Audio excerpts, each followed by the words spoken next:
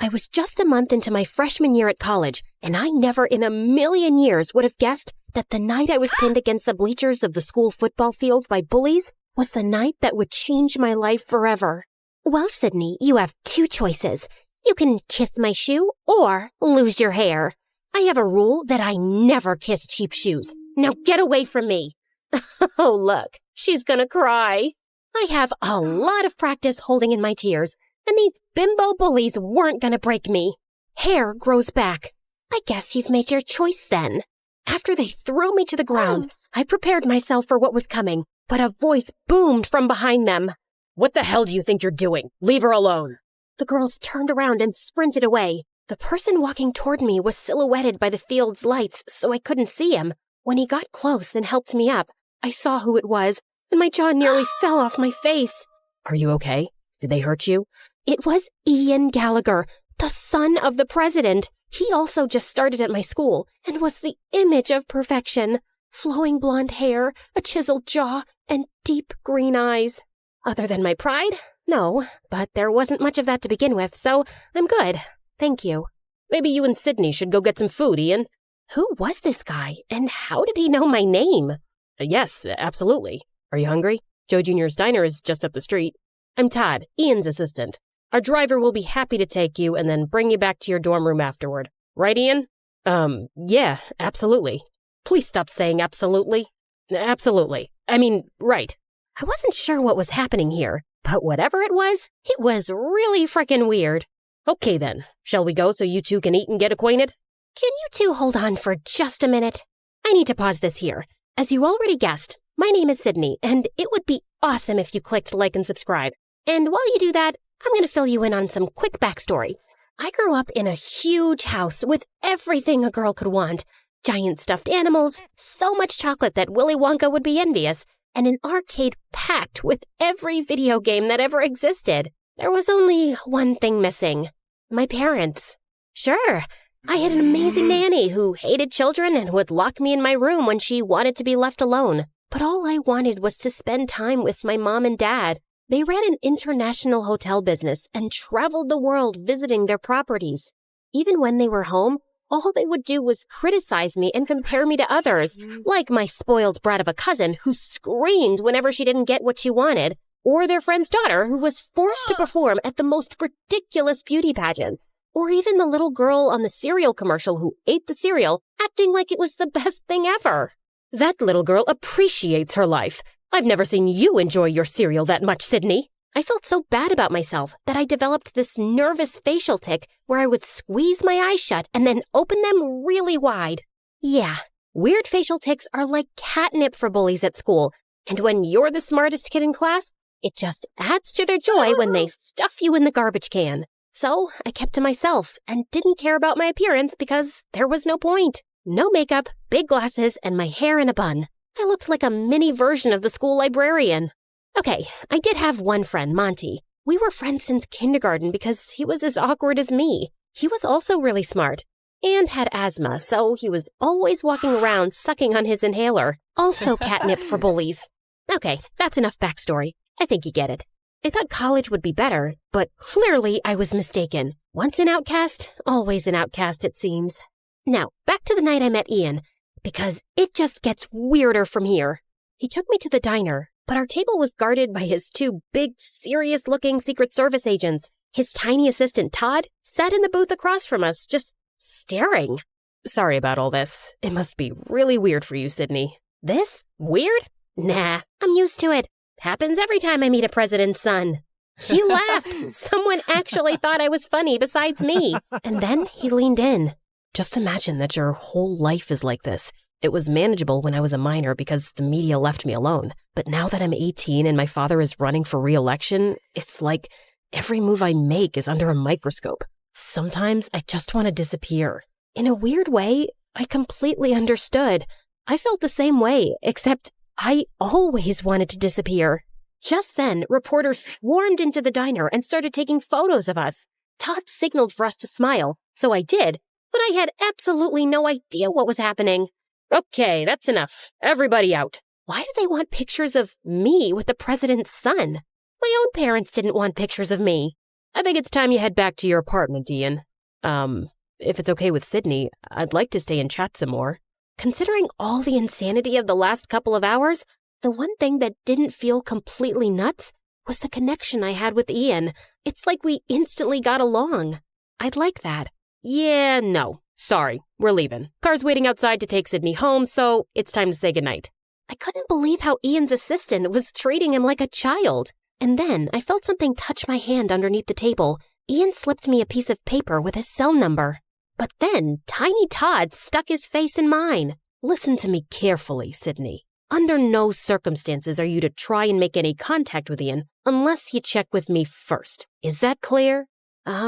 Sure. Good girl. And if he or the press tries to talk to you, you call me. Wow, this little man just good-girled me. Yeah, no. Maybe I won't feel like it. Well then, I'll make a single phone call and have you expelled, which I will also do if Ian learns about this conversation. So we're going to keep this between you and me, right? I was frozen. If I got expelled, my parents would disown me. All I wanted to do at that moment was to wrap my fingers around Todd's throat and choke him. But instead, I just nodded.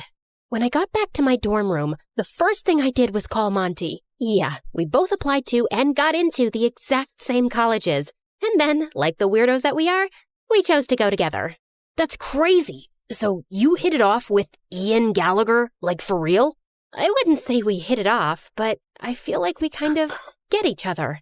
You mean like you and me? Yeah, but the difference is, he's the president's son. But why me? Because you're amazing, Sydney. You're like the smartest person I know. You're funny, you're not deserving of Ian's attention, that's for sure. That's not true. You're deserving of anyone's attention. You're just saying that because you're my best friend. I want to call him, but I'm scared his tiny jerk assistant will find out and get me expelled. So don't let him find out. I stared at the number on the piece of paper for like an hour before I got the courage to call Ian. And then, late that night, he snuck out of his apartment and picked me up. I'm so glad you called. Now hold on to me. They let you have a motorcycle? Nope. They have no idea. And then we sped down the road, and it was thrilling. I actually had to pinch myself to believe that I wasn't dreaming. We raced up to a narrow, twisting road to a spot that looked out over the city below. Wow, this view! I found this spot when I first got to school. I needed a secret place to get away from everything. My dad, his re-election campaign, Todd. He was so sincere. When he looked into my eyes, I thought I would melt into a big puddle. He's such a jerk. He really is. Why do you let him treat you like that? Why don't you just fire him? I wish I could. My dad hired him to manage me, and now you're in it too. I'm so sorry. What do you mean I'm in it too? He then handed me a copy of the morning newspaper. On the front page was a photo of Ian and me at the diner with the headline, Ian Gallagher's new college girlfriend? I couldn't believe what I was seeing. If you never want to see me again, I totally understand. This is my life, but it doesn't have to be yours. I had spent my whole life avoiding attention, and here I was, about to be on the front page. My instinct was to run away as fast as I could, but Ian needed someone, and for some reason, that someone was me. We just sat on a rock and talked and laughed for hours, but as the sun came up, Ian looked at his watch and panicked. Oh no, they're going to be looking for me. We have to go, now. We sped down the road, but suddenly there were flashing lights behind us. It was the police. At that moment, I knew I was going to get expelled. My life was officially over. But instead of being pulled over, Ian floored it. We raced down the road away from the police car. Forget about being expelled. I was going to jail. Ian pulled behind a tree and shut off the motorcycle lights. We watched as the police car sped by. My heart was racing, but Ian looked at me, and we both just burst out laughing. The next day, when the papers came out, I walked through campus, and everyone at school was just staring, including the 3 bullies. All I could do was smile. For the first time ever, I cared about how I looked. Monty went with me to get a prescription for contact lenses, then to the salon to get my hair done, and finally to Sephora to get a makeover. Listen, Sid, something feels off about this whole thing with Ian. Wow, is somebody getting jealous because someone else is taking up my attention for once? No, that's not it at all. You said it yourself. Why did Todd know your name? But I wasn't listening. All I could think about was seeing Ian again, and then the cosmetologist turned my chair around. So, how do I look? That bad, huh? You're beautiful. I hugged him as hard as I could. I don't know what I would have done without him all these years. For the next few months, Ian and I snuck out nearly every night and went on crazy adventures. We went to a closed amusement park and turned on one of the rides, did a Ouija board in an abandoned house, and went for a midnight swim in the park fountain. During the day, I struggled to stay awake in class, and my grades went down, but I didn't care. I was falling in love. I was so caught up in Ian that I barely ever saw Monty anymore. I didn't even care that Todd kept posing us for the press. Until one day, when things took a dark turn, Todd had Ian and I meet. Well, look at you two lovebirds. It just warms my heart. I didn't know you had one of those, Todd. Every day there's a new surprise. Ian tried to contain his laughter, but Todd was not amused. When the press gets here, Ian, I want you to kiss Sydney. Ian and I hadn't kissed yet, which I thought was strange, but I felt like he was just taking it slow. Then, out of the corner of my eye, I saw Monty sitting alone on a bench eating his lunch. Is that necessary, Todd? Of course it's necessary, Ian. And I want you to kiss her like you mean it. Understand? What the heck was that supposed to mean? Why wouldn't he mean it? And like clockwork, Ian's bodyguards ushered a dozen reporters over to us. But Ian looked so uncomfortable. He gave me the most awkward, quick kiss. Now, I'm no kissing expert, but I would have to say it was pretty terrible. I looked over and Monty was gone. Ian and I got to the back seat of his limo. Todd got into the front and just exploded. What the hell was that? I'm sorry, Todd. I'll do better. For your father's sake, you better. For your father's sake? What does that mean, Ian? What does it matter to you, Sydney? You're not bullied anymore. People admire you, which I'm guessing is a first. So be a good girl and keep your mouth shut. Hey, don't talk to her like that. Or what, Ian? You gonna fire me? I was waiting for Ian to defend me, but he just went quiet. When I opened the door to my dorm room, Monty was waiting. I had given him his own key at the start of the year. I was so happy to see him. Monty! But that happiness didn't last long. You're being played, Sid. Played? Oh, stop it, Monty. You and Ian? It's a setup because his father is running for re-election, and Todd was hired to craft his image for the public. You're just jealous because I fell in love and I'm spending my time with someone else. And then Monty held up a printed photo of Ian embracing another boy. I did some digging, and this was Ian's high school boyfriend. Boyfriend? You're saying that Ian is... Yes. I'm so sorry, Sid. And they're using you to give off the image that he's straight, so it doesn't affect his father's re-election campaign. Wow, Monty. You are pathetic. I was a loser until I met Ian, and you're just upset that you're still one. I can't believe I was ever friends with you. Now get out. Monty looked like I just slapped him as I slammed the door in his face. That night, when Ian picked me up, I told him I wanted to go to our spot on the cliff overlooking the city. I'm so sorry about today, Sydney. The pressure to perform in front of the camera just... Before he could finish, I held up the photo. Have you been lying to me, Ian? Where did you get that? Who cares where I got it? This is the reason why you've never kissed me, isn't it? Todd says if the world finds out about this, my father will lose.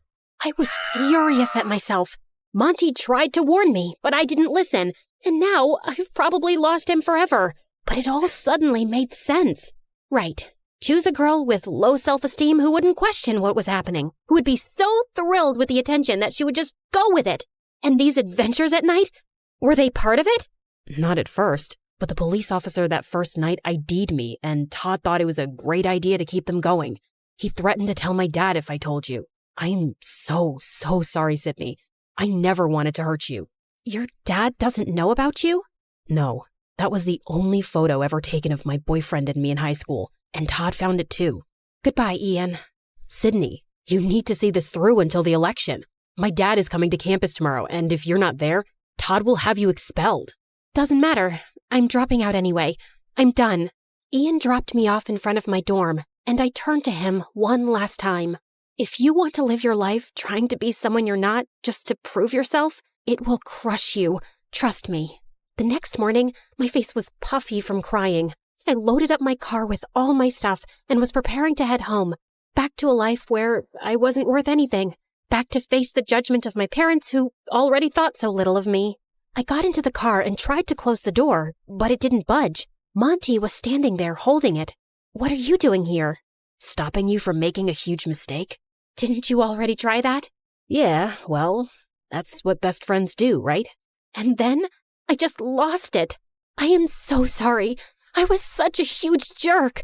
Why do you even want to talk to me after those horrible things I said? I don't deserve you. Because I love you, Sid. I always have. Why do you think I chose this school? It was to be with you. And then he kissed me with a passion that I had never experienced before. My body felt like it was plugged into an electrical outlet. The president's about to speak. Shall we go watch? Why would I want to watch? And so we went to the football stadium, where Ian was standing on the stage next to his father. Todd was standing behind them. And as I stand on the cusp of the next presidential election, I want to hand the mic over to my son Ian, who means more to me than anything in the world. During my dad's first election, nobody paid attention to me because I was only 14 years old. But now that the world is paying attention, I want them to meet my true love. And suddenly, the boy from the photo walked onto the stage. The whole stadium burst out into applause. It was incredible. And then Ian turned and hugged his father. Todd looked horrified. After the speech ended, the Secret Service let Monty and me backstage, just in time for Todd to walk out. I hope you enjoyed your time here, Sydney, because you're as good as expelled. Nah, but you're as good as fired, Todd. Ian walked over, and for the first time, Todd looked terrified. You can't fire me, but I can. Mr. President, I was only doing this for you. Who told you to do that? You harassed my son for years and misused the power I gave you. Get him out of here. And the Secret Service dragged him away, kicking and screaming. It was glorious. I forgave Ian, and 4 years later, he and his boyfriend became the best men at Monty's and my wedding, at the White House. My parents were there, glowing with pride, but winning their approval didn't matter to me anymore. I was happy that at least they were there. And finally, I was just happy being me.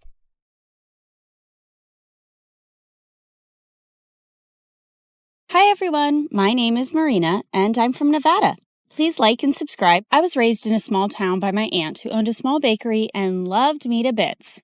Aw, honey, today's your first day at school, so I packed muffins for all your classmates so you can make a lot of new friends. You're awesome, Aunt June. She wasn't super rich, but she was the richest person at heart, and that's why everyone loved her so much, including me. I always wanted to be just like her, so I'd help her out at the bakery. Marina, I'm going to go out for a bit. Can you put the pink icing on the cupcakes? Sure thing. Later, when the customer came to pick up her order, it turned out I'd caused a disaster. This was supposed to be for a gender reveal party, but you put yellow icing on the cake. Ugh! That wasn't the first time I mixed up colors. My aunt knew something was wrong with me. Turned out I had color blindness, and I couldn't differentiate between certain colors. Is it going to be like this forever, Aunt June? I'm afraid so, honey. But cheer up, because I've got a brilliant idea. The next day, everything in the house and all the ingredients in the bakery were labeled along with their colors. Aunt June made things so easy for me, and our life was just perfect. Until one day, when I was in second grade, an old man walked into our bakery and offered to buy it. This bakery has been passed down from generations in our family, and there's no way I'm going to sell it. But the man's tone just got more rude. You should have signed these papers while I asked you nicely, but now you're just going to pay for your stupidity. If you don't leave now, I'm going to smash your car and then you'll have to pay for your stupidity, sir. The old man left at my warning, but the next week, another man was back with some papers that claimed that the bakery didn't belong to my aunt because her parents never signed the deal in her name, and now we had to move out. My aunt looked around for help, but the legalities were too complicated and no one was ready to help. So eventually we had to give away our bakery and move to the city. Thankfully, Aunt had enough savings to rent a small place and she started working in a small grocery store. And while I was trying to adjust to this new life, I saw a kid my age in the front yard one day choking on something. I immediately ran to help him, but the moment the food stuck in his throat came out, I was shocked. Why were you eating a doll's head?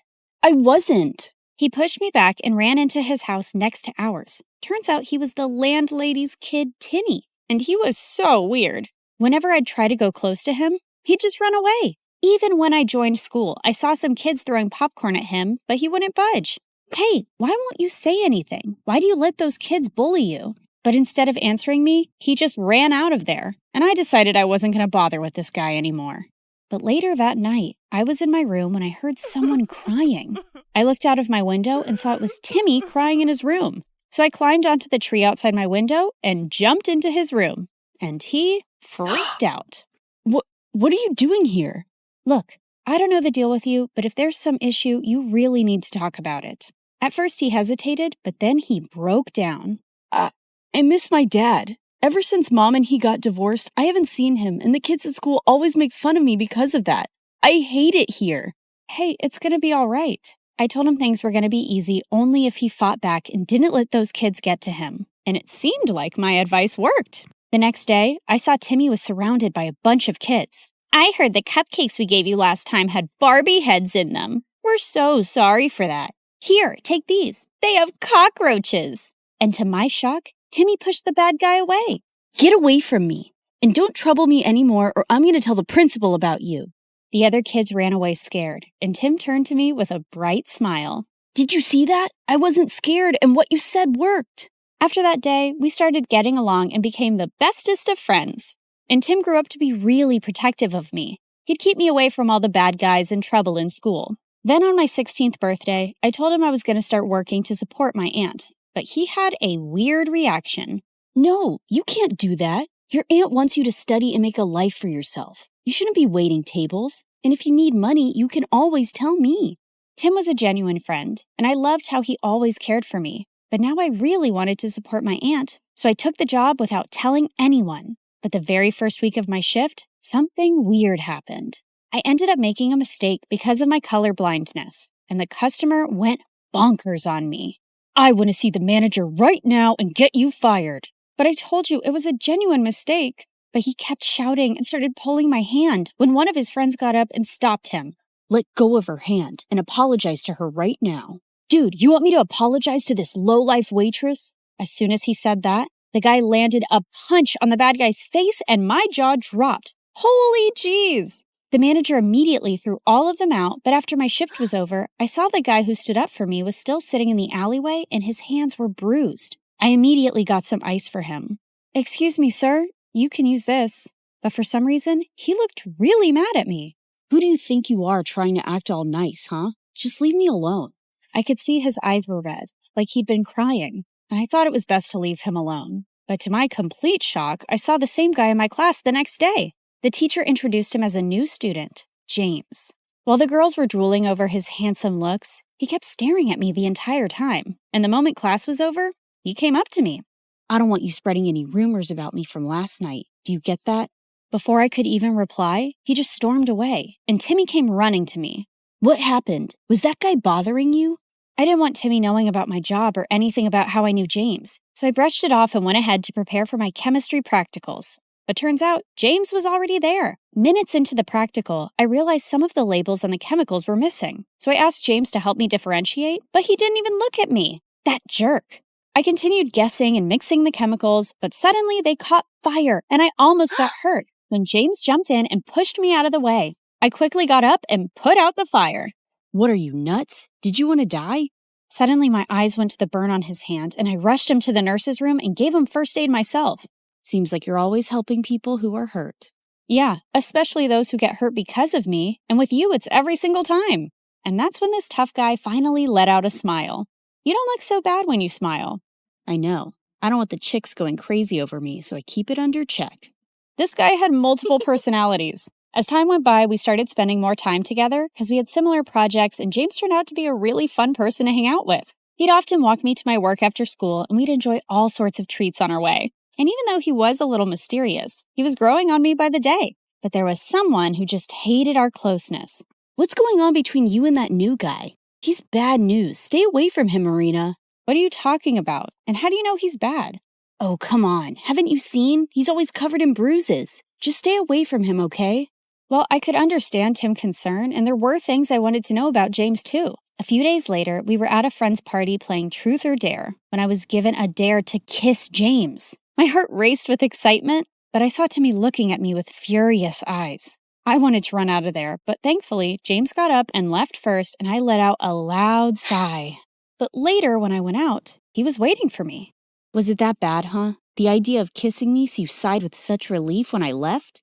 No, it's not like that. It's just that there's only so much I know about you, and I didn't. Suddenly, he pulled me close and looked deep into my eyes. What do you want to know about me, Marina? Well, why did you cry that night in the alleyway? And is there something that you keep from me? My mom is really sick, and she was admitted to the ICU that day, and I couldn't help but... Shh, it's okay. You don't have to say any more. With that, I pulled him in for a kiss, and he whispered into my ears, I love you, Marina. Gosh, I loved him too. But the very next day at school, my fairy tale came to an end when I received a message from James's phone. Here's my parting gift to you, Marina. There were several pictures of me kissing him and me working as a waitress with ugly captions, and he shared them with everyone in the school. What in the world? I tried to call James about what was going on, but he wouldn't answer it. And I felt so embarrassed and furious about everything, but then Timmy came to me. Hey, are you all right? I thought he'd question me about the pictures, but he just took me home and comforted me.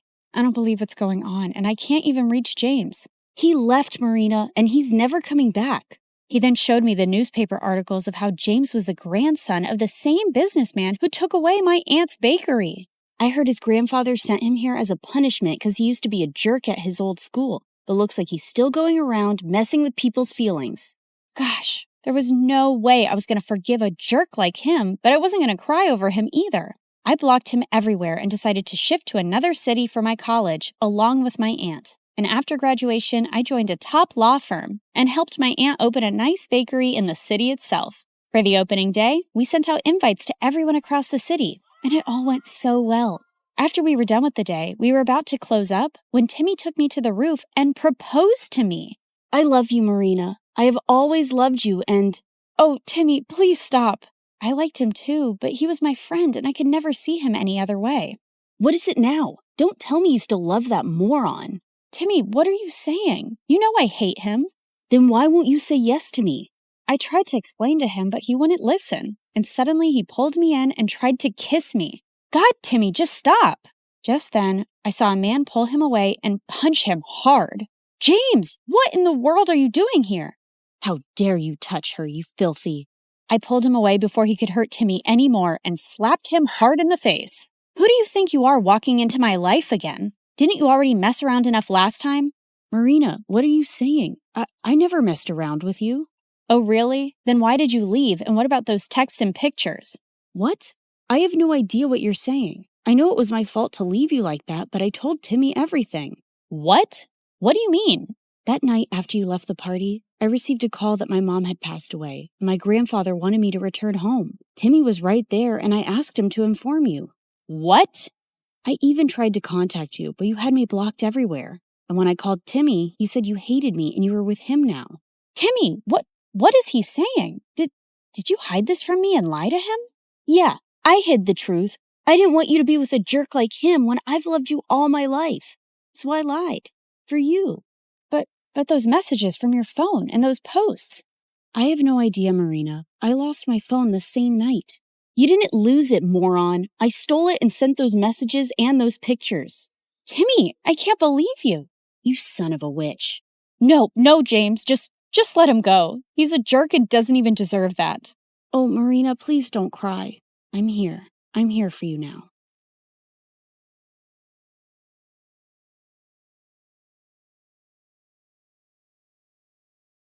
Hi, I'm Lucy. Get some popcorn and settle down because my story is bonkers. Don't forget to like and subscribe to MSA. My childhood was crazy. Mom was super strict and was always breathing down my neck to make sure I followed all her dumb house rules. Lucy, this placemat is 0.5 inches to the left. I'm so disappointed in you. Seriously? I got no dessert because of freaking placemats. And Dad was a complete weirdo. He stayed in his study all day long and only left at night with a suspicious-looking briefcase. But whenever I asked him what was in it, he would always tell me to mind my own business. So rude. One day, I was playing football by myself in the park when two mean-looking men grabbed my ball and squished all the air out of it. Hey, are you stupid? You're supposed to kick the ball, not squish it. She's a little firecracker. Where's your dad, little girl? He owes us an apology. Why? Who are you? And what did my dad do to you? You ask too many questions. Let's just say your father isn't a very nice man. Selfie! And they took pictures with me and left. What was going on? I ran home and confronted Dad. He looked panicked but told me it was no big deal. But I wasn't going to let it go. That night, I sneaked out of my room like a ninja and tried to get into Dad's study. But suddenly, a loud alarm went off and red lights flashed all over the house. I nearly jumped out of my skin in fright. Dad was so furious, he made me write 200 times, "I will mind my own business." But the next day, he was gone. I looked for him everywhere and called him, but his phone was off. And I felt guilty. Had he left because of me? But Mom refused to talk about him. Aren't you even a little bit worried about Dad? He's missing. He's a grown man. I'm sure he can take care of himself. People said he's a bad man. What did he do? What have I told you about listening to idle gossip? And straighten your back. Ugh, she was the worst. Rather than go to the police and file a report, she moved us to a new city. I was so mad at her that I stopped showering for a week. Then I accidentally smelled my own armpits and nearly fainted, so I finally took a bath. But I stopped doing chores according to her ridiculous rules. Lucy, I told you to dry the laundry, not dye it. Oops. But I was only getting started. I always put the forks and knives in different drawers around the house after washing them and screwed up the TV remote so it wouldn't work properly. I dyed my hair orange and got fake piercings and tattoos, but told her they were real. She was so upset, she got me enrolled in an insanely strict school. They have uniforms and rules. I'm sure they'll knock some sense into you. Not if I knock them over first. St. Mary's was a mansion with super rich kids. The lawns were perfectly kept, and the halls were so clean they shone like diamonds. But I got in trouble on the very first day. I was putting my books in my locker when suddenly someone threw a hoodie in my face. "Wear this. Your ugly face is gonna make me vomit." "Then look somewhere else, creep. This is a respectable school. We don't want people like you, so you better clean up." She knocked the milkshake out of my hand and pushed me down in the mess. I saw red. I was about to get up and slap this crazy witch when suddenly a boy came running down the hall and stood between us. Picking on the new kid on the first day? You're really desperate for attention, aren't you, Crystal? Mind your own business, Anthony. This is my school, not your dad's office. What I say goes. Maybe I should give him a call and we'll see who really runs this school. Crystal looked furious. She flipped her hair and left with her minions, and Anthony helped me up. Hey, I'm sorry about Crystal. Just because she's the principal's daughter, she thinks she can boss everyone around. Thanks for coming in like a knight in shining armor. I always wanted to save a damsel in distress. Oh, you didn't save me. You saved her from me. But the teachers at the school were like Mom Pro Max. They gave detention for everything. Need to sharpen your pencil twice a day? Detention. Spend more than 5 minutes in the bathroom? Detention. The last straw for me was when one of the teachers took away my bag of candies and threw them in the trash. Just keep your candy at home. Mom is a bigger candy police than the teachers. One time I had more than one M&M and she took me to the dentist for a cleaning. That's intense. Come over to my place and we can play video games and eat all the candy you want. Anthony's house was bigger than the White House. There were guards all over the place and a whole room dedicated to gaming consoles, snacks, and a freaking cotton candy machine. Fart in my face to wake me up because I must be dreaming. You are so weird. We played till our eyes hurt, and it was the best time I'd ever had in my life.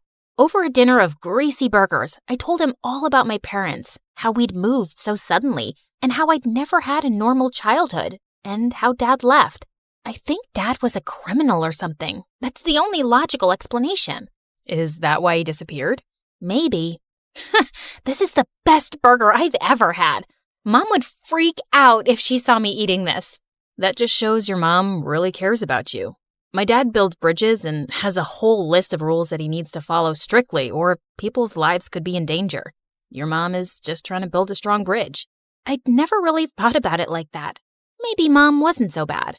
But Anthony was so wrong because when I got home, Mom was waiting for me in the living room, boiling with anger.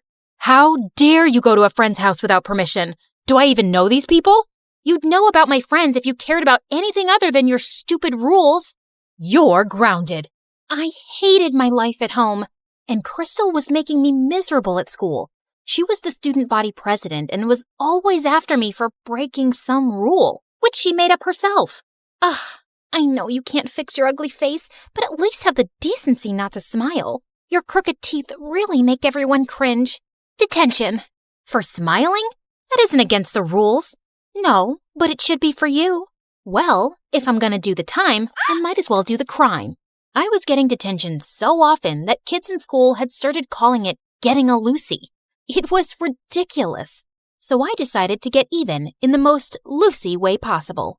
I came in super early one day, did a little dance for the security camera, and drew poop emojis all over Crystal's locker.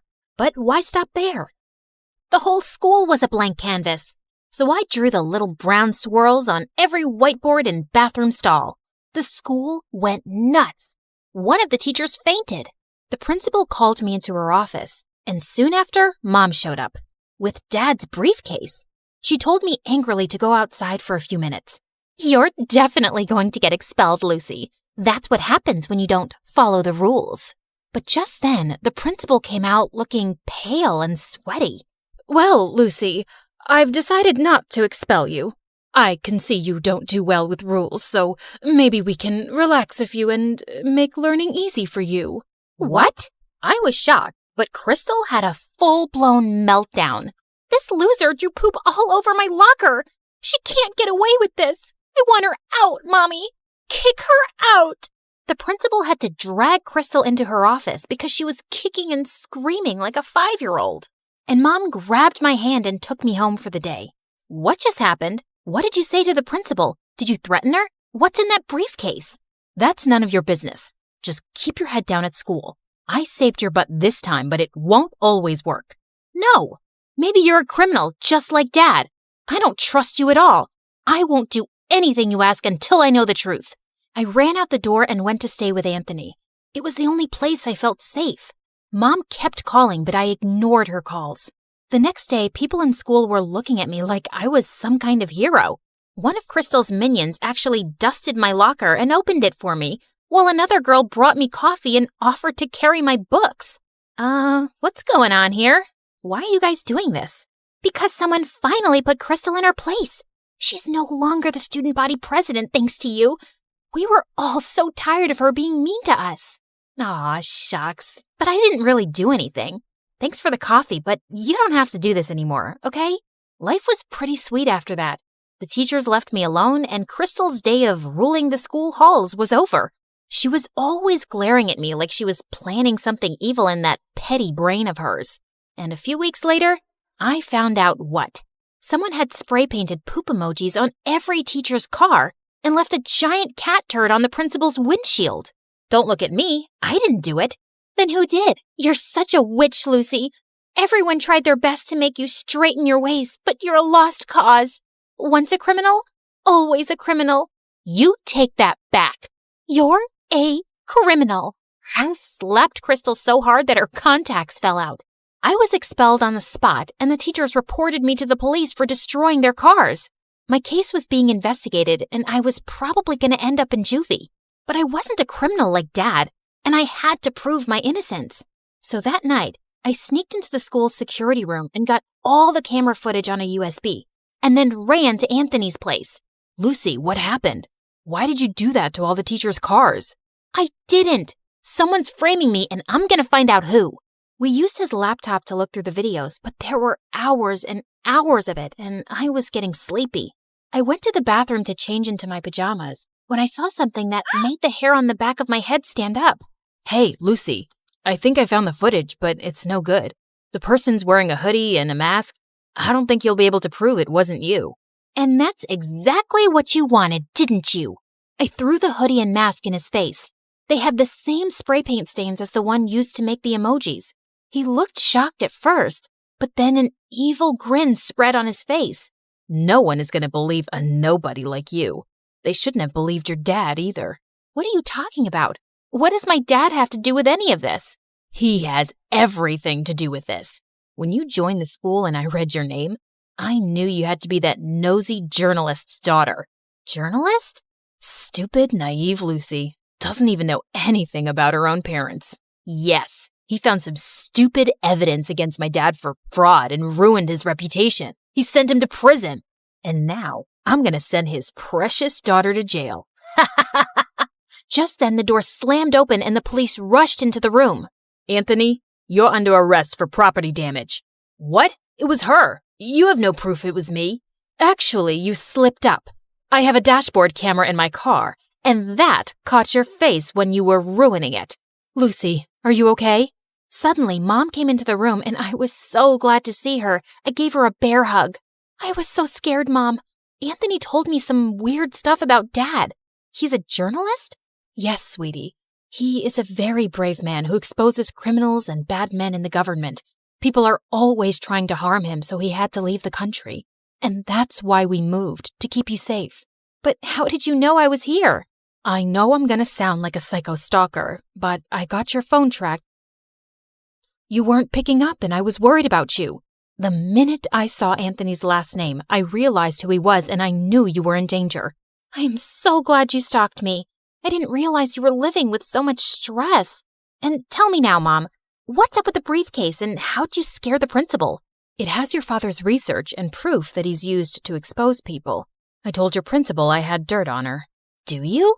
Nah, but it scared her enough to let you stay on in school. But you don't have to go back there. We can find you a better school. That's okay. The kids aren't half bad there. But when can we see Dad? I was thinking we could visit him in the summer. Would you like that? I would love it, Mom.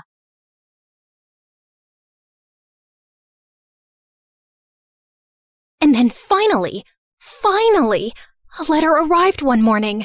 My hands were trembling so much, I almost ripped the letter trying to open the envelope. Dear Drizella, my delegation has been extended and my duties have grown. I'm far too busy now to keep up with our correspondence. I hope you understand and wish you well. Prince Henry. I read it 3 times, as if expecting other words to magically appear the more I stared at the paper. But that was it. Just this cold, impersonal letter after all these months. I told myself that he was really busy with big, important things. It had been almost a year since he left, and people can change. It's not like he ever said he loved me or promised me anything. And of course, there was nothing left to do now but move on with dignity and grace.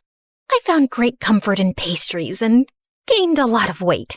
I considered becoming a nun, but decided against it since nuns aren't allowed to curse. I went to the village witch and said a friend was asking about ways to hex a prince. I started writing a vicious breakup letter to Henry, then realized you can't break up with someone you were never technically with, so I ate more pastries. Then I started running at dawn, lost all the weight, and used Cinderella's stupidly good skin and hair stuff so he'd choke on his regret the next time he laid eyes on me. But no matter what I did, it didn't dull the ache of missing someone who didn't miss me back anymore. It had been months since that last letter, and I had picked myself up and moved on. So I wasn't expecting my stomach to lurch when an official invitation arrived from the palace, announcing a grand ball in honor of the prince's return. Great. Other people could honor him. I wasn't going. Besides, Anastasia was terrified of dancing, and Mother wouldn't be up for it either. Over the past few months, she'd grown very weak and was always tired. I'd asked a couple of doctors to examine her, but they had no answers. Cinderella had been on top of her care, of course, always fluffing her pillows, rubbing her feet, making her special herbal teas. And the thought had crossed my mind more than once. What exactly was she putting in those concoctions? I didn't think she was beyond slowly poisoning a woman for her inheritance.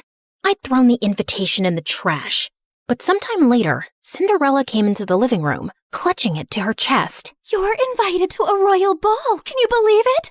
Oh, I've never been to a proper ball or worn a ball gown, and I've never seen the palace. I know I'm not invited, but maybe I could go, if you could take me with you. Yeah, no, we're not going. Royal balls are dull. Take our invitation and go, love. I'll arrange a carriage for you. You deserve to have some fun. Yeah, there was no cute fairy swishing a wand and going bibbidi-bobbidi-boo. Just my own mother handing Cinderella one of her finest gowns, a string of expensive pearls, and some money to buy shoes. Because naturally, Cinderella's feet were impossibly tiny and delicate, and she couldn't borrow shoes from us ogres. And off went Cinderella, looking like a vision.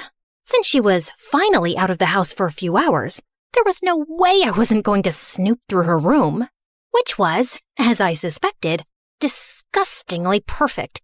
Not a speck of dust, and everything was arranged with military precision. Psychopath. I rifled through her drawers, opened her wardrobe, peered under the bed.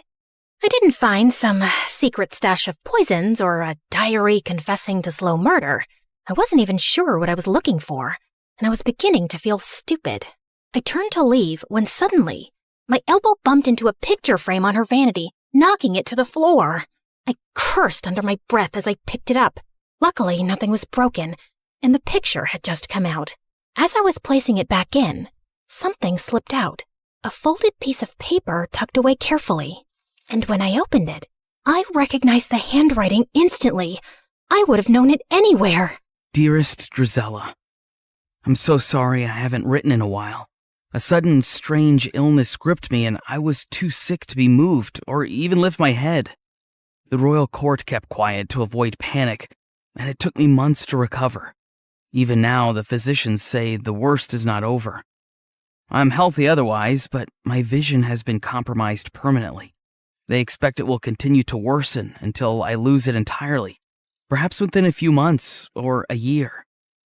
Before that happens, before I lose my ability to pen down words myself, I need to tell you that I'm in love with you. I'm not the man you deserve, but if you could ever imagine a future with me, one where I will not have my sight, but you will have all my heart, I would ask you to marry me. Yours always, Just Henry. I read it again and again and again. My knees gave out and I sank to the floor. He had loved me. He had wanted to marry me. He had needed me when he had gotten such terrible news, and I'd never even known. I'd spent all this time thinking he'd forgotten me so easily, but it wasn't true. None of it was true. But Cinderella had known. How had she gotten this letter? Had she stolen it before it reached me? Did she intercept others too? Did Henry get mine? A broken sound escaped my throat. I wasn't crazy or paranoid. I'd been right about her all along. Suddenly, the sound of the front door opening snapped me back to reality. Cinderella had returned from the ball. I rose to my feet, pure rage surging through my veins. She'd taken everything from me, but this time, she wasn't getting away with it. I ran downstairs and found Cinderella by the fireplace, humming softly, and I lunged towards her and grabbed her hair. Oh my God, what are you doing? I shoved the letter in her face. Why do you have this? What did you do? What did you say to him? Her blue eyes went wide. Then slowly, she smiled. And before I could react, she grabbed the letter from me and flung it into the fire. What letter? I saw red as I screamed and tried to yank her hair from her skull. She managed to pull away from me, but I grabbed her dress, tearing away the silk. She shoved me, and I stumbled back as I ripped the pearls from her throat. Mother and Anastasia came running in at the noise. What is happening? She's attacking me! She's gone mad! Get her out of here. I swear I will kill her if you don't. You don't know what she's done. She stole him from me. What? Who are you talking about? Henry, the crown prince. We were in love. He wanted to marry me.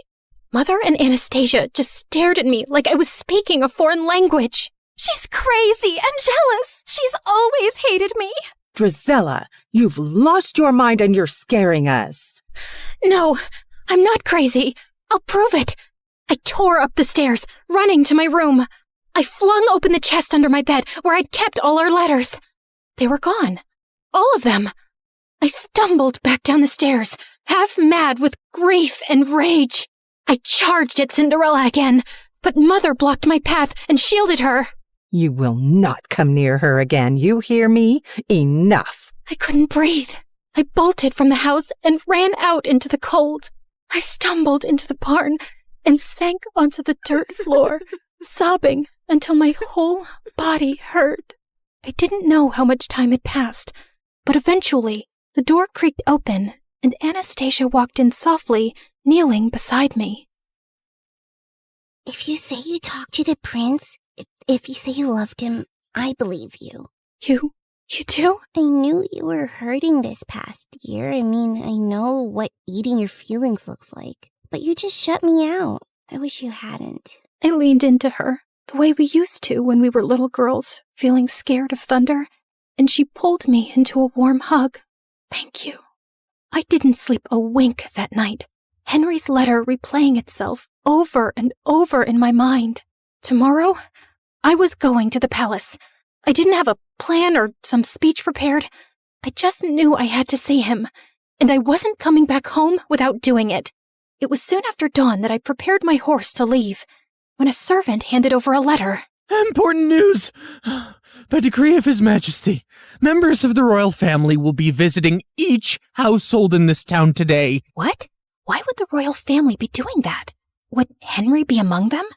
I didn't know what was going on, but I had to stay back for the visit. Cinderella was probably still holed up in Mother's room, which was good for her, because if I saw her face, I would tear her apart. I paced around impatiently, looking out the window for any signs of the royal delegation approaching. I thought I'd get a better view from the attic, so I ran up. And as I stood there, with my face pressed to the window, suddenly, the hair on the back of my neck stood up. I turned, and Cinderella was standing in the doorway, her eyes gleaming. Before I could run towards her, she slammed the door shut, and I heard the lock click. "Let me out! You crazy witch! Let me out!" And when I saw the royal delegation arrive at our house, I felt manic. I kicked and banged and screamed until my throat was raw. But no one heard me. Why was the royal family here? What was Cinderella doing? Finally, I heard someone running up the stairs, and the door burst open. The prince, he's here. He's here. And he just asked Cinderella to marry him. The words punched the air out of my lungs. You have to go. You have to stop him. Hurry.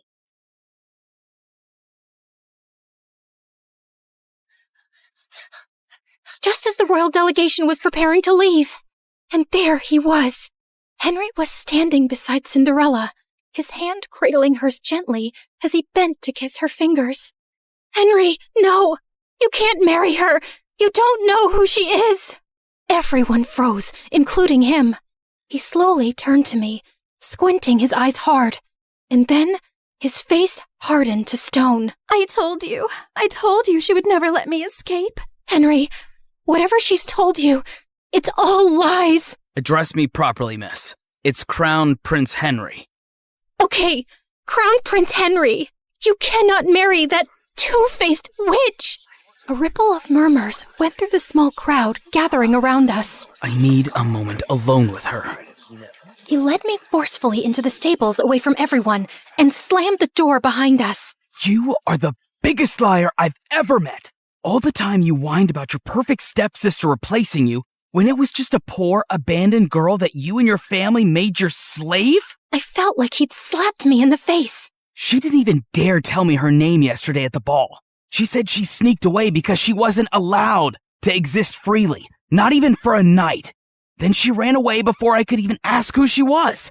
All I had was her slipper she left behind by accident. And then imagine looking for her and finding that you're the villain in her story. Henry, she's a manipulative psychopath.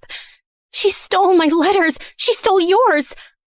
I didn't even know you were sick or losing your sight. Stop lying. It was your handwriting on the letter I got, where you told me you couldn't be with me because of my illness, where you said it would be better to end things before they really even began. I never wrote that letter. She faked it. I think she always knew about us right from the start. Are you really so twisted that you think she plotted all this? So according to you, she intercepted our letters, forged your handwriting, and had been spying on us all along just to ruin things between us one day? I know it sounds crazy, but it's true. For a second, a shadow of doubt crossed his face, and I thought he might believe me. But then his jaw tightened. No, you didn't want me. And now you just don't want her to have me either. My heart felt like it would explode. You met her last night. How can you marry someone you don't even know? As if time is a guarantee of anything. I knew you for much longer, but it turns out I didn't know you at all. She knows about my ailment, and she accepted me as I am. And even though I've lost most of my sight now, when I look at her, she glows like an angel.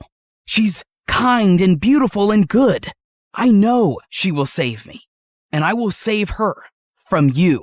As he started walking away, I felt something break inside me, like a monster being unleashed. Maybe it's a blessing you're going blind, Henry.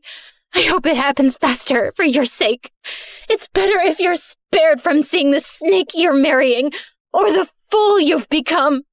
And I wouldn't have married you anyway.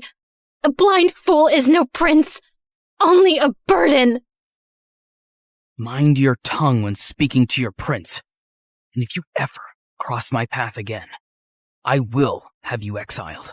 I walked out after him and watched from a distance as he took Cinderella's hand, lifted her into the royal carriage, and rode away, taking every dream I'd ever dared to have with him. What was it that Henry had called me? Ah, yes, the villain in Cinderella's story, in that she would save him and he would save her from me. Yes, her beauty was so bright, it even enchanted an almost blind man. It made everyone else look ugly. I calmly stepped over to the oil lamp and knocked it over.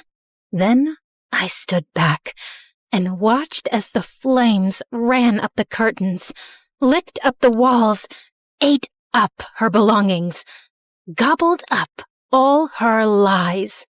The whole room blazed, and it felt good. The fire spread faster than I'd expected. The house was old, and the walls were bone dry. By the time the servants managed to put it out, half the estate was gone. Mother, heartbroken and sickly, packed up what little we had left and moved in with some distant relatives. Anastasia went with her. And me? Well, I was declared unwell, hysterical, and quite dangerous. I was locked up in a sanatorium, just a fancy word for a prison with prettier walls. Anastasia tried to visit me regularly the first few years, bringing me sweet treats and books, but over time, the visits got fewer, and eventually they stopped altogether. And so, here I stayed, my name forgotten, just one half of the ugly stepsisters duo. The real question is, did Cinderella get her famous happy ending? Honestly, I don't know. The Crown Prince had a relapse of his disease a few years later, and this time, he did not survive it. I'm sure Cinderella wore black for a while and looked stunningly tragic, but I doubt she really mourned him, because I don't think she was capable of loving anything or anyone. But who knows? Maybe she lived happily ever after anyway, bedecked in jewels and finery, admired and beloved by the people, and with a whole castle to scrub to sparkling perfection. Anyway, this is how my story ends. It's so depressing, isn't it? But don't worry. This version won't stick, because no one really wants the truth. Not when the truth is ugly, and the liar is beautiful. Hey, before you click away, can we talk? Like, really talk? You just spent time with me and my story. Not 30 seconds, not a quick swipe, actual time. And that's kind of rare now, isn't it? Look, I get it. TikTok is addictive.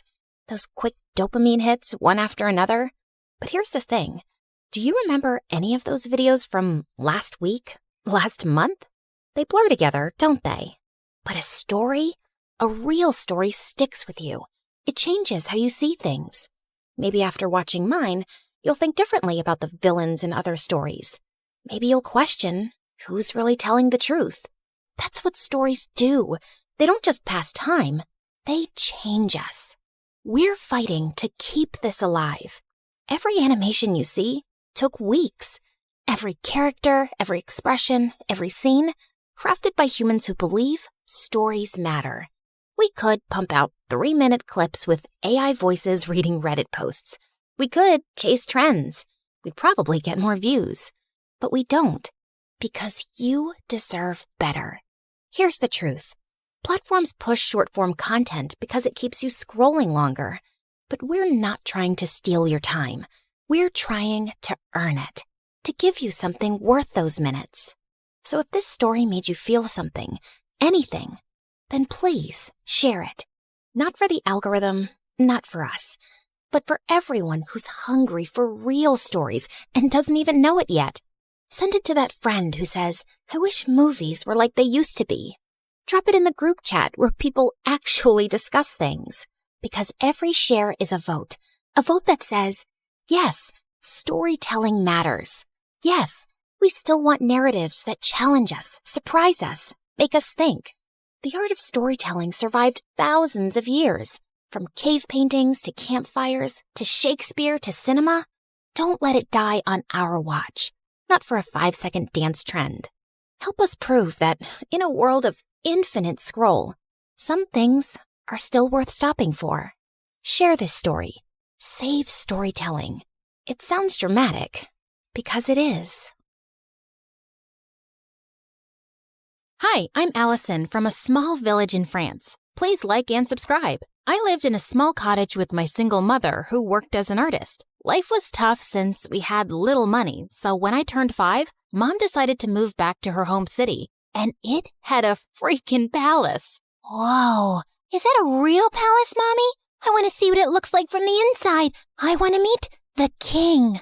The king doesn't live there, Allie. Only his sister, the Duchess, does. And only those who work in the palace can go there. Soon after, Mom got a job as a royal portrait artist, and I would beg her to take me along someday. But she always said I was too clumsy, and the palace was full of delicate things. I'll be careful, I promise. Oh, I forgot to tell you. There's also a ghost who has lived in this palace for decades. Was the ghost there when you were a kid? Yep. Then it must be old by now.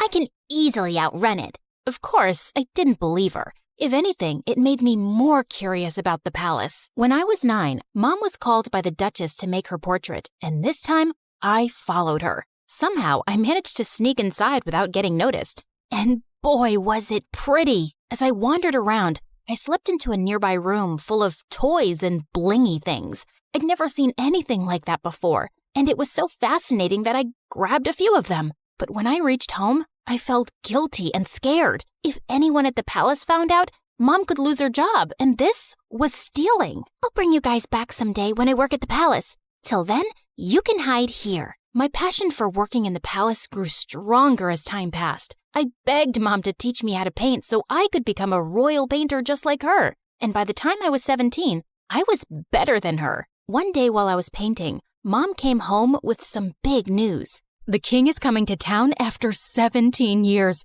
and they want paintings for the whole palace. We started working day and night, finishing all 20 paintings in under a week. But a day before the delivery, Mom slipped and sprained her ankle. I'll ask someone from the palace to pick them up.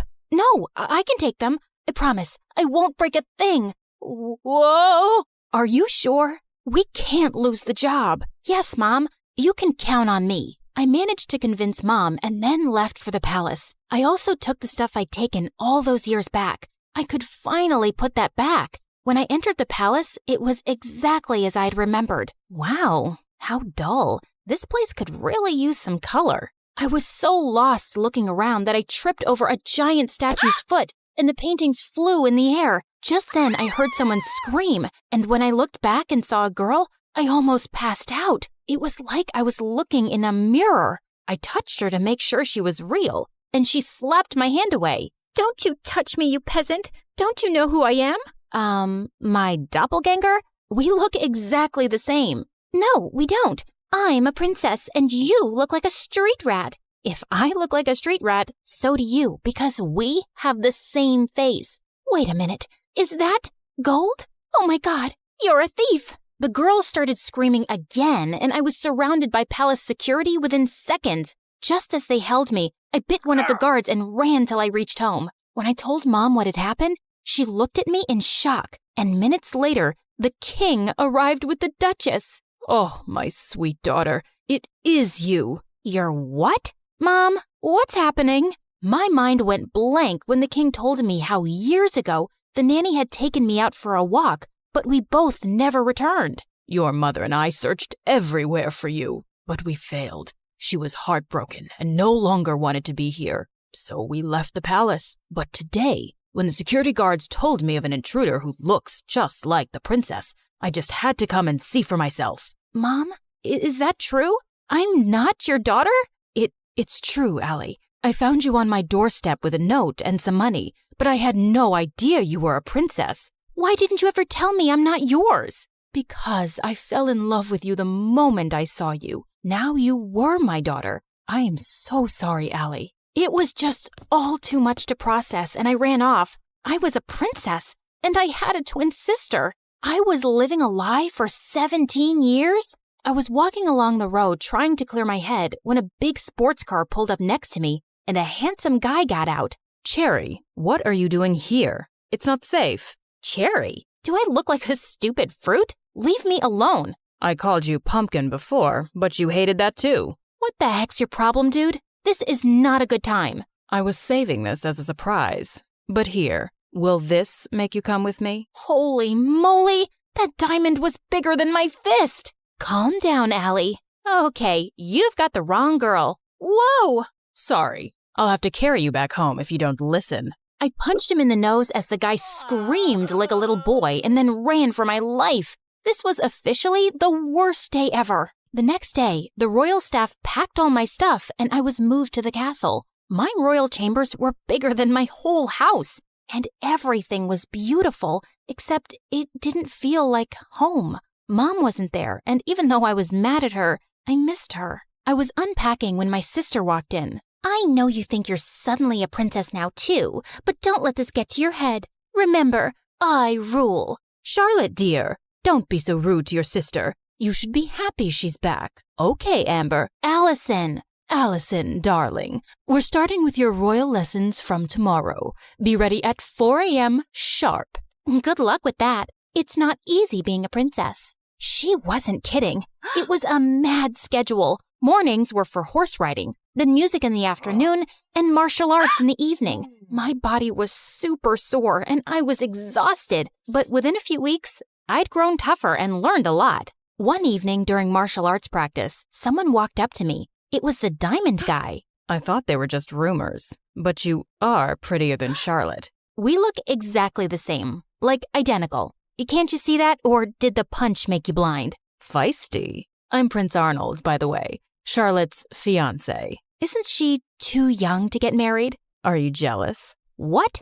Move along, dude, unless you want another punch. But the guy just winked and left. What a flirt! Later that evening at dinner, Dad announced that he'd be holding an official coming out party for his daughters, and the entire village would be invited. What's a coming out party? Lame question. It's your official introduction. So why are you having one? Don't people know you already? That's when Dad told me that Charlotte had always been sick all her life. She had a rare genetic heart condition that didn't allow her to roam around too much. It was only recently that she'd gotten better. But I'm still better than you. What's your problem? My problem is that you're here to take my crown away from me, and I won't let that happen. Enough. That's for me to decide. Now eat your dinner. I'd root for you. I kicked that butt-face under the table, and he turned red. Much deserved. The coming out party had sent the whole town into a frenzy, and Mom was called to make our official portraits. Seeing her made me feel so much better. So, how do I look? Like a princess. Have you forgiven me? Maybe. I mean, you're still my mom. Of course I am. The party was a huge success, and I could see the king's pride in introducing his daughters. You should see Allison fight. She's a natural. Her paintings are so good. I think I should send her to Paris to become a professional. Dad, I wanted to become a chef and you didn't allow that. That's because you weren't well, Charlotte. Now, don't interrupt me while I'm talking, darling. I was a little embarrassed with all the praise, and it clearly bothered Charlotte, so I excused myself and went out for some fresh air, only to find that jerk, Arnold, making out with a maid. What the heck, dude? Oh, hey, Allie. Don't worry, this isn't serious. And you're next. I felt furious and turned around to leave, but he blocked me. Oh, don't be so mad. Come here. Arnold pulled me in and was about to kiss me when I pushed him hard, but Charlotte walked in just then. What's happening? Wait, I knew it wasn't you. My darling Charlotte, this imposter tried to take advantage of me. She tried to kiss me while pretending to be you. What? That's not true. This guy's been flirting with me ever since I came here. Charlotte, he's a jerk. I just caught him making out with a maid. Enough. First, you try to steal my life, then my dad, and now you have your eyes on my fiancé? I won't let you get away with it. With that, Charlotte went inside and got on stage as everyone stared at her in confusion. Attention! My twin sister is a manipulative witch. She's a thief and a liar, and so is her mom, that lady. Tell me, Allison, did she teach you how to be a lowlife? Because you surely weren't born one. Say what you want about me, but keep my mom out of it. I feel sorry for you, Charlotte. How could you be so bitter? It's so... Before I could finish, Charlotte jumped on me and we got into a crazy fight. As the king pulled us apart, Charlotte started shaking and fell to the ground. We rushed her to the hospital, and the doctors informed us that she had fainted because of stress and needed rest. I wanted to visit her, but the Duchess stopped me. I think it's best that you stay away. You've done enough damage. Brother, she's not good for Charlotte's health. We might not get along, but she's my sister. She's right, Allison. I think it's best if you give each other some space. Maybe you can stay with your mom for some time. It will only be temporary, love, and I'll have you back as soon as possible. I think we dumped too much on Charlotte, and she needs to get better. Of course, I understood, but I was actually happy to get away from everything for a while, especially since Charlotte and I were on the front page of every newspaper the next day. People called us the Crazy Royals. We were a joke. I was packing my stuff when the Duchess walked in. You're finally going back to where you belong. I knew you'd never fit in here, and it was a mistake to bring filth into the palace. I know I didn't grow up here, but I'm still a princess by birth. So please, mind your manners and never talk to me this way again. Don't forget your place. That's exactly what I'm doing. I pushed her aside and left for my old home. Mom was ecstatic to see me, and to be honest, I felt happier than I'd been in weeks. A few days later, once Charlotte was better, the king announced her engagement to Arnold to give people something else to talk about. Dad invited me, but I decided not to go to the ceremony. I just wanted to stay away and avoid any more drama. On the engagement day, Mom had gone out for something when Charlotte came over. What are you doing here? Don't you have an engagement to get to? I can't marry him, Allison. He's a snake. I should have trusted you. Good time to say I told you so. But what do you want from me? After our fight, we can't have another media blowout. Dad will never allow me to call off the engagement at the last minute. Please, come with me. Maybe we could convince him together. Please help me. Charlotte was crying like a baby now, and I didn't want her to have another fainting episode, so I agreed. But just as we entered the palace, Charlotte stopped. I need to fix my makeup. The entire town is in there. Wow, priorities. Thanks for doing this.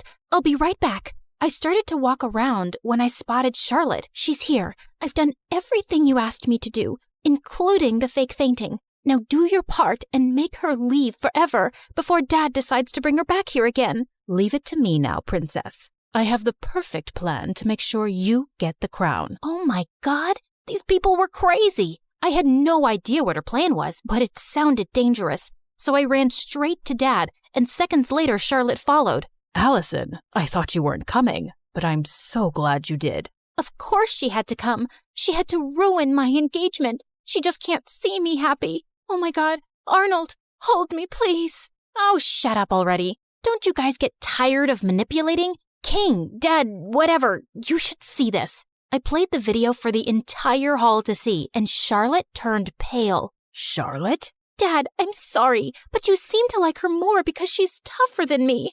And when Auntie told me that she was after Arnold and my crown, I couldn't take it anymore. But this was all Aunt's idea. Sister, what were you planning to do and why? Suddenly, the Duchess turned into a mad person and started screaming. I'm tired of being your servant. I'm the older sister and the crown was mine, but these girls took that away from me, and I would have gotten away with everything if this one hadn't shown up. What do you mean? You knew she was alive? Whoopsie, you did a boo-boo. The Duchess confessed how she'd paid the nanny to take me away and drop me in the jungle, but the nanny had dropped me at Mom's doorstep instead. Charlotte was so sick as a kid, I didn't think she'd survive for so long. With both of you gone, I'd be a queen, but Karma's a witch. The king gave orders to take the Duchess away to the dungeons for treason, and Charlotte turned to me. I was horrible to you, and I probably don't deserve your forgiveness. But could you try? It might take some time, but I'll get there. What about me? You can chew your shoes and get lost. Yeah, I always knew you were a jerk. I was called back to the palace, and I took Mom along this time. Charlotte and I changed history by taking over the crown together. We were both queens in our own way, and I learned that those who love you will always stick by your side.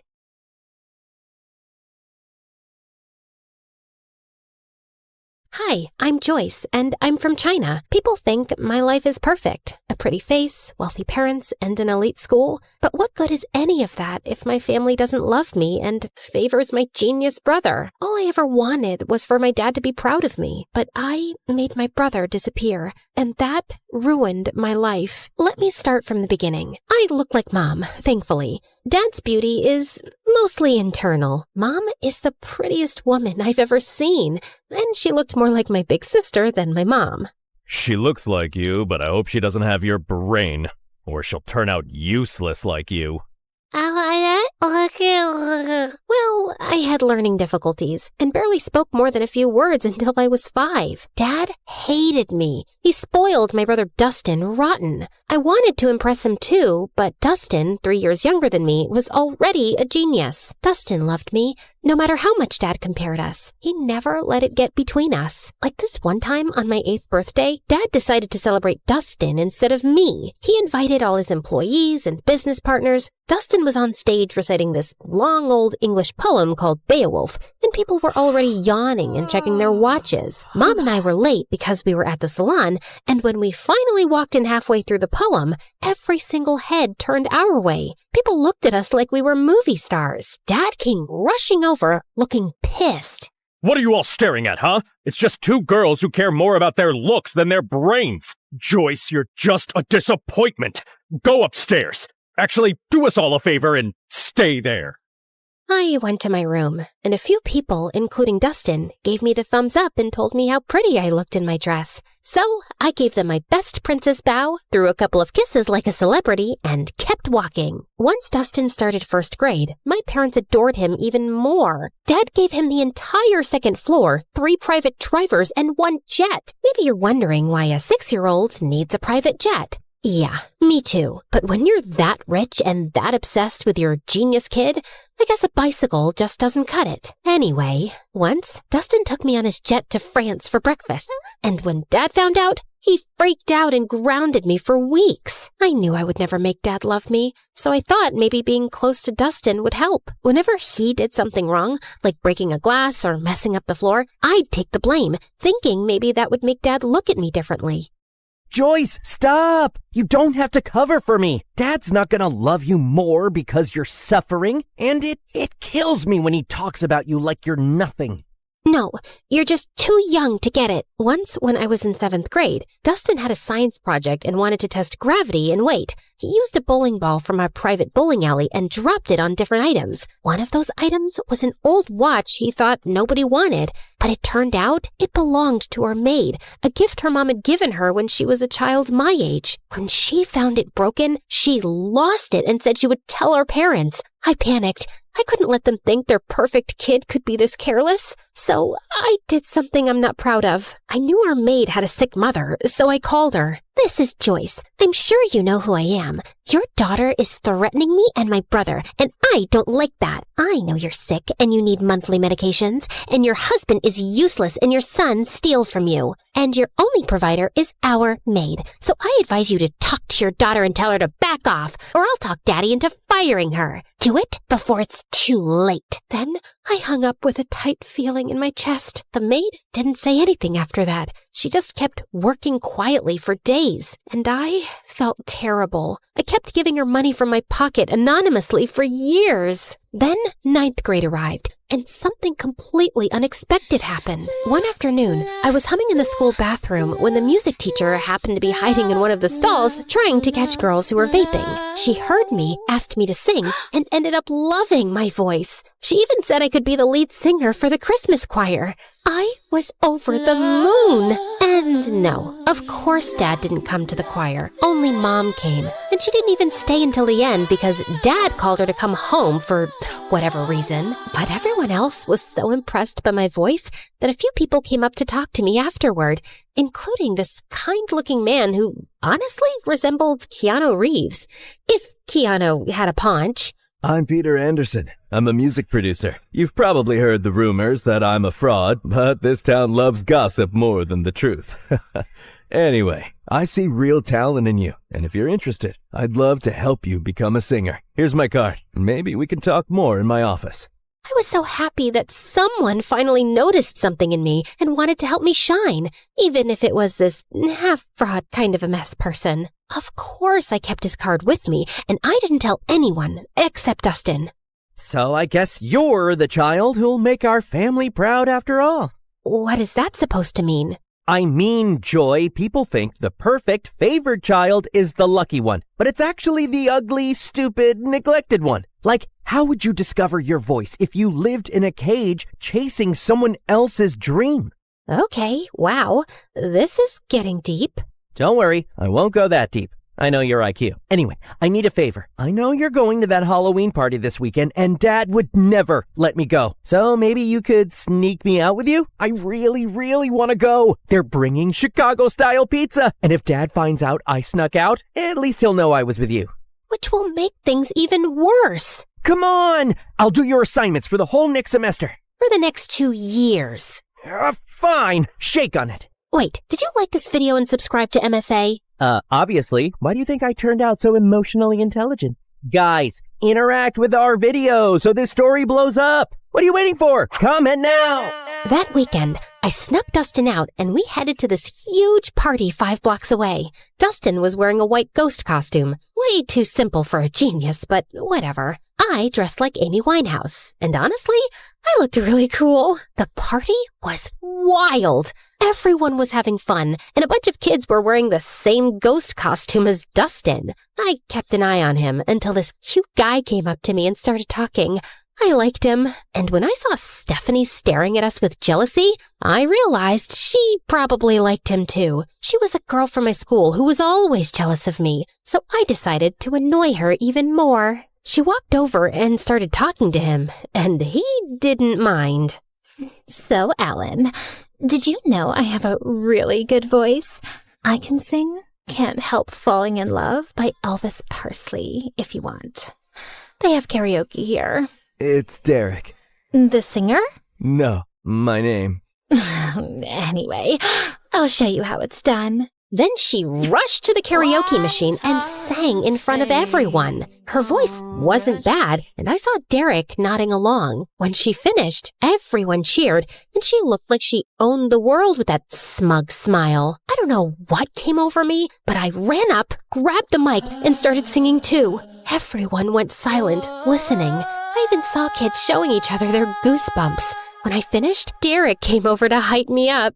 That's my girl. I felt amazing, especially when I saw Stephanie's annoyed face. My eyes followed her as she stormed out of the party, and I saw a few boys in ghost costumes leaving too. That's when I remembered Dustin. I tried to run after him, but kids kept stopping me for high fives and congratulations. By the time I made it outside, I sprinted to the group of ghost boys. Dustin? Dustin? Knock it off! This isn't funny! No one answered. I started pulling off their masks one by one, but none of them were Dustin. Back off, you weirdo! Panic shot through me. I ran like crazy through the streets. Dustin? Dustin? Dustin! 2 hours passed. I couldn't find him. I was so worried sick about my brother, and I knew there was no running from calling Dad. I was finished. Dad and Mom arrived with a few police officers, and Dad looked like he was about to finish me off. He lunged toward me, but Mom stepped between us. He glared at her with furious eyes. So now you're protecting your kid? Oh, that's funny because I didn't see you stopping them from sneaking out in the middle of the night. The officers tried to calm him down while everyone started searching for Dustin, but another day passed and still no sign of him. The whole town volunteered. People searched through the nights, but nothing. Every second felt heavier than the last. I isolated myself. I text Dustin every day. Stupid messages like, "Where are you?" and "Please come home," as if he'd somehow see them and reply. At night, I'd sneak into his room and sleep in his bed, burying my face in his pillow until his smell faded away. Some nights, I'd just sit on his floor holding his favorite hoodie, feeling like I'd lost the only person who ever really saw me. Dad barely talked to me anymore. Mom didn't yell at me or blame me, but sometimes I'd catch her crying alone, and she'd wipe her tears the second she saw me. "I'm sorry, Mom." She didn't answer. "Can we talk about this? I want to hear your voice. I know what happened is my fault, but I just want you to pat my shoulder, let me cry in your lap, tell me it'll be all right. Just say something, anything." But she didn't. She just gave me a sad little smile, nodded, and walked away. And then I completely shut down. A year of guilt and silence later, I couldn't take it anymore. I needed something, anything to distract myself, even if just for a little while. I remembered the card the producer gave me, and I figured, why not call him? It's not like I had much to do being alone all the time. Wise decision. I'm gonna make you a star, way up in the sky, so bright, your dad's gonna regret not loving you enough. Well, that's definitely a dream to live up to. He started helping me get small singing gigs at local cafes, and I loved it. The attention, the clapping, the feeling that I mattered to someone. One day, someone recorded me singing and posted it on TikTok, and it went viral. People loved my voice and kept commenting that they wanted more. So, Peter created a small YouTube channel for me and uploaded my videos there. He was so proud. It felt nice having a father figure in my life who actually cared. But when my dad found out, he completely lost it. Oh, look at you! Enjoying your little fame with that fraud producer. He's not a fraud. He helps me a lot. He even made me a YouTube channel, and it's growing. Aw, and who gets paid from YouTube? Did he even give you a single cent? Or does he just toss you a few pennies you get from those miserable cafes? I'm not doing this for money. I do it because I love singing. Just like you loved your brother, right? For the first time, I felt real anger toward him. Why couldn't he see any goodness in me? But before I could say anything, he pushed his chair back and walked out. Later that night, he started having chest pains. Mom and I rushed him to the hospital. The doctor said it was stress and that he needed rest. I didn't visit him much while he was there. Not after what Peter told me. Summer vacation's coming up. I was thinking we could go on a little tour around the country. Grow your audience. See where this takes us. I believe in you, kid. I went on that tour in a heartbeat, and I had the best time of my life. For once, I felt like a child again. No guilt, no pressure, just music and freedom. But even then, I worried about Mom. I always felt like she needed rescuing from Dad. That became my motive. Work harder, grow bigger, make more money, and buy us a house far away from him. My fame grew fast. By the time I finished high school, I was well known enough to earn a good income. One night, before leaving the house the next day for good and renting an apartment in the city, I was having my last dinner with my parents. You know, Joy, now that you're getting into business and success, you should know it comes with stress. You might even end up in the hospital since you're so fragile. So I was thinking, I don't trust that knucklehead producer of yours. I should be your manager. I have a pretty good feeling I'll finally be proud of you, especially once we start making real money off your little talent. I paused. The moment I thought would never come had finally arrived. Sure, my dad wasn't nice to me, but maybe this was my chance to make him proud. Maybe I could make up for everything that happened years ago. I looked at Mom for a reaction. She gave the slightest shake of her head, but I convinced myself she didn't mean anything by it. I'll think about it. That night, I told my producer I was choosing my father as my manager. Kid, I can't force you or tell you what to do. You're grown up. If you think your dad's the right man for the job, then go ahead. And just remember, I'm still here for you. I canceled my move to the city, and Dad became responsible for all my finances, all my schedules, and everything. Everything was fine for the first few months, but then I started noticing that my finances didn't make sense. I was earning more back when Peter managed me, and I was working twice as hard now. Still, I gave my dad the benefit of the doubt until one day I checked my bank account and it was at zero, completely empty. I freaked out and went to confront him in his office, but he wasn't there. That's when Mom walked in, pale and shaking. She turned on the TV. William Clark, the billionaire owner of Clark Investment Companies, has been exposed as the center of a massive Ponzi scheme. Authorities estimate he conned thousands of people out of nearly $300 million. Records show the fraud began in the early 2000s, and officials confirm he fled the country this morning. The FBI is now searching for him. Back to you, James. I stared at the screen, frozen. My dad, the man who made me feel small, unworthy, and desperate to impress him, built his entire empire by scamming people. It was my biggest regret, choosing the wrong man to trust. I ran to my mom and hugged her. He stole from me, Mom. He hurt me, and he always made me feel incomplete. All I ever wanted was for him to be proud of me. Where did I go wrong? Mom wrapped her arms around me. You were focused on the wrong parent, honey. Every time I tried to hold you, I could feel myself breaking. And I didn't want you to see that. I didn't want you to carry my pain on top of your own. Words were never my thing, but I always loved having you around. After Dustin, everything fell apart. You shut yourself away, and I didn't know how to reach you. But your father's gone now. Good riddance. It's just us. I've saved some money. Let's start over. I hugged her tighter. Her words came late, and in the hardest moment of my life, but somehow I felt happy. I never knew you could feel so happy and so sad at the same time. After that, everything happened in a blur. The FBI seized our mansion, our cars, and everything inside. Mom and I moved into a tiny apartment and hardly left it. Then one day, someone knocked on the door. It was Peter. Didn't I tell you? I'll always be here when you need me.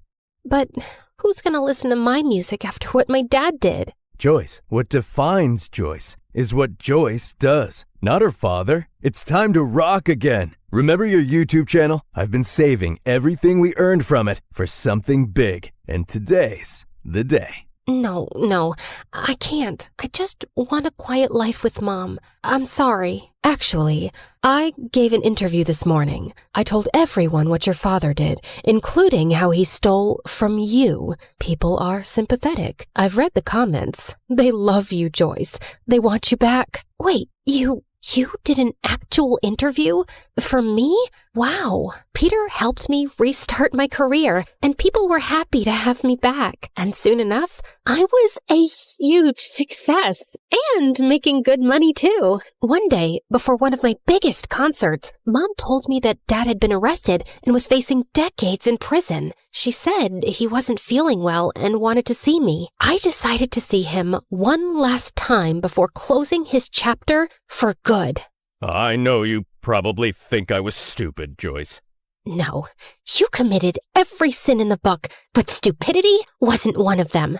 You know what? I actually feel sorry for you. You spent your whole life putting down an innocent little girl without a shred of guilt. Well, you weren't like Dustin. For Christ's sake, he was the only one who made me proud, and you had to take that away from me.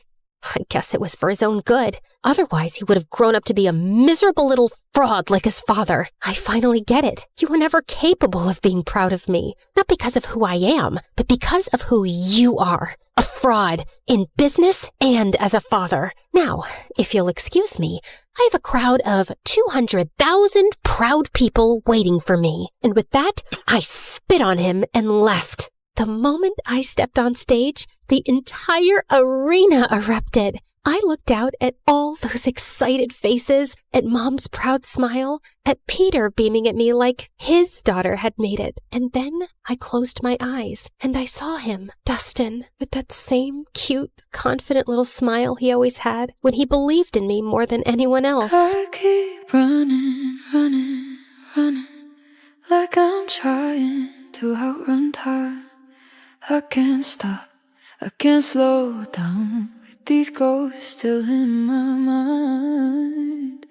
And it hits me when it's quiet, nowhere left for me to hide. So I keep on moving, moving, moving, just to feel alive.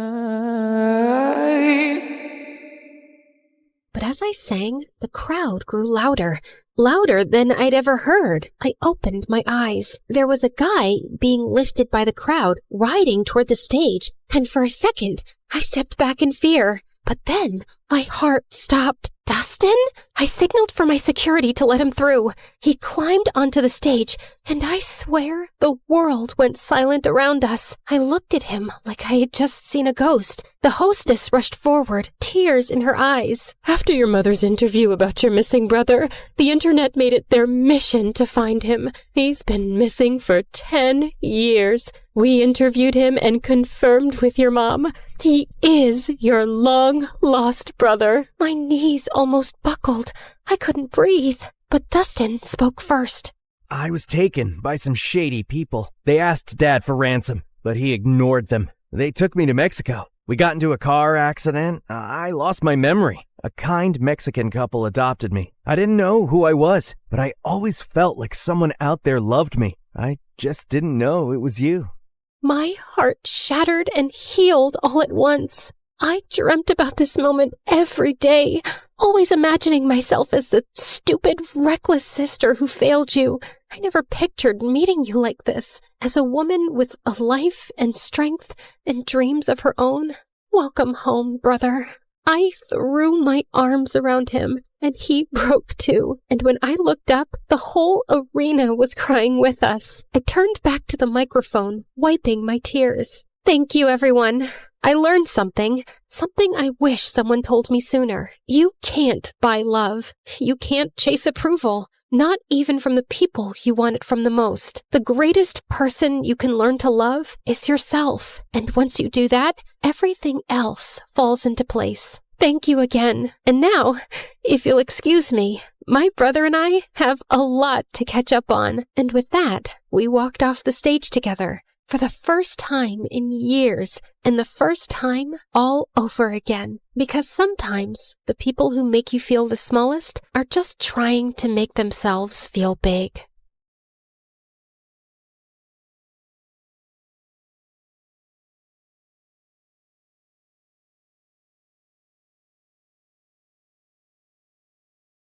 Just as I got up, I found myself facing Eric. What are you doing here? Isn't the meeting going on? Nope, that's just what I told you. I sent everyone home and was now waiting for you to steal the painting and run away with it. What? After the painting was stolen from the museum, the FBI contacted me to help them catch the guy they suspected was after it. Does the name Pierre Souffle ring a bell? Nope, never heard of him. What a dumb name. They told me he would probably strike again.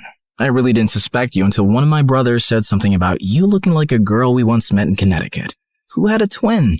I just couldn't shake that off, and wondered if you were hiding something.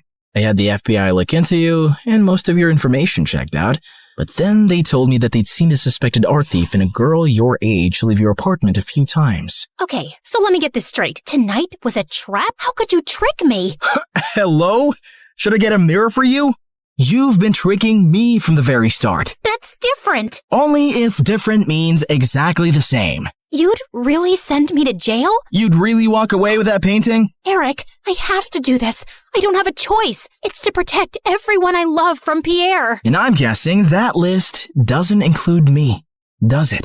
As we stared breathlessly at each other, suddenly Pierre's van stopped beside us. Good Lord, get a room! And before I knew it, his men had grabbed both me and Eric and put some rags on our faces, and I instantly drifted into unconsciousness. When we came about, Eric and I found ourselves tied to chairs on some boat. Ah, the Sleeping Beauties are awake just in time for me to say goodbye. You're not getting away with this. Oh, yes, I am. It's not like you are smart enough to call the police to your house when you caught Claire. Yeah, that's her real name. You didn't call the police? What was your plan then? My guess is he was just going to take the painting from you and give you a chance to run away. I think he even gave his own security men the night off. Why would you do that, Eric? Because he wasn't going to send the girly labs to prison. Duh. Eric sat there poker-faced as I glanced at him. Pierre, you got what you wanted. Now keep your end of the deal. Pay up and let us go. Your sister double-crossed me first, which landed you in this mess, remember? I think I'll do the same. Why is there water coming in the boat? Oh, that's because it's got oils everywhere. It's going to sink soon. You two should make up and forgive each other because life's too short to be angry. I mean, literally, your life is really short. I'd say about another 30 minutes. Adieu. So long. Farewell. And with that, Pierre and his goons left. There has to be some way out. Don't you know how to get out of such situations after all your years as a criminal? I'm a con woman. I don't know how to trick my way out of these ropes. Great. Then I'll just die here with you of all people. Who would you rather die with? Maybe that really pretty, extra smiley waitress at the restaurant you love so much? You know what? Let's just not talk. Fine by me. We sat silently for a few minutes as the water kept seeping in.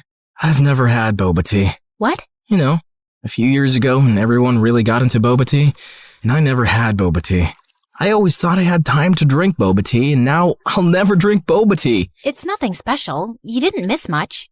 You really mean it? Nah, it's amazing. Who is stopping you from trying boba tea? No one? Oh, you're the worst. Let's go back to not talking. As we sat there in silence again, I slipped my fingers through Eric's. Eric, I'm so sorry for getting you into this. I really wish I'd never crossed your path. He pushed my hand away. For the first time today, I agree with you.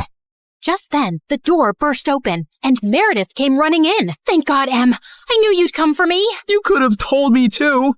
I would have panicked less. Hi, Eric. Remember me? We kissed once.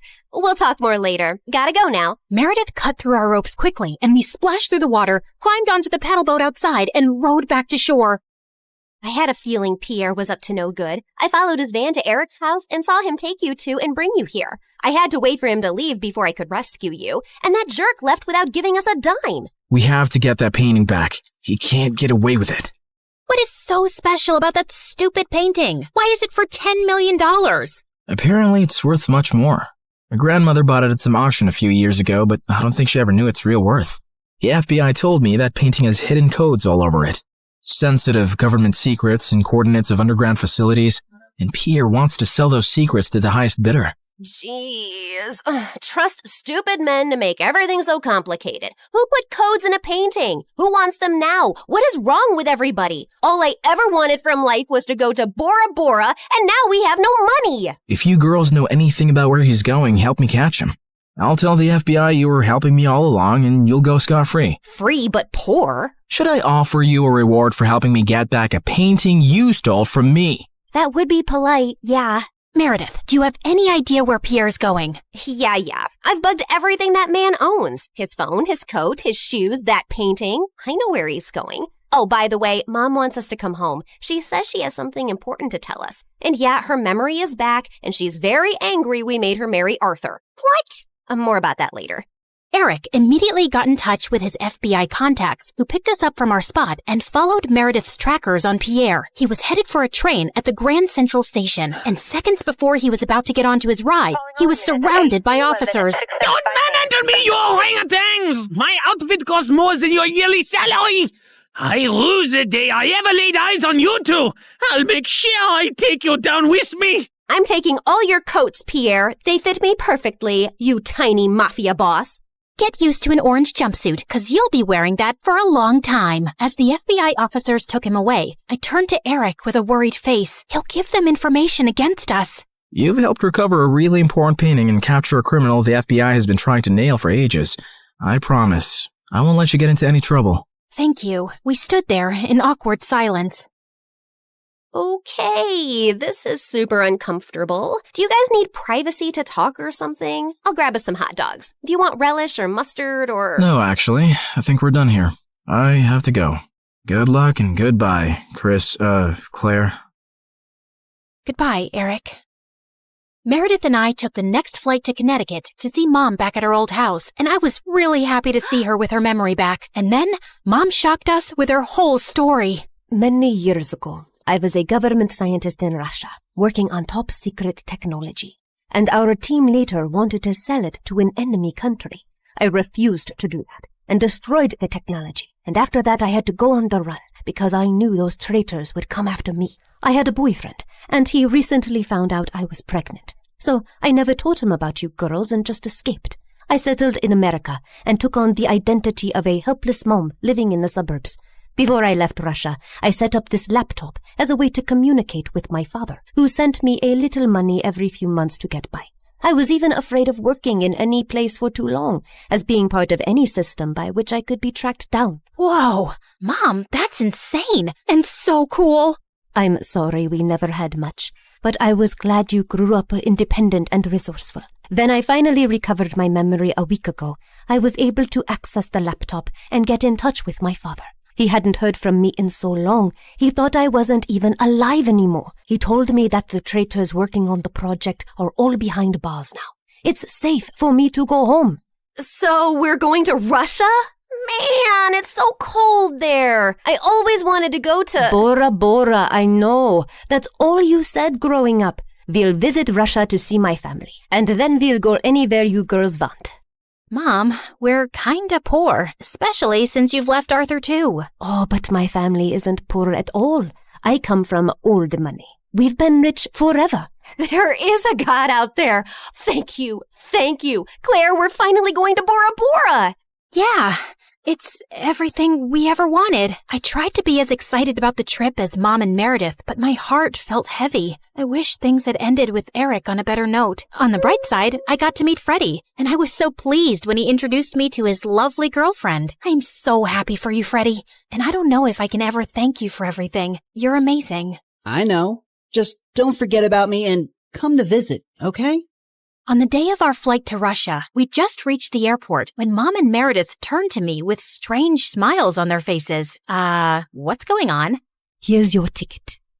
That's a ticket for New York. Why, are we going there? No, Mom and I are going to Russia, then Bora Bora. You're going to New York. What? Why would I do that? Come on, Claire. You've been so mopey lately. I can't stand your face anymore. Just go talk to Eric, okay? You're in love with him. And even though he's way out of your league, he loves you too. And that's something you shouldn't give up on so easily. Pretty sure he hates me now. Claire, go meet him once. You'll regret not trying. And in case it doesn't work out, you know where to find us, love. Go get him, loser. Mom and Meredith hugged me, and I felt tears flowing down my face fast as I turned away. Suddenly, I got the wind knocked out of me as Meredith gave me a bear hug. I can't say this with you looking at me directly, so don't turn around, okay? I love you more than anyone in the world, sis. You're my BFF and my soulmate and my better half, so you better not stay away too long because of some stupid boy. No one's ever coming between us, Em. I love you too, and I'll see you soon. As I walked out onto the New York airport, I was feeling so nervous about visiting Eric that I accidentally bumped into a man's luggage cart and went down with the suitcases. Are you blind? You blind idiot? It was an accident, sir. You don't have to be so rude. You don't have to be so blind, you blind idiot. You're so obnoxious. I grabbed the bagel the man was holding, threw it on the floor, and started jumping on it. As I continued jumping and he kept yelling, I suddenly found Eric by my side. I'm sorry, sir. She hasn't taken her meds today. So sorry. Jeez, what's with your temper? He started it, and what are you doing here? You texted me that you were coming and wanted me to pick you up. You said it was an emergency? Oh, I'm guessing that was Meredith. Yep, but I did come to New York just to see you, Eric. So I might as well say my piece now, which I've been rehearsing on the plane and I've forgotten every single word. Dang it.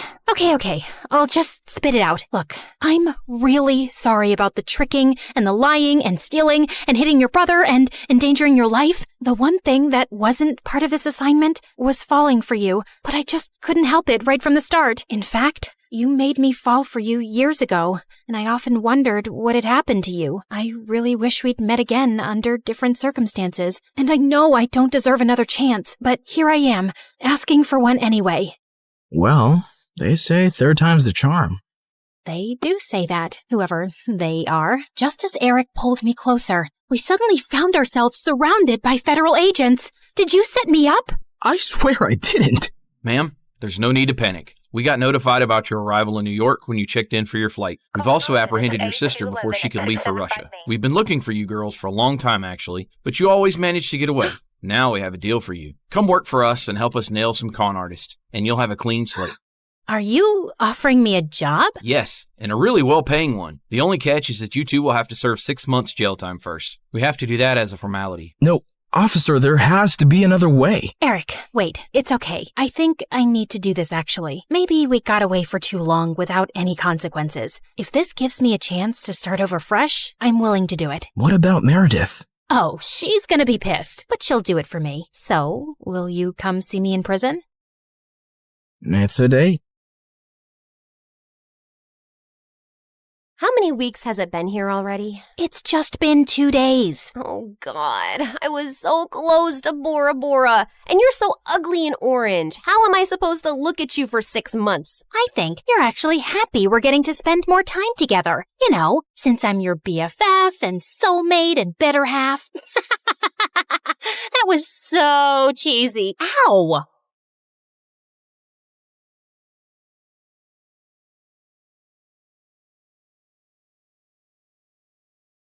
Contestant 9, please state your name. Sierra? Looks like a nightmare, right? Hi, I'm Sierra, and ever since I could talk, I've had a stutter. I didn't think much of it until I moved to a new town when I was 6. Welcome to the neighborhood. I'm Dean. This is my daughter, Kelsey. What's your name, sweetheart? Sierra. Why do you talk like that? It was the first time anyone had asked me that. It wouldn't be the last. My stutter happened frequently, but it got worse when I was nervous. My mom barely noticed or cared that I had a stutter, or that I really existed. She was always working. And my dad? Well, he left the picture a while ago. Most days, Mr. Dean would watch me after school, and Kelsey and I became fast friends. We did everything together. Played at the park, put on fashion shows, grabbed ice cream at Scoopy's.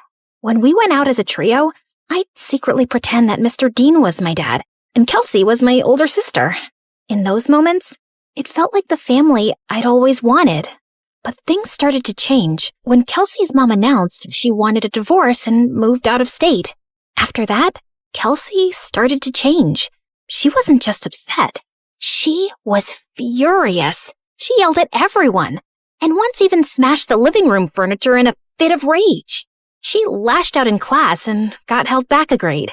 And if her dad hadn't been the superintendent, she probably would have been expelled. By middle school, we ended up in the same class, and Mr. Dean dropped us off on the first day. Wow, your daughters are so beautiful. Aren't they? I'm a lucky dad. Kelsey looked like she was about to explode. I'm Kelsey. I'm his only daughter. My mistake. And what's your name? Sierra. Sierra? Why do you talk like that? Yeah, can you not speak properly? Or are you stupid? The class erupted into laughter, and I could feel my face burn. Since then, Kelsey wasn't my friend anymore. A real friend wouldn't do that. Through the years, Kelsey's hatred only grew. Anytime I had an accomplishment, she had to ruin it. Opening night of the school play, she stuffed worms in my costume. She threw her birthday party on the same day as mine every year and literally paid people to skip mine. At the science fair, she unplugged my volcano as the judges walked by, so it just looked like a sad pile of paper mache. And during my middle school graduation speech, she just had to make a scene. And so, I want to say how proud I am of our class. We did... What the glitch here is trying to say is we did it. Congratulations, grads. Party at my house tonight. Everyone's technically invited, but only cool people should show up.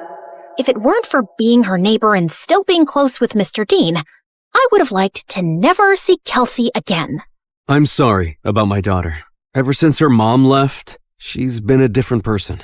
I just wish she wasn't so mean. You shouldn't be ashamed of something you can't control. At the end of the day, your stutter is something that makes you unique. I held on to that going into high school. My stutter didn't bother me much anymore. In fact, it was getting better with age. He was right. It did make me different. And I liked that. One Friday in English, we were doing a vocabulary spelling exercise, and I was totally killing it. ESOTERIC. Esoteric. QUERULOUS. Querulous. VACILLATE. Vacillate. Everyone was surprised at how well I was doing. And honestly, so was I. Who knew I was that good at spelling? Sierra, there's a regional spelling bee in a few weeks. You should join. Who knows, you may make it all the way to nationals. That night, as I sat in my room looking over the spelling bee brochure, loud music suddenly rattled my walls. Kelsey was throwing a party in her backyard. A few classmates waved me over. Fine, just for a little. The party was fun, but I couldn't stop thinking about the spelling bee, and I decided I would sign up. I was about to leave when... What's this? She snatched the brochure out of my hand. A spelling bee? Oh, please. Like you could ever win one of these. In case you didn't know, you trip over your words. Give that back. Not so fast. I'll help you practice for your big day. She pulled out her phone and turned the flashlight on as if it were a spotlight. Some other people gathered around and did the same. I felt blinded by all the lights in my face. Why don't you show us what you got? Nothing screams fun like watching you butcher the alphabet live on stage. Your word is quiberate. That's not even a word. Okay then, your word is pathetic. I'm sure you're quite familiar with that. IRRELEVANT. Irrelevant. I'll use it in a sentence. Kelsey is irrelevant. Now give me back my brochure. But she ripped it into pieces and threw it up like confetti. I took a small step in her direction. Kelsey took a step back and fell into the pool. Ugh! You pushed me! Yeah, right. I didn't push you. Your attitude just slipped. She climbed out and stormed over to me, and I bolted. As I ran, I saw her shoving people in her way into the pool. I made it home and locked the door, just as she started kicking and clawing at it. My heart was racing. By Monday, the whole school was talking about it. Someone had filmed everything, and she looked completely unhinged. I avoided her all day. After class, I asked my teacher if she would sign off on my spelling bee application, and she wrote a letter of recommendation. That night, I was recording myself practicing when I heard Mom come home early. I rushed downstairs to tell her about the bee, but she really wasn't listening, as usual. Sierra, that's great and all, but I'm working and I don't need any distractions tonight. And the Mother of the Year award goes to... Feeling annoyed, I went back upstairs and found Kelsey sneaking through my bedroom window. What are you doing here? Get out! Relax, Miss Broken Record. I'm just here to apologize. Apologize? Yeah. I saw the video from the party over the weekend. I looked crazy. It wasn't okay how I was treating you, so I'm sorry, okay? Thanks? I'm not really sure what to make of this. Yeah, well, we used to be friends or whatever. I think it's time to put the bad blood between us to bed, right? Trust doesn't just snap back into place, not after everything that's happened between us. I understand. I intend to prove it to you. do you mind getting me some water? Climbing up the vines was harder than I thought. Uh-huh. Sure. This certainly wasn't on my bingo card for how the night would go. I brought her water, which she downed in one gulp. Thanks. I'll see you tomorrow. Maybe we can sit together at lunch? Maybe. Also, never sneak into my room again. Then she climbed out the window. What a strange interaction. But maybe we really were turning over a new leaf. The next day, I walked into class feeling good about the new era I was in, where I tried new things and made up with old friends. But that confidence vanished when I found my teacher waiting for me, looking pissed. Sierra, you will not be attending class today. I've contacted the spelling bee and pulled my recommendation for your application. What? What did I do? You should be ashamed of yourself. The principal is waiting for you in his office. What was going on? It has come to our attention that the English exam answers were sent to your entire English class yesterday. I'm sorry. I have no idea what you're talking about. That's strange. Given the exam answers were sent from your email address, you'll be suspended for 3 days. Your mom is on her way here to come get you. What? This wasn't possible. I didn't do it. When Mom showed up, the veins in her forehead were practically bursting. I begged her to believe me the whole way home, but she didn't say a thing. When we pulled up to the front of the house, she told me to get out of the car. I can't believe I missed an hour of work for this. You're grounded. Then she just drove off, and I burst into tears. I was wrongly accused, suspended, banned from the spelling bee, and all my mom cared about was missing work. Over the next few days, I stayed home and studied, and I kept practicing spelling words anyway. Failure. Failure. Dismay. Dismay. Okay, maybe I was leaning into the drama a little. When I finally got back to school, everyone basically hated me. A bunch of students had used the answers sent from my email, so the teacher failed the entire class, and now everyone was blaming me. Next few weeks were so lonely. I walked straight out of school one day and went to get an ice cream cone from Scoopy's, and Mr. Dean happened to be passing by. I told him everything that happened. Let's go talk to the principal right now. It was nice to have one person who actually listened and seemed to care. Back in the office, Mr. Dean demanded answers. It was sent from her email account. My hands were tied. Steve, you're talking like you weren't the biggest troublemaker back in school. Honestly, I'm shocked you became a principal. Mr. Dean insisted on seeing the email with the timestamp. It was around the time I was practicing spelling. Wait, I had recorded myself doing that. I pulled out my phone to prove it. We watched me spelling, then leaving when Mom got home. Then Kelsey climbed through my window and went for the laptop, but I walked in. Once she sent me away for water, she sat down and typed out the email. She did this. They called her into the office. Dad, what are you doing here? You framed Sierra for stealing exam answers when she's completely innocent. I did not. He showed her the video. Of course you go to defend her. She's never been completely innocent, Dad. What had I ever done to her? The principal and I had front row seats to their screaming match. Kelsey got suspended for a week, and the principal and teacher apologized to me and reinstated me in the spelling bee. That night, I heard a commotion outside. I looked out my window and saw Kelsey stuffing suitcases into her car. I'm over you, Dad, just like Mom was. She slammed the door, rammed the car into the garage, and peeled out of the driveway. I ran to Mr. Dean, who was covered in food. What happened? We were in a huge fight about what she did to you, and she threw everything in the fridge at me. I kicked her out, and she's gone to live with her mom.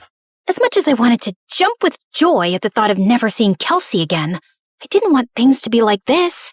Mr. Dean looked crushed as he walked back inside, and I followed him to help clean up the mess. At school, word got out about what Kelsey did, and people started being nice again.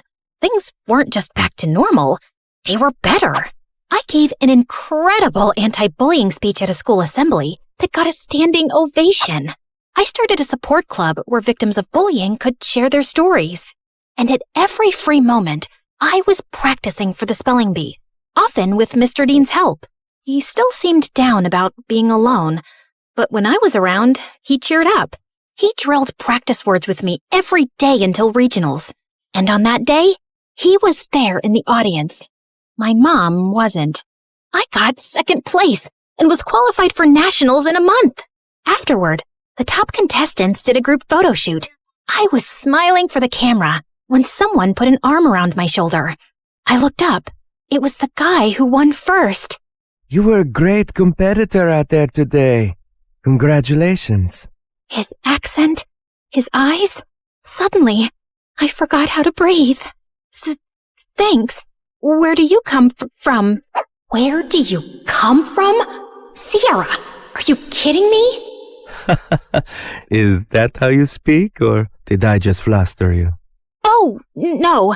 I just have a stutter.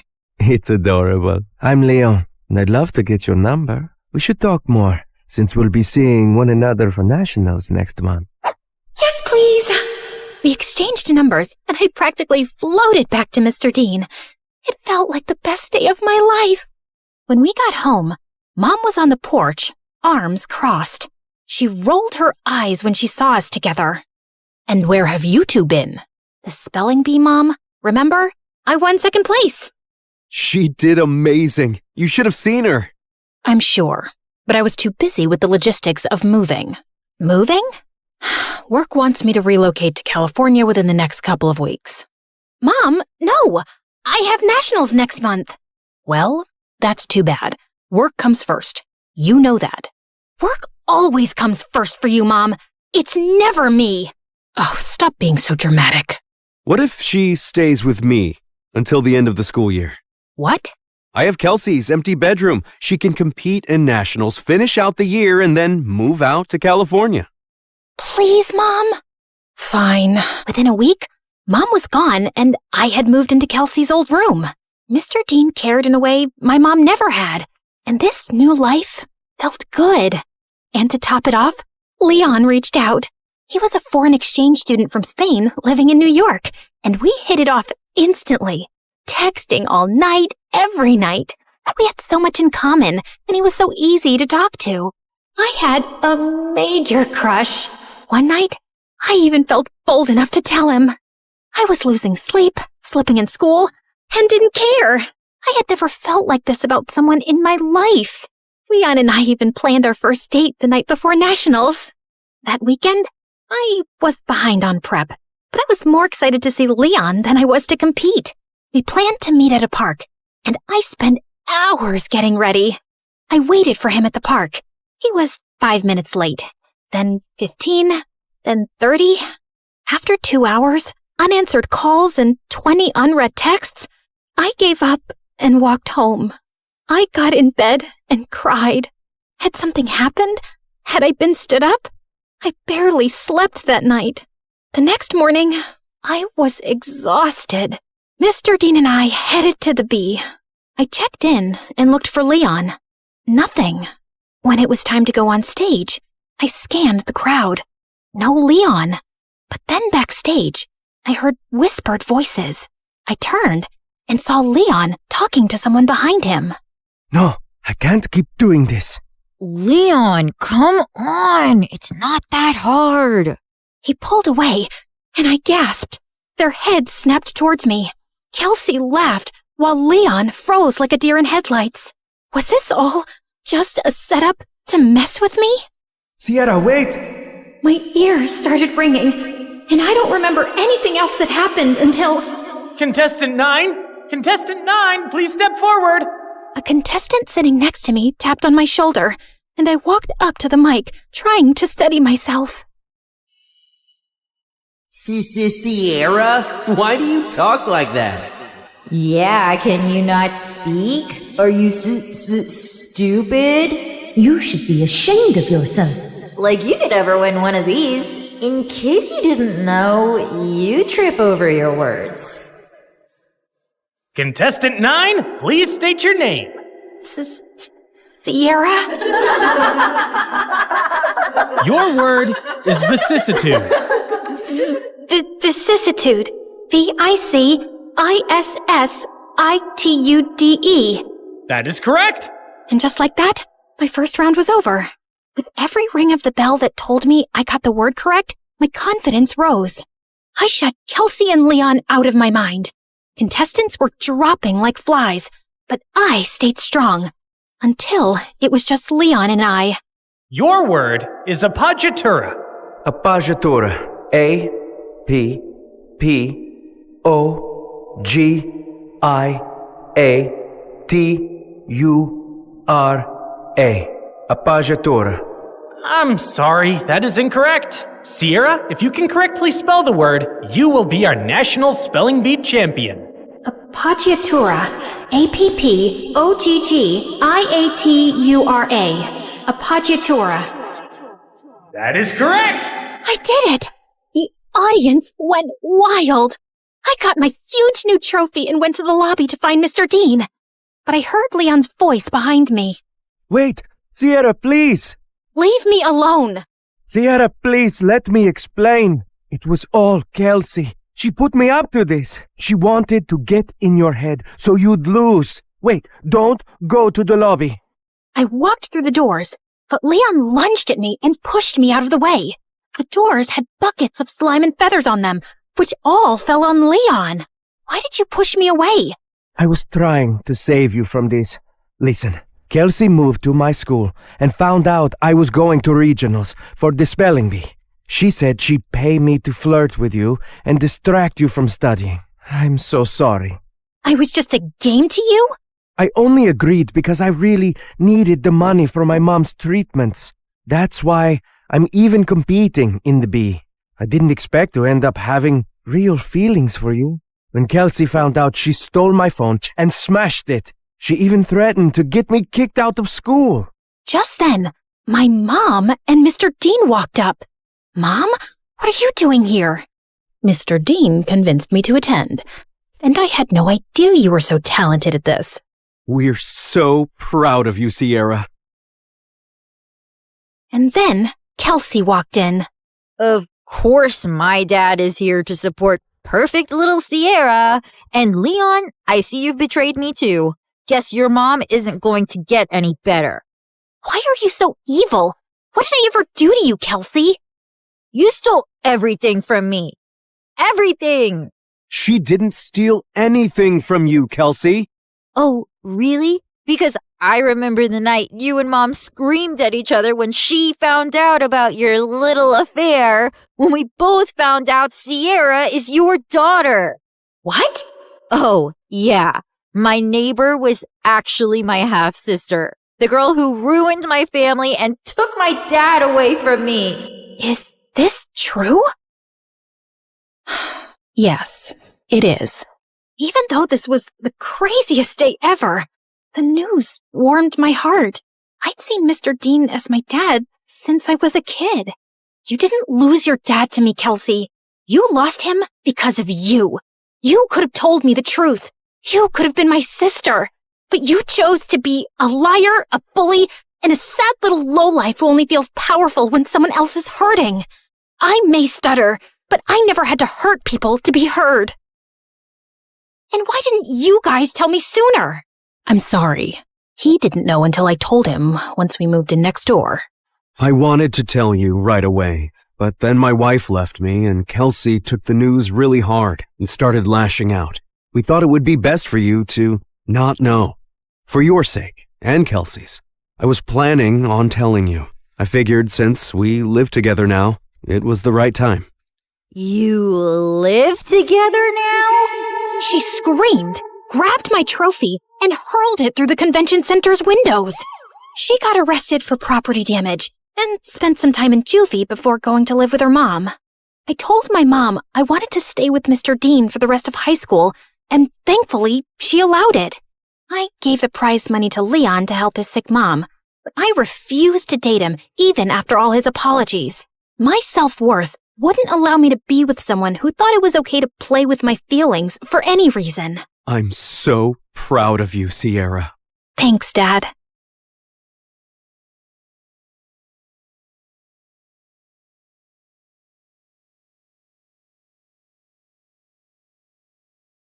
Brianna waited impatiently in the cinema parking lot. Her date was 40 minutes late. Just as she was about to leave, the car door pulled open without warning. Whoa, gotcha! Are you a clumsy dummy, or did you plan this to fall into my arms? How would I plan?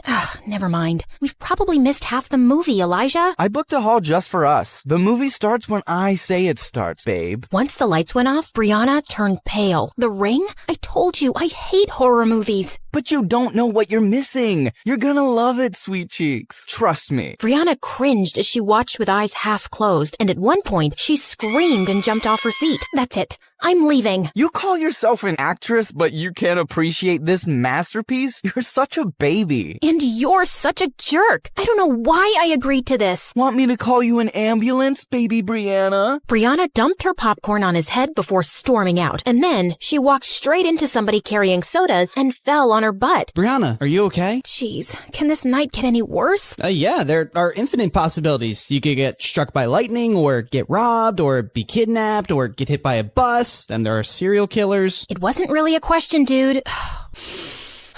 I'm sorry. I wasn't looking. I'll pay for the drinks. I can take care of this. Thanks. What's your name? Wow, you don't even know my name? Why would I? I know your name. Yeah, because I'm, well, famous. What's your excuse? I'm in your biology class. I joined your school 3 weeks ago. Brianna was embarrassed. The teacher did introduce some new scholarship kid, but I've hardly noticed him since. It's okay. I'm not offended. It's what I'd expect from someone like you. I'm Charlie. I'll see you around. He smiled and walked away, and Brianna felt kind of bothered. What did he mean, someone like me? Charlie knew Brianna wasn't kidding about being famous. He had seen some of her TV show on Stargirl. At school, she was surrounded by girls just like her, and guys who changed sports cars faster than clothes. Of course she hasn't noticed someone like me. The 3 most popular girls in school chilling at a pool party was a sight to behold. Their leader, Madison, was a rich socialite and model, and her childhood bestie, Amber, was an Instagram influencer who started the weirdest fashion trends. But the most popular right now was Brianna, who'd joined them in 8th grade and shot to fame with her teen TV series. People called them the Barbie Angels because they screamed perfection, but they weren't feeling great lately. Things are starting to get boring. It's not a challenge to get any of these guys around us, and it's even harder to lose them. I made out with a red-haired model last week, and later my boyfriend found a red hair on my sweater. I said I'd hugged a sad clown on my way home, and he actually believed me. I dumped his stupid butt. Seriously. I went on a horrible date with Elijah, and he texted me to say he was going to Korea, and we'd go out again once he returned. What made him think that would happen? Crazy, right? Ugh, even blind guys are drooling over me. I feel you, girl. Remember my blind stalker who tried to climb my bedroom window, but he fell down and was taken to the hospital? Ugh, so clumsy. Yeah, what a dummy. Girls, we need to spice things up. I want to find someone really different. Make him fall in love with me. Mess around with him. And then dump him. Wouldn't that be fun for us? OMG, yes. I haven't felt this excited since the 11th Harry Potter book came out. Just then, something caught Brianna's eye, and she left. I wasn't even done talking. Amber, do you feel sometimes that she isn't as nice as before and her fame's gone to her head? Her head does look a bit smaller than usual. Anyway, who cares, Maddie? You've got me. I'm your favorite girl, right? You know you are, babe. Brianna had spotted the DJ at the party, and it was Charlie, looking much cuter. Wow, you're full of surprises, DJ Charlie. What? I said, you're full of surprises, DJ Charlie. Brianna, I heard you the first time. Then why did you say what? I just meant, what's the surprise? Oh, well, you're a scholarship student, so I thought you'd be a nerd. Didn't imagine you as a DJ. Guess you have a limited imagination then. My imagination's just fine, thanks. In case you didn't know, I co-wrote the series I acted in, the one that's really famous. That reality show with a bunch of rich girls doing rich things? Yeah, my coworker made me watch a few episodes. I'll have to get your autograph for her sometime. She's a huge fan. And with that, Charlie switched up the music louder. Every time I speak to him, why do I end up feeling insulted? So annoying. I have just the guy for Project Plaything, Maddie. See the DJ? His tacky t-shirt. But he's kinda cute. Why him? He's nothing like the guys we date. He's a scholarship student in my bio class, and he seems unimpressed by everyone at our school. school, including us. Well, that's new. I love a good challenge. The question is, will he buy it? The most popular girl in school suddenly notices him? He might think it's a prank. We'll just have to make it believable then. Plus, no guy is immune to my charms, Brie. He'll be eating out of my hands in no time. Like a baby shark. I don't think it'll be so easy, but I'm looking forward to it. The girl's first move was to get Madison on Charlie's radar and paint her as an angel. So 2 days later, Charlie found Madison walking into the cinema, who he instantly recognized as Brianna's friend, and she had a line of kids behind her. Hi, could I please have 30 tickets for the new Minion movie and whatever snacks the kids want? Are these kids from an orphanage? Yeah, I volunteer there, and I thought I'd treat them. It's not often that they get to go out, so I want them to have a really good time. Wow, she doesn't even have a PR team taking pictures. Charlie led the excited kids into the theater, and as he was leaving, Madison touched his arm. Wait, you were the DJ at a pool party recently, right? Right. I also go to your school. How did I not know that? Oh, don't beat yourself up. I'm super easy to miss. I'm like a pigeon in a school of peacocks, but I prefer my own company anyway. It's the best. I'm sure it is. Well, thanks for your help today. Madison kissed him on the cheek, and Charlie smiled awkwardly before running off. Was the most popular girl in school just flirting with me? Nah, she probably flirts with everybody. Later, Maddie called the others to update them. Do you think he bought your act? Of course. I'm beginning to think I'm a better actress than you are, and this is gonna be a lot easier than I thought. The next day, when Madison walked into the cafeteria, she spotted Charlie in a corner, and his eyes were already on her. She helped a kid with crutches get his lunch and tipped a janitor generously before making her way to Charlie's table. Hi, do you mind if I sit here? Of course not. Yes, please sit. I am sitting. Oh, righto. You want half my sandwich? My grandma made it. The filling is probably this week's leftovers mixed together, and the bread is a bit stale, but it's not bad. I think the gravy she put inside is making it, what's the word I'm looking for? Moist. Yeah, it's moist. Tempting, but I haven't had bread in years. Just then, Charlie noticed that half the cafeteria was staring at them. They're thinking what I'm thinking. What is a beautiful, rich model doing with me? This is clearly a prank. You know, I just remembered. The librarian asked me to feed her fish, and they'll die if I don't do it right now. Really? Well, I can come with you. No! I'd rather you didn't, okay? They like their privacy. The fish. They're private people. She stared at him, and he felt more flustered as he reached for his bag and ended up stepping hard on her toe. He turned to apologize and knocked his sandwich on her clothes. I am so sorry. So sorry. Gotta run. And later in the bathroom, as Maddie cleaned up, Brianna and Amber howled. Will you two stop laughing? He had to feed the librarian's fish? Girl, that is the lamest thing I have ever heard. He couldn't get away fast enough. Oh, that was so funny too. My grandma made me this gravy sandwich. Yeah, right. His grandma came back from the dead to make him a sandwich. Maybe his grandma is just alive? But both my grandmas are dead. Aren't everyone's grandmas dead? Oh my God, focus! He seemed smitten with me when I took those gross kids to the movies. Why is he running away from me now? Maybe I just make him really nervous. Or maybe he isn't stupid and he's not buying your sudden interest in him. Well, you're in the same class with him. Do something. I'll get the teacher to make me his lab partner tomorrow. Let's see what I can pull off. Charlie just wanted some peace, but the universe literally said no when he got paired up in the lab with Brianna. Are we really gonna open up that frog? There's no way I'm touching that thing. Charlie ignored her and started doing it himself. Oh my God, look at those intestines. Ew, I'm gonna throw up. Why don't you just stop looking at the frog? It's not like you're helping me. Yeah, that sounds good. Anyway, I have to talk to you about something. I think Madison's really into you. Don't ask me why. The heart wants what it wants. So, I was wondering, what do you think about her? Brianna, I don't know what you girls are up to, but I don't have time for this. I'm just here to study hard so I can get into a good college, and Madison can literally have any guy. What do girls like you want with a poor nobody like me? Wow, you just made us sound so arrogant and judgmental, but you've basically written us off without even knowing us. Look, I didn't mean... Yeah, you did. You think girls like us wouldn't like a poor guy since we're shallow, right? And yeah, Maddie could have any guy, but maybe she saw something different in you. Trust me, if it was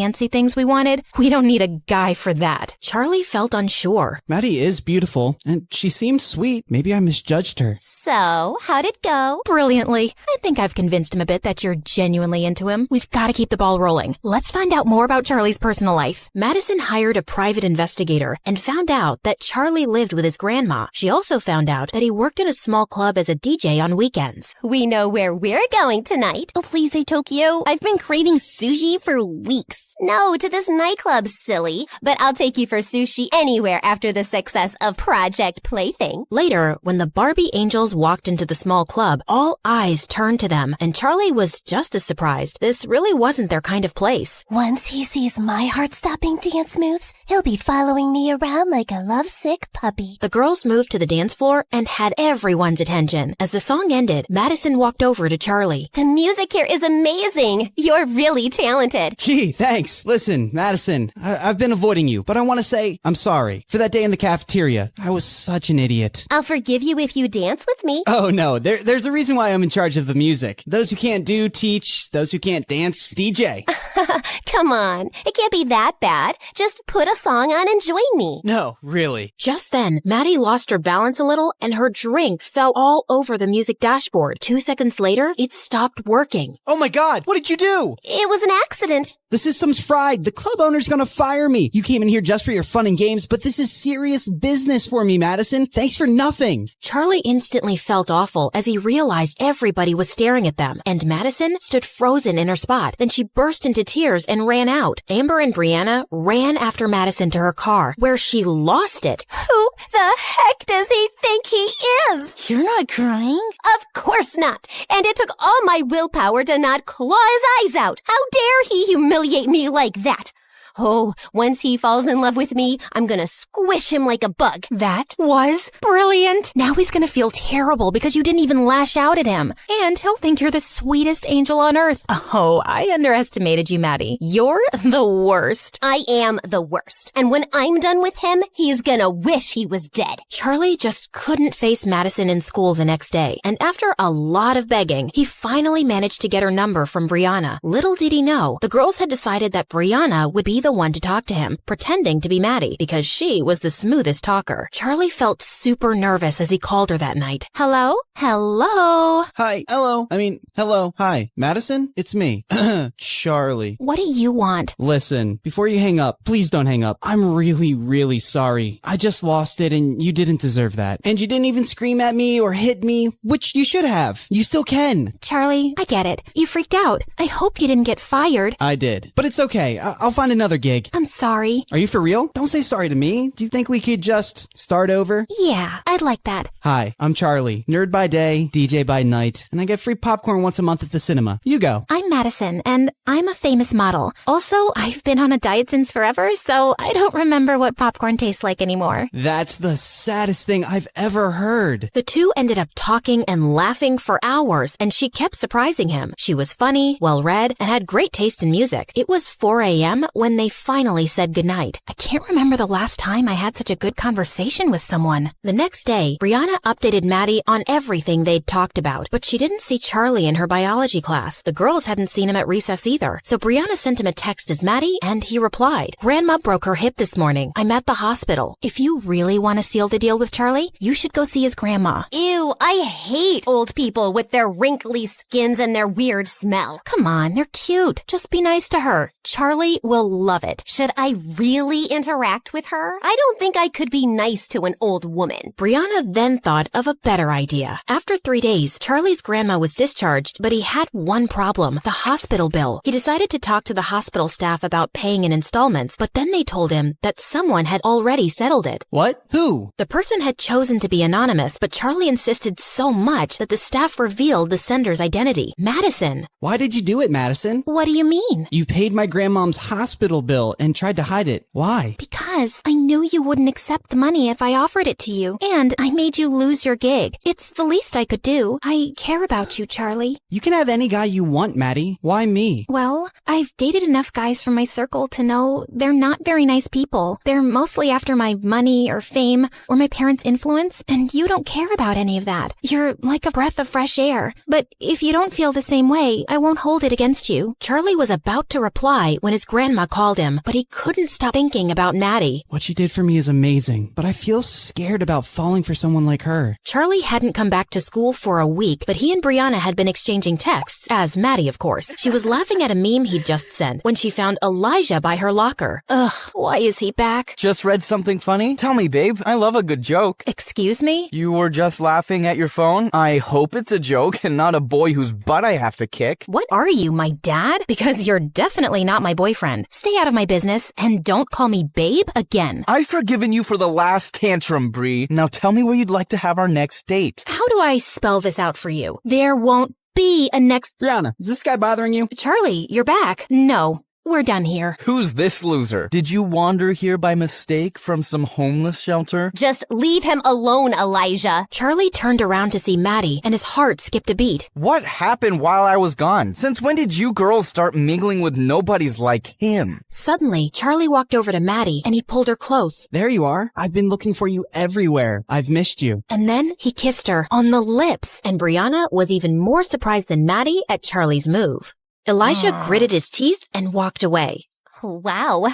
What was that about? I've been wanting to say it the whole week, but not on the phone. I do feel the same way. I care about you too, Maddie, a lot. Madison hugged him and smirked at Brianna. Once everyone knew that Maddie and Charlie were dating, his life in school took a 360-degree turn. People stopped to smile at him, say hello, crack jokes. Why does it feel like even the teachers are nicer to me? The other two Barbie angels welcomed him into their gang, and being with Madison was a dream. They went on long walks, watched sunset, ate ice cream, and kissed on top of a Ferris wheel. But later that night, Brianna and Amber cringed hearing Maddie throw up. Is Charlie trying to kill me? That gross ice cream at the amusement park made me sick, and my feet hurt from the long walks. And what is so fascinating about freaking sunsets? I think it's sweet. Yeah, 'cause you're not the one suffering. But there is one thing about Charlie. He sure can kiss. Makes you feel like you're the only girl in the world. Ugh, please, spare us the makeout details. Okay. Listen, Brianna, try giving him a hint about planning fancier dates for me. I know he's poor, but come on, he's dating me. The next day, while Charlie was watching football practice, the ball suddenly came in his direction, and he gave it a strong kick back. Hey, kid. You play football? I used to, but I don't have time now. Come on, grab some shoes and join for a game. Just then, Charlie caught Elijah looking at him like he was a buck, and that motivated him. Elijah was coming at him aggressively, but Charlie dodged him and kicked the ball straight into the goalpost. Charlie, you're a natural. You have to join the team. Sir, I really don't think I can commit to practice. Kid, just try it out for a month and see if it works, okay? Elijah, you better watch out. He's gonna give you a run for your money. Charlie ran off to the locker room to put back the cleat, but when he walked out, someone had pushed him to the ground. What the heck, dude? I just don't understand why a low-class idiot like you is in this school. I'm here on scholarship, which means I earned my spot here. But that doesn't mean you belong here. Well, Maddie doesn't think so, and the coach. Don't let the coach's stupid words get to your head. And as for Maddie, gosh, you're a moron. Do you really think? Just then, someone pushed Elijah away hard. Dude, seriously, what is wrong with you? Why are you jumping to his defense? Because he's my friend. And what, are you threatened by a little competition on the field? Oh, please. This loser just had beginner's luck today. I'll crush him next time, and he won't have mommy out there to defend him. Elijah and his friends went out laughing as Charlie picked up his bag and fished out a broken snow globe. Great, this was for Maddie. She's so excited about her Vogue photo shoot coming out, and I wanted to give her something thoughtful. What was this supposed to be? It was a guy, but instead of arms, he had wings, like a fan. And it said, "I'm your #1 fan." Oh God, I'm glad it's broken. It's so lame. No, it's cute. Yeah, maybe you could do something a little extra. Rent a car, get some flowers, go out for a nice dinner. Girls like being pampered. Wow, yeah, that sounds nice. Thanks, Brianna. Also for saving my butt. Also for calling me your friend. You're welcome. This is the place you were raving about? And why don't you have a reservation? It's walk-ins only, but it's so worth the wait. After 30 minutes, when they finally got a table, the place was dirty and loud. Isn't the energy of this place something else? Yeah, it's something. Oh my God, I just felt something on my foot. Maybe it was my foot. But just then, a mouse jumped onto Maddie's lap. She screamed and started jumping around like a maniac. Then she tripped on her dress and went crashing straight into another table. Ah! Oh my God. Madison, I am so sorry. Why would you bring me to this horrible place? And did you see all those people who were making videos of me? This is gonna be all over the internet. I get why you're upset, but today's video is tomorrow's old news. No one remembers these things. Excuse me? Are you gonna explain to me how fame works? People don't forget anything. Once something's on the internet, it stays there forever. People can pull it out anytime they want. Ugh, this is officially the worst day of my life. With that, Madison stormed out of the car. Brianna couldn't stop laughing as she watched Madison's video posted online, but now she had to do some damage control. So she called him as Maddie. I've had some time to cool down, and I'm sorry for going off on you like that. And I'm sorry about the mouse and the video. You're right. I don't know what it's like to be famous. It's the best and the worst. It's great to have people look up to you, but sometimes they talk about you like you're not even a real person. And imagine having your failures or embarrassing moments splashed across the news as entertainment. It sounds brutal. I'm almost glad I'm a poor nobody. As they were talking, Charlie ended up telling Brianna all about his amazing grandma and how she'd made him apply to the school. I just want to get myself into a good university so I can make something of myself and spoil my grandma rotten. She deserves the whole world. Well, you're definitely the guy who'd get it for her, Charlie. Over the next few weeks, Charlie found himself bewitched and confused by Madison. He felt closer than ever over their late-night talk, but in person, she was totally unpredictable. One moment, she'd be all over him, and the next, she was snapping his head off. Charlie, do you think I'm fat? No. Why did you pause before answering? What? No, I didn't. Yes, you did. You said, no. You even looked at me before replying. I shouldn't have looked. Why would you look? Don't you just know? Maddie, you're being irrational. Now I'm crazy, am I? Well, I'm not fat. I'm PMSing, so I'm bloated. I hadn't noticed. Really? Ugh, you're so insensitive. You have no idea what it's like to go through this every month. Right now, I feel like killing someone. And I also really want that Thai red curry ice cream. I'll get it for you, babe. Whatever helps you feel better. You getting out of my face would make me feel better. And yes, the ice cream. Now. You got it. Amber and Maddie started laughing hard as soon as Charlie was gone. I really hope he gets a few tubs of that ice cream. Sounds delicious. I'm pretty sure there's no Thai red curry ice cream, but let's see what he does. Anyway, for Christmas, my parents and I are going to our ski resort as usual, and I'm inviting you girls with your parents. Should I invite Charlie? You have to, right? He's your boyfriend. Yeah. And at least 3 of my exes will be there. And I'd rather not show up single, but I'm gonna have to give Charlie a makeover before I take him. On his first day at the resort, Charlie slipped out of his room at 5 in the morning and found Brianna waiting in the kitchen. Oh, you're here. I almost thought you wouldn't come. I almost thought that too. I don't know why I agreed to the early morning skiing lesson. 'Cause you're a good person and you like me? I'm just saving Maddie some embarrassment, because you'll definitely make a fool of yourself without my help. Couldn't agree more. They headed out to one of the smaller slopes, and she explained skiing techniques to him. I think you're ready. Well, as ready as you'll ever be. If I die, please break the news gently to Grandma. You play football against Elijah. You'll survive this too. Now don't be a wuss. Time to go! Brianna whizzed down the slope, and the cold wind in her face made her feel alive. She turned around to look at Charlie, who looked like a baby goat learning to walk. Charlie, just loosen up. Come on, I'm racing you down to the end. Charlie took deep breath and relaxed. He was gaining momentum and actually starting to enjoy it. Brianna was flying ahead effortlessly, but he was catching up. But then suddenly, he was going too fast. He tried to slow down, but he just couldn't. And moments later, he felt himself crashing straight into Brianna, and they went tumbling into the snow. Oh my God, Brianna, are you alive? Is your neck broken? Please don't die. Say something. Oh, can you shut up for just 1 second? Yes, of course. Oh, I thought I'd killed you. Charlie pulled her into a bear hug. You're really okay? Yeah, I just got the wind knocked out of me. Imagine the headlines if something had happened to you. Stupid, worthless nobody injures beautiful teen goddess. You think I'm beautiful? Well, duh. That's not even opinion. It's just a scientific fact. The sun rises in the east. Water boils at 100 degrees. Brianna's beautiful. You got some snow on your face. As they started making their way back, Brianna felt her heart racing. Oh, shake it off, Brianna. You cannot be attracted to your best friend's fake boyfriend. After an exhausting day of skiing, Charlie wanted to crash, but he had to dress up for a fancy dinner instead. The seats next to Maddie were taken, so he quickly took one next to Brianna. Please tell me, why are there 6 forks in front of me, and which one can I use to stab myself in the eye? Oh, definitely the meat fork for a quick death. Madison watched the two laughing, and she didn't like it. I don't want her getting more attention than me, even if it's from stupid Charlie.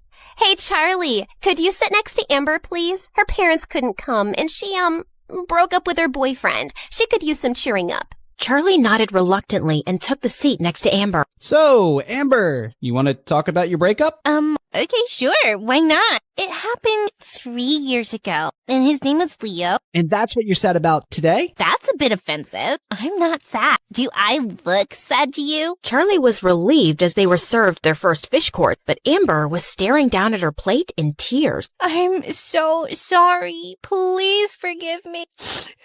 What are you talking about? You will be missed, Nemo. Right, Charlie? Tell him he'll be missed. Yeah, you will be missed, Nemo. Just then, Brianna's mom, who was sitting opposite him, spoke. So, Charlie, where were you studying before? Well, I was in public school in another town. I got a scholarship here, so I moved with my grandma, who raised me. And what does your grandma do? She's an amazing healer. She cures people with herbal medicines and different techniques. So she's not a real doctor? No, not in the typical sense. And this healer thing, it makes her enough money? Mom, stop! It's okay. Yeah, she earns enough. And I work at the cinema. And I also DJ on the weekends. We manage to take care of each other. There was an uncomfortable silence, and Charlie felt his face turning hot. Then, Maddie's mom spoke with her country accent. That's sweet, honey. You seem like a brat kid, and I'm sure you'll go places one day. It's funny how life turns around. I mean, look at me. I was raising little Maddie as a single teenage mom in a trailer park with nothing. And then, boom, one day I won the frickin' lottery,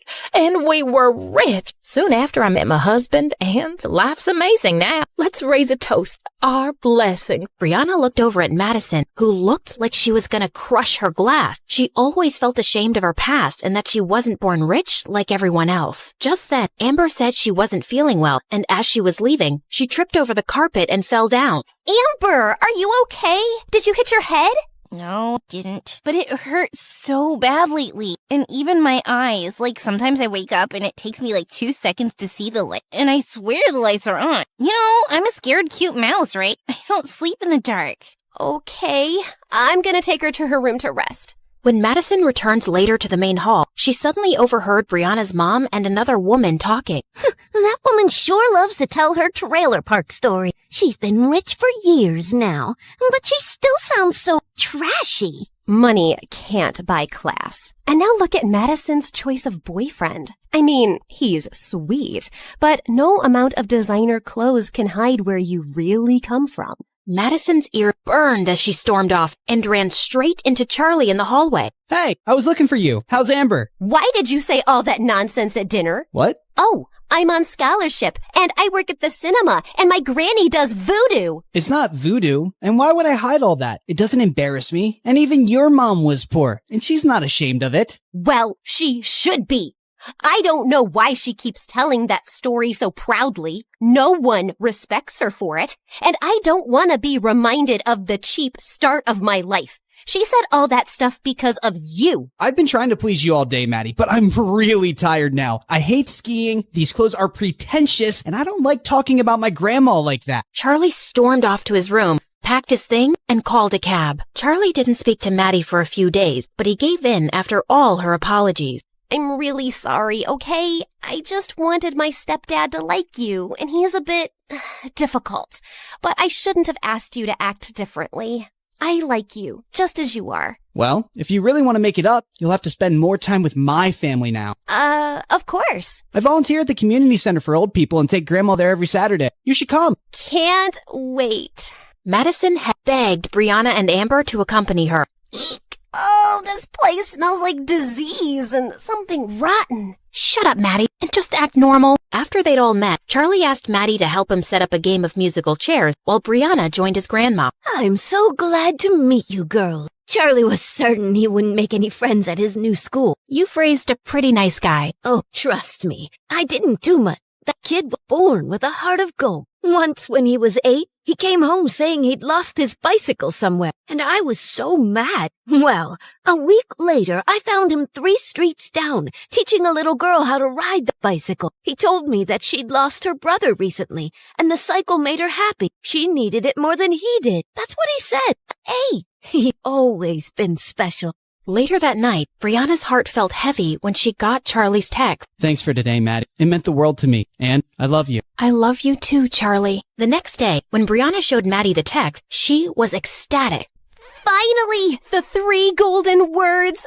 It's time for phase 3 of Project Plaything. Dump his sorry butt. Yay! Then sushi in Tokyo. But Maddie, he really cares about you, and dumping him out of the blue feels cruel. Can't we think of an easier way to let him down? But this was always the plan. Are we supposed to care about his feelings now? Well, yeah, we've gotten to know him, and I just think he would take this really hard. You know what? You're right. He is a bit oversensitive. Maybe I can be really difficult the next few weeks, and then he'll just get sick of me and be happy to break up. That sounds better. Thanks. After Brianna walked away, Madison turned to Amber. Who does she suddenly think she is, Mother Teresa? I'm tired of Charlie, and I want to pay him back for the times he was rude to me. I have the perfect plan to dump that loser. But don't say anything to Brianna, okay? Oh, I love it when we have secrets. Just the 2 of us. 3 days later, it was Madison's birthday, and she was having a big party in a dance club with Charlie as DJ. Then suddenly, she climbed onto a table with a mic. May I have everyone's attention, please? I have something to say to our resident DJ. Everyone fell silent, and Brianna suddenly had a horrible feeling. As you all know, I've turned 17 today, and I just want to start this year fresh. So Charlie, I'll start with you, 'cause I just can't fake things anymore. You are just a game to me, okay? To us. I got bored, so my girls and I decided to make you fall in love with me as a challenge. Actually, Brianna was the one who brought you to my attention. It's been fun messing around with you, but it's just made me realize that dating below my league isn't for me. I don't relate to you and your third world problems, dude. But thanks for a few fun weeks, and I'm sure you'll find a nice average girl soon.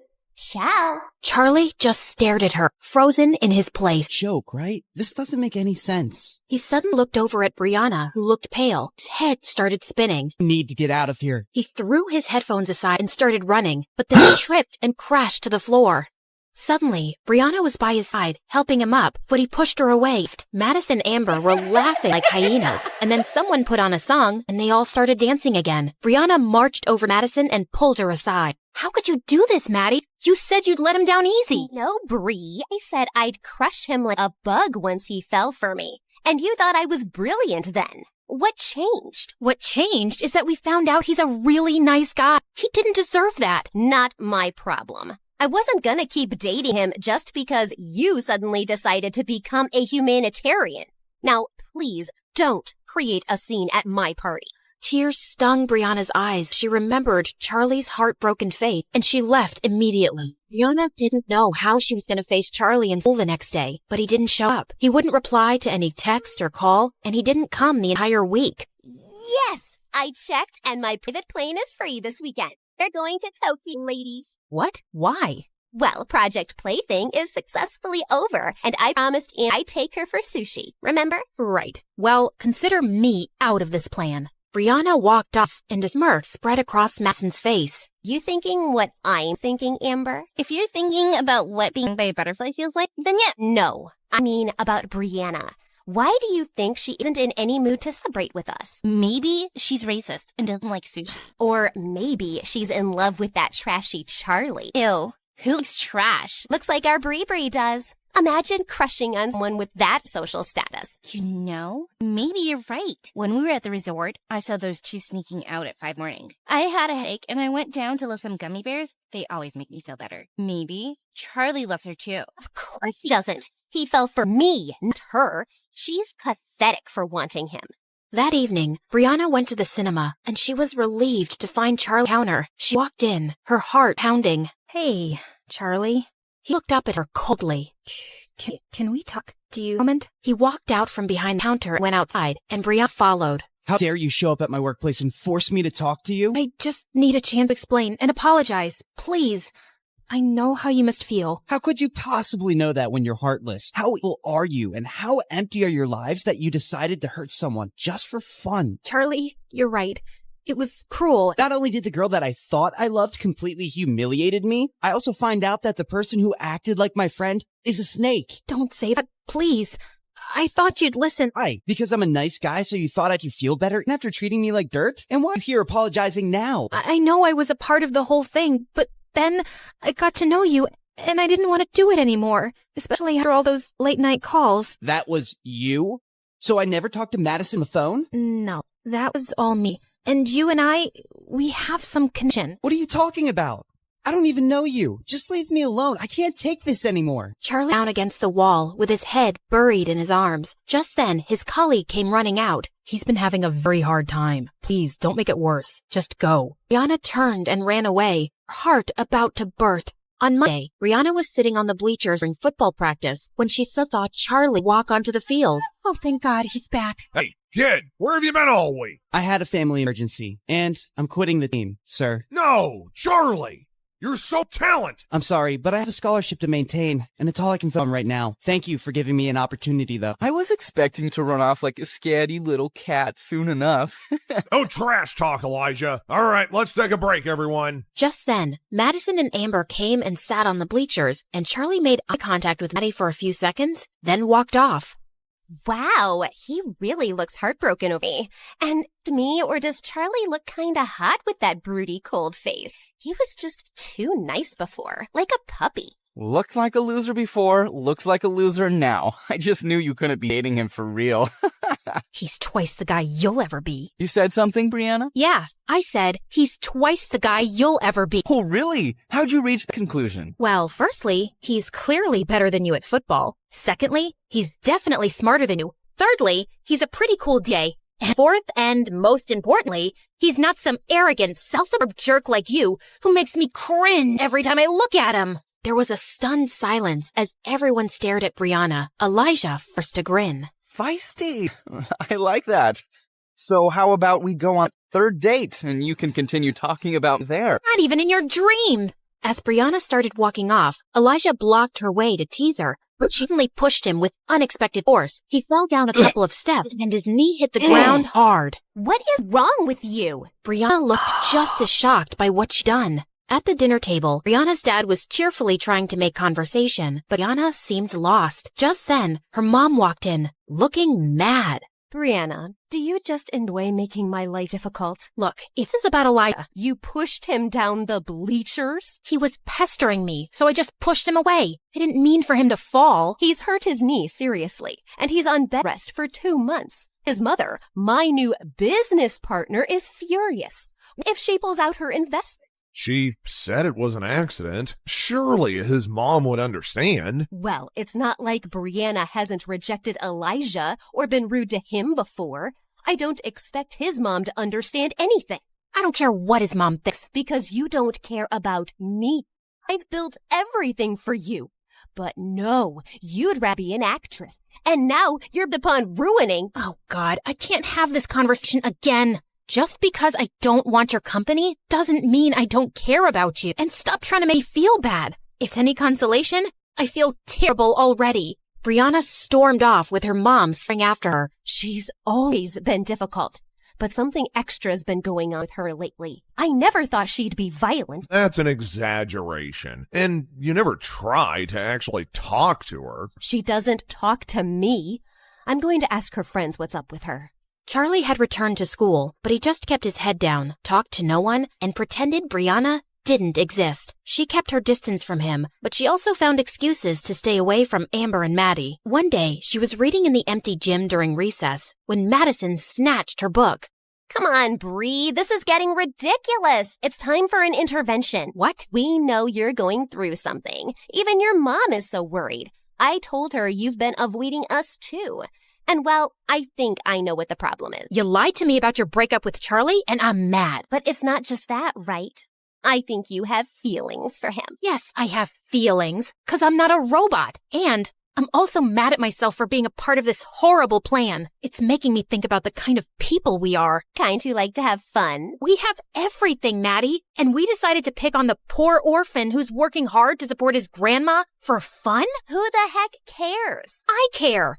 I don't want to be this person, and I don't want to have friends like that either. So, are you saying you don't want to be a Barbie angel anymore? Yeah, I don't.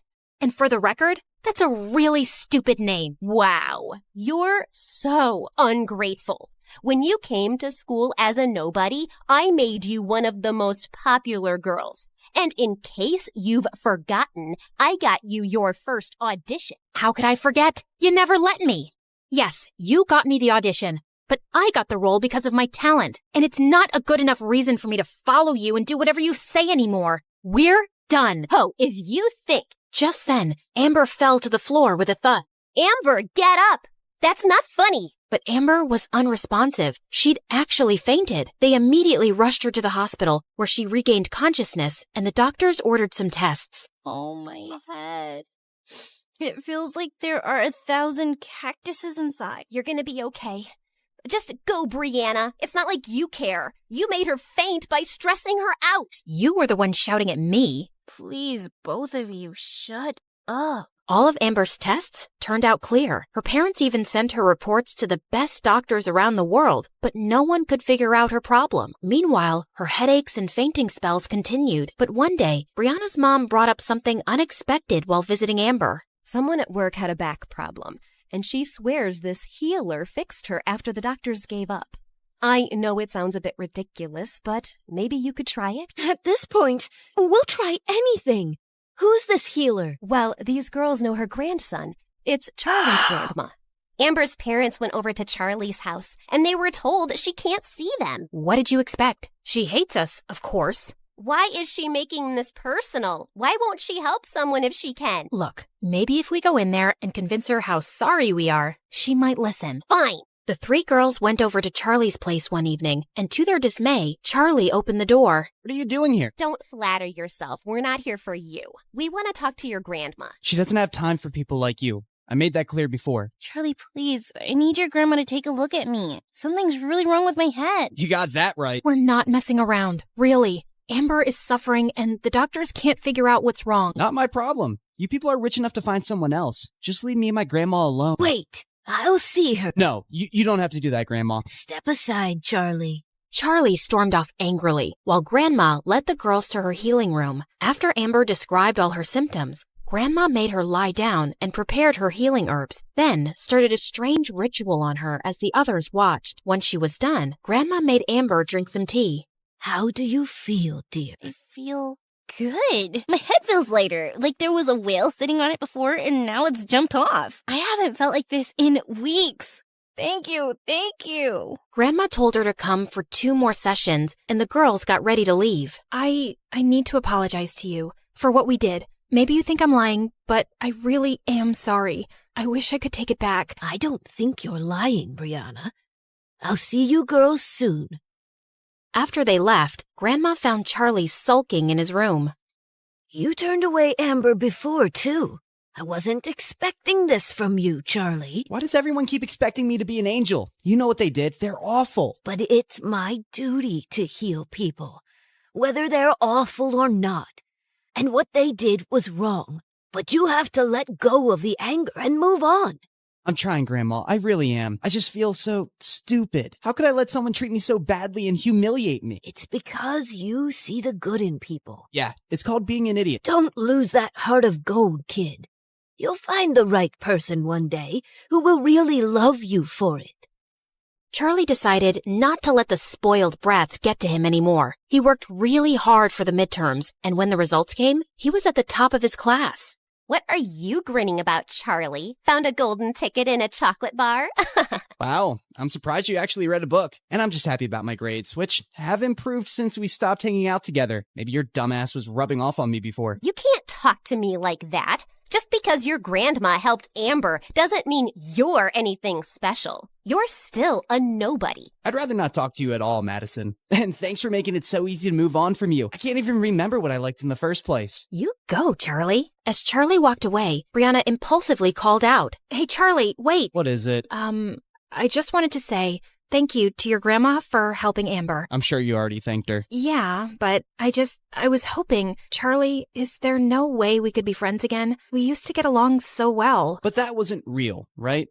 And now I'd never be able to trust a word you say. So yeah, not gonna happen. But really, that was an Oscar-worthy performance. I'm sure you'll have an amazing career as an actress. After Amber's last session, Brianna wanted to thank Charlie's grandma, so she dropped by his place with some gifts when she knew he'd be working. She was surprised to find the front door already open. Then she gasped when she saw Grandma on the kitchen floor. Oh my God, are you okay? Brianna, what are you doing here? What happened? Shh, not so loud. You have to leave. What? Someone broke into the house, and he's upstairs right now. Please, I don't want to put you in danger. I'm not leaving you. Brianna heard the thief coming down the stairs and quickly locked the kitchen door and called 911. He kept kicking the door, but minutes later, when he heard the police siren, he ran out and escaped. From your description, he seems like a crazy homeless guy who's been bothering other people too. We'll get him. Did he hurt you, ma'am? No, I just fell when he pushed me aside. But I'm fine. We should still get a checkup. I should call Charlie. Sweetie, he's out of town for a day. Please don't tell him right now. Well, you can't be here alone for the night. I'll be just fine. But Brianna was so persistent that Grandma had to give in. Brianna took her home and made her comfortable in one of the guest rooms. You should have asked me before inviting your guest. Maybe I would have liked to say no. Mom, she cured Amber. Letting her stay for one night is a pretty small thing to do. Charlie hurried over to Brianna's house as soon as he was back. Hey, is Grandma okay? She wasn't hurt, right? She's completely fine, but she's asleep right now. You can come in and wait. I'm fine right here. Charlie sat down on the porch seat, and Brianna turned to go back in. Wait, I'm sorry. I just want to thank you. Grandma told me on the phone how brave you were, and you didn't leave her, and then you brought her here, and you didn't have to, but I'm so grateful. What? Why are you smiling at me like that? You sound like the old Charlie today, the one who talks too much. I missed him. Brianna, this doesn't fix everything. I appreciate what you did, but I'm wondering even now why you helped Grandma. Why do you want to be friends with me? Why are you trying all the time to make up for what you did? Brianna gulped and walked closer to him. There's something I need to get off my chest, so just hear me out, okay? Somehow, getting to know you has changed me, Charlie. You're the sweetest, kindest guy I've ever met, and nothing has ever hurt me more than hurting you. But you know what? It started feeling really bad even when you were still dating Maddie, because I realized that I was falling for you. I know I don't have the right to say that, but I just had to, or I'd explode. And I know you don't feel the same way, and it's okay, but I'm in love with you. That's all. Brianna turned to leave, but suddenly, Charlie took her hand. And then, to her shock, he kissed her. Brianna's mom spotted the two kissing on the porch and stormed off angrily. I knew these beggars were going to be a nuisance. Everyone in school was shocked to see Brianna and Charlie walking into the hallway holding hands, and all anyone could talk about at recess was the brand new couple, and Madison and Elijah were pissed. I always knew Brianna wasn't really one of us, and she's proved how low class she is. To think that she had a chance with someone like me, and she chose that gutter rat. Trash likes garbage. But later in the hallway, Amber caught up with Charlie and Brianna and gave them a hug. You guys are so cute together, and I'm so happy for you. Really? I'm pretty sure I heard you call us trash and garbage. That's just an act from Maddie. You know how she gets? But I always knew you'd end up together. I have an eighth sense about these things, like an octopus. Just then, Elijah and Maddie walked into the hallway, and Amber jumped back. Ew, it hurts my face to look at you two. When I become president one day, I will ban scholarships for poor people in rich schools. She winked at them as she walked off, and Charlie and Brianna couldn't help laughing. A few days later, Brianna and Charlie were hanging out in their favorite park, and Charlie could see Brianna seemed distracted. Brianna, don't freak out, but there's a giant tarantula next to your head. Yeah, sounds cool. Wait, what did you say? I was kidding. Where are you lost today? It's nothing. Well, it's not nothing. Ugh. Here, read this critic's review on the latest Stargirl episodes. It's awful. You can't be taking this seriously. You don't sound like you have a half a brain, and your acting isn't underwhelming. Come on, this guy doesn't know what he's talking about. Yes, he does. And I know the show isn't the best, but I had to start somewhere, right? Of course. And people love it. Except that the show's ratings are tanking, and the next season might be canceled. Maybe Mom was right all along, and I'm just kidding myself with this acting business. No, you're brave to pursue your dream, and you're lucky you get to do that without worrying about money. Don't give up on it. Well, there is something I've been thinking about to boost ratings. Don't judge me, okay? I have this doctor who I could pay to make fake medical records and say I have a serious disease. People would feel a lot of sympathy for a young, suffering actress, and it would jump up the views. It's a reality show, so you'd act like you're sick? Yeah, just to spice things up. All reality shows do stuff like that. How much would this cost? Like $200,000? Wow, okay, so you'd really just spend so much money on that? You're judging me, aren't you? I didn't say anything. He lay back down and fell quiet, and Brianna looked over at him. If you had $200,000 right now, what would you do with it? You know, when I was away some weeks ago, I went back to my hometown to meet an old friend. Well, we've been working on an app together. I think we have a really good idea, so yeah, I'd invest in that. Then that's what I'll be doing with my $200,000. What? No, I wasn't asking for money, Brianna. I don't want charity. It's a loan. You said the app is promising. I'm sure you'll be able to pay me back. Do you really mean that? Please, you're saving me from spending it on something stupid. I really mean it. Charlie stared at her, then let out an excited whoop and hugged her as she laughed. A few days later, Charlie walked into the boys' locker room to find the coach and Elijah sitting on a bench looking pale. Coach, you called me? Charlie, I know this is a lot to ask, but we have the season's biggest game next week, and Elijah still can't play. He's hurt himself in practice, and we need a captain. It'd be a huge favor to the team. Otherwise, we're out. Elijah was seething with rage, but Charlie just couldn't turn down the coach. Of course, sir. I'll see you at practice. On the day of the match, Charlie played his heart out as team captain, and when he scored the winning goal against the school's biggest rivals, the whole crowd erupted into cheers. He ran over to Brianna in the stands and kissed her in front of everybody. Then his teammates carried him away on their shoulders while he waved the trophy happily. After celebrating with the team, Charlie headed out of school. He was just a couple of blocks away when someone pushed him into an alley. He looked up to see a couple of thugs, and behind them was Elijah. What are you doing? No, Charlie, what are you doing? You've really picked the wrong guy to mess with, haven't you? I'm not messing with you, man. I helped your team because you couldn't play. Now you want to beat me up for that? I couldn't play because your girlfriend caused my injury, and you're to blame. She rejected me and insulted me because of you. She rejected you before she even met me, because you're a jerk. You little weasel. You might be flying high right now, but I've been trying to warn you, you don't belong here. What makes you think Brianna is so different suddenly? How can you be sure she isn't making a fool of you again? I'm sure. Now back off. I'm the school's hero right now. I don't think you want to mess with me. Elijah looked ready to punch him, but some kids passed by the alley just then, and he stepped away. This isn't over. 2 days later, the school was holding its annual spring dance, and Brianna walked into the gym looking for Charlie, who had said he'd meet her there. She saw Maddie, Amber, and Elijah glaring at her from a corner, then turned away to spot Charlie talking to someone. Hey, there you are. You look good. She leaned in to kiss him, but he gently pushed her away. We need to talk. I can't delay it any longer. Okay, you sound serious. What is it? Brianna, I'm breaking up with you. What? Haha, very funny. Do I look like I'm joking? Charlie, come on, what are you doing? I said I'm breaking up with you. I don't understand. Can we please? Are you really as dumb as everyone says? I thought you were the smartest of the Barbie angels. Did you really think I was in love with you? No, Brianna, I was just playing your game. When you told me how you were desperately in love with me, I saw it as the perfect chance to take revenge. I decided to make you believe I loved you too, and then dump you publicly just like you girls did. Brianna stared at him speechlessly as everyone stared at them. Then Charlie walked closer and leaned in. How does that feel? Being fooled and humiliated. I thought you should experience it. Oh, also one more thing. I won't be returning the $200,000 I borrowed from you.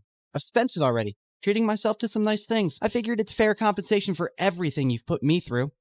With that, Charlie left while Brianna stood frozen in her spot. Suddenly, she found Amber by her side. Come on, let's get out of here. As they walked out into the hallway, they heard Madison cackling loudly behind them. Wow, that was epic! I've never respected Charlie more in my life. He really played a number on you, Bree. And Amber, get away from her. She's not your friend anymore. Brianna didn't respond and continued walking away. We really broke him, didn't we, Brianna? Turned a perfectly nice guy into a heartless jerk. Now that's a high school project I'll always remember. Suddenly, Brianna turned around and lunged at her. Madison screamed as she tried to fight Brianna off. A few kids, including Amber, finally managed to pull them apart. God knows I've been wanting to hit you since the day I met you, and that's a memory I will cherish for years. Brianna turned away and ran out, breaking out into sobs. Brianna refused to go to school and just stayed in bed for days, feeling completely miserable. One morning, a maid brought her a letter. It was from Charlie. She anxiously ripped it open, and the check she'd given him for $200,000 fell out. He didn't even use it. He was just teasing me. I really don't get this jerk. He's completely messed me up. She buried her head in her arms and started to cry, but then she stopped and picked up the check. I don't care what Charlie thinks of me. I'm going to use this to save my show. She jumped out of bed, stuffed the check in her bag, and put on her coat. A few days later, Charlie and Grandma were watching the local news on TV when suddenly Brianna's face appeared on the screen with the headline saying, "Young TV star diagnosed with Crohn's disease." Charlie stared in shock, then his face darkened. Poor girl. That's terrible news. Charlie, I don't know what happened between you two, but I think we should go see her. She's lying. What do you mean? She's not sick, Grandma. This is all an act to get ratings and views for her show. What? No, she wouldn't do that. Why do you have to assume the worst about people lately? Because they are the worst. She told me of her plan to do this herself. Well, she must have some reason. Brianna isn't like that. Yes, she is. Why do you need to see the good in everyone, Grandma? Least of all these people. They're awful and shallow, and they think people like us are more worthless than the gum stuck to their shoes. I made a huge mistake convincing you to attend this school. I thought nothing could ever change you, but I was wrong. I hardly recognize you these days, Charlie. Grandma walked out before Charlie could say another word. A few days later, Brianna was told someone had come to see her downstairs. She made sure she looked pale and walked weakly into the lounge to find Elijah sitting next to her mom. What are you doing here? Mom, I told you I feel too sick to have visitors. Brianna, please sit down. This is important. Brianna, we both know you haven't been very nice to me, but I've always cared about you. It just crushed me the way that poor scumbag humiliated you. What do you want, Elijah? Oh, I don't want anything, but I brought you something that will really teach Charlie the lesson he deserves. That day at the spring dance, one of the kids standing close to you made a video. Elijah handed her his phone, and Brianna stared at it in shock to see Charlie caught on camera saying, "How does that feel? Being fooled and humiliated. I thought you should experience it. Oh, also one more thing. I won't be returning the $200,000 I borrowed from you. I've spent it already, treating myself to some nice things. I figured it's fair compensation for everything you've put me through." Brianna, when were you going to tell me about this? If Elijah hadn't shown me this video, I would never have checked your account and known that $200,000 have been withdrawn. How dare he threaten to not return your money? Oh God, how can I tell Mom that Charlie returned the money? If she asked me where I spent it, I can't tell her I used it to bribe the doctor. Brianna, answer me. Has he been making any other threats? No, Mom, he hasn't. Please, I'm just too sick to deal with all this. He'll give it back. Oh, you bet he will. When I sue him, I'll have my lawyer send him a notice today. No! I don't want to do that. Honey, I'm not asking you to be a part of this. You just need to rest. I'll take care of everything. There is no way I'm going to let some good-for-nothing beggar rob us blind. He's treated you very poorly, Brianna. Don't worry, we'll make him pay. Brianna got up and left the room, feeling panicked. When Mom accuses Charlie, he'll rat me out. What if the news gets out and everyone discovers that I faked my illness? My reputation will be ruined for good. Oh God, what have I done? The next night, Charlie found a courier at his door, handing him over a legal notice to appear in court the next morning. It was served by Brianna's mother, accusing him of stealing $200,000. He crumpled the paper and threw it aside, holding his head in his hands. Moments later, he got up and looked at himself in the mirror. I gave her back the money, and she used that to bribe the doctor. But of course she didn't tell her mom, and now she's too scared to tell the truth. So her mom thinks I still have the money and I'm some thief. If I said the truth, Brianna's reputation would be ruined. I won't stand a chance against people like them in court. Why should I suffer anymore because of Brianna? I shouldn't even go. But I will, because I'm in love with her. The next morning in court, Brianna nervously stole glances at Charlie as she sat next to her mom and Elijah. Charlie just sat there blankly, not turning to her once. Would the plaintiff's lawyer please read out the charges made against the defendant? The defendant, Mr. Charlie, is accused of the theft of $200,000 from Miss Brianna. We have submitted video evidence where he admits himself that he has no intention to return money given to him as a loan. The defendant is also accused of bullying and harassing Miss Brianna, causing severe emotional and psychological damage. We have submitted documents of Miss Brianna's recent illness triggered by extreme distress. Objection, Your Honor. Is there any medical evidence to prove that? Your Honor, I know it's not my place to speak, but as a mother, I simply cannot stay silent. My only child has fallen extremely sick after being harassed by him. Her school, her work, her health, everything has been affected by his actions. Her doctors will vouch for it. And people like Charlie are predators who prey on the feelings of rich young women to get money out of them. He must be made to pay for it. Brianna's mom burst into tears as she took her place, while Brianna stared at her in shock. She's a better actress than I am. Would the defendant like to say something in response to that? Charlie rose from his seat, slowly. No, Your Honor. Did you intend to return the $200,000? No, Your Honor. And do you believe your actions have caused Miss Brianna psychological and emotional damage? Yes, Your Honor. Young man, do you understand that the charges against you are very serious? If you are unable to return the loaned money as well as damages, you could land for 2 years in prison. Charlie looked up and hung his head. I understand, Your Honor. Very well. Since you have pleaded guilty on all counts, the court gives you a day to arrange $500,000 or face prison. No, this is enough. Brianna, what are you doing? What I should have done before. Your Honor, I want to immediately withdraw this case. There is no case against Charlie. He returned the money, and I spent it on bribing a doctor to say that I'm sick. I did it to increase ratings and views for my stupid show. Everyone stared at Brianna in shock. How could you lie to me like this? Because you've made me feel like I'm a failure as an actress, and I just wanted to fix things on my own. I was feeling down, and I wasn't thinking clearly. It was desperate and stupid, and I would have never told you, but this has gone too far. Young lady, you will be fined for wasting the court's time. I understand, Your Honor, and I will pay it, and I am so sorry. Case dismissed. The judge walked out of the courtroom, and Brianna held up a hand to her mom. We'll talk, but not now. Please, just leave me alone, Mom. Just go. Brianna's mom and Elijah stormed off, and soon it was just Charlie and Brianna in the room, and suddenly Brianna pushed him really hard. Oh my God, what is your problem? You! I swear, Charlie, I don't understand you one bit. Yeah, I wouldn't expect someone like you to. If you hate me so much, why were you about to go to freaking jail for me instead of telling the truth? You answered your question yourself, but I'll give you a few minutes to figure it out. I know you're slow. What are you saying? You don't hate me? Charlie just looked at her and she started to cry. If you don't hate me, Charlie, then why did you break my heart? Because I became a monster, Brianna. I just couldn't get over how you girls used me for entertainment. I was just so consumed by anger and revenge. But after I broke up with you, I realized that hurting someone you love is the worst feeling in the world. I just couldn't expose your secrets and make you look bad, and I'm really sorry for how I've treated you. So am I. I hate the things we've done to each other. Listen, do you think there's any chance that we can start over? No drama, no games, no lies. Because I really love you, Brianna. I know you're way out of my league. I always knew that. And you could find someone else 10 times richer and handsomer, like you deserve to be with some movie star. But I swear I'll try to be cooler and I won't ever hurt you again. And if you let me out... How do I get you to stop talking? I'll even work on that. It's a nervous tic. I'll go to a therapist and... I have a better idea. And with that, Brianna leaned in and kissed him.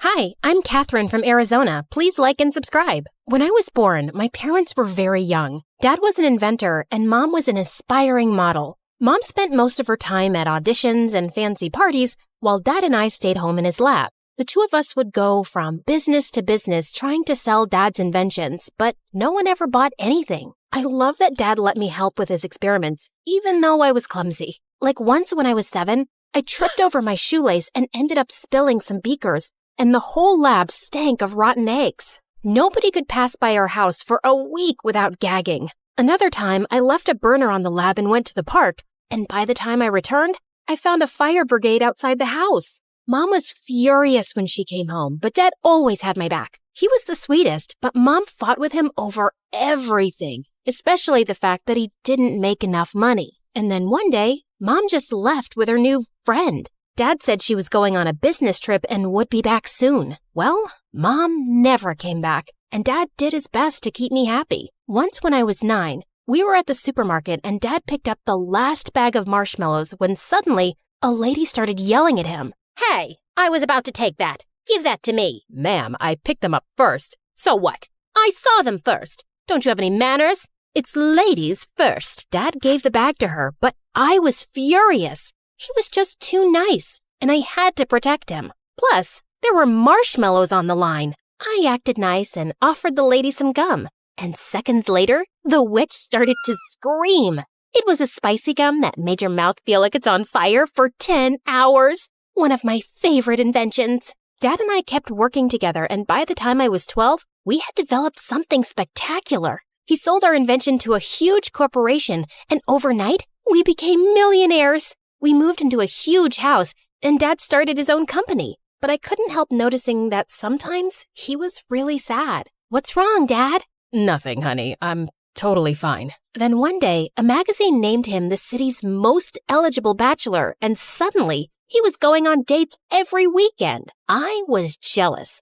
For so long, it had been just the two of us. But Dad seemed happier. Dad had always homeschooled me, but now he was too busy. So I started school for the first time in 9th grade. We had a test in science class soon, and I turned in my exam in 5 minutes and got all the answers right. My teacher, Mr. Johnson, swore I cheated. I didn't cheat. I studied the chapter last night. I stood up and recited everything from the chapter word for word. Mr. Johnson was stunned and immediately apologized. After that, he was much nicer to me and even asked me to assist in class. Soon, I was even tutoring kids after school and people called me a genius. Everyone loved me, except for a kid named Gabe. Gabe and I had competed against each other on the school's debate team. Every time I came in first and he came in second. Later that year, Gabe and I competed in the science fair. The teachers were really impressed with Gabe's project. That is, until they saw mine. I won first place and Gabe came in second.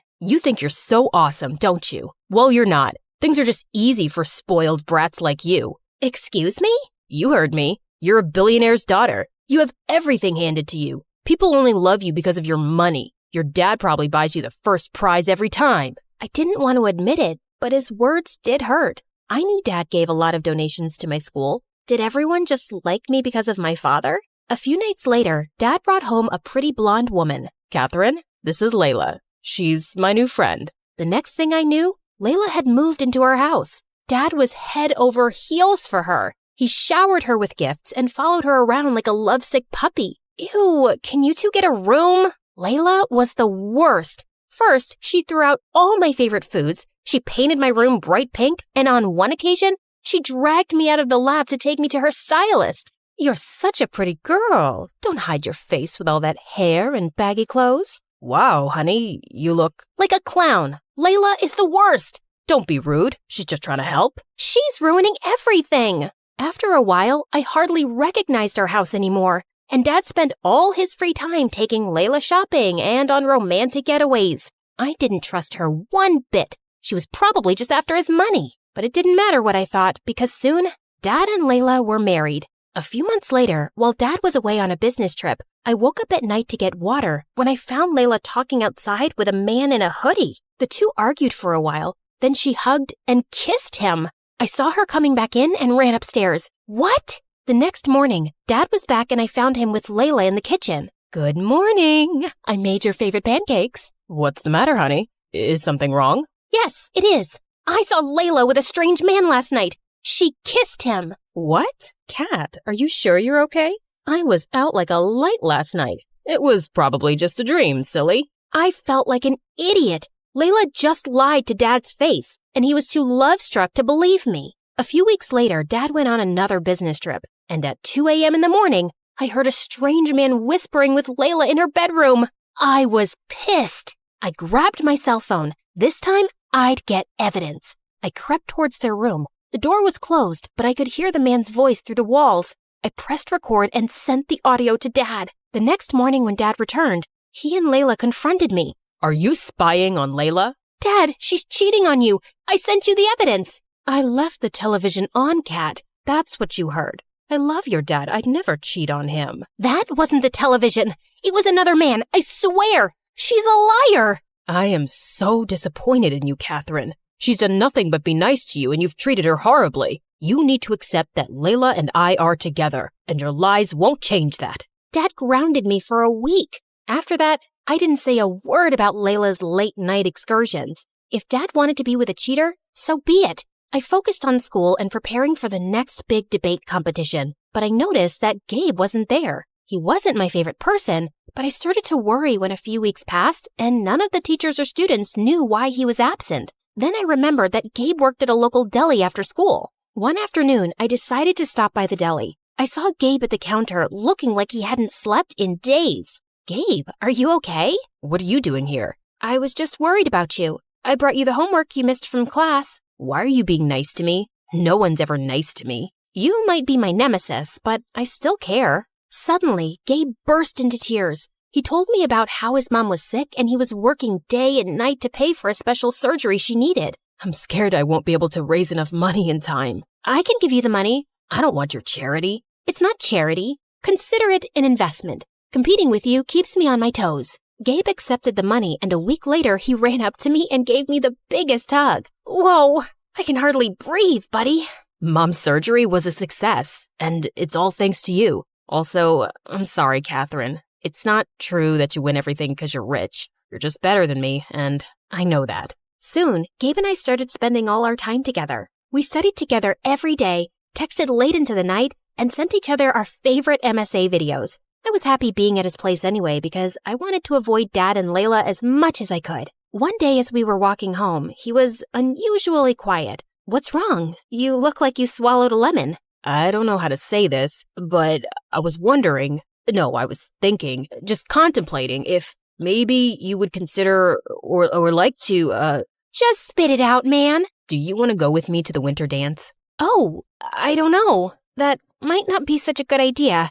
It's okay, I get it. You'd rather go with some rich, cool guy, not a poor nerd like me. No, I don't care how much money you have, and we're both nerds, duh. It's just that I'm a horrible dancer. I'd probably embarrass you. You'd never embarrass me, Catherine. You're perfect. Then Gabe kissed me, and it was so romantic. That weekend, Gabe came to pick me up in his mom's car for the dance. Gabe walked up to Dad to meet him, but Dad ignored him and pulled me to the side. Are you sure you want to go out with this boy? He drives that piece of junk, and it looks like he pulled out his suit from the trash. Dad, what is wrong with you? I like him. He's a sweet guy. And since when do you care about how much money someone has? You were never this way before. Not until you met Layla. Don't drag Layla into this. You're my daughter, and you deserve better than a poor loser.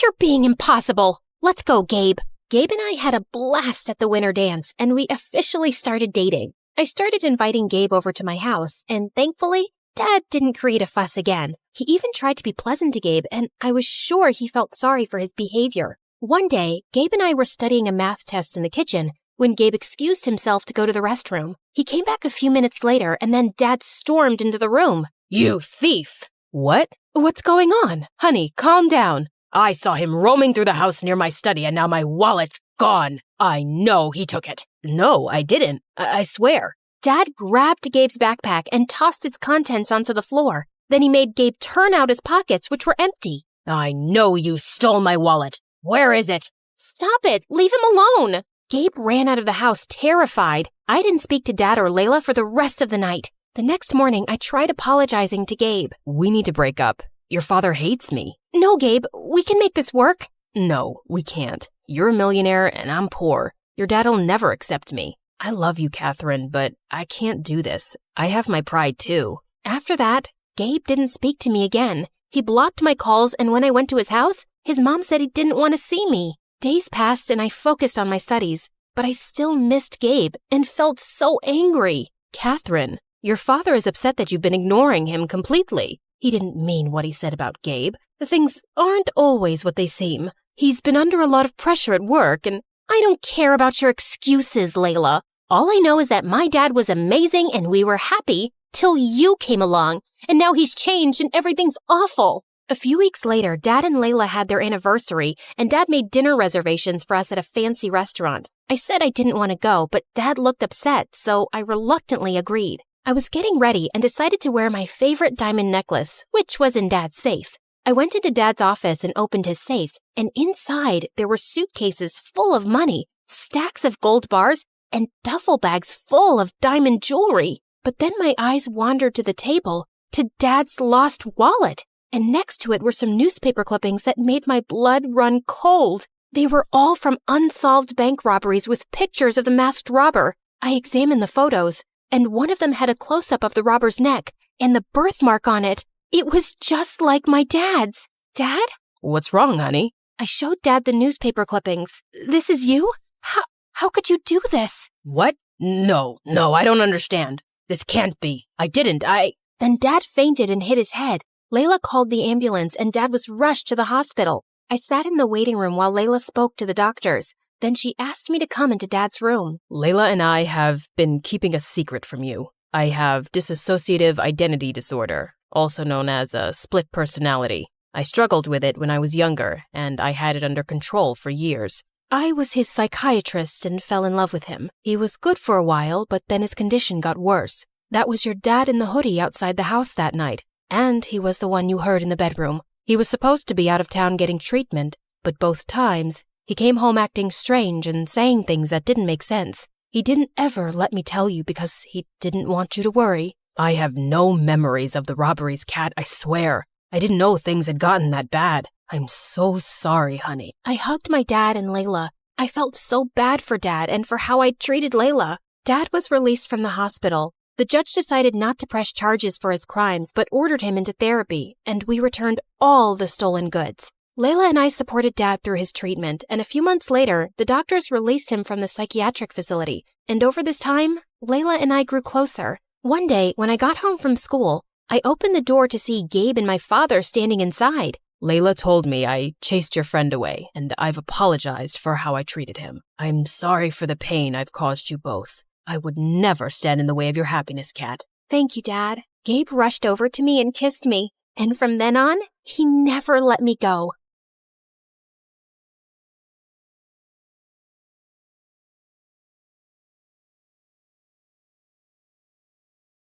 People call me the Queen of Entertainment, a famous pop icon, a musical superstar. You can take your pick. As for me, I like to be called the Queen of Hearts. Hi, I'm Ariana Grande. I was born in 1993 in Florida to overachiever parents who were super successful in their careers. Right since I was a toddler, I loved to sing. Mom would sing me lullabies and I'd sing along with her. You have a beautiful voice, my baby, just like an angel. I'm not so sure.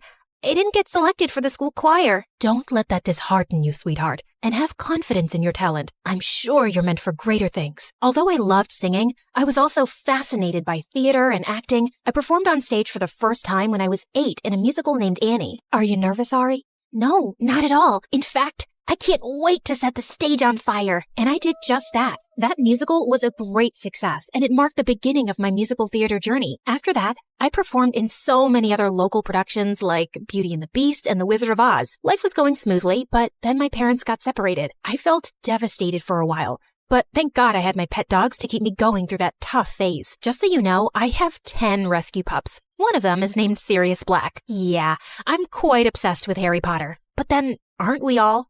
So by the time I turned 14, I decided I'd acted enough and now wanted to make a career in singing. I packed my bags and moved to Los Angeles to meet my managers. Guys, I think I want to make an R&B album. That's a hell of a goal, but who do you think's gonna buy a 14-year-old's R&B album? Well, that kind of made sense. So I went back to Florida and decided to focus on theater for the time being. Then when I was 15, I got chosen from among thousands of girls to play one of the main characters in a Broadway musical called 13, for which I later bagged a prestigious award. By this time, I had moved to New York, so I was missing school a lot. Mom, I want to continue performing, but what about studies? I want to finish high school at least. Don't worry, sweetheart. Your school has agreed to send study materials so you don't miss out on your studies. That was pretty cool. I was studying and focusing on my career, even though I was miles away from home. Then in 2009, I bagged the role of an adorable goofball named Kat Valentine in the famous Nickelodeon TV show named Victorious. Since the show was set in a performing arts school, it gave me an opportunity to showcase my acting as well as my singing abilities on a national platform. Thanks to the show, I was suddenly a teen idol. So, Ariana, what's next? Are you looking at a career in Hollywood? To be honest, acting is fun, but music has always been first and foremost with me. I was determined to give singing a shot, so I kept uploading my videos on YouTube where I sang covers of songs by Adele, Mariah Carey, and Whitney Houston. Meanwhile, the second season of Victorious premiered in 2011 to 6.2 million viewers, becoming the highest-rated episode of the show. Victorious ran for 3 seasons until it was finally wrapped up in 2013. Then one day, I got the most unexpected call. Hello, Ariana. I'm Monte Lipman, CEO of Republic Records. I saw your YouTube videos and I want to sign you up for the label. Are you interested? Yeah, of course. I'd love that. I put down my phone and did a little happy dance. My music career was finally taking off. The next 3 years, I focused completely on my vocals and singing and collaborated with many contemporary artists. The result was my first album, Yours Truly, that debuted at #1 on the US Billboard 200 albums chart, and it sold 138,000 copies in its first week. After that, there was no looking back for me. Today, I've sold over 85 million records worldwide, broke 27 Guinness World Records as a singer, bagged 2 Grammys, and was listed among the 100 most influential persons in the world by Time magazine. So friends, I hope my story inspires you to never give up on your dreams, since miracles do happen. Just believe in yourself, because if you don't, who else will?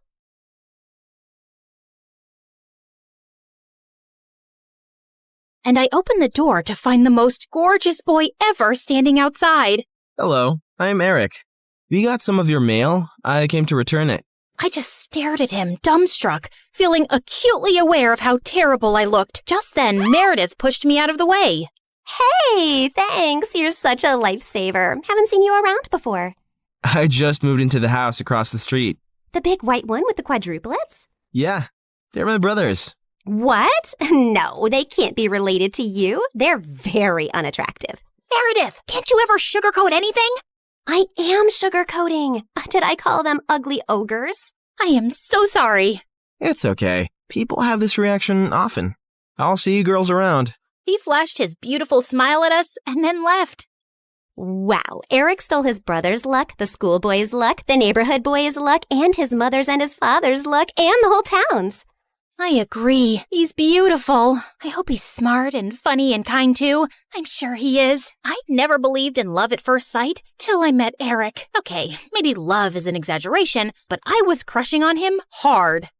Freddie, how does this purple dress look on me? Claire, what the? You can't just come in without knocking?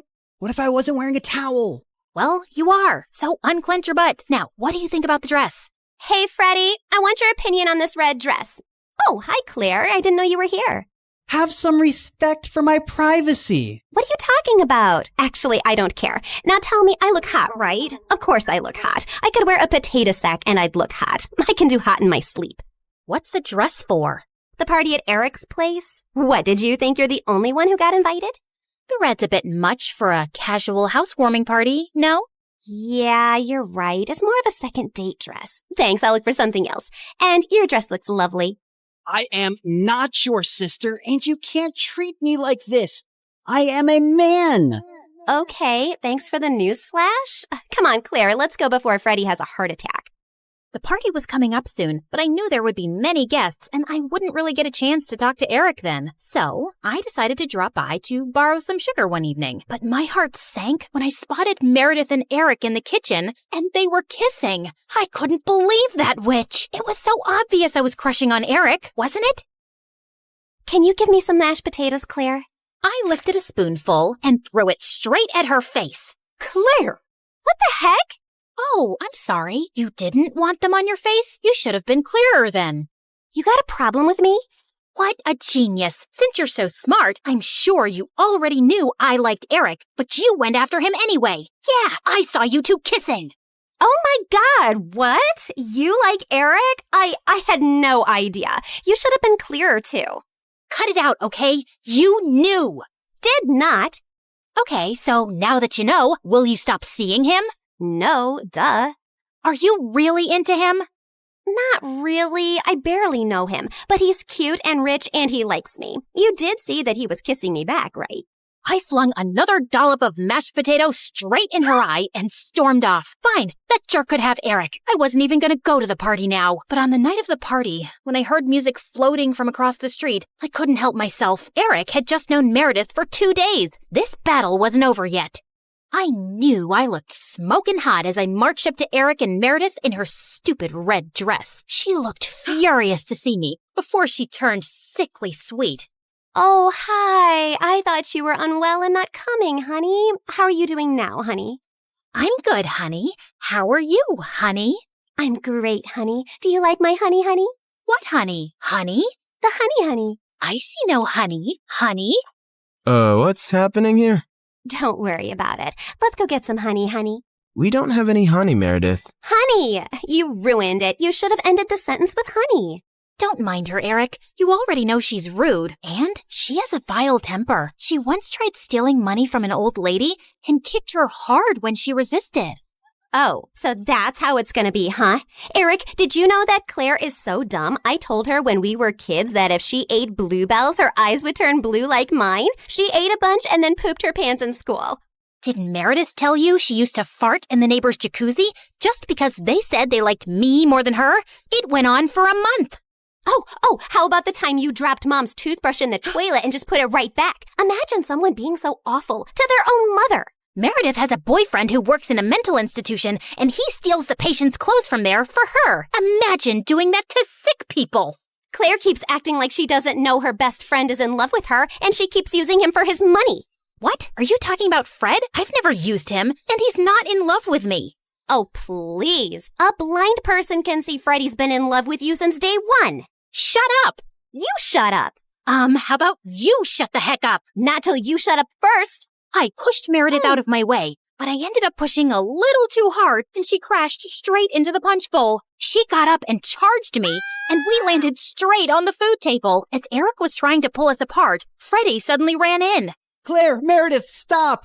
Your mom, she isn't okay. You gotta come now. We ran outside to see Mom unconscious and being wheeled into an ambulance. Since Freddie's dad was a neurosurgeon, he took Mom's case and ran tests for weeks to discover that she had some inflammation in her brain for unknown reasons, which had sent her into a coma. Freddie's dad decided to enter her name in a clinical trial for rare brain diseases since she met all the criteria. But what's it going to cost us? We take one pro bono case for the trial, but there will still be other hospital expenses. And you girls will have to figure out something soon. Do you have any relatives? We had to contact our grandparents, but to our surprise, Mom didn't even have their numbers saved in her phone. All we had was a framed picture with their names signed at the back. Freddie offered to hire a private investigator, and within a week, he said they'd been found and were flying over to see us. But I couldn't help noticing as they got out of the cab that they didn't look rich at all. Those paupers are our grandparents? They're definitely the people from the picture. Why do Grandma's shoes look like something out of a museum? And Grandpa's coat is missing 3 buttons. The old lady hobbled towards us and hugged us tight. Oh, girls, it's so good to see you. We had no idea we had granddaughters till yesterday. You look nothing like our son, though. Your son? No, we're your daughter's kids. Oh, honey, we don't have a daughter. The private investigator who tracked us down did say our daughter was looking for us, but we just assumed that was our son who ran away from home 18 years ago. He was always saying he'd change into a woman one day. What? Our mom used to be a man? No, this is crazy. Look at this picture. Does this woman look anything like your son? Our son is ugly, and I remember this woman. Alfred, you remember this beautiful lady came to stay at our motel many years ago? She disappeared suddenly one night, and the next day some mafia men turned up looking for her. Ah, yes. Those men kept turning up for weeks. They seemed like bad news. I'm happy to hear the lady is okay. So, you're not her parents? Then why does she have this picture of you guys? She took it from the motel. I don't know why. I'm so tired, dear. Can I rest for a little while? No, if you're not our rich grandparents, you gotta go. Taxi! Meredith sent them packing immediately, and we just stood staring at each other. When was Mom in a motel? And why were there bad men after her? She told us all our lives these random people are our grandparents. What else has she been lying about?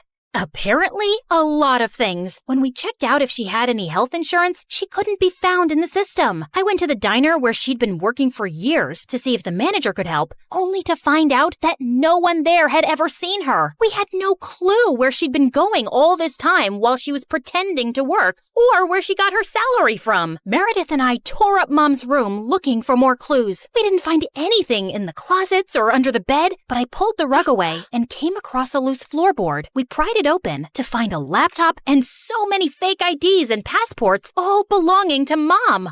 Oh my God. Mom? As a French redhead?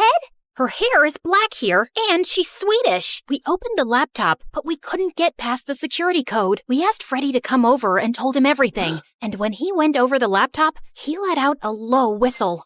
Whoa, this is heavy encryption and insane firewalls. Is your mom from the CIA or something?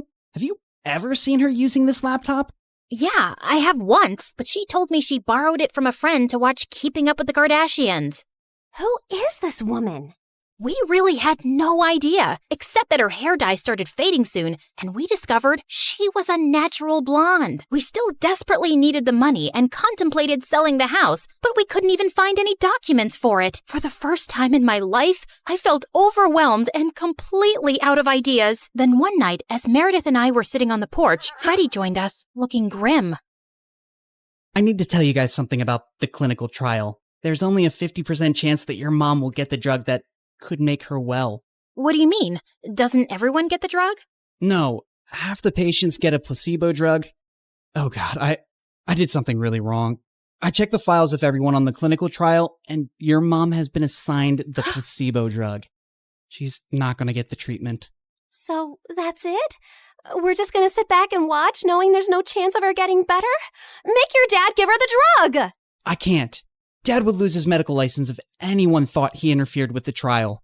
Then why did you even tell us, Freddie? Freddie looked at me silently.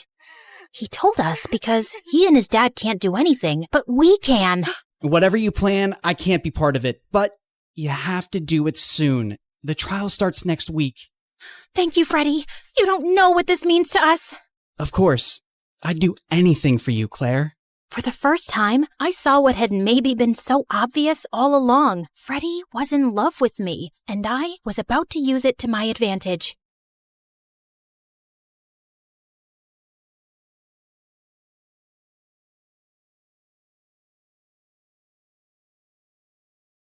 Hi there, I'm Ellie, and I've got a story that'll make you laugh, cry, maybe even question your own sanity. But hey, don't we all need that from time to time? So like and subscribe and strap in, because this roller coaster is about to take off. You see, I was born with a slight anger problem, the kind that made me want to karate chop a stuffed animal when I was just 5. Yep, I had anger issues. On a sunny day at the park, 5-year-old me just wanted to have fun on the swings and slides, but things took a different turn. I'm gonna slide like a penguin. Move it. I'm going first. Hey, no cutting. That's not nice. Do I look like I care? The bully pushed past me, smirking. Feeling furious, I climbed the ladder fast with my juice box in hand. You'll be sorry, mister. I squeezed the box hard, squirting juice straight into the bully's eyes. Then I slapped him and pushed him down the slide, and his nose started bleeding. He started crying like a baby, and his dad came running over. What is wrong with you? Behaving like a monster? You should be ashamed of yourself. I picked up a pebble and threw it at him, but it missed him by an inch.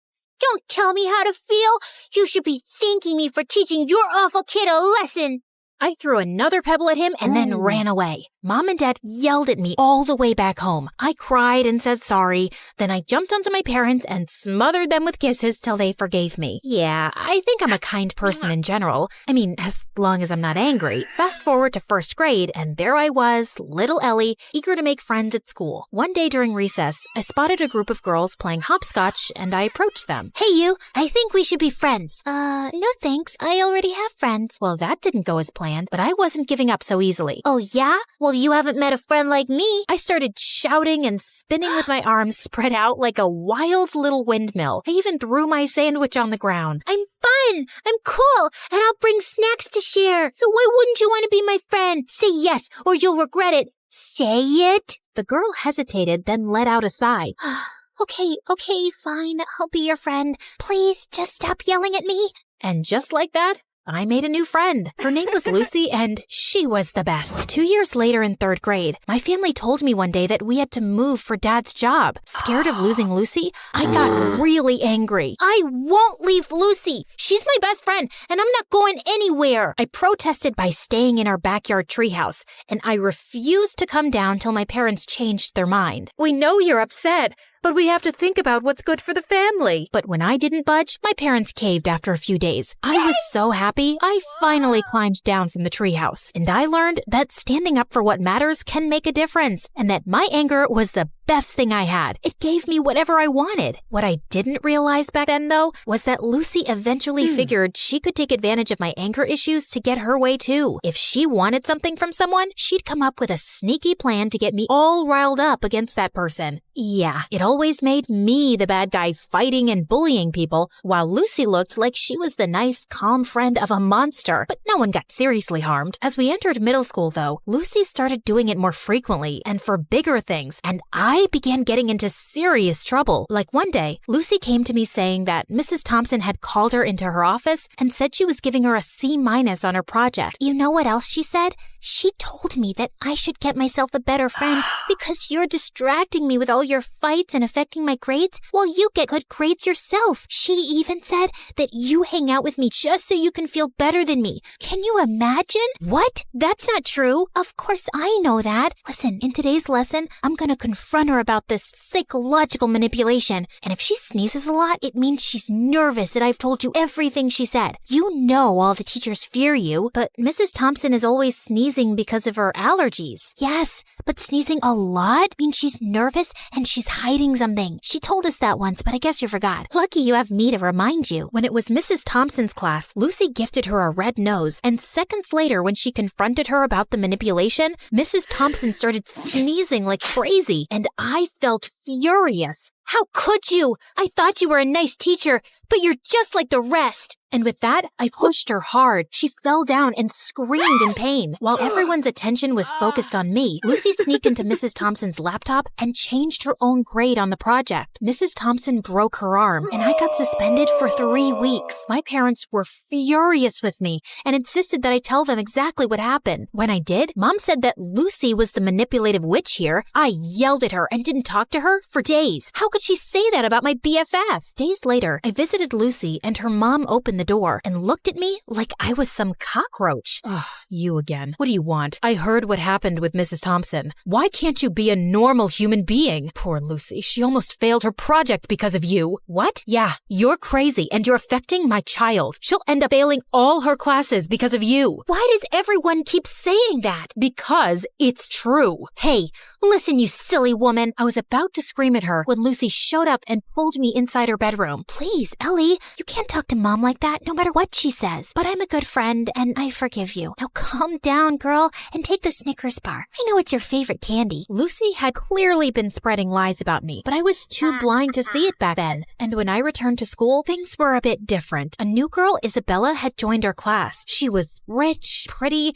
and quickly became popular. Lucy seemed annoyed by her existence, but she seems like a cool girl to me. Till one day, Lucy and I saw Isabella walking out of the bathroom, and I noticed a marker in her hand. Lucy went in to use the bathroom as I waited in the hallway, but moments later, she came out, dragging me back into the bathroom with her. OMG, you gotta see this. You won't believe what Isabella wrote about you on the door. It's totally her handwriting. I'm so done with this annoying psycho Ellie. She's always bullying everyone. I want a peaceful, calm school that I can brag about to my rich friends. I offer $1,000 to anyone who can get rid of her. DM me on this Instagram account if you're interested. What a stupid, ugly witch. Furious, I stormed over to Isabella. How dare you write that about me on the bathroom door? I saw you with that marker, so don't you dare lie to me. Ellie, seriously? I had a marker, but I was working on an art project. I didn't write anything about you. Oh, yeah? Well, Lucy seems to think it's in your handwriting, and Lucy said that? Okay, you should stop listening to that friend of yours. She's just using you like a puppet. Can't you see it? For some reason, Isabella's words struck a chord with me, like she just said something out loud that I kinda already knew. But I quickly brushed my thoughts away. You don't know anything.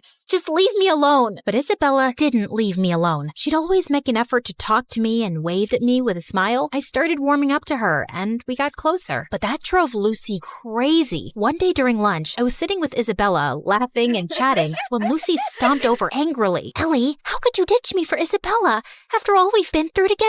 Just calm down, will you? I'm not ditching you, just spending time with Isabella. We can all be friends, you know. Are you for real? How dare you replace me? And with that, she pounced on me. I didn't want to fight her, so I just pushed her away, but she grabbed my hair again. Luckily, someone called a teacher, and Lucy got detention for 2 weeks. And I swear, those were the best 2 weeks of my life. Things were calm and peaceful, and I didn't have a single fight with anyone. Isabella even convinced me to start getting therapy for my anger issues, and I felt really good about it. Then one day, Isabella told me something. Hey, Ellie, yesterday when I got back from school, I was shocked to find Lucy in my house. I asked her what she was doing there, but before she could reply, her mom showed up. She's our maid. I swear I had no idea. She said she'd brought Lucy over to help her clean the kitchen before Christmas. Oh, yeah, I know that her mom works as a maid for you, but we never talk about it, because I don't want to embarrass her or anything. But I don't have a good feeling about her suddenly being in your house. She might be up to something fishy. So we decided to keep an eye on Lucy that afternoon, and we watched from a safe distance as Lucy's mom gave her instructions to clean. But just a few moments later, after her mom left, we heard a loud crash, followed by Lucy's scream. We rushed to find Lucy lying on the floor with a broken shelf and scattered kitchenware around her. We tried to help her up, but she screamed in pain and couldn't move.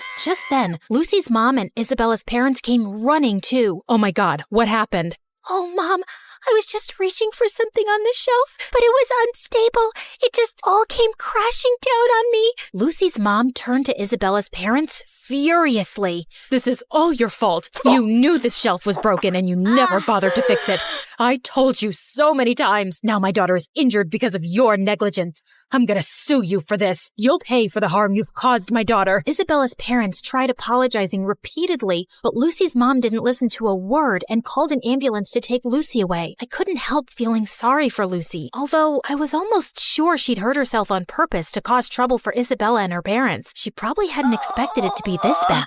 And sure enough, the injury was very bad, and Lucy couldn't walk for a few months. A few days later, the teacher planned a visit to Lucy's house for the class to cheer her up. But the moment we entered Lucy's room, she went ballistic, calling me a horrible friend who'd betrayed her, and calling Isabella bad names too. I was feeling angrier by the second, but I tried staying calm. Just then, Lucy's mom walked in, and she started calling me a bad friend too. Are you here to hurt my Lucy even more, Ellie? You've made it obvious whose friend you really are. But be aware, Isabella, I'm certain she only chose you because you're rich. Ellie has always been a bad, rotten egg. Suddenly, I just snapped. I jumped at Lucy's mom and she fell back and hit her head on the floor.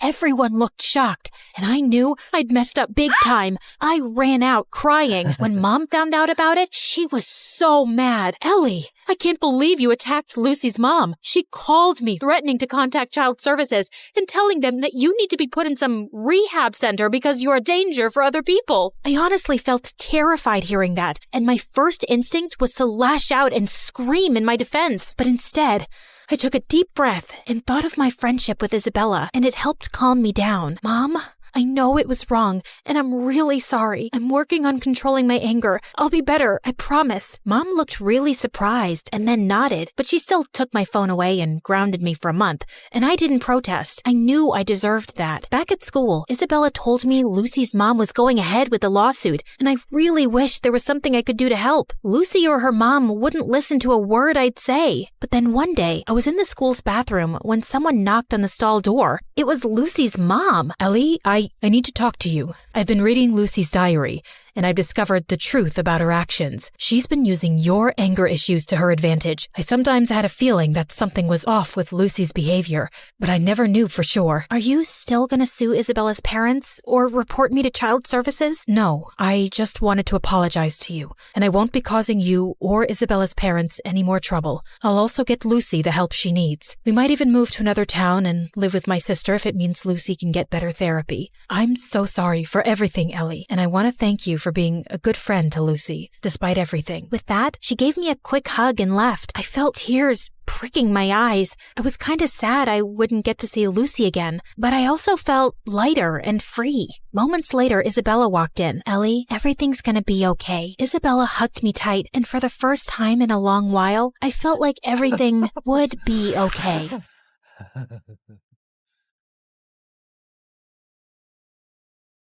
When the music kicked off and everyone started dancing, I escaped to the garden for some fresh air. As I sat down by the fountain and sighed, a soft object hit me squarely in the face. Then someone in black jumped down from the tree above me. Brought your favorite cheeseburger. Meredith, what are you doing here? And why would you hit me with a burger? Wait, are you dressed up like Catwoman? Yeah, it's been my look for weeks now. 1, it shows off my fantastic figure, which is a service to humanity. 2, every vigilante hero needs a costume, and I've always found Catwoman classy. 3, vigilante hero? You basically rob people. Yeah, like Robin Hood, stealing from the rich and giving to the poor. You steal for yourself. I am the poor. And what's all this you nonsense? Last time I checked, we were a team. But sis, what's taking so long with this mission? It's not that simple. It's pretty simple. You make this rich dude fall for you, get access to his vault, steal the painting, and we run off to Bora Bora. Are you having trouble making him fall for you? Maybe he hates your eyebrows. I don't know, but I feel like punching you in the face every time I see your eyebrows, which is basically every time I see your face. Shut up, Em. Everything's going fine. Okay, but hurry up. This catsuit is giving me a butt rash, even though I use baby powder under it. I want to put it away soon and retire on a beach in a bikini. Aren't you looking forward to it? Just take the stupid suit off. You're a con artist, not a cat burglar. And of course, I'm looking forward to it. You should go before you blow my cover. And thanks for the burger. It's not a gift. Duh. You're gonna pay me back. I've noted it in my diary. See ya. I couldn't help laughing as I saw her clumsily climb the wall, then fall over to the other side. But as I turned away, I felt troubled. The problem wasn't about making this rich guy I had to rob fall for me. He already had. The problem was, I'd fallen for him too. Let's start from the start, okay? Hi, I'm Claire, originally from Connecticut. And yes, you might have heard some fun words being used for me. Deceitful witch, manipulative liar, and con artist might come up, none of which is an exaggeration. But people change, okay? Before I tell you my crazy story, please like and subscribe. My mother was born into what she always called old money, which basically means her family had been rich for a long time and their wealth was passed down generations. Unfortunately, it skipped our generation. Apparently, my dad was extremely charming and swept Mom off her feet when she was just 20. She married him against her parents' wishes and they cut her off from their wealth. Then, 2 years later, Mom gave birth to twins, Dad met another woman, and he abandoned us. At least he left us the house in a nice neighborhood, but my grandparents refused to help Mom out and said she had to live with her decisions. Mom, how are you feeling now? Like my organs are shutting down one by one. So, same as this morning then? Here's some chicken soup. There's no chicken in it. Well, you asked for chicken soup when there was no chickens in the fridge, so I guess we all have to use our imaginations, don't we? Oh, the soup at my parents' house always had chunks of chicken and big fat prawns. What has life come to now? I was raised as a creature of luxury. I'm like that fairy tale princess who couldn't sleep because of a single pea under her mattress. So you say, but there's a bunch of sharp pebbles under your mattress and you sleep like a log and snore like a bear. What? How could you put pebbles? I do not snore. Leave me to decompose, please. Well, you have to return to your waitressing job, so get well soon, Mom. Shall not.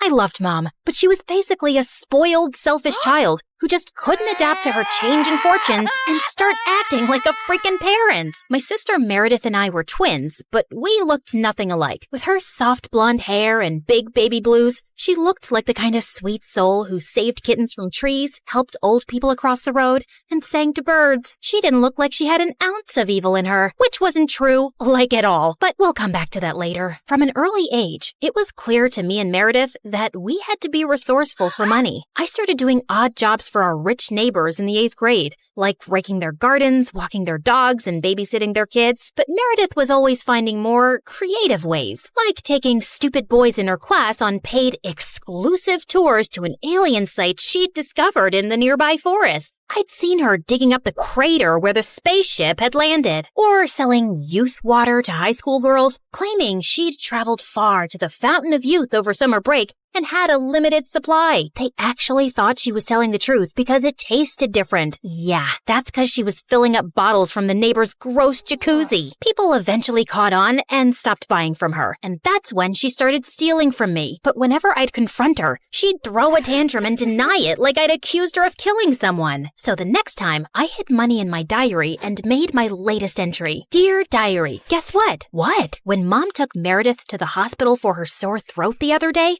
the doctors made a shocking discovery. Meredith has a rare, incurable disease. She only has a few more months with us. We've decided not to tell her so she isn't scared and lives the rest of her short life in peace. Yes, I'm sad, but not that much because my baby sister is going to a better place. Anne's leaving me all her stuff. I knew my trick had worked when Meredith came down one morning with swollen eyes. When Mom asked her what was wrong, she burst into tears about her incurable disease. Where would you get an idea like that? Yes, Meredith. Please, tell Mom where you got this idea from. You wrote it in your... Oh, wait, you chubby witch! You made me believe I was dying! Meredith lunged at me and we went rolling all over the kitchen floor. But she ended up getting grounded for a month for stealing and invading my privacy. I soon started missing her at dinner time, though. So late one night, I snuck into her room with ice cream to find her playing darts with my face as the target. I'm sorry you're stuck here, but you did steal from me. I know we don't have a lot right now, but we'll work hard and make money in the future. But the future is in the future. What do I do now when I need money for mascara and gummy bears? Maybe we can think of some business idea. Oh, I thought you'd never ask. She pulled out a box from under her bed full of t-shirts. So you know my friend George, the next-door gardener's nephew? Apparently he volunteers at a mental institution every weekend. The owners got t-shirts made from all the patients, but they refuse to wear them, blah, blah. So now the mental place has hundreds of these lying in storage. George said he can score them for me, and we could have our own t-shirt range with cute things written on them. Look, here's one I made for myself. I want to go to Bora Bora, but I'm Bora Bora. Please help me. Funny. I'm very serious, actually. I'm going to live in Bora Bora one day. So are we selling these t-shirts? I'm in. I also made one for you. That'll be $10, thanks. Money can't buy happiness, but poverty can't buy anything. Please help me.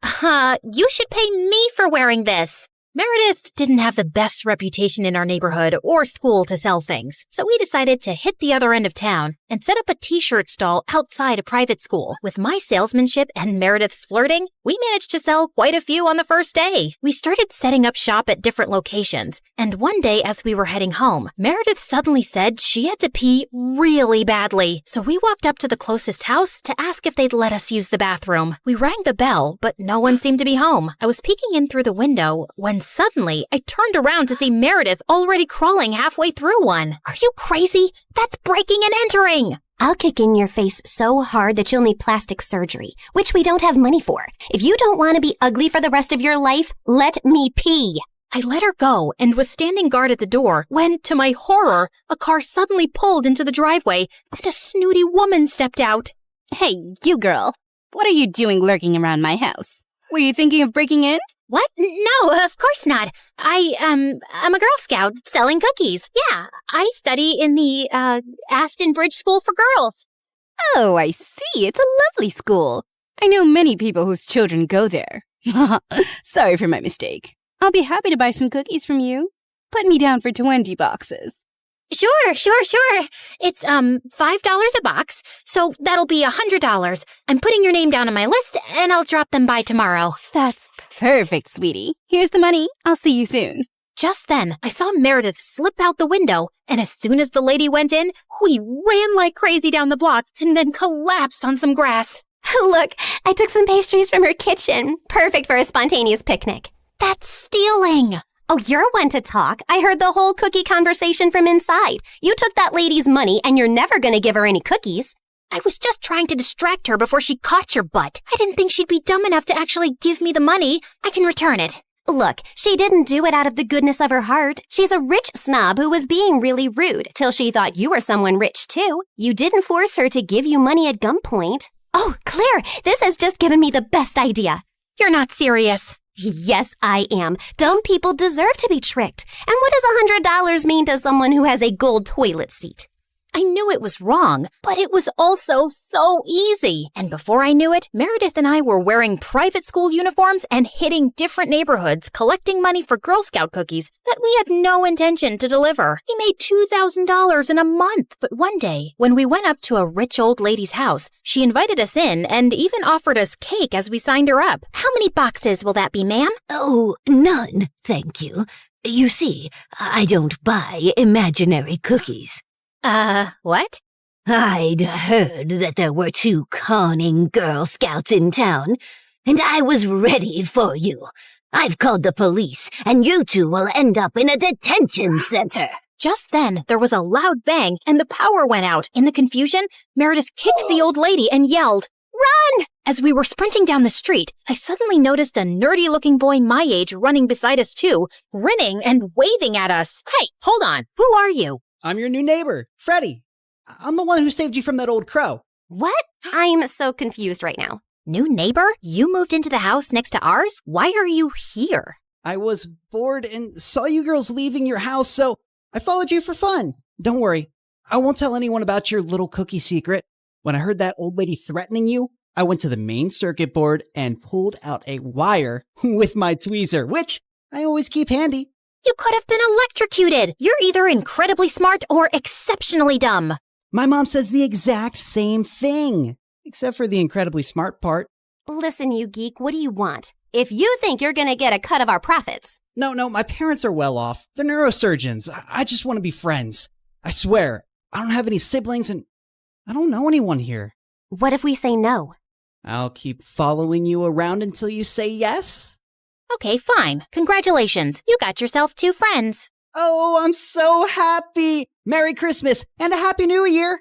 And from that day on, that goof really did become our best friend, especially mine. He was like the sibling I never had. I mean, the nice sibling who did my nails and watched the channel I wanted to watch on TV without arguing. He was also really generous. I didn't want to take advantage of it, but Meredith and Mom had no problem keeping all the gifts he was always getting us. We decided to lay low with our conning activities in case the old lady had actually told the police about us. But soon after we joined the 11th grade, a new drama unfolded in our lives. A family moved into the huge white house across the street. Apparently, the couple who'd bought the place was loaded, and they had 5 teenage boys.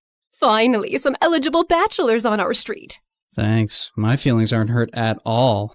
Oh, I'm sorry I left you out, sweetie. Maybe you'll find someone too. I mean, they have 5 boys. There's a good chance one of them is gay. What? Why would you think? Okay, girls, here's a basket of goodies for you to take over as a welcome present. Now go, throw yourselves at those boys. Meredith and I rolled our eyes, but we decided there wasn't any harm in checking them out, and we were welcomed by the ugliest quadruplets ever. They were really sweet and really excited to see us, but with their orange hair, acne, and buck teeth, they were not a pretty sight.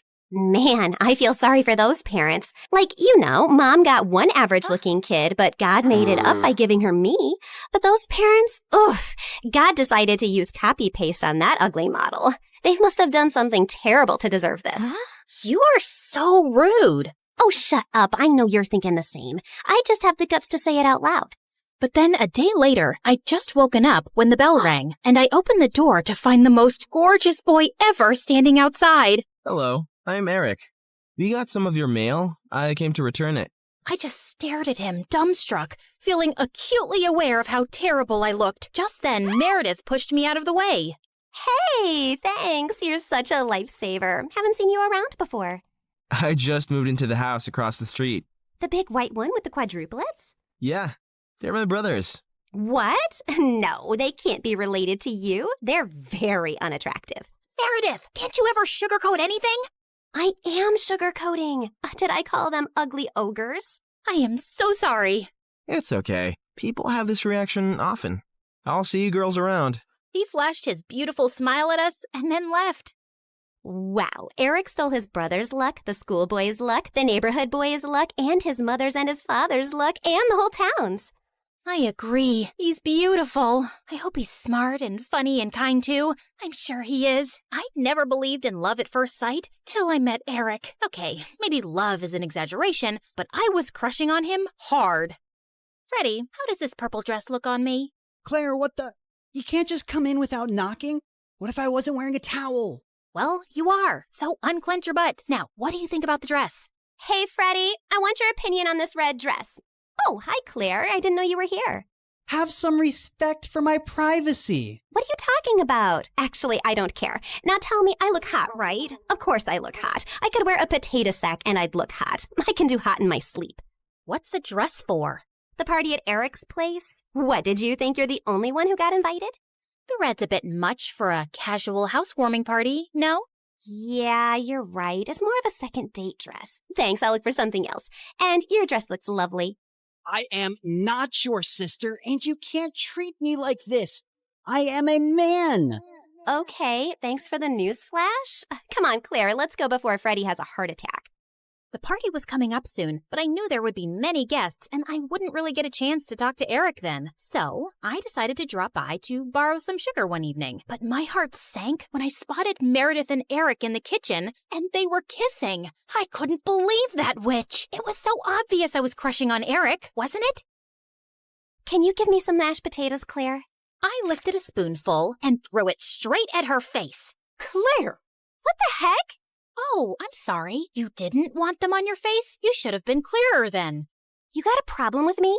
What a genius. Since you're so smart, I'm sure you already knew I liked Eric, but you went after him anyway. Yeah, I saw you two kissing. Oh my God, what? You like Eric? I had no idea. You should have been clearer too. Cut it out, okay? You knew. Did not. Okay, so now that you know, will you stop seeing him? No, duh. Are you really into him? Not really. I barely know him, but he's cute and rich and he likes me. You did see that he was kissing me back, right? I flung another dollop of mashed potato straight in her eye and stormed off. Fine, that jerk could have Eric. I wasn't even gonna go to the party now. But on the night of the party, when I heard music floating from across the street, I couldn't help myself. Eric had just known Meredith for 2 days. This battle wasn't over yet. I knew I looked smoking hot as I marched up to Eric and Meredith in her stupid red dress. She looked furious to see me before she turned sickly sweet. Oh, hi. I thought you were unwell and not coming, honey. How are you doing now, honey? I'm good, honey. How are you, honey? I'm great, honey. Do you like my honey, honey? What honey? Honey? The honey. I see no honey. Honey? What's happening here? Don't worry about it. Let's go get some honey, honey. We don't have any honey, Meredith. Honey! You ruined it. You should have ended the sentence with honey. Don't mind her, Eric. You already know she's rude. And she has a vile temper. She once tried stealing money from an old lady and kicked her hard when she resisted. Oh, so that's how it's gonna be, huh? Eric, did you know that Claire is so dumb? I told her when we were kids that if she ate bluebells, her eyes would turn blue like mine. She ate a bunch and then pooped her pants in school. Didn't Meredith tell you she used to fart in the neighbor's jacuzzi just because they said they liked me more than her? It went on for a month. Oh, how about the time you dropped Mom's toothbrush in the toilet and just put it right back? Imagine someone being so awful to their own mother. Meredith has a boyfriend who works in a mental institution, and he steals the patient's clothes from there for her. Imagine doing that to sick people. Claire keeps acting like she doesn't know her best friend is in love with her, and she keeps using him for his money. What? Are you talking about Fred? I've never used him, and he's not in love with me. Oh, please. A blind person can see Freddie's been in love with you since day one. Shut up. You shut up. How about you shut the heck up? Not till you shut up first. I pushed Meredith out of my way, but I ended up pushing a little too hard, and she crashed straight into the punch bowl. She got up and charged me, and we landed straight on the food table. As Eric was trying to pull us apart, Freddie suddenly ran in. Claire, Meredith, stop! Your mom, she isn't okay. You gotta come now. We ran outside to see Mom unconscious and being wheeled into an ambulance. Since Freddie's dad was a neurosurgeon, he took Mom's case and ran tests for weeks to discover that she had some inflammation in her brain for unknown reasons, which had sent her into a coma. Freddie's dad decided to enter her name in a clinical trial for rare brain diseases since she met all the criteria. But what's it going to cost us? We take one pro bono case for the trial, but there will still be other hospital expenses. And you girls will have to figure out something soon. Do you have any relatives? We had to contact our grandparents, but to our surprise, Mom didn't even have their numbers saved in her phone. All we had was a framed picture with their names signed at the back. Freddie offered to hire a private investigator, and within a week, he said they'd been found and were flying over to see us. But I couldn't help noticing as they got out of the cab that they didn't look rich at all. Those paupers are our grandparents? They're definitely the people from the picture. Why do Grandma's shoes look like something out of a museum? And Grandpa's coat is missing 3 buttons.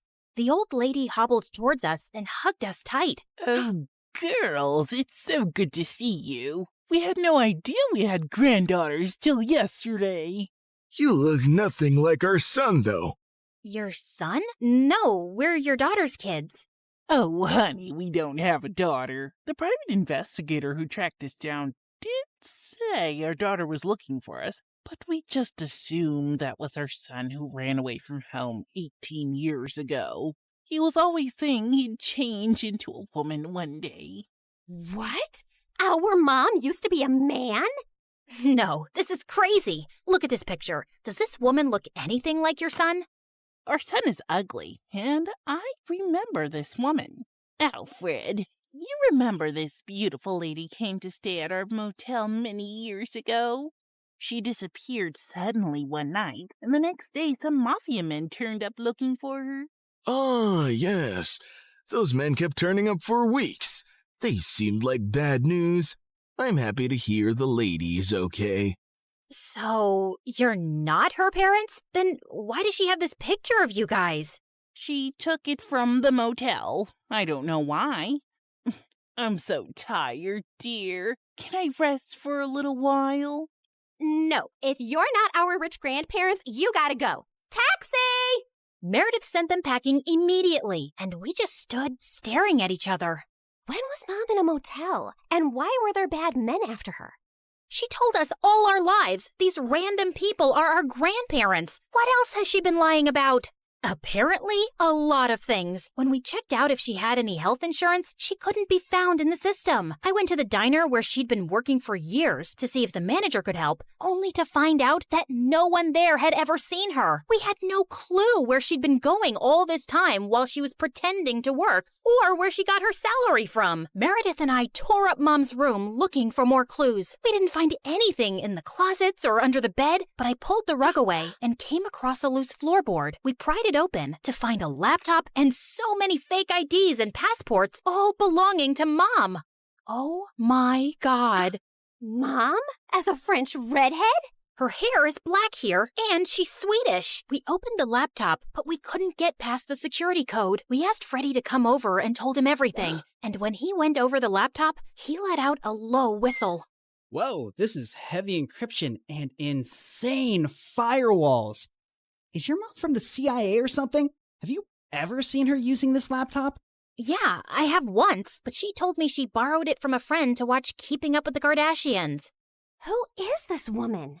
We really had no idea, except that her hair dye started fading soon, and we discovered she was a natural blonde. We still desperately needed the money and contemplated selling the house, but we couldn't even find any documents for it. For the first time in my life, I felt overwhelmed and completely out of ideas. Then one night, as Meredith and I were sitting on the porch, Freddie joined us, looking grim. I need to tell you guys something about the clinical trial. There's only a 50% chance that your mom will get the drug that could make her well. What do you mean? Doesn't everyone get the drug? No, half the patients get a placebo drug. Oh God, I did something really wrong. I checked the files of everyone on the clinical trial, and your mom has been assigned the placebo drug. She's not gonna get the treatment. So that's it? We're just gonna sit back and watch, knowing there's no chance of her getting better? Make your dad give her the drug! I can't. Dad would lose his medical license if anyone thought he interfered with the trial. Then why did you even tell us, Freddie? Freddie looked at me silently. He told us because he and his dad can't do anything, but we can. Whatever you plan, I can't be part of it, but you have to do it soon. The trial starts next week. Thank you, Freddie. You don't know what this means to us. Of course. I'd do anything for you, Claire. For the first time, I saw what had maybe been so obvious all along. Freddie was in love with me, and I was about to use it to my advantage. Can you tell me where the trial patient files are? When we visited Mom next at the hospital, I was able to slip away and retrieve Mom's file and another patient's who was receiving the drug. That night, Meredith and I used every Photoshop skill we had to make duplicate copies, complete with the hospital's seal and everyone's signatures to ensure that Mom was the patient chosen for the treatment. And the next day, I slipped the files back in. I knew what I'd done was wrong, and I'd broken at least 5 different laws. But as I walked away, I didn't feel like a criminal at all.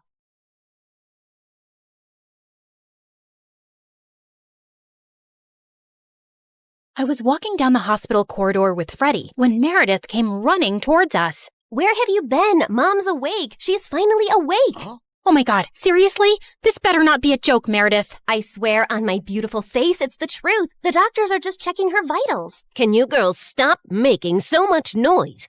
It's a hospital. Oh, shut it, nurse. We're in the coma ward. Who are we disturbing here? Don't you want these people to wake up? How dare you talk to me like that? This is preposterous. That's not even a real word. Remind me to buy you a dictionary. How did you become a nurse? Jeez. You ran down to Mom's room to find her fighting off the doctors. She jumped onto her bed like an animal and started screaming at them.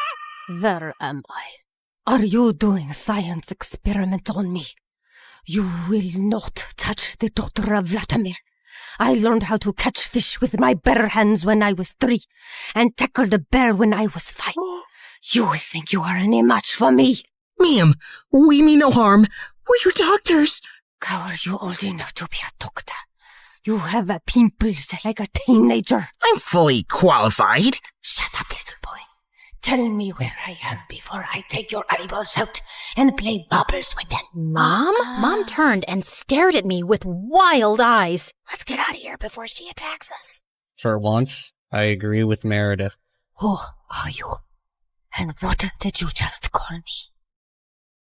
Hey guys, the last time you saw me, I was walking down a hospital corridor after switching the clinical trial files. That was 2 years ago, so let me get you up to speed on everything that's happened since then. Mom entered the clinical trial, and her tests started showing signs of progress, but she didn't come out of her coma anytime soon. Freddie tried to help us, but Meredith and I had to learn to manage on our own, and it turns out there's a lot you can steal from a hospital. We never had to buy toilet paper or cleaning supplies again, and we always had endless cups of pudding and Jell-O. Meredith, is that diaper cream you're putting on your face? A girl's gotta moisturize. It's very hydrating. My face is as soft as a baby's butt. What did you score today? More useful things like new bed sheets, pads, towels, and batteries for our TV remote.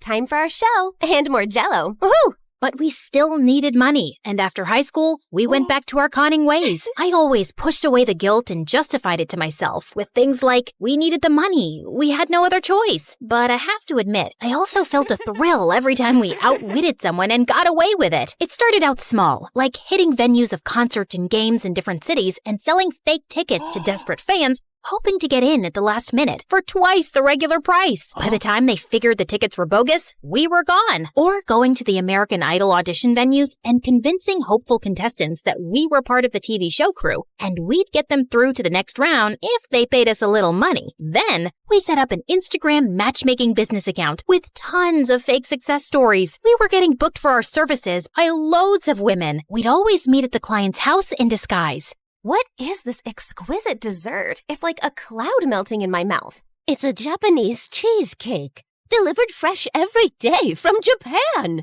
You are just the kind of people I like. Ow! Let's get down to business, shall we? Wow, I mean, this cake. Yes, business. This is your daughter? Oof. We know she's a bit plain. And she's 6 feet tall? With that face? Is her case hopeless? Oh no, we've dealt with a lot of uggos before. Believe me. Ow! What my partner means is there's someone for everyone out there, and we're experts at making those two people meet. We'll need a small advance, and we'll bring you a portfolio of suitable bachelors in a week. You'll be the mother of the bride soon, watching your little giraffe walk down the aisle. Sounds good, right? Make that check to cash, please. Can you also pack the rest of this cake? We'd take the advance, keep in touch for a few weeks saying we were gathering options, and then disappear. Of course, people soon started commenting on our page, calling us frauds and reporting our account, but we made a good amount while it lasted. We tried out a wedding planner service next. That's a gorgeous cake, but it's so expensive. But it goes so perfectly with your pink and white theme. Also, we're planning to order 2,000 pink and white roses. And an ice sculpture for the reception area. How much will all this cost? You can't put a price tag on happiness. Daddy will have a heart attack. He's gonna have one anyway. I just saw him eating a block of cheese. Why should that stop you from having the wedding of your dreams? Really, you deserve the best on your big day. Okay, I'm sold. Let me write you a check. When that went bust, we became travel bloggers and influencers. With our huge number of fake followers, we managed to get into the best hotels for free as long as we wrote a review. When I'm rich, I will buy a hotel and live there. They have the best beds. Room service? Yes, we'll have 2 lobsters, 4 sushi platters, 2 beef burgers with fries, the prawn tempura, the fish tempura. Okay, anything with the word tempura. And why don't you bring up the entire dessert menu? Thanks. Of course, none of these businesses lasted too long, and we were always on our toes, traveling from place to place, changing disguises, trying not to get caught. The only person who had any idea of our activities was Freddie. But whenever we went back home, he was always happy to see us and never asked questions. 2 years had gone by like this, and Mom was finally awake, except she didn't remember being our mom. Now, we had no chance to ask her about the fake IDs and laptop we'd found, because all she seemed to remember was her childhood in frickin' Russia. We showed her pictures of us together, and the doctors explained that she'd lost most of her memory, and they were unsure if she'd regain it. Oh, my girls, I am so sorry I don't remember anything about you, but I feel a connection to you, as strong as the frost on my toes, walking barefoot in snow, and as sweet as the smell of my grandmother's honey cakes, and as deep as the violet skies of Siberia, and— Yeah, we get it, Mom. We love you too. As the 3 of us sat in a cafe later, I was still trying to process everything when I saw Meredith had a faraway look on her face. I know that face, Em. What are you planning? Oh, nothing. Just thinking how excited Arthur will be when he finds out Mom is awake. You're talking about our neighbor, Arthur? Yeah, he's been visiting Mom every week for 2 years. He's always been in love with her. He'll be happy, but she won't even remember him. That actually works in his favor. Mom always found him irritating. What are you saying exactly?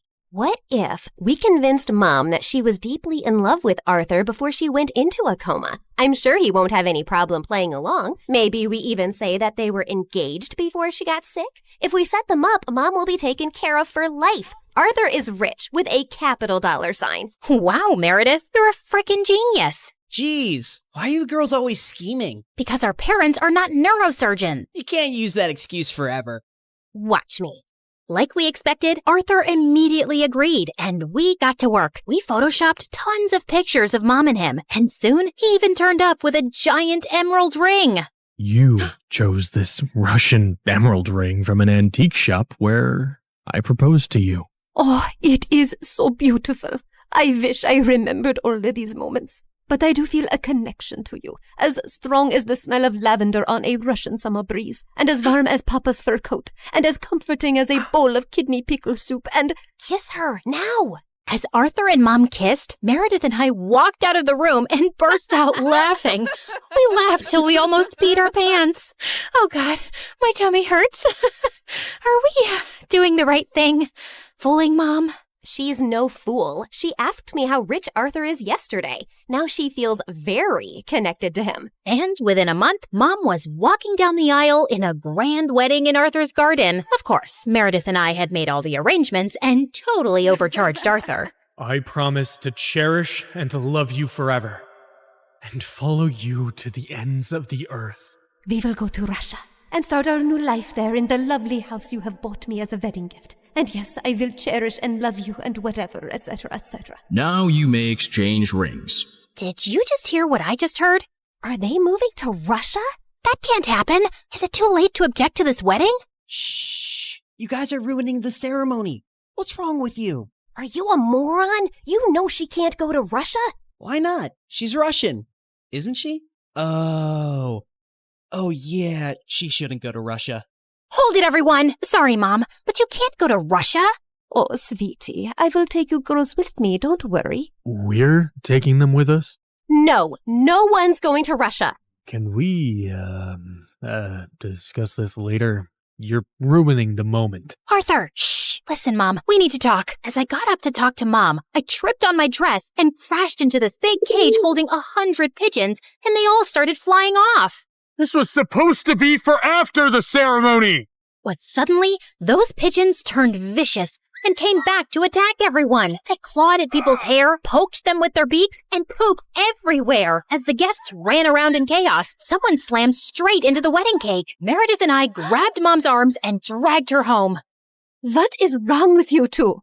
There's something you need to know, Mom. Meredith and I ended up showing her all her fake passports, IDs, and the laptop, and she was stunned. My name is Alexei, and none of these IDs have that name. Mom, we don't know who you really are or why you left Russia. What if you were a spy or some sort of criminal? What if you're wanted in Russia? If you go back there, you might get arrested or worse. Apparently, many years ago, some bad people were looking for you, and we don't know why. You have to stay here and keep a low profile. But I want to find my parents and see my home. It's all I remember. You can't risk it. Not till you get your memory back. Or we get someone to tell us what's on that laptop and figure out who you are. We're sorry. We hugged Mom as she cried, then fixed her makeup and returned to the wedding. The pigeons had left, and the guests were leaving too. Stop, everyone. The wedding isn't over yet. And Arthur, Mom wants to move to Hawaii instead. From the top, people! Arthur was very confused, but they finally got married. Later, as everyone moved towards the dance floor, Freddie asked me to join him. So, now your mom is well and you have a rich stepfather. What are your plans? I like traveling around with Meredith. Maybe I'll do that for some time. There isn't any reason to stay here anyway. Ouch. Why don't you just hit me with an axe? Of course, there's you. I can always come visit. That's not good enough, Claire. Look, I have to say this now. I've been in love with you since forever, and let's not pretend you don't know that. Don't you think you can give us a chance? We're best friends, and I'd do anything for you. I know, Freddie, but I just can't. I love you, but not like you want me to. You can try dating me. Maybe you'll feel differently. I don't think I will. And I can give you a good life. You don't need to live like a freaking criminal anymore. Some people might call me an artist. Con artist, yeah. Still a criminal. Maybe I enjoy being one. It's kind of thrilling. I don't really believe that. You don't want to believe that. We're too different, Freddie. You're going to be a neurosurgeon like your parents, and she'll find a nice girlfriend and then marry her and live in a nice neighborhood, and you'll be content. I'm not sure that's the life I want. It sounds boring. I wish I'd said something else when I saw Freddie's hurt face, but there was no easy way to let him down. He kissed me gently on the cheek and walked away, and I felt a lump in my throat. Mom moved to Hawaii with Arthur, and Meredith and I went down a crazy path over the next few years. There wasn't a scam, fraud, or con we didn't attempt. We never stuck to the same thing for too long, in case the police picked up a pattern, but word got around in underground circles about 2 female con artists, and we actually started getting hired for our services. People were always less likely to suspect 2 pretty, innocent-looking girls than someone who looked like a thug. And working with these thugs, we learned how to forge signatures, create counterfeit money, make fake checks, and steal credit card information. I'd always been bad with computers, but Meredith even showed a great knack for hacking. We made good money, partied with rich people, traveled first class, and stayed in amazing hotels. But for me, the glitz and glamour gradually started to fade. I was getting tired living out of suitcases, always wearing disguises and looking over my shoulder. I had no real friends, and even if I met someone I thought I could like, I knew I couldn't be in a real relationship. I was almost thinking of talking to Meredith about quitting the con artist life, when one day she burst into our New York hotel room looking beyond excited. You won't believe the job we just got. It's gonna pay us $250,000. Who would pay that kind of money? And for what? Turns out, the kind of people who take you to their headquarters blindfolded. As Meredith and I walked into an underground room, a large chair swiveled around to reveal a tiny, skinny guy. What? You think all mafia bosses are tall, fat, bald, and wear gold rings? Sorry to disappoint you with my looks, but trust me, I am every bit as ruthless. Something about his steely gray eyes sent a shiver down my spine.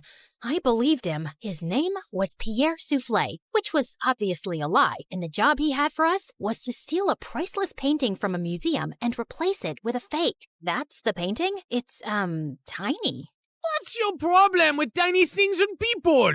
It's also kinda stupid. What is that? A raccoon eating a cheeseburger?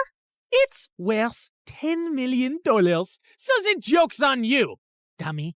Now, the owner of the painting has allowed the museum to borrow it for only 3 days, so we don't have a lot of time. Wouldn't it be easier to steal it from the owner's house? Everyone, look at Lady Einstein coming up with brilliant ideas. Why didn't we think of that ourselves? Happy to help. Of course we thought of that ourselves. Trust me, the museum is easier. Why choose us? It's a very stupid security measure, but the museum's floors are activated by pressure sensors at night. Anything above 55 kilograms and they go off. I haven't been able to find a boy who weighs less than that. Ellie, get the weighing scale. Meredith weighed 52 kgs, while I weighed 55.1. How is this possible? You eat so much more than I do. What can I say? I got all the good genes. Okay, you're out, fatty. Meredith, you're my leading lady. The plan was to enter the museum through its large air ducts, carrying the fake painting with us. We first had to make a stop in the security room and disable all the cameras and alarms. Then we'd crawl back through the ducts till we reached the exhibit area, and I'd lower Meredith down along with the painting so she could switch them out. As Meredith made it to the bottom, I dropped the painting to her, and she missed it. And we heard a loud crack. Oh my God, did you break the frame? Me? It's your fault. Who told you to throw it like that? I was expecting you to catch it. But what was I thinking? You made us lose the Frisbee tournament in 8th grade because you're so bad at catching things. Unless it's someone's boyfriend. Seriously? You were so distracted by that hot boy on the bleachers, your throwing skills were completely off. FYI, that boy was totally into me. Why are we even talking about Frisbees and boys right now? You started it. No, I didn't. Okay, shut up. Let me think how to fix this. Are you trying to glue it together with your saliva? You got a better idea? Any idea would be a better idea than that. Look, it's a museum. They must fix broken, ancient things here all the time, right? I'm looking at the floor map, and there are some offices in the left wing. I'll go get some glue. It took me an hour to find glue and return to our spot. And I found Meredith eating a bowl of ramen. Where did you get that? I brought a packet of instant ramen with me, and you were taking forever, so I went to make it in the staff kitchen. There was someone's chicken sandwich in the fridge, so I used the meat from that. And there was also some tofu, and I added a dash of oyster sauce. I'm so happy you chose this moment in your life to become a gourmet chef. Just send the painting back up so I can fix it. Tried to fill in the crack as best I could, then sent it back down to Meredith, who took the real one off and put the fake one on the wall. But just as she started walking back, the whole floor lit up suddenly, and a blaring sound went off. Oh my God, what's happening? I don't know. Is the painting heavier than the fake one? Just hurry up. We gotta get out now. They pulled up Meredith and the real painting and closed the opening in the ceiling seconds before security burst in. We crawled down the ducts and out of the building as fast as we could. We ran a few blocks down where Pierre's van was waiting for us, and we sped away. Oh, I would have preferred if you hadn't alerted all of New York about the break-in. Now I'll have to move this painting around with cops crawling all over the city. Never mind. Here's your check, and Claire, try to lose some weight. Au revoir. And without warning, we were dumped on a dark street. We scrambled to our feet, headed for the subway, and made it home. It was all over the news the next morning that someone had broken into the museum and switched off all the security systems. But apparently, nothing had been stolen, except a chicken sandwich and a block of tofu from the staff kitchen. You ate the entire block? Hey, I'm not the one who needs to watch her weight. I do not need to. Whatever. Listen, I've been meaning to talk to you about something. It'll have to wait. I got a hair appointment. We'll talk over dinner? Yeah, sure. I was gonna tell Meredith that I wanted a break from this life, and I wasn't sure how she'd react. As I sat in a cafe later, I suddenly found a cute guy next to my table. Mind if I sit here? There are no other empty seats. I won't disturb you. I promise. We actually ended up talking for over an hour, and I found him sweet and charming. I'd love to meet you again if you're free. I don't live in New York, but I come every weekend. You come here for work? No, actually, I came to visit my mom who's admitted in the hospital here for a medical trial. She has some rare brain issue that sent her into a coma. Oh, I'm sorry to hear that. How long has she been in a coma? 6 years now. It's been the toughest thing I've ever dealt with. Actually, she was part of this other really promising clinical trial before, but that didn't work for her. He was in a hospital in Connecticut. As he kept talking, I suddenly felt like I was spinning around very fast, and I could hear my heartbeat in my ears. My chest felt heavy, and I could barely breathe. I don't know what I said to the boy, but I just ran out of there and didn't stop till I got to our hotel room. Hey, I was about to call you. What's wrong? Claire, are we in trouble? I am a terrible person. Hey, you're not that terrible, just a bit ugly. You don't have cops after you, do you? Meredith, I met someone.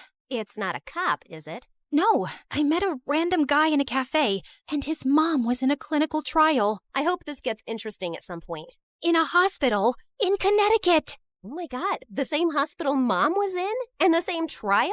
What a small world. No, it's not the same trial. It's a different hospital, too. Okay, I'm bored again. The coincidence made me interested for a bit. Meredith, his mom's been in a coma for 6 years. We did that to someone. Didn't you just say it's not the same trial? Yes, but for a few seconds, I thought it was the same trial.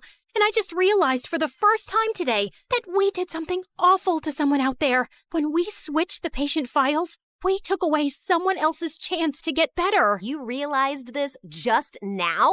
Are you dumb or something? Of course that's what we did. I mean, I never really thought about it like this. It was just a name on a file. But meeting someone who's going through that with their mom for years, it just made it so real. We're really bad people. Not really bad, if you consider all the bad people in the world. Okay, look, we didn't have a choice. If I had to do something like that to save Mom all over again, I'd do it in a heartbeat.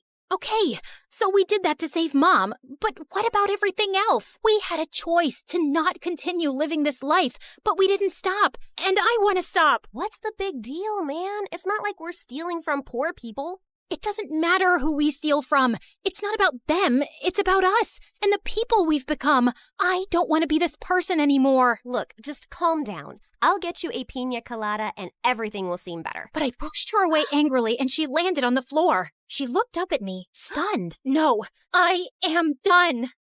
Meredith and I barely spoke over the next few days, and I had no idea what was going through her head. But I'd made my decision. I was gonna go home. I sent Freddie a text to say I'd be coming next week, and he called me back. Hey, I'm actually in New York with my parents for the weekend. Can we catch up? The moment I saw Freddie, I just burst into tears, and he hugged me tight. As we talked over dinner, he assured me that he'd talk to Meredith and try to make her come home too. We had just stepped out of the restaurant and walked 2 blocks down, when suddenly a black van screeched to a halt beside us, and some men pulled us in, handcuffing and blindfolding us. When our blindfolds came off, I realized we were in Pierre's quarters, and I found Meredith there too. What's going on here? Welcome, welcome. We just gathered here to discuss a teensy-weensy, itsy-bitsy issue. Now, Meredith, go ahead and tell them the moronic thing of titanic proportions that you just did. Apparently, Meredith had found her way to Pierre's headquarters and stolen the real painting from him. She had then tried to sell it to a buyer she'd arranged, and while the exchange was about to happen on the docks, the cops had showed up. Meredith had barely managed to escape, but the buyer and the painting were in police custody.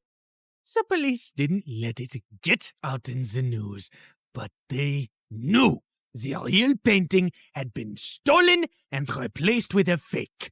They were probably watching every dock, airport, and train station to see if someone would try and move it out. And your sister practically handed it to them. What were you thinking?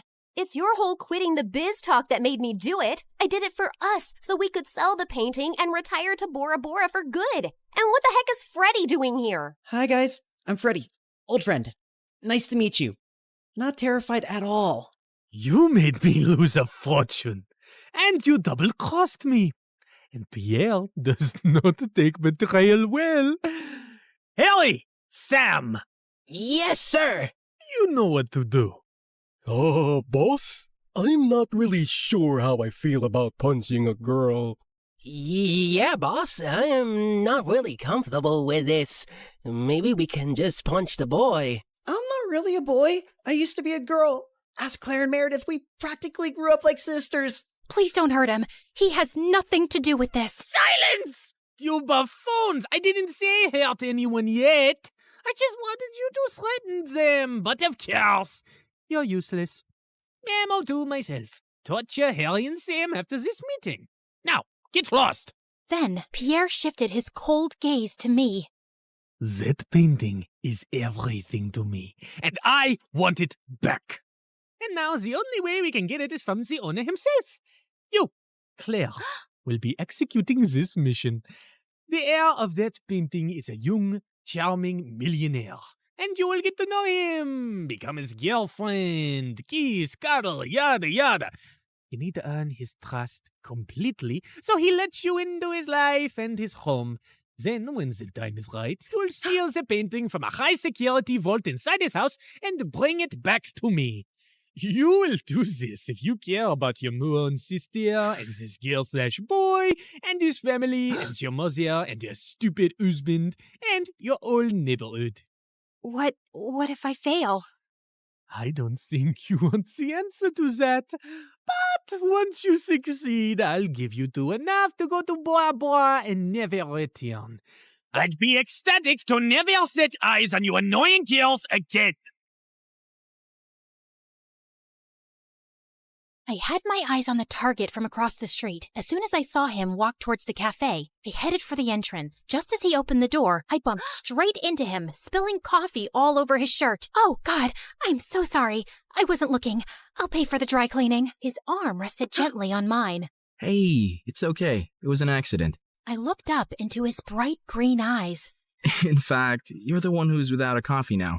Can I get you a new one?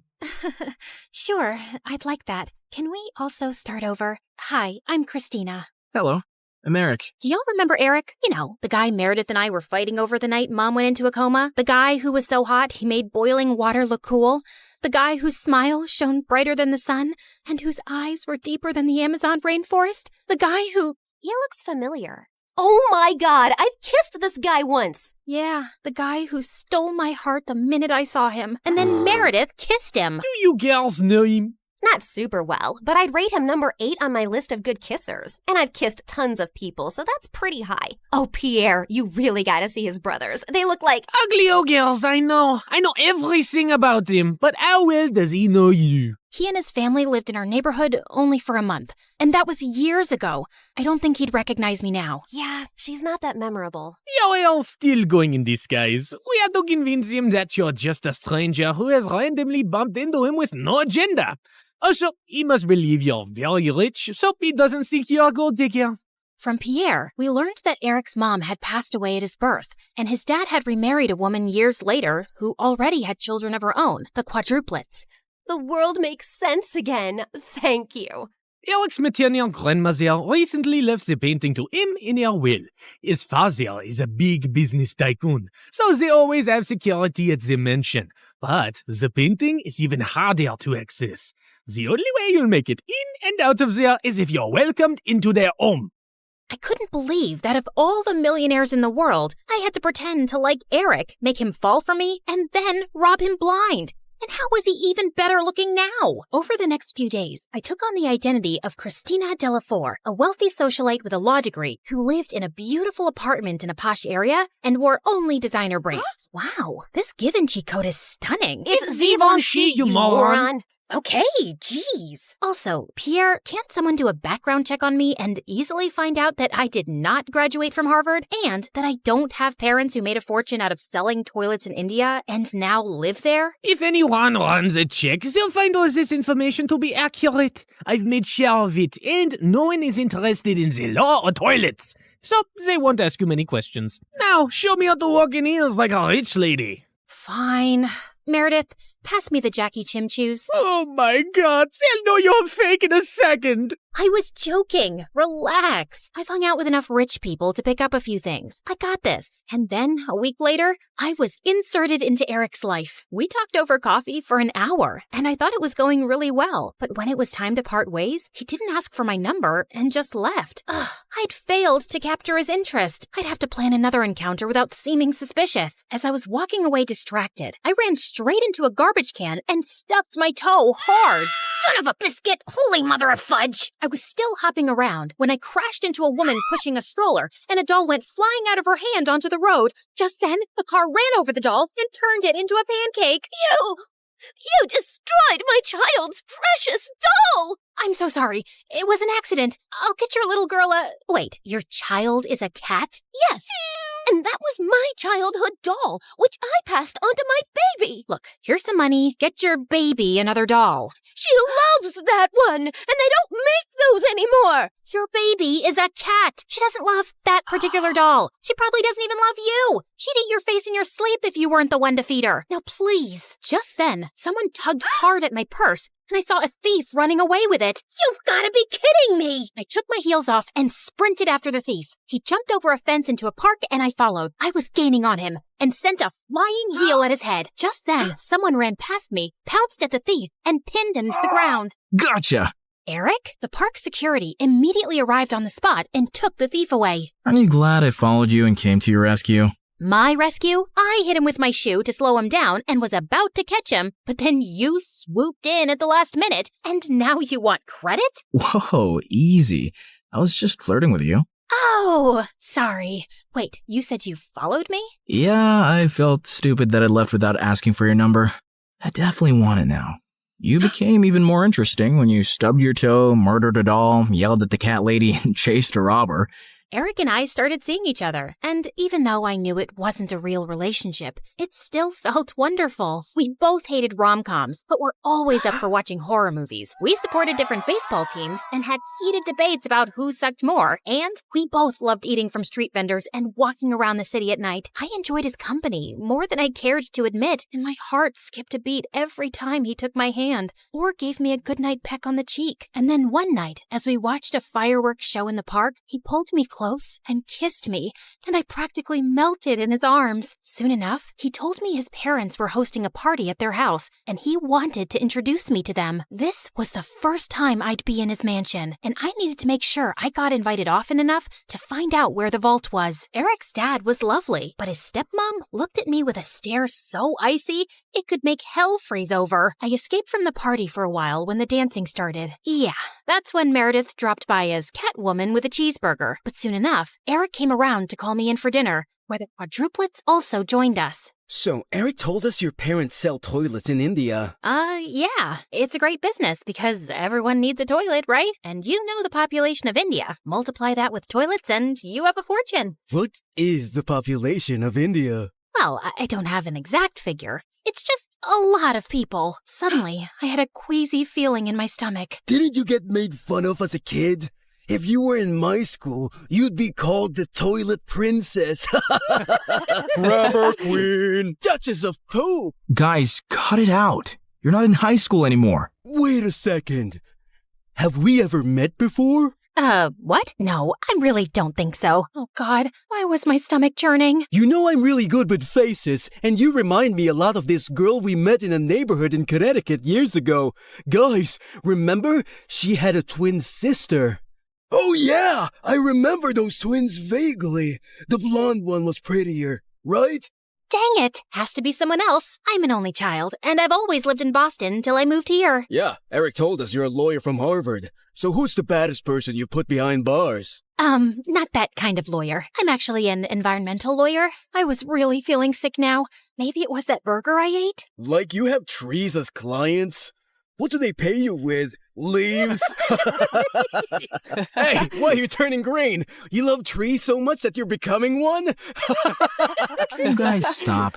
You're not even that funny. No, look at her. She's green. I think I'm gonna hurl. Eric called the doctor immediately, who said I had food poisoning. He gave me some medicines, and Eric insisted I stay over for the night in one of their guest rooms. I fell asleep immediately and woke up a few hours later feeling thirsty. As I made my way down to the kitchen, I realized I had the perfect opportunity to try finding the vault. Just then, I heard some low voices from some room, and I slowly crept up to find Eric's stepmom talking to one of the bodyguards in the library. Were you able to figure out how to unlock the vault? There's no way. I've tried everything for weeks.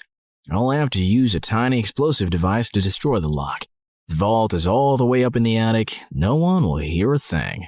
But we have to steal a painting the day after tomorrow while your husband and Eric are away on business. Are you ready for this? And then he pulled Eric's stepmom into his arms. I can't wait to run away with you, James. I'm so tired of seeing you secretly, and I'm completely ready. As the two locked lips, I turned around and tiptoed away as fast as I could. Okay, so the vault was in the attic, the lock could only be destroyed with an explosive device, and I couldn't let Eric's cheating stepmom and traitorous bodyguard run away with it. The next morning, when Eric came to check on me, I decided to tell him the truth for once. Eric, I have something really difficult to tell you. I got up last night to get some water, and I heard your stepmom and this bodyguard, James, talking. They were talking late at night? Yeah. Do you have some vault in this house with some painting inside? How do you know that? That's what they were talking about, breaking in and stealing the painting. They're planning to do it the day after tomorrow, and your stepmom said something about running away with James. I saw them kiss. I'm so sorry. I wish I hadn't. No, I'm glad you did. This is gonna be a huge blow for Dad. But it would have been much worse if we'd found out everything afterwards. Thank you for telling me. And please, keep all this to yourself. I know I can trust you. Eric kissed me gently before walking away, and 2 days later, when the bodyguard and Eric's stepmom were about to escape with the painting, police officers immediately arrested them. This is fantastic. They might link the museum robbery to the bodyguard and stepmom too, and assume the painting is now safe. So it'll be easier for you to steal. Good job, mon chéri. I knew you was a smart twin. After Pierre left, I sank into my armchair, but then I noticed Meredith staring at me. What? You should be happy, but you don't look happy. What's up? Nothing. I just can't wait for this job to be over. You can steal the painting soon, right? You know exactly what to do, and Eric trusts you. By the way, have you two kissed? I've been dating him for 2 months. Of course we've kissed. We text every day and you never mentioned it. I didn't know I had to. So, how is it? It's fine. It's whatever. It's like kissing anyone. My memory's a bit fuzzy, but you know I've kissed him. You never let me forget. And I definitely wouldn't call it a whatever kind of kiss. Yeah, okay. It's nice. It's good. Nice? Good? Oh, wow. Don't make me jealous with all the passion. Okay, you want to know what kissing Eric is like? It's like flying through space, like a meteor that explodes into 1,000 stars, and then jumping into really cold water that makes you feel alive all over, and then feeling warm and tingly down to your toes, like having hot chocolate next to a fireplace on a snowy winter night. So, I'm guessing it's better than kissing the pillow you used to practice on? I did not. Shut up! You're in love with him, aren't you? I was about to snap at her again, but then I just sighed. Yes, I am. The night of the heist arrived, and I felt sick to my stomach, but I just wanted to get it over with. Eric's dad was away, and Eric was holding an important shareholders' dinner, with which most of the household staff was busy. I'd volunteered to host the dinner with him, and got ready to leave before their meeting started. Thanks for your help tonight. You're the best. Oh, it was nothing. Don't thank me. So, I'll see you tomorrow at our coffee shop? It's a date. As Eric walked away, my heart felt like it was breaking into a million pieces. This was the last time I'd ever see him again. I gulped down my tears, and instead of leaving, I sneaked up unnoticed to the attic. Inside, I found a heavy metal door to a vault. I took out the tiny explosive device Pierre had given me, placed it on the lock, and activated it. In a few seconds, there was a tiny pop and a sizzling sound. Then, I heard the lock click open. I walked into a tiny, dark vault and found the painting under a glass case. Praying to every god that no alarms would go off, I lifted the case carefully, put the painting in my bag, and started sprinting down the stairs. But just as I'd reached the second floor landing, one of the ninja turtles blocked my way. What are you doing? Hey, bro!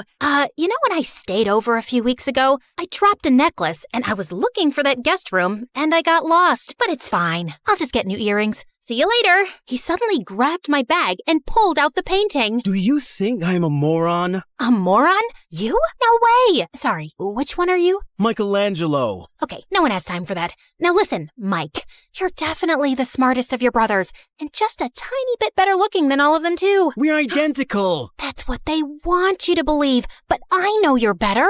I think you and I can strike a deal, okay? I'll sell this painting, and you and I can go halvesies on it. Just give me an account number and I'll wire the money to you. No, you're not leaving with it. Okay, look, dude, I'm doing this for your mom. I have to sell this painting so I can pay for her bail and get her a really good lawyer. Don't you want that? No, my mom's in jail because she did something wrong, and she abandoned us all.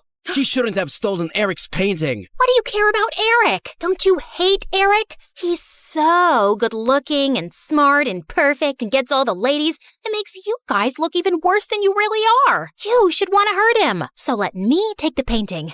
That'll really hurt him. Eric's the best brother in the world, and I love him. Okay. I have an offer you can't refuse. How about I become your girlfriend? I bet you've never had one. I'm gay. Jesus! All right, I surrender. Just one last thing. Without warning, I punched his face so hard that he went reeling back with shock and dropped the painting. Then I kicked him into a room and locked the door shut. I'm sorry, Mikey. You're a really good guy. I sprinted down another flight of stairs and jumped out of the first-story window. I ran across the garden to the fountain, climbed the tree next to it, jumped onto the wall, and then landed softly outside on all fours. Just as I got up, I found myself facing Eric. What are you doing here? Isn't the meeting going on? Nope, that's just what I told you. I sent everyone home and was now waiting for you to steal the painting and run away with it. What? After the painting was stolen from the museum, the FBI contacted me to help them catch the guy they suspected was after it. Does the name Pierre Soufflé ring a bell? Nope, never heard of him. What a dumb name. They told me he would probably strike again. I really didn't suspect you until one of my brothers said something about you looking like a girl we once met in Connecticut, who had a twin. I just couldn't shake that off, and wondered if you were hiding something. I had the FBI look into you, and most of your information checked out, but then they told me that they'd seen a suspected art thief and a girl your age leave your apartment a few times. Okay, so let me get this straight. Tonight was a trap? How could you trick me? Hello? Should I get a mirror for you?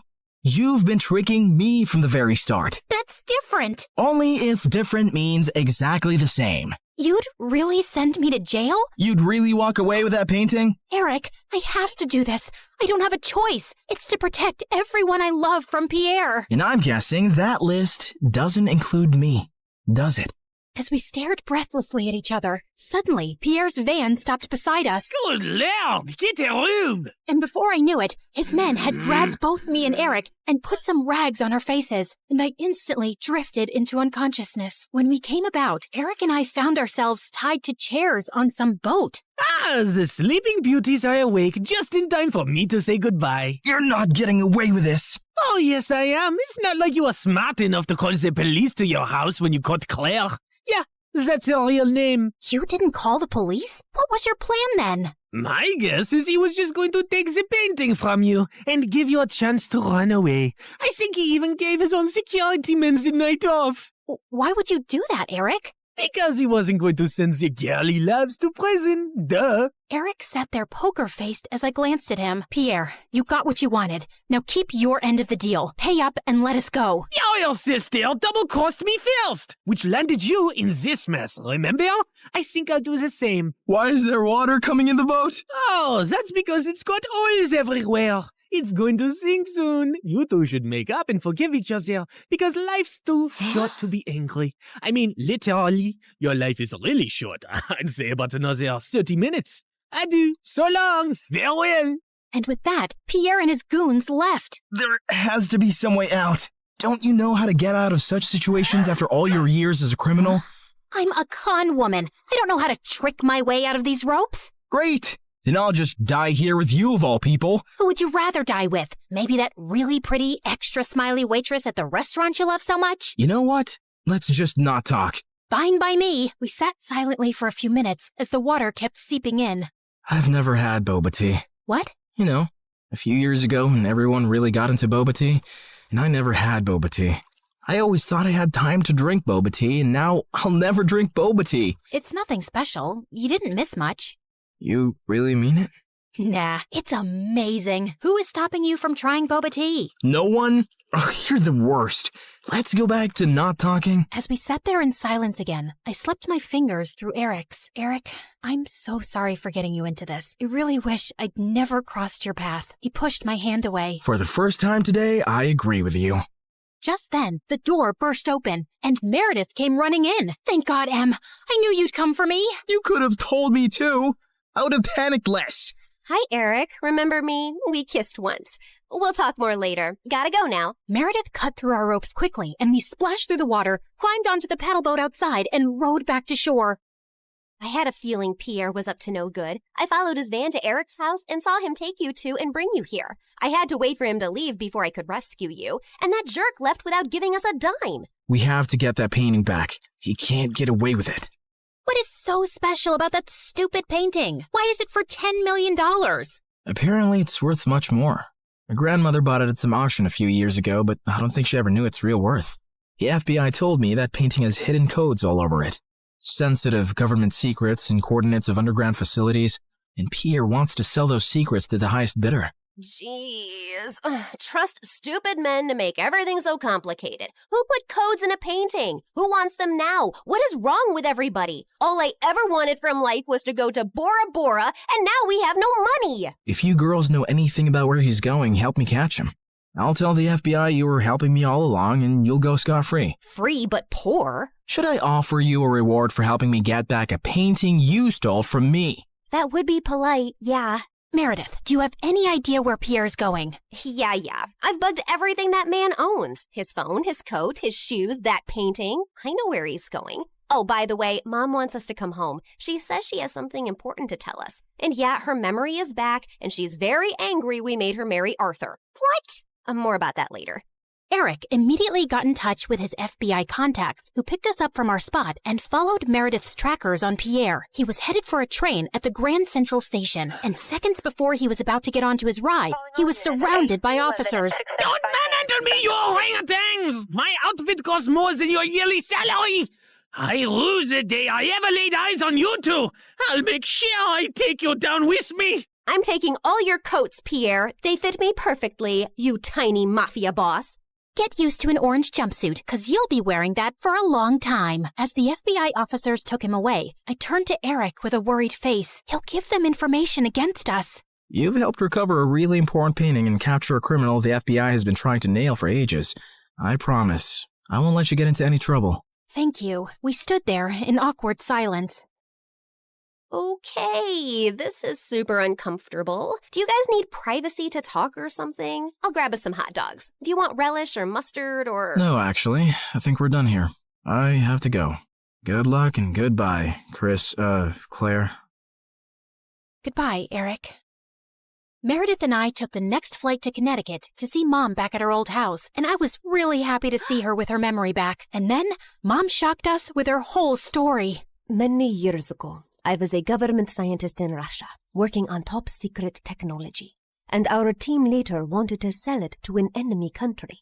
I refused to do that, and destroyed the technology. And after that I had to go on the run, because I knew those traitors would come after me. I had a boyfriend, and he recently found out I was pregnant. So I never told him about you girls and just escaped. I settled in America, and took on the identity of a helpless mom living in the suburbs. Before I left Russia, I set up this laptop as a way to communicate with my father, who sent me a little money every few months to get by. I was even afraid of working in any place for too long, as being part of any system by which I could be tracked down. Whoa! Mom, that's insane and so cool. I'm sorry we never had much, but I was glad you grew up independent and resourceful. When I finally recovered my memory a week ago, I was able to access the laptop and get in touch with my father.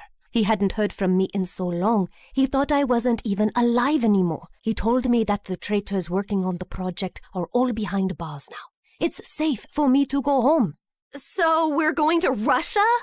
Man, it's so cold there. I always wanted to go to... Bora Bora, I know. That's all you said growing up. We'll visit Russia to see my family, and then we'll go anywhere you girls want. Mom, we're kinda poor, especially since you've left Arthur too. Oh, but my family isn't poor at all. I come from old money. We've been rich forever. There is a God out there. Thank you. Claire, we're finally going to Bora Bora. Yeah, it's everything we ever wanted. I tried to be as excited about the trip as Mom and Meredith, but my heart felt heavy. I wish things had ended with Eric on a better note. On the bright side, I got to meet Freddie, and I was so pleased when he introduced me to his lovely girlfriend. I'm so happy for you, Freddie, and I don't know if I can ever thank you for everything. You're amazing. I know. Just don't forget about me and come to visit, okay? On the day of our flight to Russia, we just reached the airport when Mom and Meredith turned to me with strange smiles on their faces. What's going on? Here's your ticket. That's a ticket for New York. Why, are we going there? No, Mom and I are going to Russia, then Bora Bora. You're going to New York. What? Why would I do that? Come on, Claire. You've been so mopey lately. I can't stand your face anymore. Just go talk to Eric, okay? You're in love with him. And even though he's way out of your league, he loves you too. And that's something you shouldn't give up on so easily. Pretty sure he hates me now. Claire, go meet him once. You'll regret not trying. And in case it doesn't work out, you know where to find us, love. Go get him, loser. Mom and Meredith hugged me, and I felt tears flowing down my face fast as I turned away. Suddenly, I got the wind knocked out of me as Meredith gave me a bear hug. I can't say this with you looking at me directly, so don't turn around, okay? I love you more than anyone in the world, sis. You're my BFF and my soulmate and my better half, so you better not stay away too long because of some stupid boy. No one's ever coming between us, Em. I love you too, and I'll see you soon. As I walked out onto the New York airport, I was feeling so nervous about visiting Eric that I accidentally bumped into a man's luggage cart and went down with the suitcases. Are you blind? You blind idiot? It was an accident, sir. You don't have to be so rude. You don't have to be so blind, you blind idiot. You're so obnoxious. I grabbed the bagel the man was holding, threw it on the floor, and started jumping on it. As I continued jumping and he kept yelling, I suddenly found Eric by my side. I'm sorry, sir. She hasn't taken her meds today. So sorry. Geez, what's with your temper? He started it, and what are you doing here? You texted me that you were coming and wanted me to pick you up. You said it was an emergency? Oh, I'm guessing that was Meredith. Yep, but I did come to New York just to see you, Eric. So I might as well say my piece now, which I've been rehearsing on the plane, and I've forgotten every single word.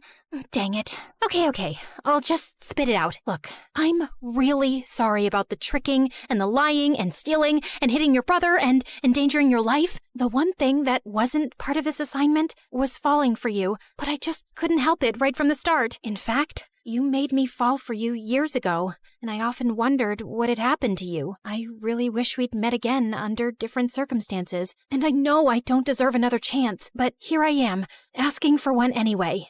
Well, they say third time's the charm. They do say that, whoever they are. Just as Eric pulled me closer, we suddenly found ourselves surrounded by federal agents. Did you set me up? I swear I didn't. Ma'am, there's no need to panic. We got notified about your arrival in New York when you checked in for your flight. We've also apprehended your sister before she could leave for Russia. We've been looking for you girls for a long time, actually, but you always managed to get away. Now we have a deal for you. Come work for us and help us nail some con artists, and you'll have a clean slate. Are you offering me a job? Yes, and a really well-paying one. The only catch is that you two will have to serve 6 months jail time first. We have to do that as a formality. No, officer, there has to be another way. Eric, wait, it's okay. I think I need to do this actually. Maybe we got away for too long without any consequences. If this gives me a chance to start over fresh, I'm willing to do it. What about Meredith? Oh, she's gonna be pissed, but she'll do it for me. So, will you come see me in prison? It's a date. How many weeks has it been here already? It's just been 2 days. Oh, God. I was so close to Bora Bora. And you're so ugly and orange. How am I supposed to look at you for 6 months? I think you're actually happy we're getting to spend more time together. You know, since I'm your BFF and soulmate and better half. That was so cheesy. Ow!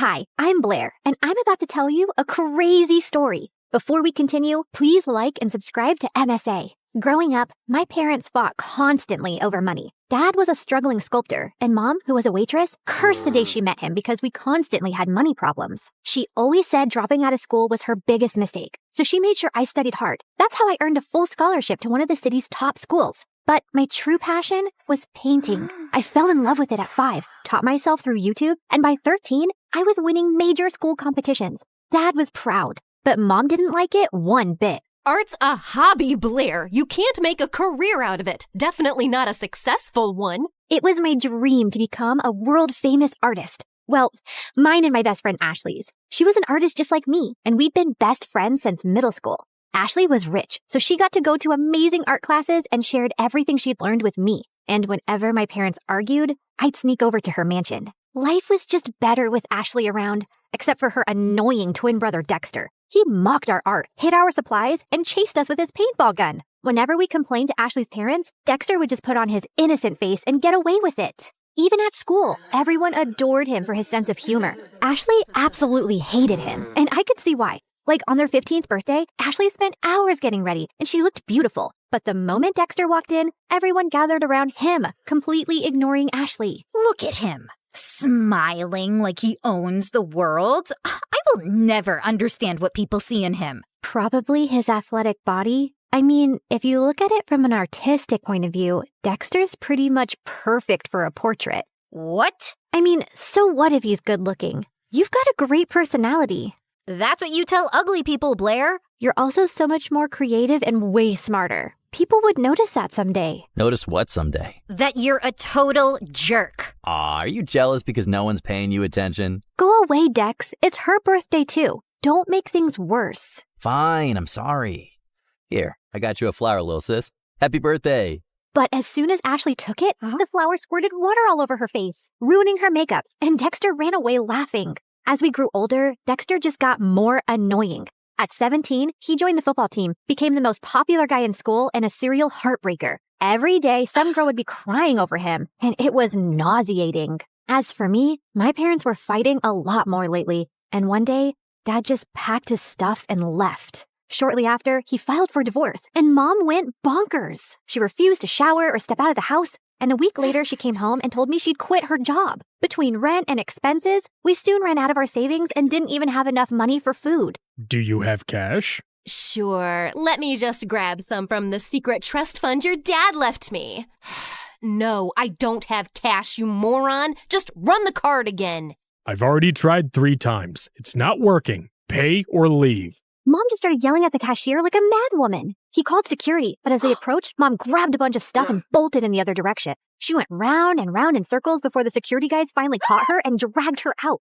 Since Mom was acting all kinds of crazy, I took up a part-time job at a cafe to help out. But between work and school, my life was miserable, and Ashley wasn't helping. What do you mean you're not coming for the concert? We booked this months ago. Things were different back then. Now I have to work. Ask someone to cover your shift. We're short-staffed, and I need the money. But Hank's gonna be there, and I need your help talking to him. You're not getting out of this. Ashley kept pushing me, but I kept refusing, and eventually she gave up. The next morning, she told me Hank had asked her out, and I was happy for her. College applications were looming, and I desperately wanted to get into NYU's art program, where Ashley was applying to. It was expensive, and I needed a strong portfolio for a scholarship. I couldn't risk my mom finding out, so I stayed late after my shifts at the cafe to work on my portfolio. One day, while I was heading back home, it started raining heavily. It was already late, so I couldn't get the bus, and was waiting for a cab when someone walked up to me with an umbrella. Dexter, what are you doing here? I was just across the road running some errands, and by errands, I mean date that didn't go too well. Anyway, I saw and I thought I'd help. Dexter led me to his car, and on our way, we got talking. He asked me how I was doing, and I don't know why I ended up telling him everything about Mom and how things were really tough at home. Ashley told me about your parents' divorce, but I didn't know things were so bad. If you need anyone to talk to, I'm here. Something about the way he said it made my heart melt. And after that day, Dexter and I got closer. He would wait for me at the cafe and then walk me home. We'd debate over classic movies, argue over music, and bond over our favorite MSA videos. The more time we spent together, the more I saw a different side of Dexter. One that was kind, funny, and surprisingly thoughtful. And before long, I started having feelings for him. You know, I've always had a bit of a crush on you. Really? Why? You're kind, beautiful, smart, creative, and you're probably the toughest person I know. Wow, thanks. I always thought you're kind of annoying. Gee, thanks. What a compliment. Let me finish. But now I think you're the only person who gets me. You've shown me what it's like to really connect with someone, Dex. I guess what I'm saying is... That you like me? I like you too. And then Dexter kissed me, and it was perfect. I wasn't sure how Ashley would take it, but before we can even gather the courage to tell her, we found her crying in the school garden the next day. Hank dumped me. He says my nostrils are too big and that my face reminds him of his dead cat. What kind of reason is that? The kind that's a lie. Hank's a total player. Why would you ever fall for him, you dumb... Ow! I mean, I'm sorry you're hurting, but don't weep over that idiot. You're stronger than that. Be a man, woman, girl, be a girl. Did you hit your head or something? Why are you even talking to me? Blair, I need a hug. The next few days were a mess. Ashley was hung up on Hank and dragged me along for endless shopping sprees and salon visits to distract herself, and I didn't think it was a good time to tell her about me and Dex, who I wasn't even getting to spend any time with. She was also home all the time, so Dexter started sneaking into my room late at night. This is not fair. You're totally ignoring me. I know, but she's miserable, and she needs me. Hey, Han, remember when you needed her, but she was too busy falling in love? Anyway, my football team's having a party tomorrow night, and I'd love for you to come. It's low-key, just close friends. How close are we talking? Close enough to do this. Dexter leaned in to kiss me, but before he could, someone knocked on my door. Ashley! He hid under the bed as I opened the door. Who were you talking to? No one. I was just humming to myself. La la la. See? You tell me, what's up? No time long see. You're being weird. Anywho, I need your help. I've heard the football team is having a party tomorrow and Hank's gonna be there. I need him to know that I've moved on and this party is perfect for that. I have the invites. You're coming with me. No excuses. But I have to work on my portfolio. I promise I'll help you after the party. Please say yes. Ashley looked desperate that I couldn't refuse. Dexter was furious, though. He didn't answer my calls or reply to my texts. Even at the party, he ignored me. But I could see he kept looking my way. Ashley had hired some guy to be her fake boyfriend, so she left for the dance floor with him while I waited for Dexter. I was near the pool when I almost slipped, but someone held on to me. Careful there, sweet cakes. You'll hurt yourself. Blair, right? I'm Hank. I know. Great. Then let's skip the introductions and dance. I don't want to. Come on. She said no. I turned around and saw Dexter looking furious. And who are you? Her boyfriend? Yes, now back off. Or what? You'll hit me, pretty boy? You bet I will. Dexter punched Hank right in his face and he stumbled backward. Hank charged at Dexter and the two got into a fight. Everyone gathered around and I caught sight of Ashley's face in the crowd. She looked furious. I ran over to her, but I slipped and fell in the pool. I don't remember much after that, but when I opened my eyes, I was in a room with Dexter and Ashley staring at me. What happened? You passed out. You don't know how to swim? I didn't exactly grow up with a pool in my backyard, so no, I don't. You're bleeding. That's no big deal. Yeah, no big deal. Just like it's not a big deal to hide from your best friend that you're dating her idiot brother. How could you not tell me? I don't know, okay? I freaked out. You've always hated Dexter, and then you'd just broken up with Hank, so I didn't want to rub my relationship in your face. You don't have to treat me like I'm a child who doesn't have a handle on her emotions. Anyway, you've chosen Dexter. Although I can't understand why him out of all the boys on the planet. But you did, and you're my best friend. So I'll accept it on one condition. Never, never make out in front of me, or I'll projectile vomit all over you. Deal? Deal.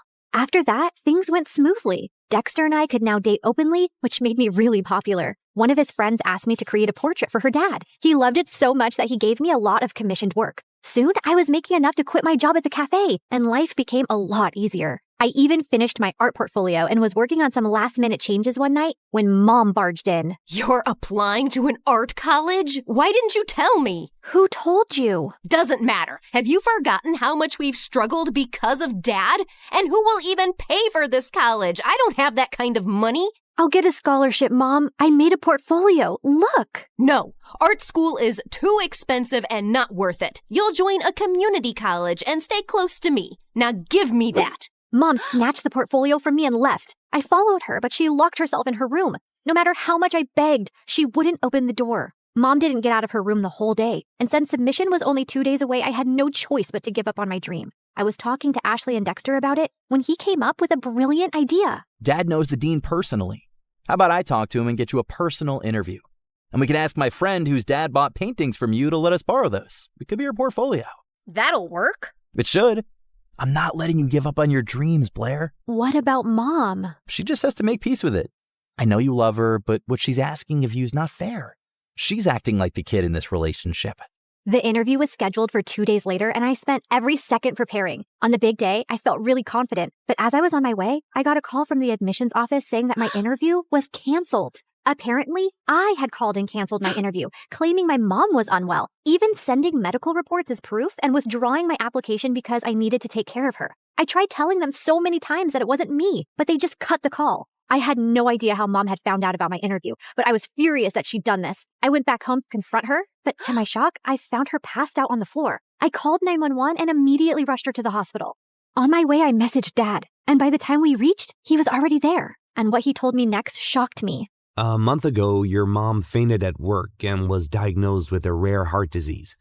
She needs a transplant, but since she couldn't afford it, she turned to me for help. But why didn't you tell me? We're trying to arrange money, and we wanted to wait till then to tell you. She didn't want to worry you. And here I thought she was lying when she submitted those documents. What documents? I explained about NYU and my interview with the dean. I don't think your mom's behind this.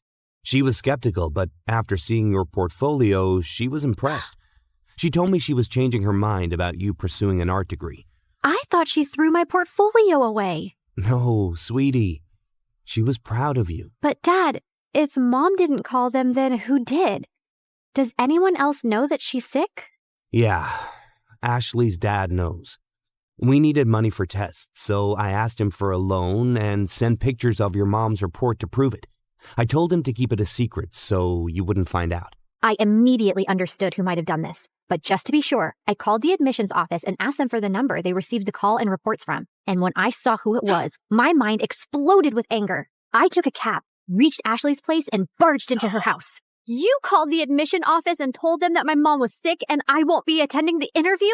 Don't even try to lie to me. I have proof. My mom was sick, Ashley. You could have told me that at least. Instead, you used that against me. Hold on, I think there's some confusion. Why would Ashley do that? Ask her. And suddenly, Ashley's face twisted into rage. Yes, ask me. Ask me why I'd go out of my way to make your life miserable, Blair. It's 'cause I hate you. There, I said it. I hate you. First, you were my best friend, and you chose to date the person I hate most, my doofus brother. It was bad enough my parents always chose him over me, but even you? Also, I couldn't stand how perfect your life was. You have a football jock boyfriend. Everybody loves your art. Everybody loves everything about you. Heck, even the boy I likes you more. I didn't want to go to college and be second to you again.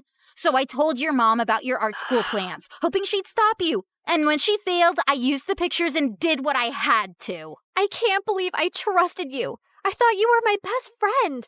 How can you do this to me? You've shattered everything we had. I never want to see you again. We're done. Don't think I'll cry over it. I'm going to NYU, Blair. I'll make new friends. You disgust me. Whatever. I never saw Ashley's face again, and Dexter told me that his parents heard her entire confession and ended up grounding her big time. She didn't even get through NYU, but I did, thanks to Dexter's dad who got me a second interview. Mom stayed in the hospital for a few more weeks before coming home. A month later, we found a donor. It was tough to get the money for the surgery, but we managed, and Mom made a full recovery. Today is my first day in college, and I couldn't be happier.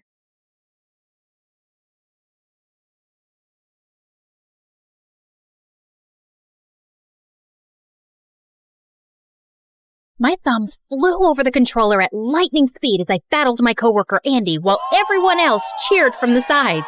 How did you get that level up? Where have you learned these moves? from the deep, dark corners of the internet, my friend, and I'm about to own your butt. With that, I unleashed my final secret move and blew up the enemy. You're a loser, I'm a winner, your mama's buying me chicken dinner. Suddenly, there was pin drop silence, and I turned around to face the Dragon Store Manager, aka Andy's mom. You have 10 seconds to clear up this mess and get back to your jobs. Or you're on fire!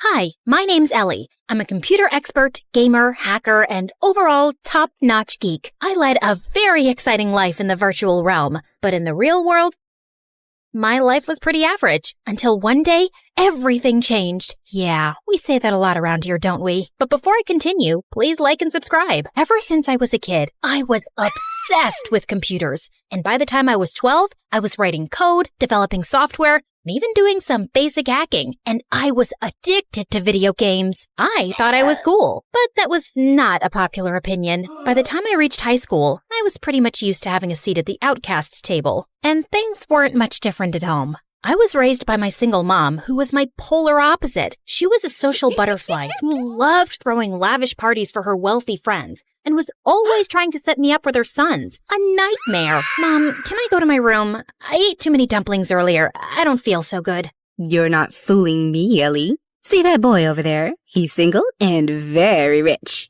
Go talk to him. That boy played football at my school, and he was surrounded by some popular girls. And I walked over. Hi, oh God, save yourselves! Then I threw up all over the boy and the head cheerleader. Of course, I was a laughing stock in school the next day, and I started hiding out in the library. One day, I was playing a game when I got an invite to a virtual treasure hunt with a huge cash prize. The disclaimer read, "Only super smart, hardcore gamers need apply." It was like someone was describing me. I breezed through each challenge, but when I got to the last level, my computer suddenly froze, and then it became lifeless. No! But this was just the beginning of a series of unfortunate events. Soon after my 18th birthday, Mom suddenly fell really sick. The doctors ran a million tests and gave her expensive treatments, but nothing was working. And we had a ton of medical bills we couldn't pay because Mom's credit cards were all overdrawn.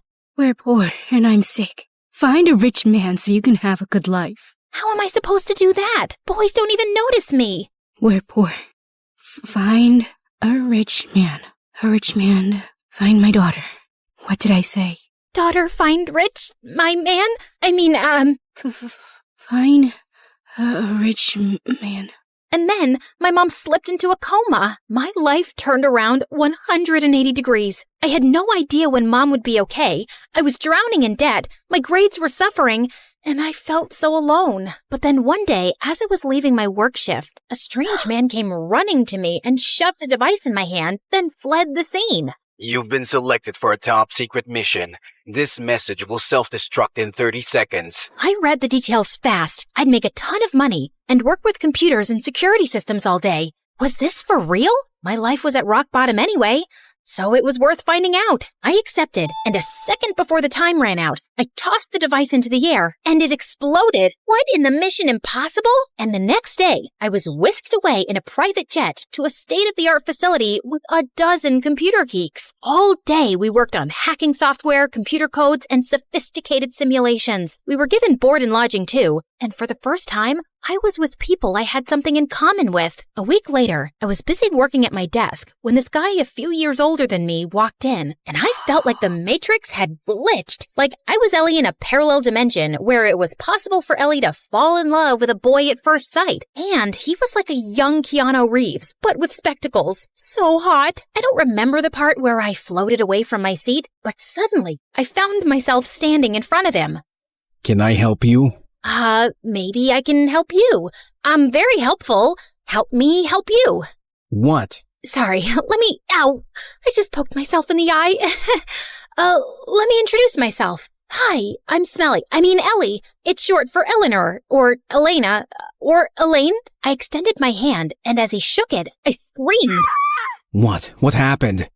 Oh, it's not your fault. That was just a very firm handshake, and I have a very low threshold for pain. Like, really. I once fainted when an apple fell from a tree and hit my head. It wasn't even a hard apple. Like, it was rotten and squishy, but he walked away while I was still talking. That's the head of the company, girl. Oh my gigabytes. This demigod was my boss? His name was Liam Finch. He could solve any problem, crack any code, and he looked amazing while doing it. I had such a giant, stupid crush on him, and I couldn't help recalling Mom's words about finding a rich man for a better life. Liam looked and smelled expensive. I had to get him to ask me out, and I turned to Ask Brain 2 for helpful tips. The next day, I turned up to work in a tight, short dress, and I'd made sure to apply plenty of tanning lotion to look like those gorgeous models I'd seen online. All eyes were on me, and I was sure to have the same effect on Liam. Before we start this meeting, I have to ask Emmy, are you having a reaction to something? Emmy, speak up, whoever you are. The boss is asking you something. Oh, wait, you meant me. It's Ellie. And, no, I'm good. I think you should go to the bathroom. There's some anti-allergy medicine in the first aid kit there. This wasn't the reaction I'd expected, but when I looked at myself in the mirror, I screamed. The tanning lotion had turned so orange, I looked like a radioactive carrot. The next day, I came to work wearing huge fake eyelashes, but those stupid things made my eyes feel heavy and I couldn't stop blinking. Later in the cafeteria, one of my coworkers came up to me as I waited in the lunch line, and he had some ketchup on his upper lip. Hey, Ellie, I saw you in the meeting today. Okay. I saw you too, buddy. But first, you got something right here. Out of nowhere, the guy pulled me close and planted a moist kiss on my lips. I pushed him away and punched him hard. Ellie, what the heck? First you keep winking at me all through the meeting, and then you ask me to kiss you, and then you hit me? Excuse me, what? He kicked up a huge fuss to Liam about being assaulted, and then he quit. That was one of our best coders and you've made him leave! Well, he hit me first. He was hitting on me, and it was gross. Are you sure? Why would anyone want to hit on you? Why wouldn't anyone want to do that? But Liam just walked away without replying. A couple of days later, Liam threw a small farewell party for his secretary, Jessica. She was so annoyingly model-like, and I couldn't be happier to see her leave. Hey, Jessie, I'm really sad you're leaving. Want me to help you pack? I'm very helpful. Wait, isn't that a company paperweight? No, it's mine. I brought it from home. I'm pretty sure it belongs to the office. But hey, it's just a paperweight. Are you calling me a thief? Why don't I just take that from you? We won't mention this to anyone. Give it back to me, you witch! It's not yours, Jessie! You're robbing the boss blind! As we both pulled at the paperweight, I suddenly lost my balance and let go, and it went flying straight into Jessica's perfect fake nose. Emmy, what's the matter with you? Do you think I care if my secretary takes a useless paperweight from the office? I was just trying to do the right thing, sir. The right thing would be to stop injuring my employees. The next morning, I gave myself a pep talk in the staff room before work. Okay, the last few days have been bad, Ellie. But today's a new day to show everyone what a cool, brilliant chick you are. You got this, girl. Now show yourself some self-love. I kissed my reflection, but when I opened my eyes, I was horrified to see Liam standing behind me. Can you please keep things professional and practice your make-out skills in private? Which, I might add, need a substantial amount of work. Jeez. What?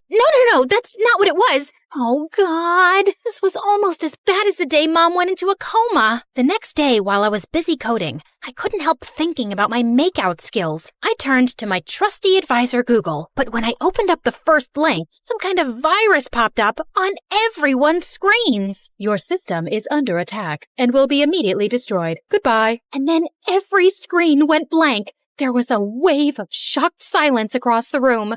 Who the heck opened an insecure link? I felt about as small as an ant. I am so sorry, Liam. It was a small error of judgment. Small error? Your small error may have catastrophic consequences for our national security. Sorry, what? I thought this was a private security company. I recruited people I believed I could train to be the very best. Because every code we write and every firewall we construct has massive importance. But you've caused a major breach, and now I have to fix your mess. And I was clearly wrong about you. You don't belong here. Pack your things. You're going home tomorrow morning. And it's not Liam. It's Mr. Finch. I felt like I'd been punched in the stomach. This place was the most at home I'd ever felt, and I'd really screwed things up. The next morning, I was going to the office to turn in my employee card. When I stopped short, the building had been sealed and was surrounded by police officers, and my coworkers were being arrested. I slipped away quickly, my heart racing. What the heck was going on? The only thing I could think of was finding Liam, if he hadn't been arrested already too. I made my way to his place and rang the buzzer a few times, but no one answered. Then I overwrote the code of the security lock and the door clicked open. I'd just taken a few steps in when someone leapt at me and pushed me to the ground. And I found Liam on top of me with a chopstick. Emmy, how did you get in? And why do you know where I live? It's a top secret location. We sell that lock at the store where I worked at before, so I'm very familiar with the software. And I, hacked your smartwatch to track your whereabouts a few weeks ago. Just for fun, I swear. See, smartwatches aren't actually that smart. They should be kind of called dumb watches. Also, were you gonna poke my eye out with a chopstick? Get up. Why are you even here? Because I went to the office and everyone was getting arrested. Well, it's all your fault. What? Since our security systems were down after you downloaded that virus, something invaluable was stolen from us last night. And now, we're all in big trouble, and I have to go into hiding. You're leaving? Will I ever see you again? Unlikely. You've ruined everything. Just go home. Look, Mr. Finch, this is ridiculous. There are plenty of problems in your security system that I've been studying for the past few weeks, and someone would have figured those out sooner or later anyway. So stop blaming me, and please tell me what's going on. Also, why is it so hard for a genius like you to remember that my name is Ellie? Liam looked surprised at my outburst, and just as he was about to speak, we heard cars screeching outside. The police are here for me. I gotta go. Whoa, wait. I'm coming with you. I can't survive jail or torture. I told you, I have a very low threshold for pain. Oh God, just shut up. Liam grabbed my hand and led me to the kitchen, where he opened a trap door in the floor and started climbing down, and I followed. Dark, narrow spaces. I hate dark, narrow spaces. I'll die if a mouse jumps on me. We ran through an underground passageway, climbed up another ladder and out of a gutter hole and onto a main street several blocks away. Liam dashed towards a car and we jumped in, but just as we were driving off, several police cars came to a stop in front of us. Wow, we managed to escape for all of 2 minutes. Okay, Mr. Finch, Liam, whatever. If I never see you again, I just want to say that you're the most beautiful... Suddenly, Liam hit the pedal hard and started driving in reverse like a maniac. Oh my God, what are you doing? I'm too young to die. I've spent all my life behind computer screens. I haven't seen the world. I've never even been on a beach. You know what? I'll go to jail. You can drop me off anywhere convenient. Liam took a sharp turn into a street, avoiding a truck by half an inch. He turned the car around 180 degrees and started driving even faster. I saw 2 black cars hot on her tail. Emmy, I need you to get a freaking grip and tell me the coordinates of the city's main bridge. We're gonna be jumping off of it. You can swim, right? Of course I can't swim. I'm terrified of water. That's why I've never been to a beach. We're not jumping off any bridge, you psycho. Can you please do what I'm saying and just trust me? There's a life jacket under the seat. Strap that on and find me the bridge. Now! With shaking fingers, I located the bridge and fed the coordinates into the car's GPS. Undo your seatbelt, and when I say go, open the car door. Your seat will automatically eject, and you'll land in the water. Don't panic. You're wearing a life vest, and I'll get to you quickly. You ready? I've never been less ready for anything in my life. Okay then, go! Liam swerved the car off the bridge and into the air. My seat ejected immediately, and I landed head first into the water. Before I could panic completely, Liam swam over to me swiftly, grabbed me by the waist, and pulled me onto the shore. We ran down some docks where Liam found an unlocked car, and we sped away in it. I was too shocked to even speak anymore. Liam drove us out of the city to some abandoned warehouse, where we were let in by an elegant older woman. Hello, Agent Skywalker. I was expecting you to be alone. So was I. Agatha, trust me, this wasn't part of the plan. All right, I've had enough. Can you tell me what's going on, Agent Skywalker? Liam finally told me that he was a CIA agent who had been assigned the task of recruiting a special security team to protect the government databases and national secrets. But there's another CIA agent who has gone rogue, and yesterday, she broke into our facility and stole the key to a new weapon the government's developing. And she's framed me for the theft. Now everyone thinks I'm a traitor. Luckily, the key's heavily encrypted, but someone will break the code soon, and I have to get it back before they do. It's the only way to clear my name. That's why I couldn't let myself get arrested. And Agatha here's an old friend. She's the only one I can trust right now. So, what's the next plan of action? I have a fairly good idea where the rogue agent took that key, so I'm going there, and you will stay here. Look, I can hardly believe I'm saying this after the horrible day I've had, but I think you should take me with you. I'm a really good coder and hacker, and I can help. I'm very helpful, actually. I just haven't had a chance to... Okay then, let's go. What, now? I thought you'd offer me some food first, and I wouldn't mind a nap. Now! Wait, Agent Skywalker, aren't you forgetting something? What? You know, the thing. Agatha, I really don't have time for riddles, so just say it. Okay, you're forgetting your lucky underwear from your Star Wars collection, the one you always wear before an important mission. I looked at Liam's face and burst out laughing. Lucky underwear? Oh my god. Oh geez, I think I peed my pants. Oops, I really did. Can I get some underwear too, please? According to Liam, the key was in a highly secure facility inside a toothpaste factory. The only way we could get in was to wear employee uniforms and hide in the back of one of the company trucks taking some supplies inside. Dark, confined spaces. I hate dark, confined spaces. Why don't you try distracting yourself? Sure. Why don't you help me do that? Why was Agatha calling you Agent Skywalker? Because of your lucky underwear? It's just one of my many names. Is Liam your real name? No. So what is your real name? I'm obviously not gonna tell you. Okay then, do you tell your girlfriends your real name? Depends. I haven't dated in a while, especially after what happened with the last one. Why? What happened? None of your business. Let me guess. She couldn't put up with your cold heart anymore? Or she found out you're lying about your identity and thought you're a cheater. Oh no, wait, I've got it. Some enemy of yours killed her. Liam went quiet and my heart suddenly sank. Oh my god, no! She really died? I couldn't save her, Ellie. I'm sorry, Liam. I'm so sorry. That's so tragic. And it also explains why you're a cold-hearted robot now. I mean, this kind of stuff changes a person. Jeez, why are you so gullible? I'm a CIA agent. I'm trained to convincingly lie about anything. That was a joke? Dude, that's just mean. Well, if you still want the sob story, she did betray me. My ex is the rogue agent, and she's the one who's stolen the key and framed me. Are you happy now? Oh, wow. That's a lot. So, how do you feel about it? Like, I just want you to be quiet now. I silently processed everything I'd just heard, but after a few minutes, I started feeling anxious again. I wish I was special, so very special, but I'm a creep, I'm a weirdo. What am I doing here? I don't belong here. Please stop. You're sucking up the limited oxygen in here. You're not the boss of me. Well, you were, but then you fired me, remember? And since you won't talk to me, I'm gonna sing. How you gonna make me shut up, huh? I can think of at least one way. Suddenly, Liam moved closer and put his hands on my face. Oh my god, was he about to kiss me?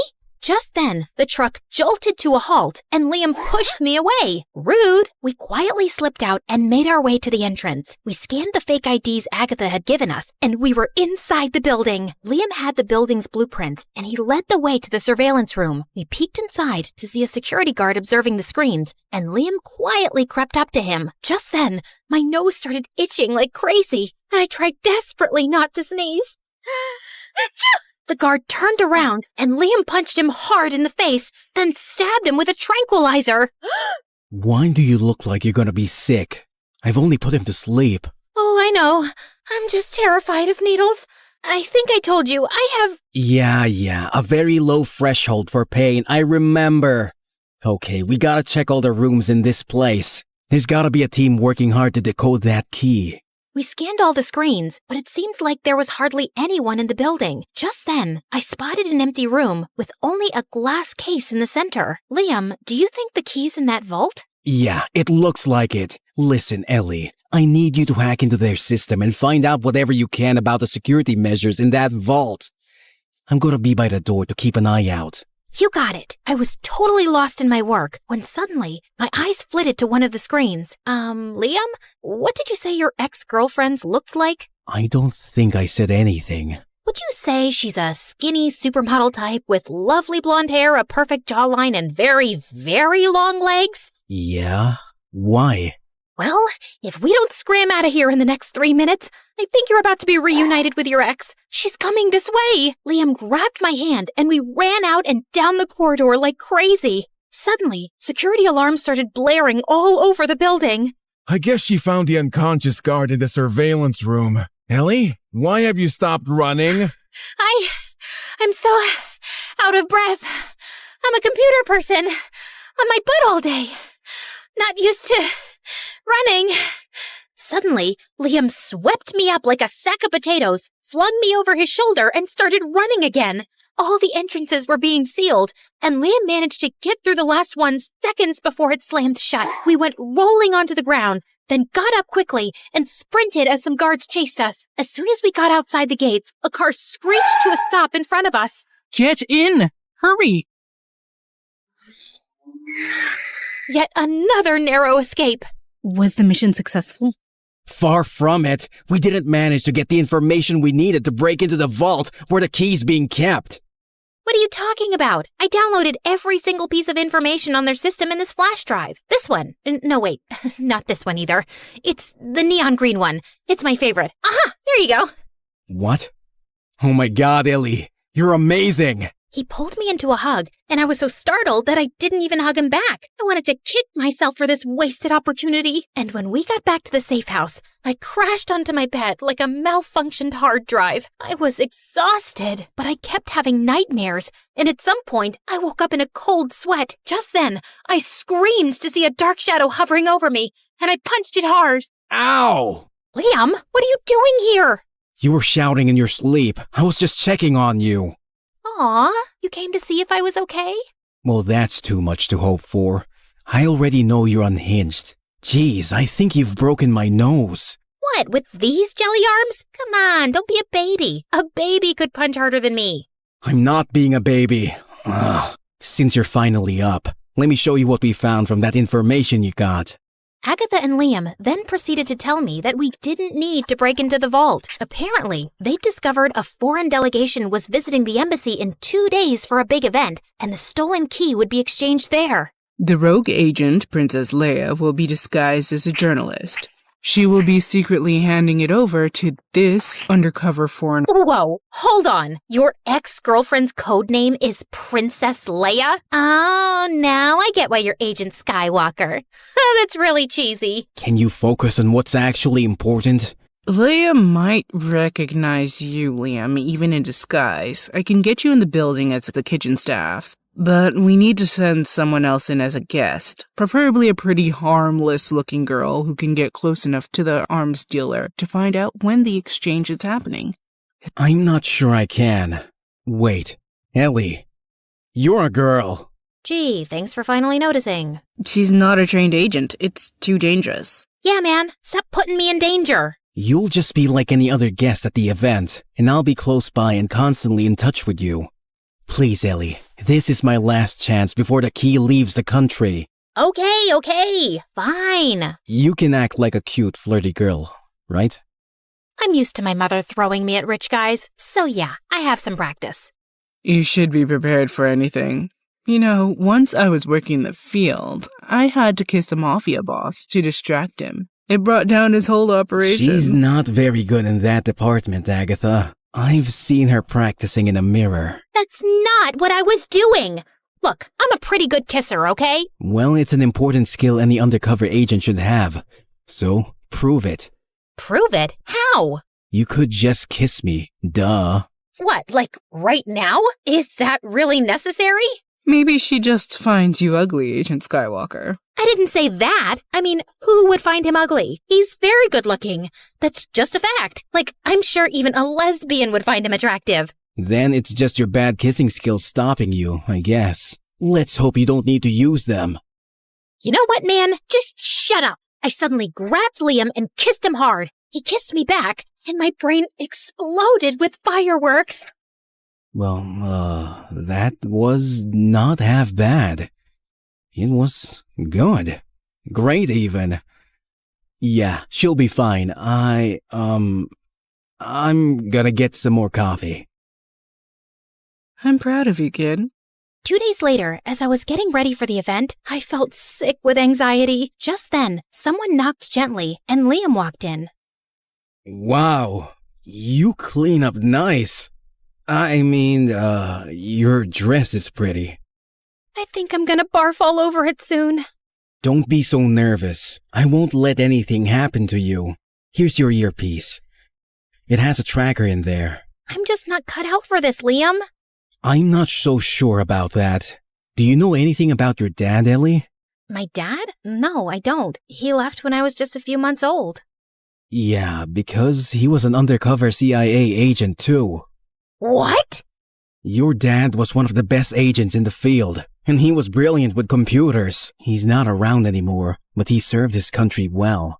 And finding you wasn't just a coincidence. We've been keeping an eye on you, and you proved you have his skills when you crossed every level on that treasure hunt game we sent you.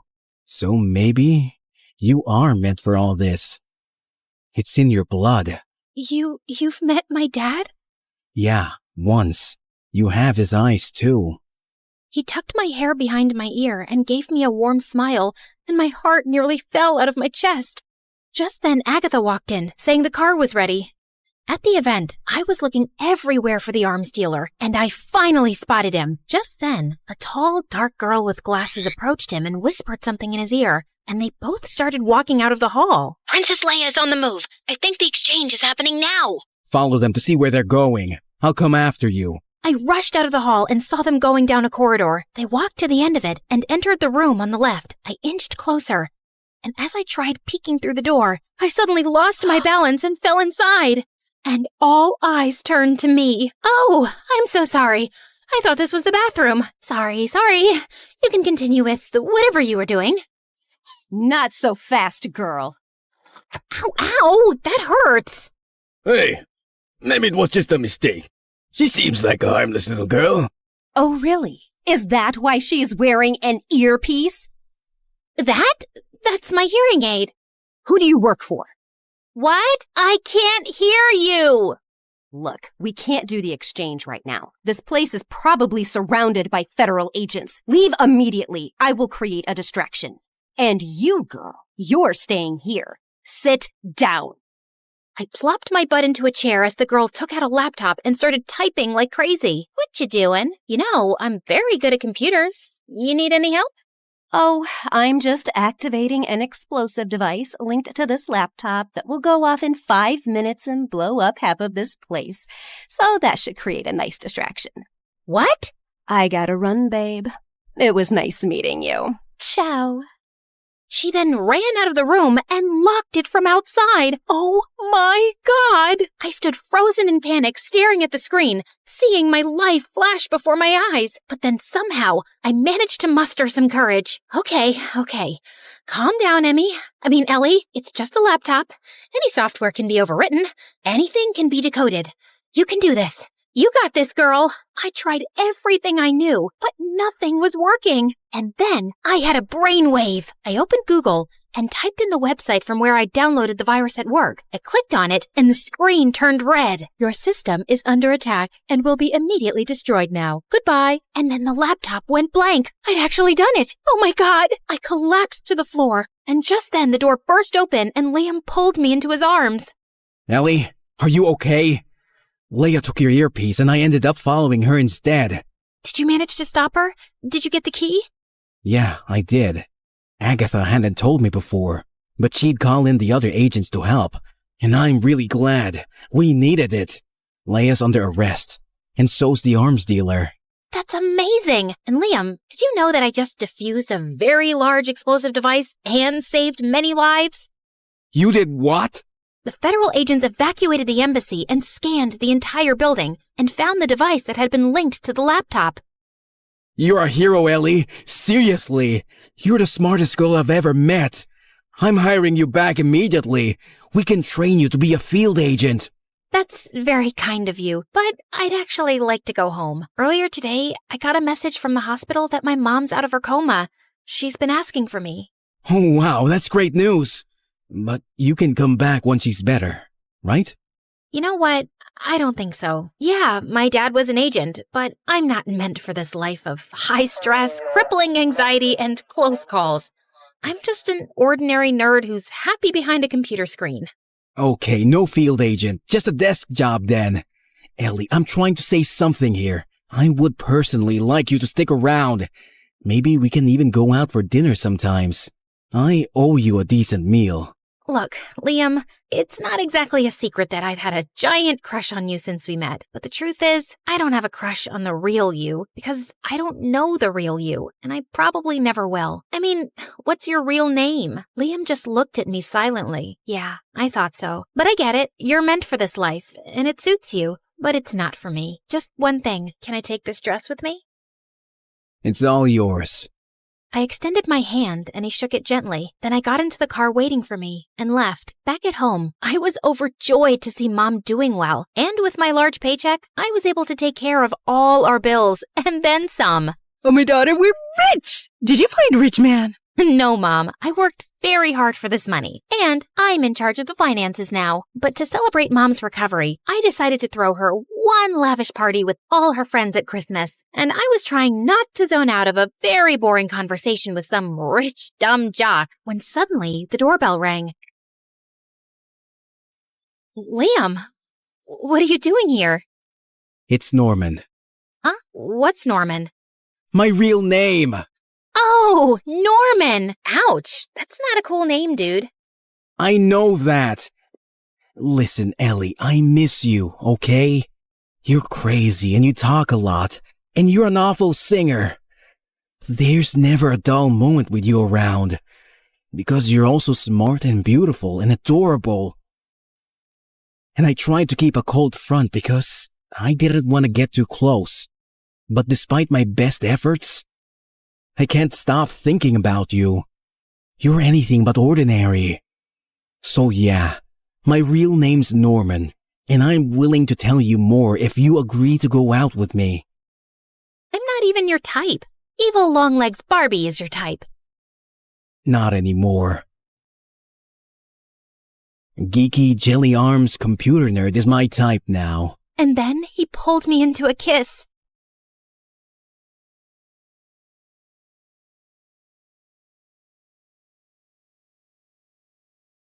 Does this mean you're like my boyfriend now? I like the sound of that. Can I tell my mom you're rich?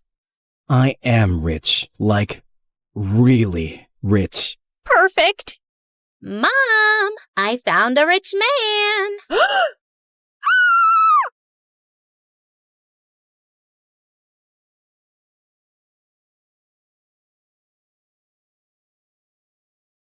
You've heard of a rags to riches story, but how about a riches to rags one? Like and subscribe to hear my reverse Cinderella story. Hi, MSA Nation. My name is Patricia, but since we're friends, you can call me Trisha, but not Patty. I hate Patty. Growing up, I was extremely rich, like next level rich, like Oprah meets Rihanna meets King Charles rich. It was all thanks to my mom, who the world knew as Cheryl. She was the most impressive person I knew. She and her best friend, whose name I won't mention for reasons that will soon become clear, were business tycoons who got a ton of investors and created a huge mega corporation right out of college. Ever heard of Amazon? Their business was kind of like that. Let's call it BFF Enterprises. It employed thousands of people all across the country, and Mom and her friend reaped the rewards of their extraordinary efforts. I aspired to have a BFF like Mom's. As a VIP daughter of a VIP, I was enrolled in etiquette classes immediately. By the time I was 5, I was practically Julie Andrews. You know, the queen from the Princess Diaries, only smaller. I was treated like a princess, with people attending my every need. When I showed an interest in art, I was gifted all of the finest art supplies, and was even able to practice by creating portraits of some of the coolest celebrities. I can neither confirm nor deny that those were the celebrities who I painted. Yeah, my life was pretty much perfect, until someone ruined everything. One day, there was a huge commotion next door at Mom's best friend's house. All of a sudden, the door swung open, and I was shocked to see Mom's bestie in handcuffs. It turned out she who must not be named, that's what I called her, had been stealing a ton of money from their company. Because of that, their business went under, and thousands of people lost their jobs. To make matters worse, an angry former employee was convinced that Mom must be to blame too. He put together a whole manifesto and brought Mom to court. Fortunately, Mom was declared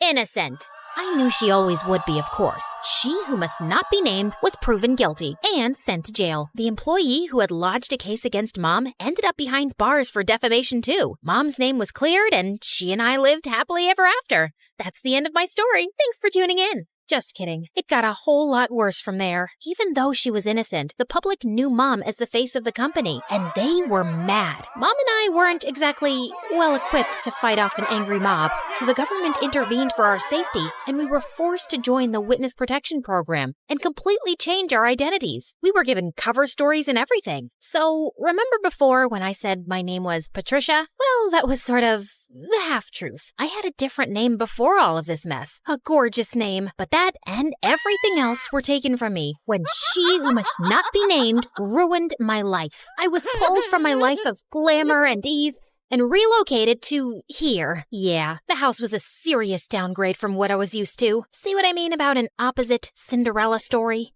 I know this is different from what we're used to. At least we still have each other. One day, we'll live in a big mansion again. I hoped she was right. In the meantime, Mom set up security cameras everywhere. She was afraid someone would somehow find out who we were and try to break in and steal whatever valuables we had left. That fall, I started up at my new school. I thought it would be a breeze. I'd never had any problems making friends before in my fancy school, back when I had money. But here, everyone was staring at me as I walked in. I felt like a total fish out of water. What, are you like from Gossip Girl or something? It got worse in the classroom. May I use the washroom? Mayhaps the princess would like a peasant to escort her. And even worse than that in the cafeteria. Look, Gossip Girl thinks she's at a royal banquet. Here, have some slop like the rest of us, princess. I was about ready to blow my cover and demand Mom let us move back to our old life when... Hey, leave her alone. Your mama sure would be mad if I told her that this is how you minded your manners. Wow, thank you for that. Don't mention it. Someone has to show you some proper small-town hospitality. I'm Sally. Patricia. Where are you from, Patricia? I grew up in the big city with a ton of money. My paternal grandparents invented trail mix, but my dad walked out on me and my mom and took all of our riches with him. Oh my goodness. I'm so sorry to hear that. We used to have more money too, but, well, it's complicated. It's hard, what with being one of 6 kids. Hey, if you'll let me, I would love to help you learn the ropes of a small-town life on a budget. Under Sally's wing, I started to really get the hang of my new life. She taught me all the tips and tricks to finding the best deals while thrift shopping. $5, final offer. The art of sandwich making. The more cold cuts, the better. Even how to use a lawnmower. She was a hoot. While all the other neighborhood kids were riding bikes, Sally would show up places driving her dad's lawnmower. And you don't need a license for this? Nope. Weirdly, though, I never actually saw Sally's dad, but more on that later. Sally encouraged my painting, even if it meant using unconventional canvases. She was the most thoughtful friend I ever had. In turn, I taught Sally all about how to host a proper high tea, and even how to ballroom dance. Sally was a total girly girl at heart, and I could tell she appreciated feeling like a princess for once. Over time, Sally and I became inseparable, and we especially loved taking her lawnmower out for joyrides. Hey, instead of zooming around town, why don't you put that machine to good use and mow my lawn? I'll throw you $20. $30, final offer. The haggling skills Sally taught me were really coming in handy, and that's how Sally and I started earning some extra cash. In the beginning, we had a handful of customers, mostly our friends' parents, who paid us to mow their lawns and rake their leaves. But then, Sally had a fabulous idea. Trisha, you're such an excellent artist. We should offer painting services too. You can even do customized designs. Oh my gosh, Sally, you're a genius! We showed up to the hardware store, excited to get all the materials we'd need to expand our business, but were shocked when we saw the prices. We were in over our heads. I went home, defeated, but then I thought of someone who just might have some good advice. Janessa, the apple certainly doesn't fall far from the tree. I'd be happy to jumpstart this business for you too. We'll finally have a new way to make money. But first, I want to see your business plan. With Mom's guidance and funding, S&T's Landscaping was born, and with her savvy advertising, our client base expanded quickly. Plus, I was having a blast customizing people's houses with my art. With Sally by my side, I was starting to finally feel at home in this small town. There was just one weird thing. Sally never invited me to her house. She always made excuses why we should meet at my place instead. Oh shoot, I totally forgot. My crazy Uncle Louie's at my house this week. He always brings all 17 of his pet chickens. We should probably just hang out at your house. I fell for it when she told me about Aunt Linda and her 6 boa constrictors, but 17 pet chickens? Yeah, right. One day, curiosity got the better of me. When Sally told me she was heading home after school, I pretended I was going to my place, but I followed her instead. What could she possibly be hiding? I followed Sally to the outskirts of town, the bad neighborhood. Whoa, Sally lives here? The trailer barely looked big enough to hold a twin bed. How could Sally and her 5 siblings and her parents even fit in there? Just then, I lost my balance and fell to the ground with a huge thud. Trisha? Sally, I can explain. I thought Sally was gonna start screaming at me, but instead, she started crying. I'm sorry I never showed you my home. It's just, well, I was embarrassed of this ugly trailer. My dad used to have an excellent job, and we had a big house and a big yard, but Dad lost his job a few years ago and ended up in jail. Ugh! If it wasn't for BFF Enterprises, we would never be in this mess. He was just trying to stand up to their evil owners, and instead Cheryl hired her cronies to make it look like Dad was lying and put him away. It felt like my stomach had dropped out of my butt. Sally's dad was the angry former employee who'd made a case against Mom. Thank goodness Sally had no idea who Mom and I actually were, thanks to our aliases and dye jobs. But why was she blaming Mom when it was really her dad who put us in this mess? I knew I shouldn't say anything or risk Sally getting suspicious, so I ran home before I put my foot in my mouth. Trisha, wait! Was it something I said? I avoided Sally the rest of the week, which wasn't easy. I felt so conflicted. Sally was my best friend, but she hated my mom and blamed her for her dad being in jail. So, I decided to get Mom's advice. I need to talk to you. Sally's dad is your angry former employee who ended up in jail. Oh, come on now, Trisha. What a strange joke. Why was Mom calling me Trisha? At home, she always called me by my real name. Mom, this is serious. Sally has no idea who I really am, or that you're actually the co-founder of BFF Enterprises. Just then, Sally popped up from behind the couch, and suddenly, Mom's behavior made sense. Sally, it's not... I can't believe this. I thought we were best friends, and all along, your family is why my family is suffering?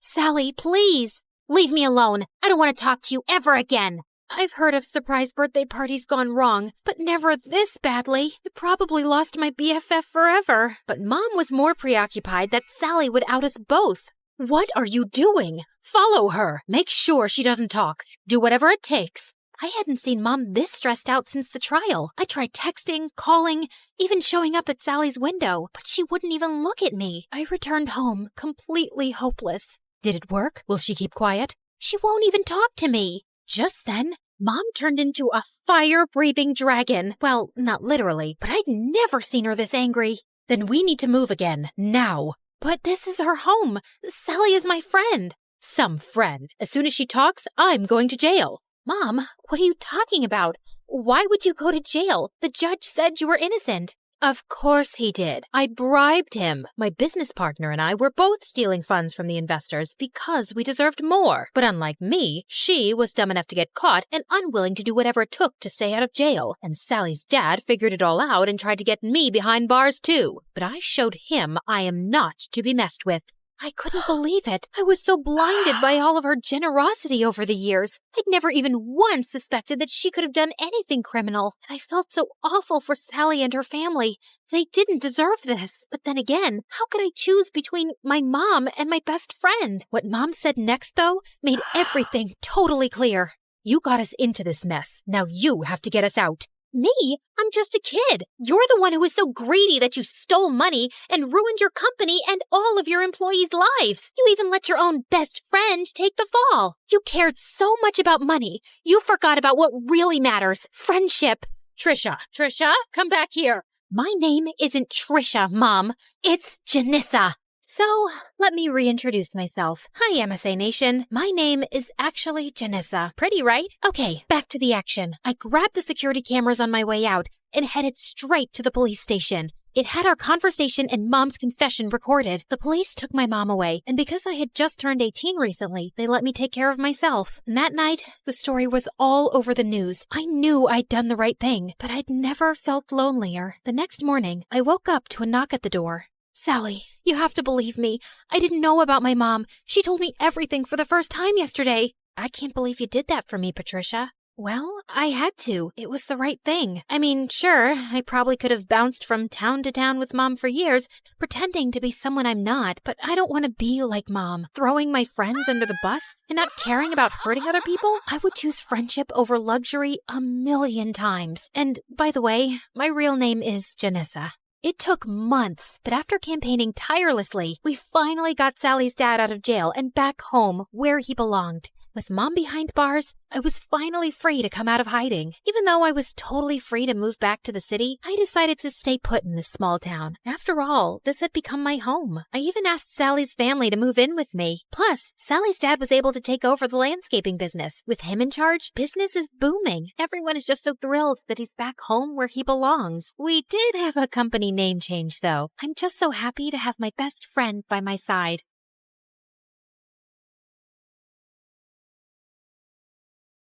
Hi, I'm Hope from Honolulu. Please like and subscribe to 4Eve. My parents always said I was born beautiful. I received so many compliments and modeling offers for baby products that they launched my modeling career when I was just 3. But I never really knew my parents. When I was 6, they started a clothing line named after me and got really busy with it. So they mostly left my older sister Leilani in charge, and she hated me. You promised we'd play with the dolls. You can't always be the center of the universe. I have to take this call. Fashion Kids magazine wants you again. She'd always lie and say we'd do one thing, but we'd do another thing instead, and I'd suffer. You said after my fashion show, we'd go home. I'm tired. Just sign a few more autographs and don't be so ungrateful. Sometimes I wondered if she was so mean to me because she was jealous of my fame. Once when I was 12, I was at a signing event and I escaped from the crowd. I stumbled into an alley where a girl my age was looking through the trash with her mom. I offered them some snacks from my bag, and their reaction was so wonderful. Just then, Leilani found me and dragged me away. And later, when we were on a video call with our parents, she told them what had happened. Hope, it's not okay to sneak off like that. And that poor family could have robbed you. Or taken a lock of your hair to sell on eBay. No, they were nice, and I liked helping them. Nonsense. You're too busy and famous to be doing anything else. Anyway, we heard your sister booked you on a morning show for the launch of your new toy line. Little Hope dolls. They're gonna sell like hotcakes. Sometimes it felt like my parents just used me for money. In fact, I felt people were friends with me for the same selfish reasons. But I never gave up on the idea of using my wealth for good. When I turned 14, I held my first fundraising event for homeless people, and it was a big success. But my second fundraiser turned into a complete nightmare, because the day after it, my face was all over the news with the words, "Teen Thief." Hope, they're saying you kept all the funds for your business. What? Why would they think I took all that money? The news is saying they got an anonymous tip. This can't be good for your career. It's all over social media. They're calling it the biggest scandal of the year. You need to stop all this charity nonsense. We need to work on saving your reputation so you won't lose out on any modeling contracts. I didn't care if I never modeled again. I didn't understand how anyone could think I'd steal charity money. I was too embarrassed to even leave the mansion. Soon after, I was about to join a new high school, and I went to Leilani with an odd request. Help me make a disguise for high school. You're my makeup artist. If anyone can do it, it's you. Look, it's hard for me to trust people. They'll probably use me for my money and fame or spread more lies. I'd rather just go as a regular kid so I can be active in the school's charity clubs. You don't think you could just go as yourself? Doubtful. I always become the center of attention without meaning to. And because of that scandal, the charity clubs might not trust me. I just want to fade into the background and do the things I care about. Please. To my shock, she agreed to the makeover. She gave me cute short hair as part of my disguise. I decided to keep my disguise a secret from my parents. They were not happy about my short hair, but my agent had advised me to take a break from modeling and stay out of the public eye anyway till the scandal died down. At home, I was Hope, the supermodel on a break. But at school, I was Minnie, the humanitarian. I joined the charity club, and the volunteer work I was doing felt amazing. And I was making friends pretty easily. But one day at school, I was lifting a heavy box of canned food donations when I suddenly threw out my back. Whoa, are you okay? I suddenly noticed there were two really cute guys watching me struggle to stand up straight. Guess I'm an old lady who's not used to heavy lifting. Ouch. Let's take you to the school nurse, Granny. I'm Kai. And I'm Crane. Here, let me take your bag. What was in that box? Canned stuff for a food drive. Crane immediately dropped my bag to the floor. You're part of a food drive? Not gonna help you. What? Come on, Nan. Let's just take her to the nurse. She's hurt. Whatever. Not my problem. And then he just left. What was that about? Are you seriously doing a stupid food drive, Granny? My name is Minnie, and what's wrong with food drives? Minnie? Minnie. Everything about them is wrong, Minnie. If the poor just got off their butts and worked, they wouldn't be poor. Why should we treat them like babies and take money from people who do work? Wow. Sometimes it's hard for people to find work or earn enough, and they need help. Maybe lame losers do. Well, Minnie, here you are. Kai winked at me as he left. What a jerk. But I wasn't going to let his arrogant opinions stop me. I organized a school dance to raise funds for the food drive, and it was a hit. But just as I was dancing with some friends, Kai and Crane busted through the gym doors with crowns on their heads. To the rich, stand with the rich. What are you doing, Kai? We're here to tell everyone the poor are pathetic and charities are scams. Don't be fooled. Just then, Crane started kicking down the display of food donations like a maniac. Luckily, the teachers there kicked both out before they could do more damage. What planet were these jerks from? But I forgot all about them when I got home that afternoon and saw Dad running out to me. Didn't you check your phone, Hope?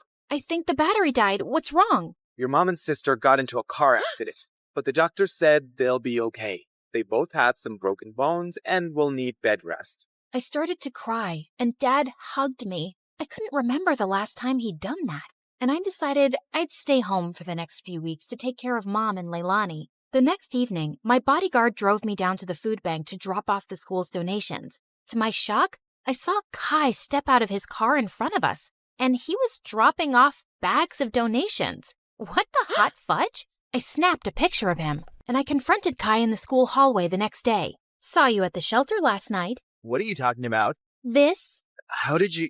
Okay, please, listen. Crane is against charity work, not me. He convinced me to think that way a long time ago, but I don't agree with him anymore. Years ago, Crane's family fell into a big scam by some fake charity, and they lost a huge fortune. Oh, no. Yeah, his dad had to work so hard just to get them back on their feet. Now, he talks trash about all charities, and he doesn't trust the poor. He actually enjoys shutting charity work down in public. He bullied me into crashing that dance.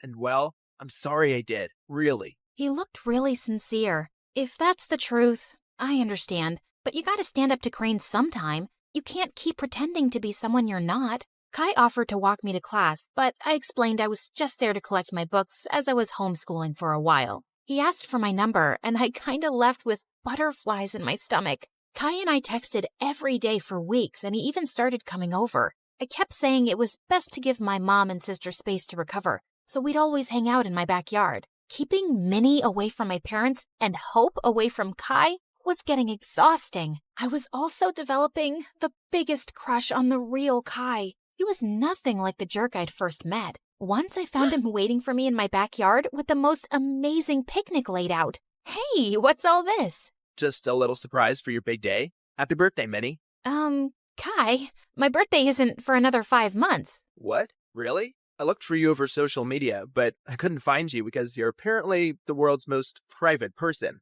Then I went to go check the school records, and I guess I got the wrong Minnie. I guess so. But thanks anyway. It's the nicest thing anyone's ever done for me. Just as I sat down, Kai opened a bottle of soda, and the cork went flying straight into my eye. Oh my god. I am so sorry, Minnie. Wait, stop rubbing your eye and let me see. He lifted my chin gently as he looked deep into my eyes. Your eyes. They're Yes? They're what? they're not the same color. What? Suddenly I realized that my contact lens had fallen out. Oh, my lens must have popped out when I rubbed my eye. I wear them for my eyesight because I'm as blind as a bat. I see. But why would you wear those green lenses and hide your lovely blue eyes? His face was so close, and I didn't have an answer to his question, so I just kissed him. He looked really surprised, but then he kissed me back, and it felt wonderful. Soon after, Kai and I hosted a fundraising car wash for a soup kitchen, but suddenly a car honked at us angrily. Well, what do we have here? Crane, listen, buddy. I know how you feel about this stuff, but I'm asking you to back off. I want to do this. What? Support lying, dirty thieves? Did you forget what happened to my family? Of course not. But that was one bad experience. Not all charities are scams. It's this witch. Winnie's brainwashed you. It's Minnie, and Kai is free to do whatever he wants, but you need to leave. Just then, Crane went red. He threw a punch at Kai, but Kai blocked it brilliantly and stepped back. Crane, walk away right now. You better watch yourself, Winnie, or you'll end up like that stupid teen thief model who raised funds for her business. She got what she deserved. She's a forgotten fraud now, a nobody.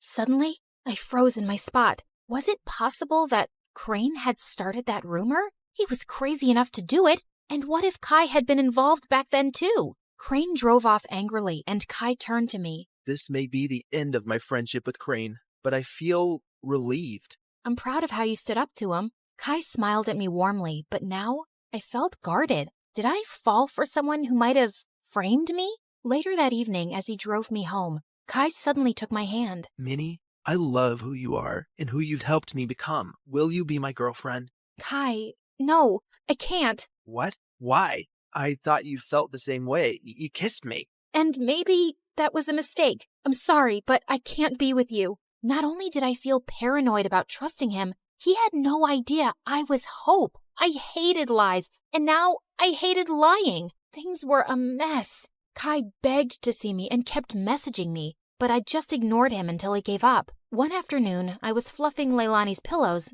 when she asked me something unexpected. Hope, how are you? Not bad. Why? Nothing. I just noticed that you looked a bit sad these days. I kinda lost someone I cared about. Wait, Leilani, why are you crying? Oh, Hope, I just need to tell you something. I can't keep it in any longer, especially after you've taken such good care of me. And to my shock, she confessed how she was the one who had started the rumor that I'd stolen the charity funds. I know it was really wrong, and I'm sorry, but I just got so resentful. I was left in charge of you, and you always came first. And you were always in the limelight, while I never even got thanks for anything I did. I got carried away. Leilani, how could you? I really regret it. That's why I agreed to your makeover request, because I didn't want to stand in your way again. I know how good-hearted you really are. Do you know what you've done? I immediately thought of Kai, this great guy, and how I'd shut him out. I wanted to slap Leilani, but I just stormed off angrily. I told Mom what Leilani had done and said I couldn't stand to be around her right now. To my shock, Mom agreed that I should take a break from her. We arranged for me to stay at my bodyguard's house, and I found out that he lived close to Kai. On my first night there, I walked over to Kai's place. I needed to fix things between us, but his butler informed me that he'd gone to Tokyo for 2 weeks or longer. My heart sank. For 3 days, I texted and called Kai, but he never answered. I knew he was avoiding me, and I deserved it, but I wasn't giving up. I called Mom and explained everything about Kai to her, and she actually listened. Tokyo might be a nicer break for you. OMG, Mom, you'd let me go? Yes, sweetheart. Ever since the accident, your dad and I have been thinking how hard we've pushed you and your sister. We just wanted you girls to know success early on, But we've realized there are more important things than success and money, like happiness and family. You've been amazing during our recovery, honey, and you really deserve to go. Thanks, Mom. I love you. And the next day, I was on a flight to Tokyo with my bodyguard and checked into the same hotel as Kai. Just as I stepped onto the elevator, I was shocked to see Kai inside. He looked awkwardly at me. Hi, can I help you with something? I suddenly realized he couldn't recognize me without my disguise. Kai, you're the reason I'm here. I came to tell you the truth. I'm Minnie. Minnie? Minnie from Honolulu? Yes, except my real name is Hope. What? I told him everything. My trust issues and my disguise and what my sister did, how awful I felt for abandoning him, and how I tried calling him. I'm using a different phone here, and I understand why you wanted to hide yourself, Hope. I've missed you. Do you think we could give us another chance? You flew all the way here to make things right? I'd be a jerk if I say no. But could you do just one thing? Give your sister another chance. Come on. Charity starts at home. I will. I promise.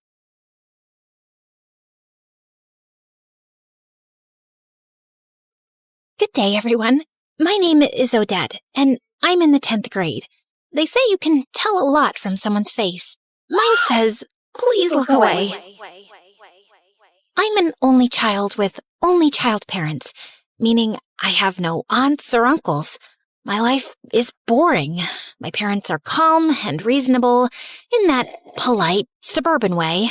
I always believed even my face looks boring. You know, Odette, it's time to have some purpose in your life. Well, I'm just waiting for the tragic twist in my life arc, because you guys didn't give me a dramatic backstory to work with. Okay, maybe start with a job? Yeah, Sharon, lead with that next time. Don't make it sound philosophical. You just want another income stream. Whatever. I'm going to my room. Where did we go wrong with our one and only? A few days later, I started babysitting. It was the worst decision of my life. I got an email from a woman saying she had a disabled daughter and needed someone to start immediately. She'd already left for work, but there was a note on the fridge with a list of instructions and $300 on the kitchen table. The daughter was quiet, sweet even. I gave her food, helped her to the bathroom, and for a few hours, everything was fine. Then I started noticing things. Shadows in the hallway, footsteps behind me. You know, classic horror movie nonsense. Long story short, she wasn't disabled. She was just pretending, for fun. People are weird. Yeah, I think my purpose in life can wait. Maybe my purpose was to find a boy instead. I saw my classmates getting boyfriends and having cute relationships, except me. I have this friend in particular. Her name is Lila, and she genuinely loves boys. God created Adam and noticed he was bored. Imagine being in heaven and still feeling bored. So Eve was made to entertain him. Can't you see it? We girls are men's heaven. All you have to do is just smile and entertain them. But Odette, you're a frowny, boring little creature. Smile so you attract good energy. And by that, I mean boys. But I didn't know how to smile to attract boys. I didn't have it in me. Whenever I saw a boy, I'd just frown and keep my head down and walk away. I once tried with the new boy. He was wearing sunglasses indoors. I don't know if he thought he was famous or had an eye infection. Either way, I decided to smile. Are you sneezing or threatening me with your face? I stared at him, frozen. Okay, I'm calling you Snarly, like Charlie, but with a snarl. People laughed, even me. That was Rafe. He went from being the new student to the popular one instantly. He had this annoying way of making fun of you and still making you laugh. From that moment on, he kept showing up in my life. Unfortunately, so did the name Snarly. Every girl tried to be his girlfriend, especially Lila. Oh, the heck she tried. He said he was waiting for someone special to have a relationship with. What does that even mean? He's a teenager, a popular, cool one. Just hang out with the prettiest girl in the school, which is me. But seriously, what's wrong with him? Maybe romantic guys do exist. Ugh, you're so naive. Anyway, what did your mom cook today? I smelled meatloaf. So, that. Again? Hey, beggars can't be choosers. Hey, you. First of all, I really don't want to stay with that ugly stepmom of mine. Second of all, I'm doing you a favor. It's not like you found a better friend. The heck, you only have me. So shut up and get me some meatloaf. Lila didn't exactly have a calm life. Her dad was a useless, handsome man who somehow got tricked into divorcing her goddess of a mom, thanks to a stepmom so ugly she could curdle milk. Her real mom either ran away or fell into depression. We don't know. What we do know is that Lila never saw her again. Then one day, Rafe was playing in the final, super important basketball game of the year. Everyone was cheering for him. Some girls were even crying. If they lose, I'll spit on their faces. Except Rafe. He can spit on mine if it helps him release some of that frustration. Do you not have even a shred of self-respect? Everyone glared at me. Apparently, I was the fun killer. And an idiot. Why are you like this? You don't have to take life so seriously. Just chill and enjoy the vibe. Then Rafe scored the final shot, and our school won. The crowd went feral. People were chanting his name. They lifted him up on their shoulders like he was a national hero. But then Rafe asked them to put him down. His face was weirdly serious. He turned and looked directly at me. Then he started walking toward me. Everyone fell silent, even me. He looked deep into my eyes and said, "Would you go out with me, Odette?" The crowd gasped, but not the cute, supportive kind. More like an, "Is this a prank?" gasp. Rafe, nice one. But Rafe didn't laugh. He just kept looking at me with this soft, serious expression. I wanted to laugh it off. I really did. But something about the way he looked at me made my stomach flip. Some girls laughed nervously and touched his shoulder. A few boys joined in, filming the whole thing. One guy grabbed Lila's hand. "Will you be my girlfriend?" Oh no, wait, what did Rafe say? Oh yeah, "Would you go out with me, Lila?" Then, out of nowhere, Rafe shoved him hard. The laughter died instantly. Then he just turned back to me, calm as ever. So... Just say yes for now. Let's see where this goes. Yeah, I'll go out with you, Rafe. He grinned from ear to ear, picked me up on his shoulder, and carried me away. Everyone just stood there, blinking, whispering, filming, trying to figure out what had just happened. And from that day on, my life changed forever.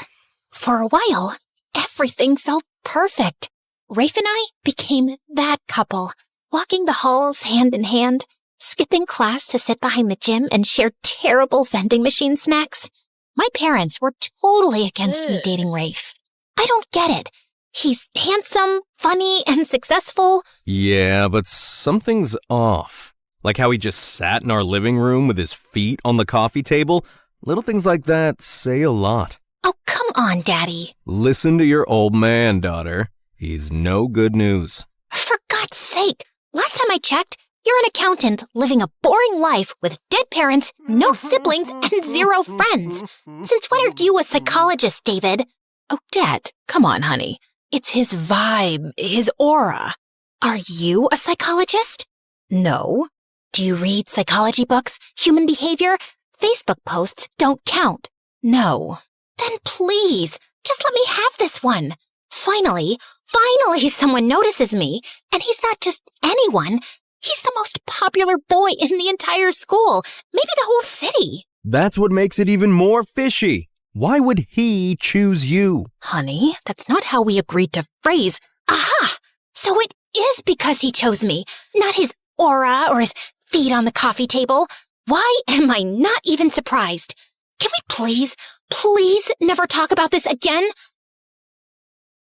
Lila was the happiest for me. Look, I know most besties would be super jealous if their average, boring-looking friend got the hottest guy in school, especially when that bestie is as pretty and fun as me. But trust me, I'm proud of you. Thanks. But why are you spraying that pink stuff on your feet? Oh, I've got a date with this rich guy. He's a couple years older than us. Well, maybe a couple years on top of those couple years. He's 5 years older, okay?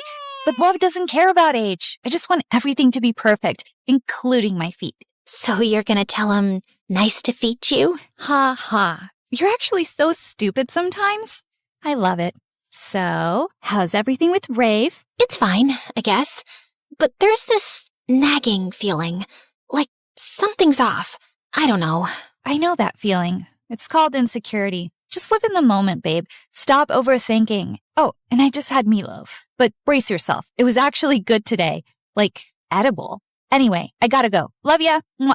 Maybe Lila was right. Maybe it was all in my head. Maybe I just needed to loosen up. Until things took a different turn. I started spending more and more time with Rafe. He was sweet and generous, but he never invited me to his house. I kept asking. Then I started nagging. Finally, he agreed to take me there. I was surprised by how old and worn down the house looked. The front porch creaked under her feet. Just as Rafe opened the door, a glass flew past us and shattered onto the street. Rafe yanked me back. Where did you put the money, you useless witch? I bought food with it. What, you want me to leave money here so you can waste it on more cigarettes, you junkie? Well, welcome to my house. We stepped inside. The place was a mess. Dark, musty, with dishes piled up and clothes tossed over furniture. His mom looked pale and worn out. His dad looked like he hadn't showered in weeks. Mom, Dad, this is Odette, my girlfriend. Oh, so now it's Mom, Dad, and not Dad, Mom. Why is she first, huh? You stinking little disappointment. You can't tell me how to speak. I said what I said. What are you gonna do? Hit me? Burn me? Go ahead. What do you even want from us? Why are you still alive? Oh, trying to show off in front of your girlfriend? Like you're the man of the house? Joke's on you. She's not even pretty. Don't listen to him, sweetheart. Don't talk about her like that. Fine, let's talk about you then. Hey, bimbo, this kid you're dating still wets the bed. His mom dragged him to every doctor in town, but some people are just born failures. How dare you? She grabbed a rolled-up newspaper and smacked him across the head. I stood there, frozen. Rafe took my hand without saying a word, and we walked out. Well, I guess I'll never complain about the boring life my parents gave me again. Yeah, I get it. Now you know why I never wanted you to meet them. I'm sorry you had to see all that. Don't be, Rafe. I'm your girlfriend. I'll accept you no matter what. Cool. I like acceptance. So, not leveling up yet? You know, like love? Because, Odette, I love you. Finally! What took you so long? It's been, like, a few weeks, but yeah, I mean, you're amazing. I'm lucky to have you. And when I become this huge, successful basketball player, I'll give you the best life. He was ambitious. He had dreams, and I liked that about him. Then he leaned in to kiss me, and my stomach flipped. But just then, my phone rang. Ugh, it's my mom. Don't answer, Snarly. Let me kiss you and take you to your favorite diner. Rafe and I were only getting closer, which I didn't want my parents to know about, so I kept lying more and more to them. My grades slipped, but I told myself it was fine. I'd catch up later. I just needed time. Time to be with Rafe, to support him, to listen to his rants, to calm him down when he got angry for no reason and swore he wasn't actually mad. We had a routine. After school, I'd meet him behind the gas station near the edge of town. We'd sit on the curb, share a soda, and talk about how fake everyone else was. He said I was the only real person he knew. He started asking for little favors, borrowing my phone, asking me to cover for him when he missed something, lying to his mom. I did it all. That's what you do when someone loves you, right? Sometimes he disappeared for a day or two, and when he came back, he acted like nothing happened. And so would I. I stopped hanging out with Lila as much. You've been ditching me like you're in a full-time relationship with a ghost. He's just going through stuff. Right, and you're the emotional support animal. You're the one who told me to follow my heart and live in the moment. Yeah, the moment. Not the weeks, not the months. Odette, your parents call me all the time asking where you are. I lie and say you're with me, or studying in the library. It sucks. I hate lying to them. Then don't. If covering for me is such a burden, maybe you weren't a good friend to begin with. Whoa. Since when do you talk to me like that? Oh, wait. Since you started hanging out with Rafe. Open your eyes, Odette. Don't lose yourself. Oh, please. Says the girl dating some guy 5 years older than her just because he's rich? You want to talk about self-respect? You know what? I'm done with this conversation. I'm leaving. No, wait. Stay. You love my parents. They love you. You feel sorry for them, right? You can play the perfect daughter they wish they had. I'm leaving. We have SATs coming up, Odette. Don't you care? You're ruining everything for yourself over that dumb jerk. Surprisingly, Lila got a good score on the SATs. I got an acceptable grade, but not good enough to get into nursing school like I'd always planned. Rafe didn't even take the test. He overslept that day. I can't believe Lila scored higher than me. I mean, yeah, she's not dumb, but I've always been the one with the better grades. Now I can't even apply to nursing school. I should have studied more. I told you we didn't need to go to the movies every single night, Rafe. Oh, so now it's my fault, Snarly? Babe, what's done is done, okay? Don't beat yourself up. Come on, I'll get you some pancakes. That always cheers you up. Rafe, where do you even get all this money from? I mean, yeah, I lend you some sometimes, but it's not enough to cover everything we do. Wow, so you think I can't survive without your little charity coins? First of all, they're not little coins.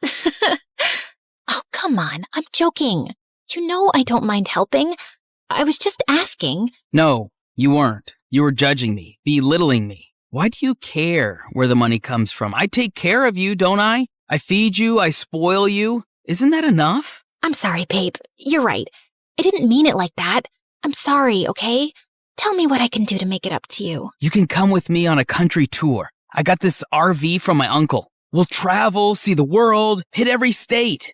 Just you and me. But what about college? And my parents? What about them? I'm sure your parents don't mind you having fun and taking a break from all the stress. And in college, you said yourself, you're not doing nursing anymore. Take an online course, finance or something. That's a good career too, babe. I told my parents I needed time to think about my future. They begged me to stay, but I'd already made up my mind. 2 weeks later, I was packing my bags and climbing into the RV, ready for my freedom. At least, that's what I thought it was. It was amazing. We went to places I'd only seen on TV. Nevada desert, Hollywood, coastal cities with overpriced ice cream, and strangers who looked at us like we didn't match. People stared, sometimes whispered, like they couldn't believe a guy like Rafe would be with someone like me. Once, a pretty girl asked for his number. He smiled and shook his head. Already got the best girl in the world. She scoffed and walked off.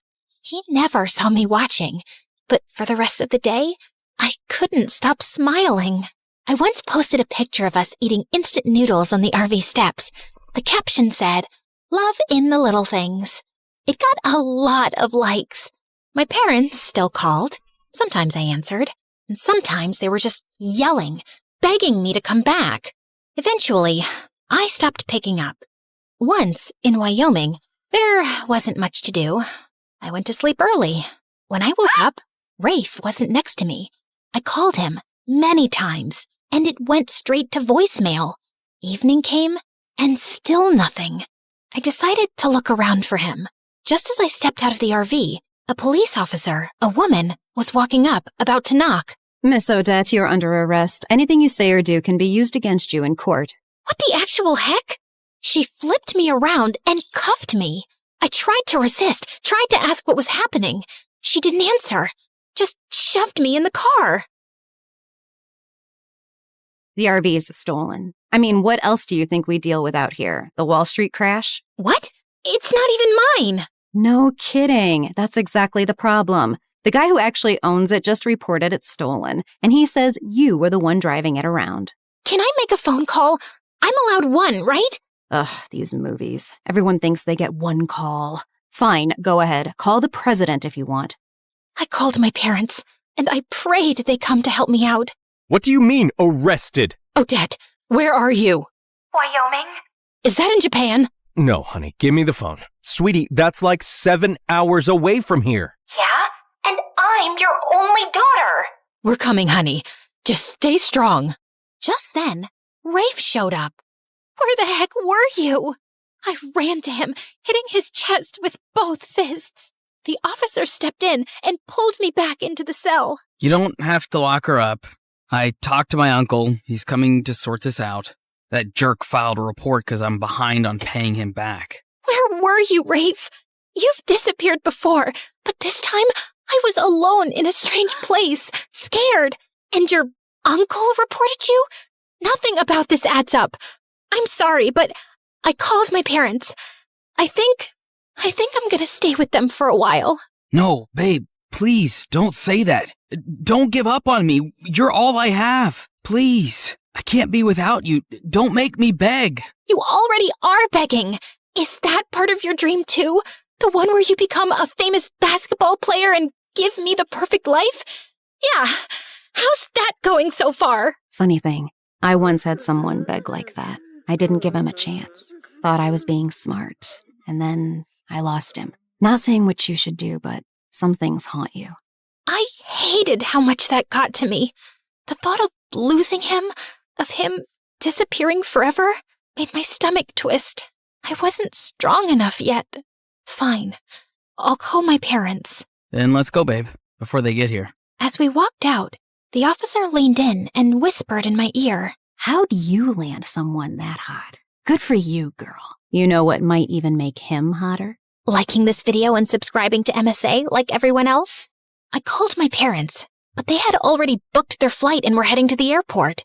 When they landed and kept calling, I let it ring. Then I let it ring again. And then I stopped checking. 2 months went by, and the fun life I'd been living started to feel dull. My parents barely called anymore. I opened Instagram and saw that Lila had gotten into the nursing school I always wanted. She even posted a picture of her engagement to that rich, successful guy. Funny how I used to be the one with the bright future, while she came from a messy home and had this weird obsession with impressing men. That night, someone knocked on our door.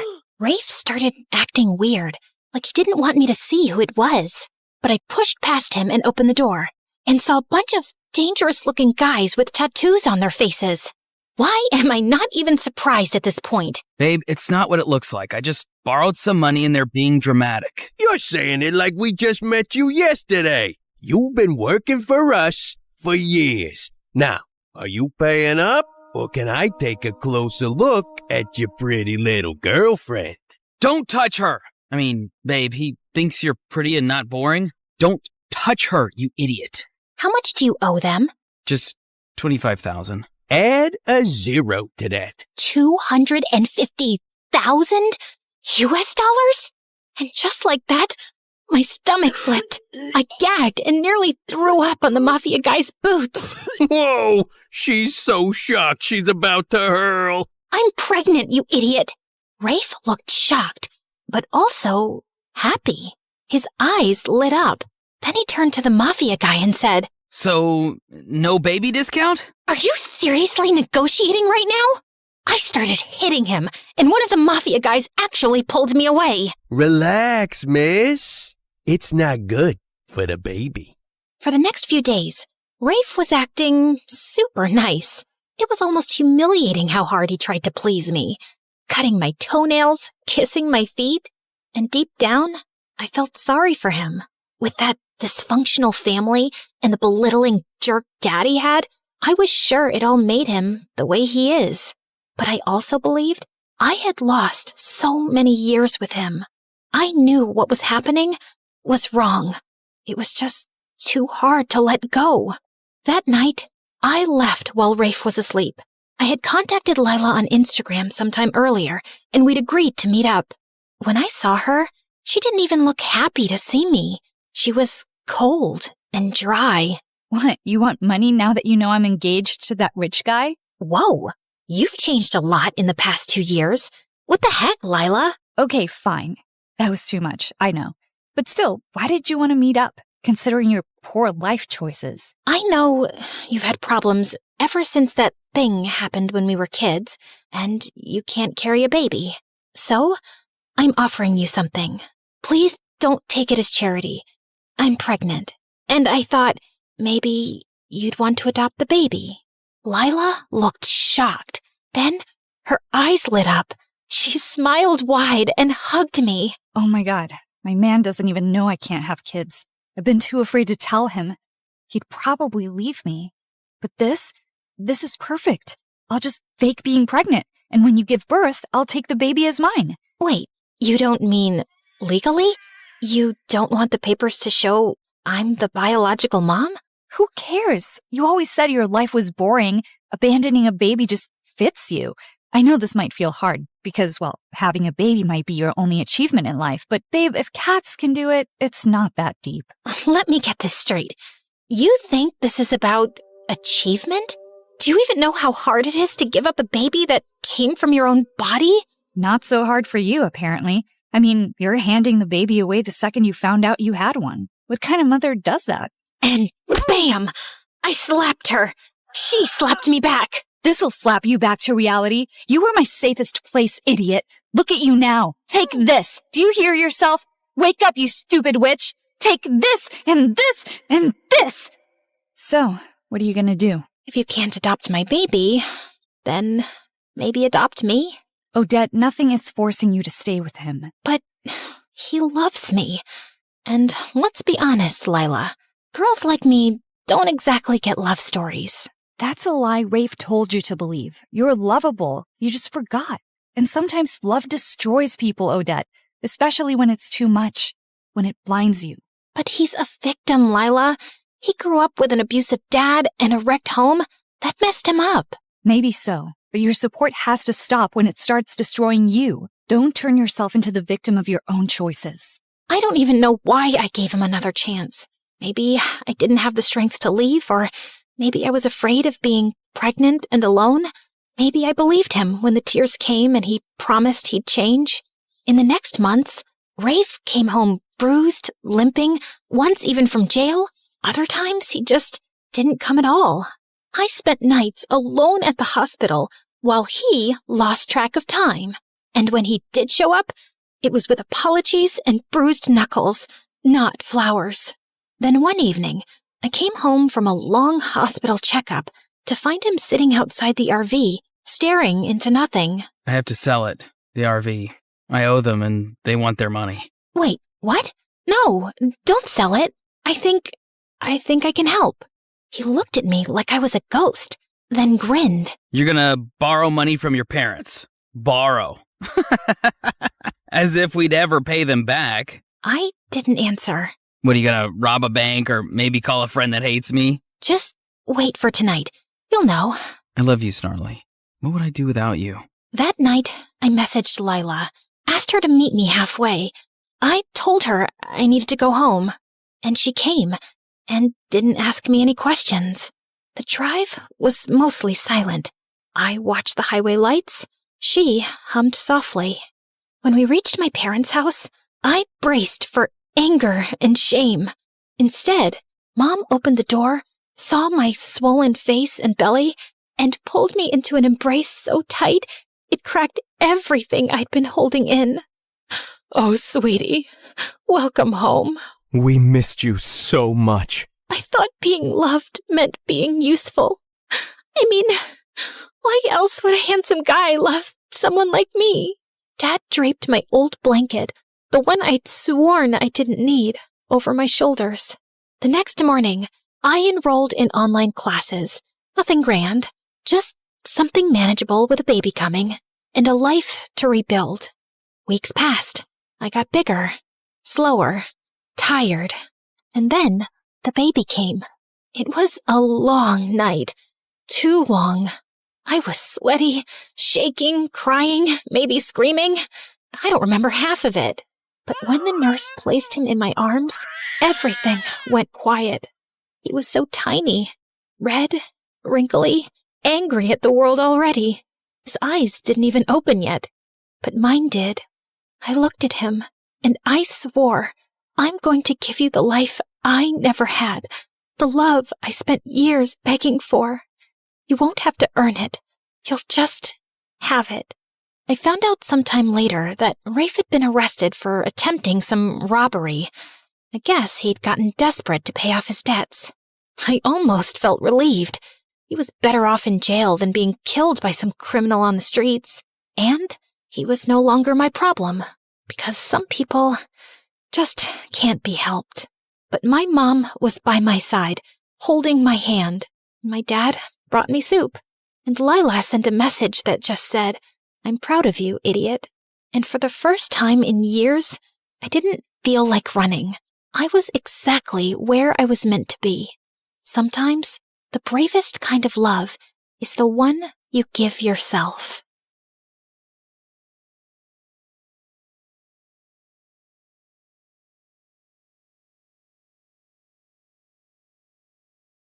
I woke up in the middle of the night feeling extra thirsty and almost passed out when I saw the time. It was 3 a.m., the devil's hour. I tried to go back to sleep, but I just couldn't. Come on, girl. Ghosts aren't real, but dehydration is. So hold yourself together and get your ice-cold water. I silently prayed as I went down to the kitchen. Suddenly, I caught someone moving in the shadows. Holy Mother of God! Was it the devil? I was about to scream when I realized that it was just my older brother, Kevin, who looked suspicious. I silently followed him as he went down the basement and was surprised when he opened a mysterious door that I had never seen before. But before he could enter, he looked back and saw me. Don't you ever tell anyone about this, especially Dad, no matter what happens. Why? What's inside that room? He just patted my head and smirked. The devil himself. He then disappeared into the room and locked it, leaving me shaking in fear and confusion. Hi, my name is Kendra, and this is my story of how my mysterious brother changed my life forever. Before I continue, please like and subscribe. After what happened last night, the first thing that I did in the morning was to check that door in the basement. But unfortunately, it was padlocked to death. Kevin was definitely hiding something in there, and it was killing my curiosity. I was finally able to corner him during dinner. Are you sure that you weren't dreaming? Because that totally didn't happen. That night was really weird, so he could be right. Our conversation was cut off when Dad joined us. Son, it's time for you to take over the company. We will be holding a gala next weekend to introduce you to everyone. They're all so excited to meet you. But Dad, no buts. You're graduating in a few months, so prepare yourself. I don't want any problems. Understood? Of course, my brother couldn't say no to him. He was always Dad's favorite, his golden boy, the perfect son. While me, I was just a stranger to him. If Mom was still alive, things would probably be different. Later that night, when I was about to sleep, I almost screamed when I saw Kevin leaning against my door. Can I help you? What makes you feel alive, Kendra? Huh? What's with you? Why are you being so weird? The less you know, the better. Good night, Peanut. Peanut? Where did that come from? That was the weirdest and longest interaction we've ever had. He was a year older than me, and we had never been close growing up.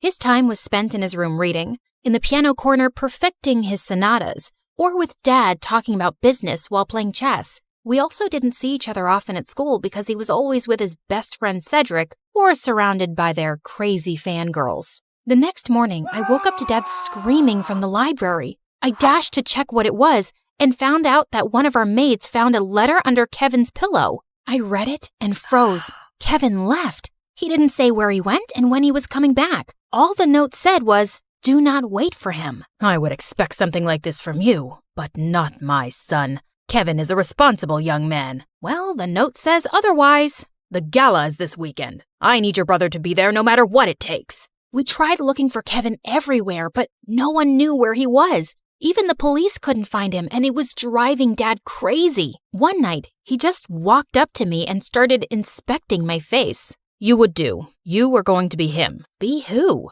Kevin. In case your brother is still on this stupid little adventure on the night of the gala, you will pretend to be him. But Dad, I don't think I can... Kendra, you are a capable young lady. Of course you can. You'll be saving our company from humiliation. I know I have not been very vocal about your accomplishments, but I do notice. Will you do this for me, sweetheart? I had never heard Dad talk to me that way, and it felt really good. So I found myself giving in. Besides, it would only be for just one night, right? I just needed to hide my hair under a wig and dress up like Kevin and just smile and avoid conversation as much as possible. Simple. When the big day finally came, I was a nervous wreck. There were too many important people, and Dad kept reminding me not to mess up. Luckily, the party was a success, and I thought my little mission was finally over until Dad came up to me. You did well. Now we just have to make sure that your brother will not fail his classes so he could graduate. You'll need to attend school as him. But how about me as Kendra and my grades? I'll call the school and tell them that I sent you out of the country for an emergency. Anything you fail, you can take for a summer class. But no buts. This was already decided. And remember, no one should ever know about this. But Kevin and I were just too different. After carefully thinking about it, I finally decided to do it. It was my chance to impress Dad. I just needed to do one little thing, which was to learn everything about my brother to make it believable. I checked his room, but I didn't find anything useful. I had to ask for help from the person closest to him,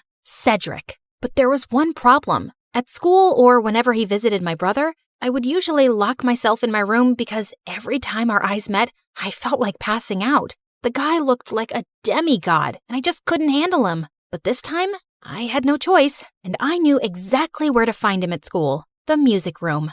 As I peeked into the room, I saw him playing the violin, and I was instantly mesmerized. Just then, he stopped playing and smiled at me. Just avoid his eyes, and you'll be fine. Did it tickle your soul? Huh? The rhythm, the passion, the climax.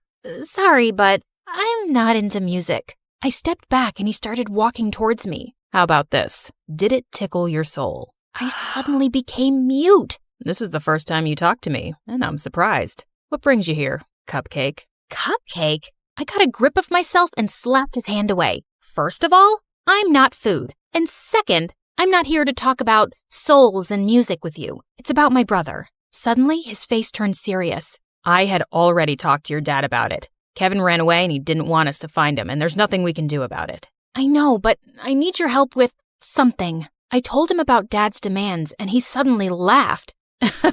That's a ridiculous idea. You two look similar, yeah, but you're too cute and girly to be a boy. Wait, he found me cute? I excused myself to the bathroom, and after calming down, he was nowhere to be found. It took me a whole day to finally find him playing violin in the school garden. So, are you going to help me with this, or are you just going to play your violin all day? I only help people who can look me in the eye. Ugh, why was he being like this? I gathered up all my courage before finally meeting his eyes, and thankfully I was able to control myself until he smiled. You have the same eyes as your brother. They're very pretty. So he liked my brother's eyes? That was fruity. Whatever. Now, where do we start? Your appearance. And I think it needs a lot of work. For the makeover, he brought me to the mall to cut my hair short, and it took me several hours to finally say goodbye to my precious long hair. After accepting the fate of my hair, we tried on some clothes similar to Kevin's fashion.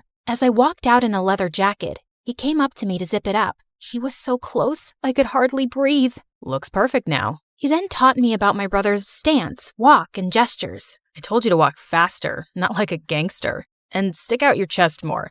Think of yourself as the hunkiest man alive. Like this? He held my hips to guide me, and I felt like exploding from the sparks. Just then, I noticed some girls around drooling over us. Both guys are so cute. I'll take either of them. They look so in love. OMG. Love wins. Great. And now we were a gay couple. Cedric coached me about Kevin's interests, and I was surprised. I didn't know my brother was such a dork. He loves SpongeBob so much, he even thought of diving into the ocean just to look for its real-life version. But one revelation made me tear up a bit, and he adores you so much. But he thought you didn't like him, so he always chose to give you space. What? That's not true. He's too protective of you. He even told me not to talk to you because he thought I'm trouble. Oh, yes, you're definitely gonna be trouble. To my heart. That weekend, we continued practicing until I looked convincing enough, and when we finally got to school, I just stayed close to him and smiled at people from time to time. I was doing an excellent job at being my brother until it was lunchtime. We sat at their usual table for lunch when suddenly someone sat on my lap and kissed my cheek. It was Lauren, the prettiest and coolest chick at school. What in the frickin' pregnant duck is happening? What? You hate my kisses now? You look like you've seen a ghost. I turned into the ripest tomato when she giggled into my ear. I could never hate such a goddess like you. Wow. Since when did you become this cheesy? I gave Cedric a panicked look, but the jerk was trying his best not to burst out laughing. I kicked his leg under the table and his wince was satisfying. I then excused myself in the bathroom and dragged him with me. There, he revealed that Kevin had been dating Lauren for a while now, and I had no idea about it. Lauren had been all over me for the next several days. This was totally normal, of course, except for the little detail that I was not her actual boyfriend. And through all of this, Cedric remained an unhelpful idiot who was clearly enjoying my discomfort. We were walking to our last class when someone suddenly grabbed and pushed me against the wall. You're acting weird lately, and I like it. Before she could kiss me, I acted like there was a bug inside my shirt and ran away. I needed to talk to Cedric. As usual, I found him in the music room. We need to tell Lauren. Suddenly, Lauren appeared from behind me. Tell me what? Wait a minute. Don't tell me that you guys are dating? What? Cedric finally stopped playing the violin and grinned at me. I'm straight, but I don't know about your boyfriend. Aw, baby. You know I would accept you however you identify, right? Well, that's good to hear. Lauren looked like she bought it, and I just found myself exploding. I'm not Kevin. I'm not your boyfriend. I'm his sister Kendra pretending to be him. I then explained everything to her. Oh, okay. Explains why you look and act differently. That's it? No violent reaction whatsoever? I'm used to Kevin's quirks. So, anything I can do to help with this mission? Just don't tell anyone about this. Got it, baby. Despite knowing the truth, she still kissed me on the cheek and it made Cedric laugh. I started hanging out with both of them since then. They would talk fondly about my brother and share things about him that I didn't know. It made me realize that he wasn't as boring as I thought he was. One day, Cedric dragged me to the music room and asked me to listen to his new composition. It was a wrong move to come with him, because the way his fingers moved and his handsome face played with the painfully sweet tune screamed danger to my heart. I calmed myself down and hyped him up when he was done. You really like playing the violin, don't you? I like to touch people's hearts with classical music. How about you? What makes you happy, Kendra? I'm curious. I ended up telling him about my passion, which was fashion designing. I used to draw my designs every day, but when Dad saw it, he burned all of them. He found it lame and useless to his company. I'm sorry to say this, but your dad is the biggest jerk in the world. He treats you and Kevin as assets to his company, and never as a son and daughter. You're right, but it just made me crave for his love and approval. Someday, I hope you'll be able to find the courage to do what you need to do. You have me now, you know. I'll take care of you. He leaned in closer, and I thought he was going to kiss me,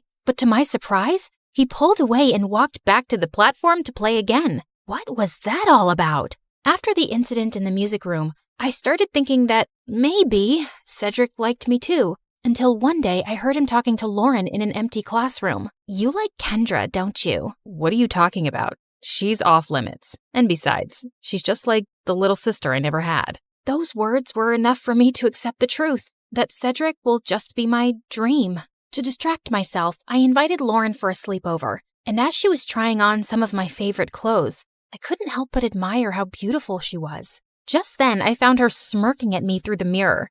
Are you falling in love with me now? What? No, I wish I was as pretty as you. Oh, honey, you are prettier than me, and not to mention cute. She ended up knocking on my drawers, spilling some things. There was one thing that suddenly caught my attention. A peanut. What was it doing there? Suddenly, I remembered Kevin calling me a peanut before he ran away. Why don't we crack it open? Maybe he left a secret message or something. And he actually did. I'm finally alive. Wait a minute. That night before he left, he asked me what makes me feel alive. Lauren and I then came up with a mission to find the answer to that question. Your brother is too mysterious sometimes. Maybe Cedric knows something. But unfortunately, he was useless. One day, Dad suddenly called me and started asking about Lauren. I learned that she's dating your brother. Her parents and I are talking about a very important business deal. We will have dinner with them tomorrow night. Make sure to be extra attentive to her. I thought it wouldn't be much of a problem until they suddenly decided to marry us off with Dad knowing that I was Kendra. He was crazier than I thought. Do you think Kevin will be home by then? I don't know if he's ever coming back. I can't believe you dated an idiot. Watch your words, honey. That's my idiot. Well, we need to find your idiot ASAP. The next day, we met up with Cedric in a cafe to talk about finding my brother. We don't even know what makes him feel alive. Shouldn't we just wait for him to come back? Our parents are talking about marriage, for Pete's sake. We're running out of time. Do you know what my parents would do if they found out they were being played? Out of panic, I remembered something again. The mysterious door in the basement. I told them about it, and we waited for Dad to be out before destroying the padlocked door, only to find out that it was actually a dark room where Kevin developed all his photographs, and it was connected to his room. And all those pictures were related to an island that only meant one thing. Kevin was staying on one of them. It makes sense now that he always disappears on weekends. I also found a camera in his bag one time, but I never saw it again. And why didn't you both tell me about this earlier? You're both idiots. And with that, the three of us were off to an adventure to get my brother back. As we traveled, I kept on flirting with Lauren to avoid Cedric, and for a moment, I thought I saw his deadly glare through the rearview mirror. Was he jealous? I wished. In a span of 2 days, we had already visited 7 islands, but there was no luck. Just when we were about to give up, we suddenly spotted someone resting on a hammock. It was Kevin. He looked shocked to see us. Suddenly, he glared at Cedric. Dude, you told them? Wait, you knew? Let me explain. No, you knew. And you kept silent while I was going crazy trying to find a way to bring back my brother so I could get me back. Kendra was equally furious. Babe, I can explain. Shut it, Kevin. You're not my favorite person right now. Kendra. Later. I need to speak to my brother. I walked away and Kevin followed me. Now start explaining the reason I'm sacrificing my identity. I'm sorry, Peanut. I didn't mean for you to be tangled up in my mess. I felt stuck and suffocated because of Dad's expectations. I always knew I would have to take over the company someday, but I didn't know it would be this soon. I thought I would have enough time to still do what I love, to enjoy every island and see its beauty through my lens. But suddenly, I didn't even have a year, so I panicked and I ran away. I'm such a coward. It didn't take a second for me to melt. No, that's the bravest thing I've seen you do. All our lives, I've only ever seen you nod to Dad's every demand. I'm proud of this version of you. I convinced him to come back, but he ended up convincing me to ditch Dad and come with him. After everything that happened, I just realized one thing. Dad wasn't worth it. So I agreed. Lauren is amazing, you know. She didn't deserve to be left without a word. I know, Peanut. I guess I have a lot of making up to do. Good luck, Walnut. Later that day, he spent his time making it up to Lauren and talking to Cedric, while I was left alone doodling some cute dresses on the sand. My brother then came up to me and asked me something. Are you mad at Cedric? I asked him not to tell anyone. Keeping this from you must have been very hard for him. I understand, but you like him, don't you? What? No, I mean... Don't worry. I finally gave him the go signal. You two can kiss or whatever. As soon as he left, Cedric walked up to me with an earth-shattering smile. Can we talk? I couldn't look at him in the eye again. About us. I've always fancied you, you know. More than violins. I felt like melting at his confession. I told him about the reason why I'd been avoiding him all these years, and he responded to it by finally kissing me on the lips. Thank God I didn't pass out. So, did it tickle your soul this time? Yes. Finally.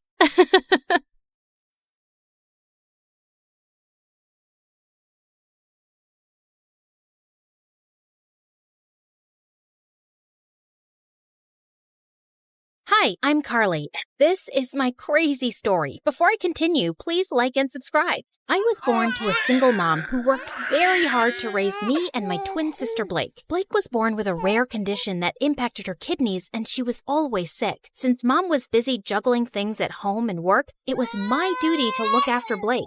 You can't eat milk with your hands. Drink it. Blake, don't chew on your gross shoes. Even Mom was extra paranoid about Blake, and she hardly paid attention to me. Like this one time when I was 6, Mom had to leave for some urgent overnight office trip, and she dropped us off at the neighbor's place. These are Blake's medicines. You know she drinks chocolate milk before sleeping, and I've also packed her favorite pink night clothes. Wait, where's my stuff?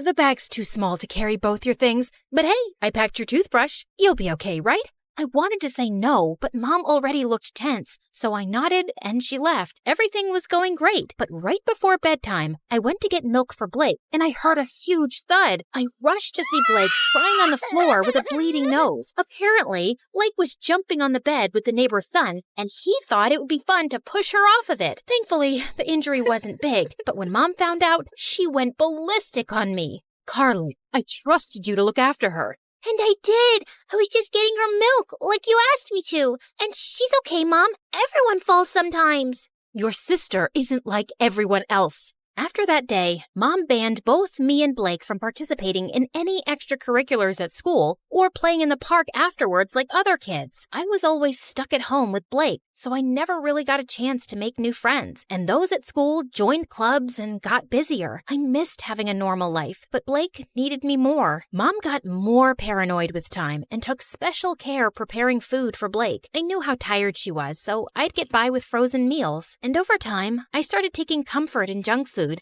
eating candy bars from the hospital vending machines while I sat in waiting rooms for hours. By 13, I was much bigger than most girls my age. One time, our aunt was visiting us, and she hadn't seen me and Blake in a while. Look, I bought you girls matching outfits. Go on, try it.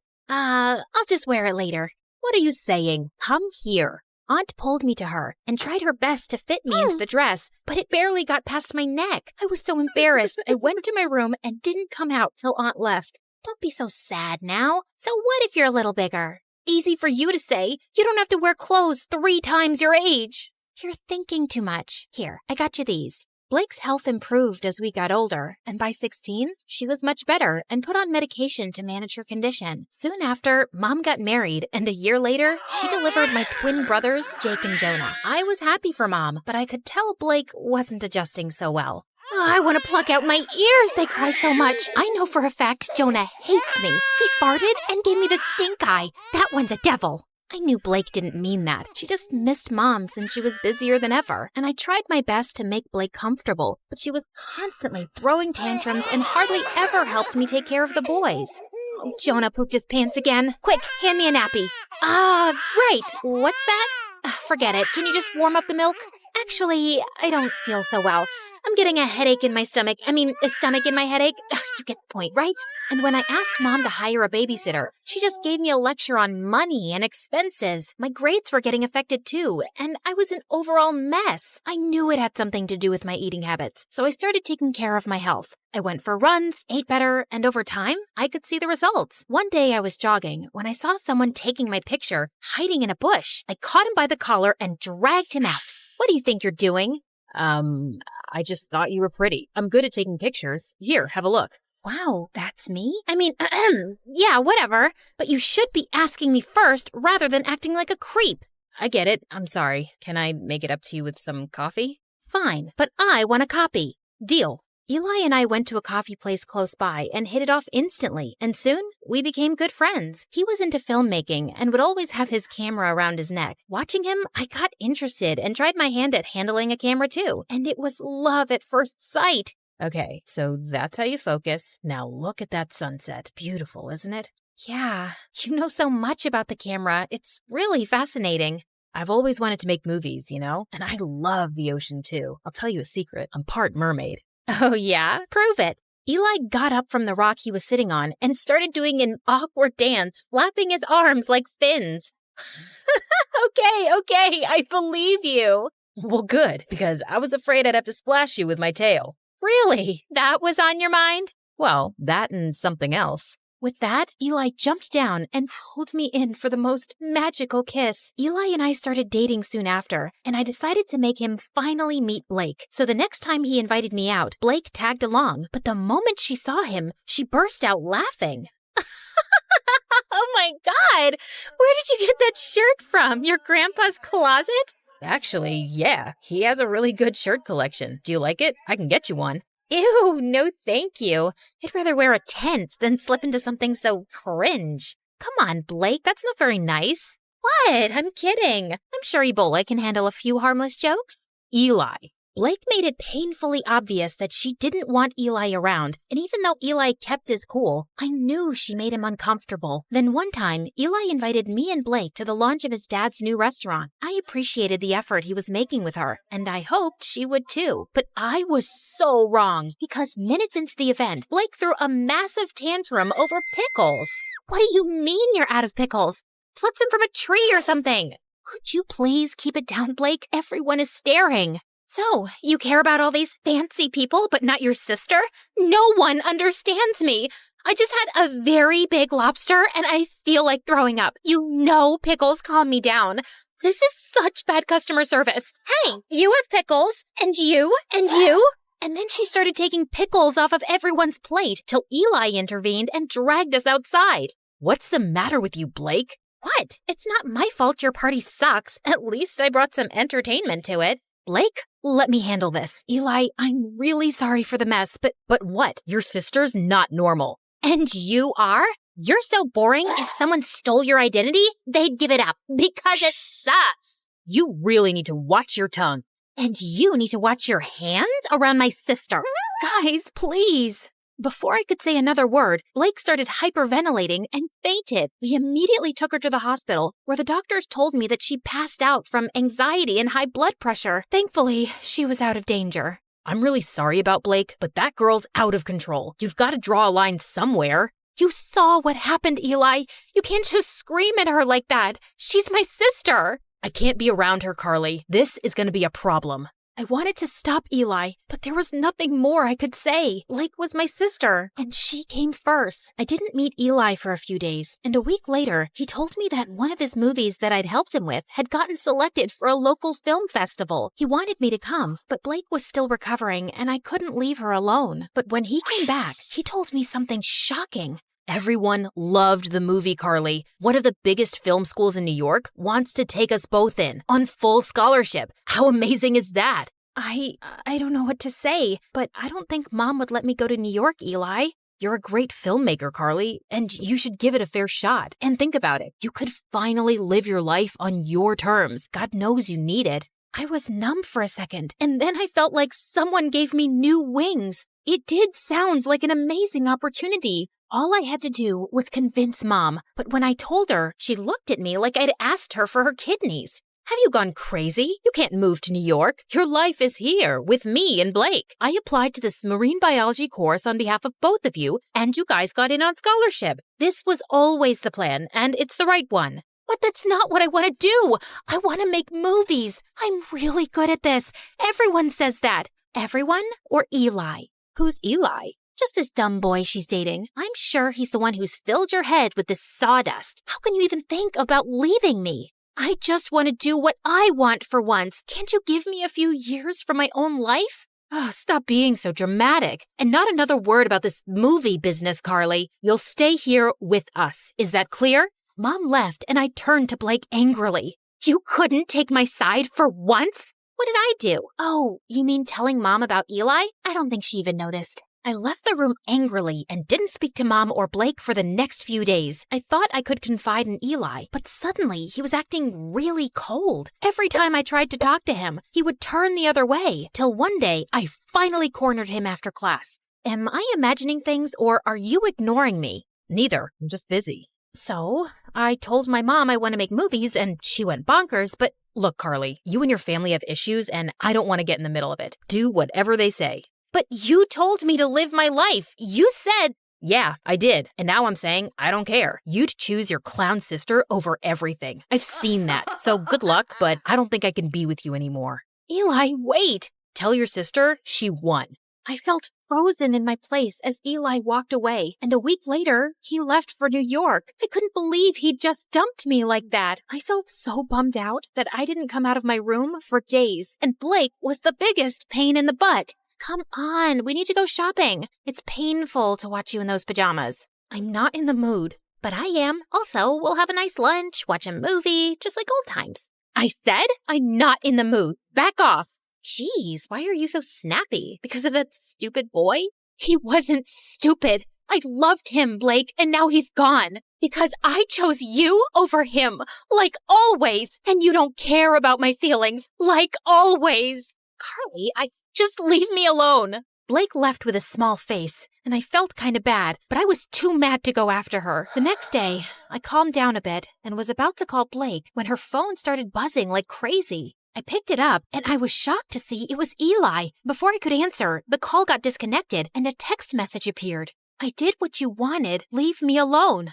My mind went blank, and I opened the call logs on Blake's phone to see multiple calls to Eli. Suddenly, it all started making sense. Of course Blake must have driven Eli away. No one hated him more than her. What's this? You don't understand. Oh, I understand everything perfectly. You asked Eli to dump me so you and Mom could use me as your servant all my life, right? Before Blake could even say more, I pushed her out and slammed the door in her face. I started packing my bags and stormed downstairs, only to run into Mom. What's wrong? Is Blake okay? Yes, she's fine, but I'm not, and I haven't been fine for a while now. But you don't care, do you? Of course I do, sweetie. Why would you say that? Because you never have. Not since we were kids. Carly, I knew you could take care of yourself, and you were the healthy one, and Blake... No, Mom, I was eating my feelings, and you didn't even see that. I got back to being healthy on my own, and you've stunted both my growth and Blake's. Hers by over-coddling her, and mine by always holding me back to be her guardian. And now I'm done. I will go to New York because I want to get away from you and Blake, and you can't stop me. I left home and booked a flight to New York. On my way, I called Eli and explained everything to him. He told me that he was proud of me for taking a stand for myself and welcomed me with open arms. We moved in together, and I was doing really well in my classes. Mom and Blake tried getting in touch with me multiple times, and even though I missed them, I needed my space. Eventually, they stopped calling. After graduation, Eli proposed to me, and I said yes. Life was going great, till one day I heard a knock on the door and opened it to see Blake and Mom. What are you guys doing here? Eli called us and told us about the engagement. Carly, I have a confession. It was me who convinced Eli to break up with you, not Blake. Wait, what? Eli never told me that it was Mom behind everything. I didn't want to stress you out more. I could see you missed your family, and this would have made you sad. But I saw the call logs and the messages on Blake's phone. I'd actually been calling him to apologize, but I guess he thought both me and Mom wanted him to dump you. And I don't blame him. I was always awful to Eli. I guess I was just terrified of being on my own without you, but I drove you further away. I'm sorry too, my baby. I'd just become used to having you around, always taking care of everything. And the thought of you going away for college crushed me. I was selfish and always burdened you with too much. I hope you can find a way to forgive me. Thank you for finally acknowledging that. It might take me a while to really forgive you, but I'll get there. I won't lie. I have missed you guys. Then let's start with a hug.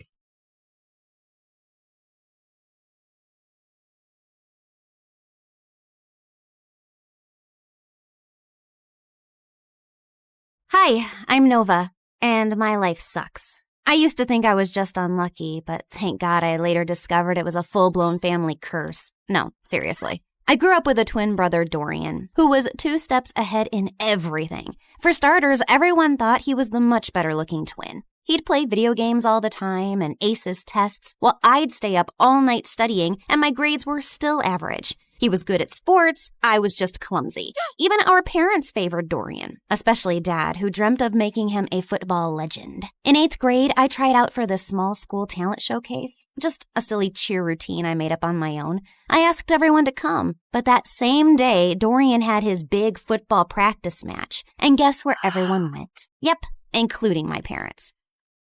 What's going on? Your brother scored the winning goal at his big match, so we called all his friends over to celebrate. So you missed my talent show for a dumb match? You participated in a talent show? Why? You're so uncoordinated. Just last week you tripped over a sock and hurt your head. Thanks, but I don't need your judgment. I'm just saying, maybe next time choose something you're good at. Oh wait, you can't. You're bad at everything. Shut up or I'll kick your face. Ugh, so annoying. I ran upstairs fighting tears when I heard a soft voice calling from a bedroom down the hall. Nova, is that you? That's Ella. She's my younger sister, and she's been sick since forever. Doctors didn't even have a proper diagnosis, just a fancy name that meant they were still trying to figure out what was wrong with her. And since our parents were too busy making Dorian a star, it was usually left to me to look after Ella, which I didn't mind at all. Hey, how was your talent show? What did Mom and Dad say? They never came because Mighty Dorian had a match. So what? Did you have fun? I almost did a backflip and only tripped twice, so yeah, it was fun. Then that's all that matters. Talking to Ella always made me feel better, but I could never tell her how I really felt. My problems just seemed so pathetic compared to everything she was going through. Even at school, I mostly kept to myself while Dorian hogged the spotlight. The only time people spoke to me was to ask for Dorian's number, so I barely had friends. Until I met Maya in high school. She was new and asked me if I could show her around, and we hit it off right away. We liked the same music, same shows, and I finally had someone I could pour my heart out to. She was the only person I felt free and happy with, but that changed on her 18th birthday. Maya decided to throw a costume party. I was gonna be French fries, and she was gonna be ketchup. It was gonna be epic. But when I got to her place, I was the only one in a costume. I checked my phone wondering if I'd missed a text from Maya, but nothing. And worse, I found her standing near the pool talking to Dorian. Oh, wow. Looks like someone didn't get the memo. What is he doing here? And wasn't this supposed to be a costume party? Oh, shoot.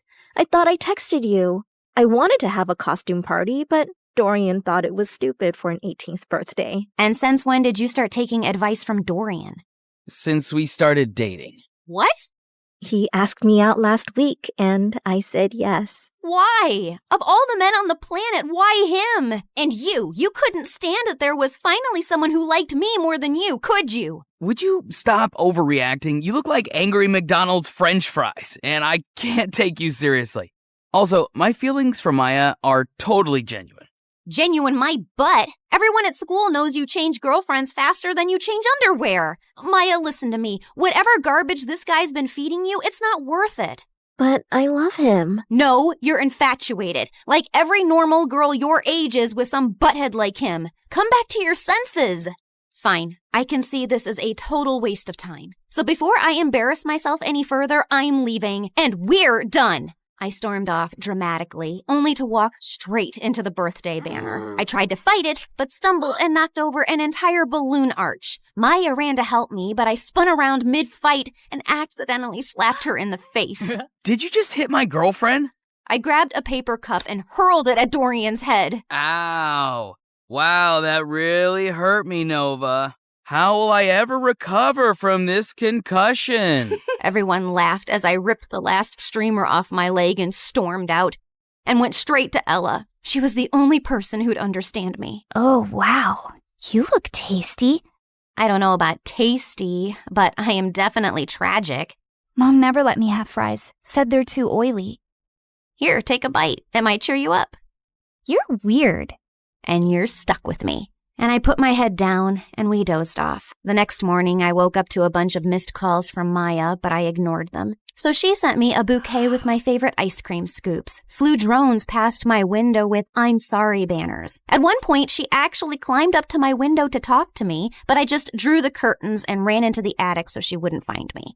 I was looking for some boxes to hide behind when I accidentally knocked one over and a diary fell out. It had my grandmother's name on it, with a photograph of her standing next to someone who looked exactly like her. And there was a note. Lumiere se dara kinsol, veher dul ambrax? What? That's what it said, written in this bizarre language I've never seen before. Luckily, someone had scribbled a translation underneath. To break the curse, balance must be found. One light shall rise, one shadow bound.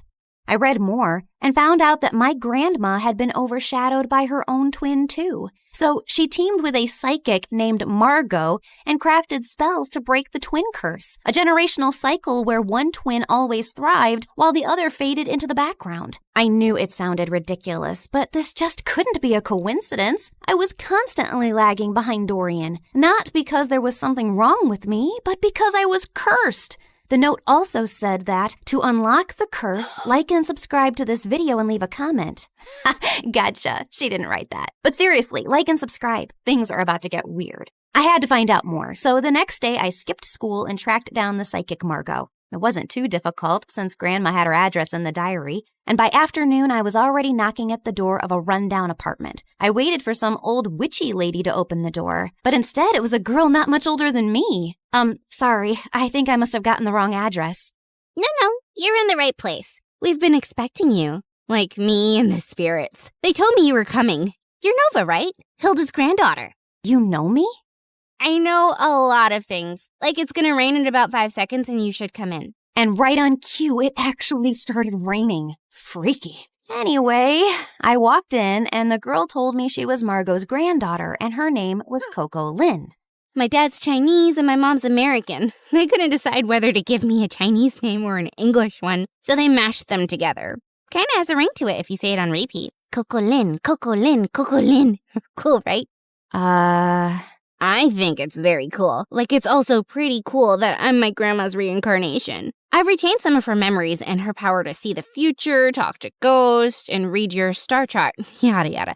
In fact, before I was my grandma, I was this super rich woman who went on a ship, met this cute artist. He was poor. I was loaded. We fell in love, but then the ship crashed and he died. Like the movie Titanic? What? Never mind. Can we just get to work, please?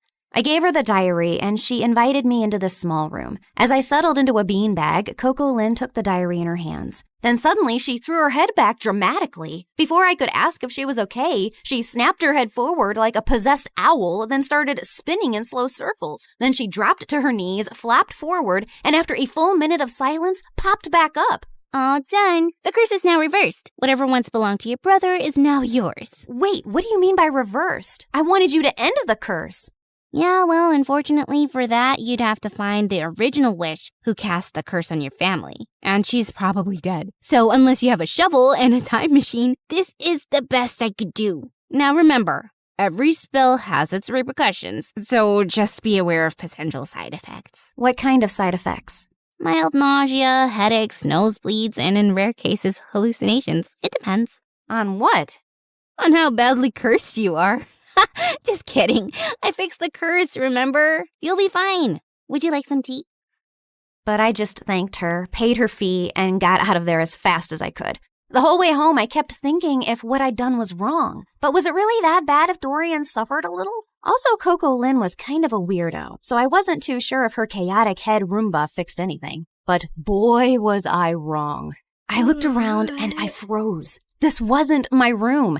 It was bigger, with velvet curtains, a chandelier, and a full-length mirror. I jumped out of my bed and pulled the curtains, only to see a massive, perfectly manicured garden with fountains and a freaking swan. Why am I in this place? How did I get here? I checked my phone. It showed the same date as yesterday. Okay, this is clearly a dream. Ow! Ow! I pinched myself hard, and seconds later, Mom burst into the room. Oh my God, Nova! Why did you scream like that? I thought some stalker tried to jump into your room again. Again? When was the first time it happened? Oh, my poor baby. You've been so traumatized lately, you've probably blocked out everything. It's fine. We can talk about it later. For now, drink your kale. You're already late for gym, and Coach gets cranky when you're not warmed up before cheer practice. Mom, I don't do cheer practice. I barely passed PE. This isn't real. I rushed outside to find Ella's room. She might have answers. But the house was so huge, I had no idea which room was hers and accidentally entered Dorian's. What are you doing in my room? Shut up and tell me what's happening. Are you trying to pull some elaborate joke on me? Who even owns this house? One of your weird rich friends? What are you rambling on about? I'm just living my perfectly miserable life in silence, and you won't let me have that? If your life is miserable, I might as well be an earthworm. You know, I saw this documentary about teen celebrities and how they all went bonkers at age 18. You should watch it. I think you'll fit right in. You think this is funny? God, just tell me where Ella is and I'll leave. Same place she's always been. Why? Suddenly remembered you have a sick sister who needs your attention? I've always cared about Ella. You don't care about anyone else but yourself, Nova. Now get out and go sign some stupid autographs. I was shocked. The way Dorian was talking and everything Mom said could only mean one of two things. Either everyone in my family had lost their minds, Or the spell actually worked and transported me to my new reality where I was the golden child. I ran back to my room and opened my closet to find shoes and clothes that I could never afford. Downstairs, Mom was smiling like I was the best thing that ever happened to her, while Dorian sat quietly on the side scowling. Then I went to school, and the moment I got out of the car, people flocked around me. Hi, Nova. Love your outfit. Can we get a selfie? Are you coming to my birthday next week? You can cut the cake if you want to. It was like stepping into a dream where I finally mattered and wasn't invisible next to Dorian. I was still processing everything when Stacy walked over and linked her arm through mine. There you are, bestie. I've been trying to call you. Really? I didn't get any calls. I said I was trying, but then I got busy with these new cheer uniforms. Everyone's obsessed with pink, but what do you think? I actually kind of like blue. But clearly everyone else wants pink, so let's go with pink. Oh, I knew you'd say that. We're so in sync. If you were a boy, I'd totally date you. I mean, you'd have competition, obviously, but I'd cheat on my boyfriend with you. Okay, wow. I was best friends with Stacy? This girl who once insulted me in front of the whole school was now asking for my opinions? And over the next few days, it only got better. I had a personal stylist, a manager, and spa appointments booked every other morning. My closet had its own air conditioning, and Dorian had to ask my permission to even borrow a charger. My parents transformed into my biggest fans overnight, hovering at every photo shoot, attending even the smallest events, and proudly displaying an entire wall of my trophies and awards. At school, I never stood in line. I had my own table in the cafeteria stocked with fresh smoothies and sushi rolls. Teachers gave me extra credit just for showing up. And one afternoon, I got a letter from a college I hadn't even applied to offering me a full scholarship because they liked my vibe. My life was perfect, and it was everything I ever wanted. Until it wasn't. Because Stacy was as obnoxious as ever and was getting on my nerves. Oh my God. Who died and left you that hideous skirt? And why are you carrying a Prada purse when I don't have one? You need to pay fashion tax. What? You know, do my homework, pack my lunch, clean my sneakers, that kind of thing. Now hurry up, I'm hungry. The girl ran off in tears, and I turned to Stacy. Was that necessary? No, but it's fun. And why are you being all judgy today? Did you forget the time you bullied that new girl, Maya? She was so terrified of you, she literally transferred schools. I bullied her? Every day. You made fun of how she dressed, the way she spoke, and then when your loser brother started dating her, you totally snapped. My God, I'll never forget the tantrum Dorian threw when she left. I even have a video. Stacy shoved her phone in my face, and I watched in shock. Dorian was having a full-on meltdown while I stood there laughing like a maniac. Seriously? What? And that wasn't even the worst part. The girls on my cheer team laughed and joked until I walked in. Everyone on my modeling team walked on eggshells around me. I even overheard this girl say that I should get an exorcism because I had a devil living inside of me. This one time during a shoot, my makeup artist accidentally dropped a brush. I reached down to pick it up and she recoiled like I was gonna hit her. I'm so sorry. I'll get a new one immediately. Hey, it's just a brush. Don't worry about it. You're not mad? Why would I be mad about an accident? While the photographer was adjusting his camera, I overheard two assistants whispering. She seems different today. Last week she threw hot coffee at me because I got her the wrong brand. Remember when she made Tina cry because she accidentally walked into her photos? Poor girl's still in therapy. It felt like I jumped from living under Dorian's shadow to being the most hated person on earth, and it was heartbreaking. But what truly got to me was that at home, Dorian barely looked my way, and Ella never came out of her room. And every time I tried to meet her, Mom would freak out. Her disease is contagious, sweetie. You know that. I can't lose another daughter to that stupid illness. I really wanted to see her and share what I was feeling, but I was too swamped with photo shoots, press events, and parties to process it. Has anyone ever tried snail mucus coffee? Apparently, it's very good for your skin. I'm already having my vitamin C, D, E, G, H, Y, Z, Q to keep my nails shiny and healthy. You know what, guys? If you hang upside down for at least an hour and a half, you will get the reddest cheeks ever. Or you could get a brain hemorrhage and die. Excuse me? I'll just be right back. Jeez, how lame were these conversations? If these people were the cream of society, I'd rather be skimmed milk. The rest of the night was just as bad. The music was too loud, the people were fake, the food looked fancy but tasted like chalk. Then my date asked me to dance, and I accidentally stepped on his foot so hard he started limping. I rushed to grab him a first aid kit and came back to find him making out with a waitress. Ew. I just wanted to leave. I was walking to my car when I spotted someone across the road. Maya was standing at a stall selling t-shirts. I dropped everything and sprinted toward her. Maya! Oh my God, how are you? Leave or I swear I will call the police. Look, I know you're really angry at me and I deserve it, but I swear I didn't mean to. You didn't mean to ruin my life? Come on, Noah. You and I both know you bullied me because you're evil. But honestly, you did me a favor. That school wasn't for me anyway. The only good thing that happened there was meeting Dorian, and I'll always be grateful for that. But you, I never ever want to see again. Please, Maya, I said I'm sorry. I'll do anything to make up to you. I'll buy all your t-shirts. I don't need your charity, Nova. But if you really want to help me, then help me sell these. You're a professional model, right? She pulled out a pile of tees with the most chaotic slogans I'd ever seen. This too shall pass, like a kidney stone. The only X I want is extra money. Nice. Who came up with these? Of course I did. I've always been really creative. That's true. By the end of the night, Maya and I had sold every single t-shirt in her stall. We even clicked a bunch of pictures, and when I shared them on my Instagram, Maya's business exploded overnight. She called me the next morning telling me how people were begging for restocks. Someone even asked if she shipped internationally. I'd finally used my popularity for something good, and I was happy. But that changed the moment I entered school the next day. Why were you hanging out with peasant Maya yesterday? It's all over your Instagram feed. I was just trying to help her sell her stuff and apologized for being completely moronic. You did not. It's against every rule book ever written for mean girls. Once you bully someone, you never apologize to them, especially not if they're as ugly as peasant Maya.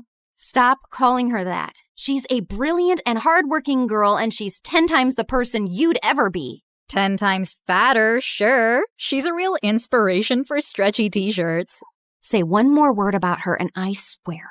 Or what? You'll cry into your organic kale smoothie? I have a better idea. And I launched myself at Stacy, but she didn't even budge. Instead, she smiled and punched me. Then she jumped on me, pulled my hair, elbowed me in the stomach, and I almost threw up. I thought I was gonna die when a bunch of girls rescued me. Later, while I sat outside the nurse's office with an ice pack on my face, I overheard a group of girls whispering nearby. Wow, Nova really thought she could take down Stacy? That girl's made of iron. I heard her mom's Russian. She came here illegally, then married some rich guy, and that's how Stacy got all her money. My maid's cousin works at their house. She says Stacy lives like a trash gremlin. Her room smells like stale yogurt and wet socks. Ugh, gross. Imagine strutting around like a queen bee while your closet is a health hazard. If I were Nova, I'd wash my hands with bleach just to get the smell off.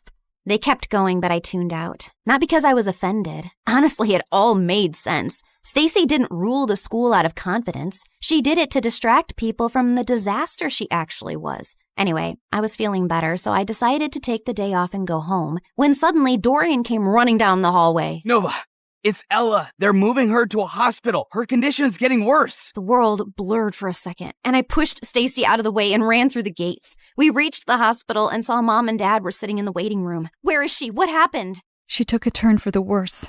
The doctors are doing everything they can. I sat down slowly. Ella, my baby sister, my sunshine. She was the only person who ever believed in me, and she was suffering. I buried my face in my hands, and that's when Dorian snapped. Is this all your fault? Dorian, please. No, Mom, she needs to know. I've been trying for months to act normal, but no more. What are you talking about? You were supposed to babysit Ella, but instead, you chose to sneak out and go to your dumb party with her in the back seat. You'd barely gotten the car out of the driveway when you crashed into another car. You blacked out and Ella took the hit. She's been in a coma ever since. But Mom told me her condition was contagious. That's why I couldn't see her. Well, she lied. Because you hurt your head too and forgot all about the accident. And Mom didn't tell you so you could live your perfect little life like the golden child you are. I swear, if something happens to her, I will never forgive you. And he stormed away, leaving me totally shaken. I bullied my best friend. My brother couldn't even look at me. And my little sister was in a coma because of me. This wasn't the life I wanted.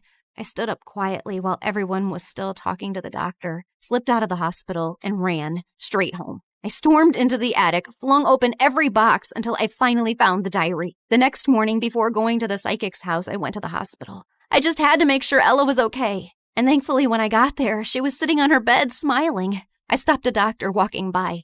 Is she okay? Yeah, she had a seizure, but it shocked her system so hard, it jump-started her like an old car battery. Guess sometimes being on your deathbed has its perks. I took one look at Ella's face and walked in. As soon as she saw me, her face lit up. I ran over and hugged her tight. Hey there, you slept for a really long time. Yeah, well, I needed my beauty sleep. Why do you look so old and wrinkly? Probably because I'm sad and sorry for everything. I messed up your life. It wasn't entirely your fault. I was jumping around like a monkey in the back seat, remember? You couldn't even see the car behind us. I basically launched us into it. So I guess I'm sorry too. Well, I'm sorry too, Nova. I shouldn't have snapped like that yesterday. I haven't always been the best brother because I've often let jealousy get in the way. I wasn't exactly the best sister either. What I did with Maya and how I treated people around me was horrible. Yeah, but you're changing. I saw what you did for Maya. That's growth. I nodded slowly. I'd spent so long being angry about everything I wasn't. I forgot to appreciate what I had, my adorably flawed family. And all I really wanted to do was to go back and mend things now. Namaste, fellow seeker. What brings you here today? Oh, it's you. Welcome back. You recognize me? Why do you always ask the same question? Of course I do. I can see through dimensions too. Like, in one of my parallel lives, I was this really hot girl who lived on the streets doing odd jobs until one day this handsome rich guy asked me to be his date. He bought me clothes, took me to parties, and eventually fell in love with me. Like Pretty Woman? Yes, I was a very pretty woman. But enough about me. Tell me what you need. I told her I wanted to reverse the curse, and Coco Lynn stared at me blankly. Are you sure? Once I reverse the curse again, the spell will seal itself. No more rewinds. So make up your mind. You can't keep jumping between realities. I already have. I want to go home. And this time I won't hide behind Dorian's shadow or bad grades. I spent so much time being angry and dejected that I never really focused on myself. And that's why I never got anywhere in life. I can't control how people treat me, but I can control how I take their opinions. So now I'll live for me, with kindness and purpose. Spoken like someone who's truly ready. She stood, cracked her knuckles, and started chanting. The candles flickered, the walls shimmered, and then everything went blank. I woke up to the smell of burnt toast and the sound of birds. I sat up slowly and looked around. My old room. My old posters, my old creaky fan spinning above me. I rushed to Ella's room and found her sleeping peacefully. Then I went downstairs and saw Dorian kicking the ball like a dork. I ran and tackled him in a giant hug. Oh my God, I missed you. Get off me. You broke my streak. Now I have to start all over again. Well, so do I. That morning I got dressed and walked into school. And for the first time, people noticed. Not because I was a model or because I had 1 million followers, but because I held the door open. Because I helped a kid who dropped books. Because I smiled at people. For real. And that's when I realized that life isn't about being the favorite. It's about being someone you can be proud of, even when no one's clapping.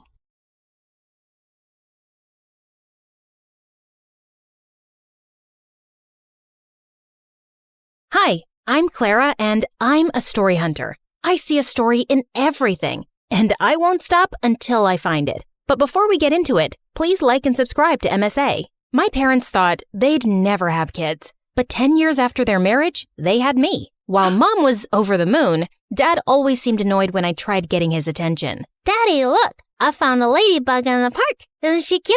I rescued her from a parade of ants. Could you please take this girl away? I'm on a phone call. Of course, honey. Come on, Clara. Let's read some Nancy Drew. Yay! My favorite! Dad was weird, but at least I had Mom. She was a journalist before she married Dad and had the craziest stories to tell me. And growing up, I wanted to be just like her. When I turned 10, Mom got me my first recording set, and I went crazy interviewing people on the streets. Since how long have you been homeless? That's a cute dog. Did you steal it or buy it? People would pass me weird stares, but I just didn't care. I was following my passion. One evening, I was in a far end of my neighborhood when I missed a turn. The street was empty and it was getting really dark, so I started to walk quickly when a shady black car pulled up next to me. Hey, kid, are you lost? It's freezing out there. Hop in. I'll drop you off. Don't be scared. I won't harm you. See, before he could finish, I punched him hard and ran. I thought I was successful, but seconds later the car stopped again and the guy got out, and I was shocked to see he was the frickin' mayor. He wasn't hurt, but this was so embarrassing. I apologized and he dropped me back home, but someone on the street had made a video of me punching the mayor and it went viral. I was the joke of the town, and Dad was furious. You've crossed all limits. You hit the mayor. It was a reflex, Dad. I was scared, and I've read so much about these kidnappers in a black car. All this investigation and these stupid stories are ruining you. What if he wants to take action and drag us to court? I'm a really private person. I don't want this. Jeez, relax, Dad. He won't. He knows it was just a mistake. Why are you getting so worked up? That's it. You're grounded. And no more story hunting. But why?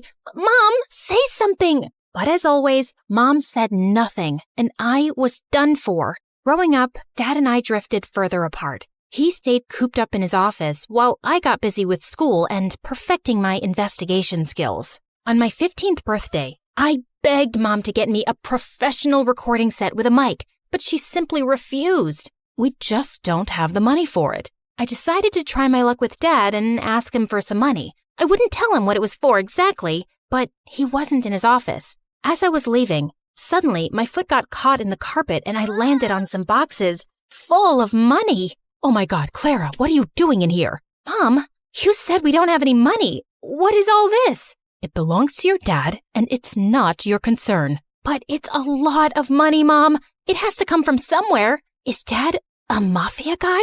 Oh my God, he robbed a bank, didn't he? Stop it. Please, Clara, you don't understand. You need to leave, now. And don't say a word about this to anyone, least of all your dad. Promise me. Something was definitely fishy, but I'd never seen Mom so serious. So I did what she said. I wanted to know more, but I just didn't get the chance to go into Dad's study again. Soon, I got busy with school and forgot all about it. One time in 11th grade, Lena, the head cheerleader and the most popular girl, walked up to me. I heard you can uncover any truth in the world. Is that true? That depends on what kind of truth you want. Well, don't tell anyone, but I think Nick's cheating on me. Who's Nick? Do you live under a rock? Nick's my boyfriend. He's the captain of the football team.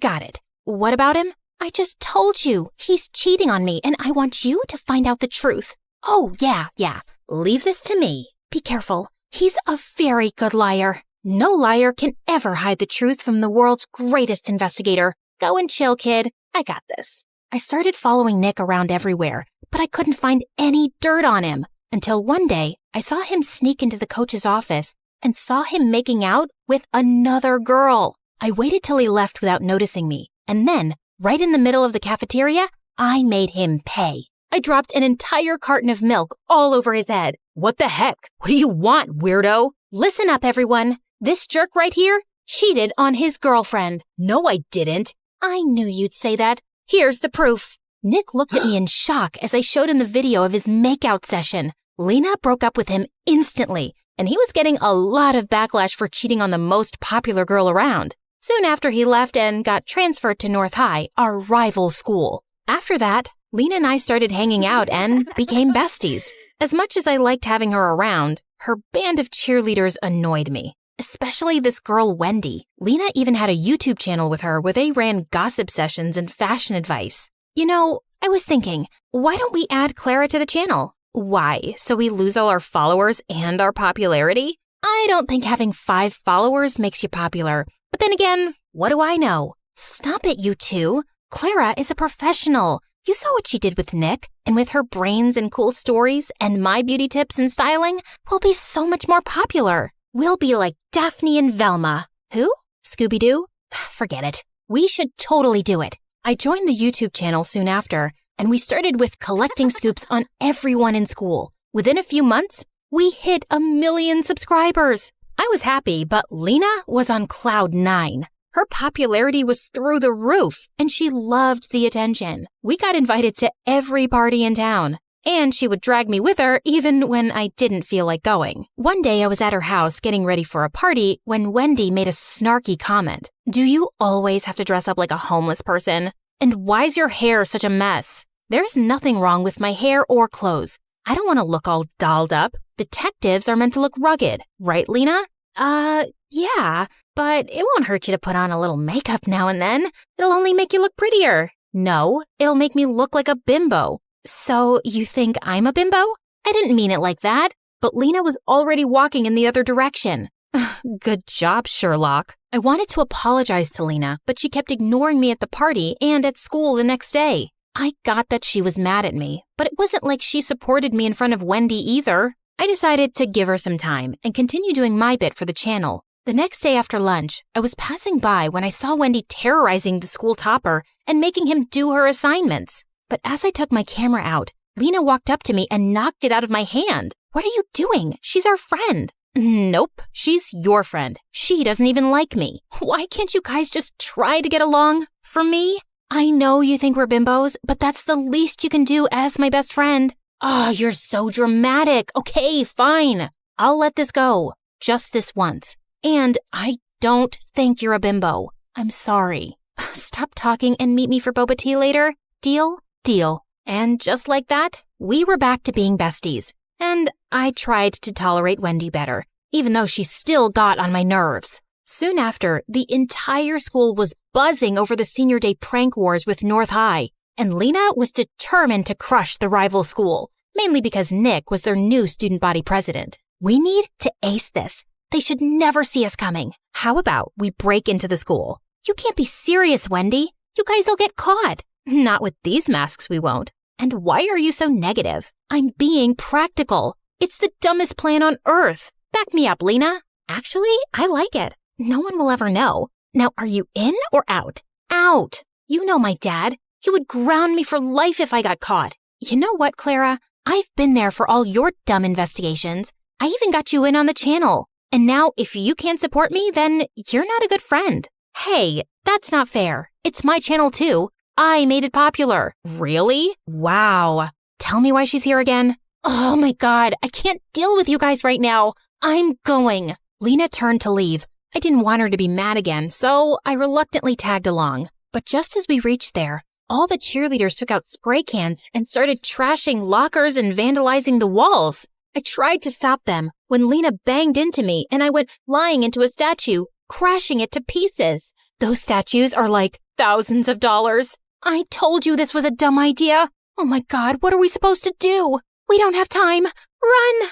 As I made my way home, my heart couldn't stop racing. I'd just made the most terrible mistake of my life, and I prayed no one would find out about it. But the next day at school, I felt numb when the principal called me into his office, with both Dad and Nick waiting for me there, along with a few other people from North High. Clara, where were you last night? I was vandalizing property, right? Are you really that dumb not to know that every school has security cameras? The school authorities checked last night's footage, and guess what they found? Nick flashed the phone in my face with footage of me crashing into the statue and breaking it. Everyone else had a mask on, but me. How could I be so stupid? But it was a mistake. Was it? And who are these other girls with you? Do you have a name? I wanted to punch Nick in the face. He knew I wouldn't rat Lena out, even though I was mad at her for putting me into this mess. Now, either you pay for the damages, or you get expelled for a month. Or you give me the names of all the other girls involved, and I'll think about reducing your punishment. I can't. I'm sorry, Dad. Expel her. There's no way I'm paying that money. With that, Dad simply got up and left, leaving me in tears. How could he do this to me? I knew it was my fault, but he was my father. Wasn't he supposed to look after me or something? That evening at home, I had the worst argument with Dad, while Mom just stood in a corner like a stone. Were you at that school for some dumb story? You're such a nuisance. I can't believe you're my kid. I can't believe you're my dad either. What father gets his own child expelled over a few bucks? You never supported me, and you always acted like my existence bothers you. And it's not like you're so perfect yourself. What do you even do, Dad? How do you really make money? How dare you talk to me like that in my own house? I don't have to take this. Mom, are you just going to stand there and say nothing?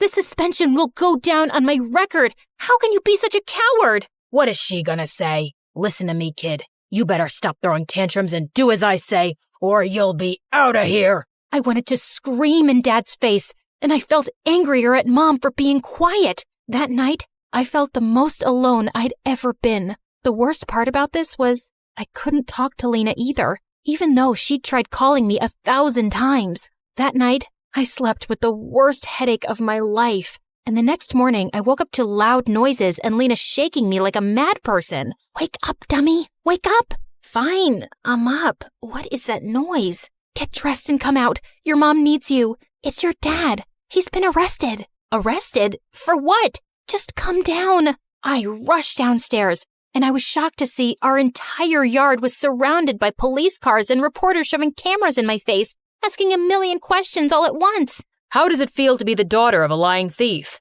Did you know about your father's crimes this entire time? Oh my God, what was happening? Just then, I spotted Mom talking to one of the reporters. Mom, what's happening? And why is Lena saying that Dad's been arrested? What Mom told me next shook my entire world. Your father is a criminal, Clara. He was laundering money from his company to fake accounts abroad. I just knew it. That's what all the money was for, right? Yes. I didn't say anything because I wanted to protect your dad. But what's the point of saving his sorry butt when he couldn't even stand up and protect his daughter? So I told the police everything. I even gave them evidence. I don't want to live like a coward. Mom, I'm so proud of you. And I'm sorry for calling you that. It's okay. I know it was a lot for you. Now, let's start afresh. Talking about a fresh start, can we be friends again? I miss you, and I'm sorry for dragging you into this mess. Looks like you did me a favor there. If not for you, I wouldn't have been expelled, and Mom would have never taken the step forward. So, thank you. So that means we're cool? Well, will you treat me to boba tea later? And keep that Wendy away from me? You got it.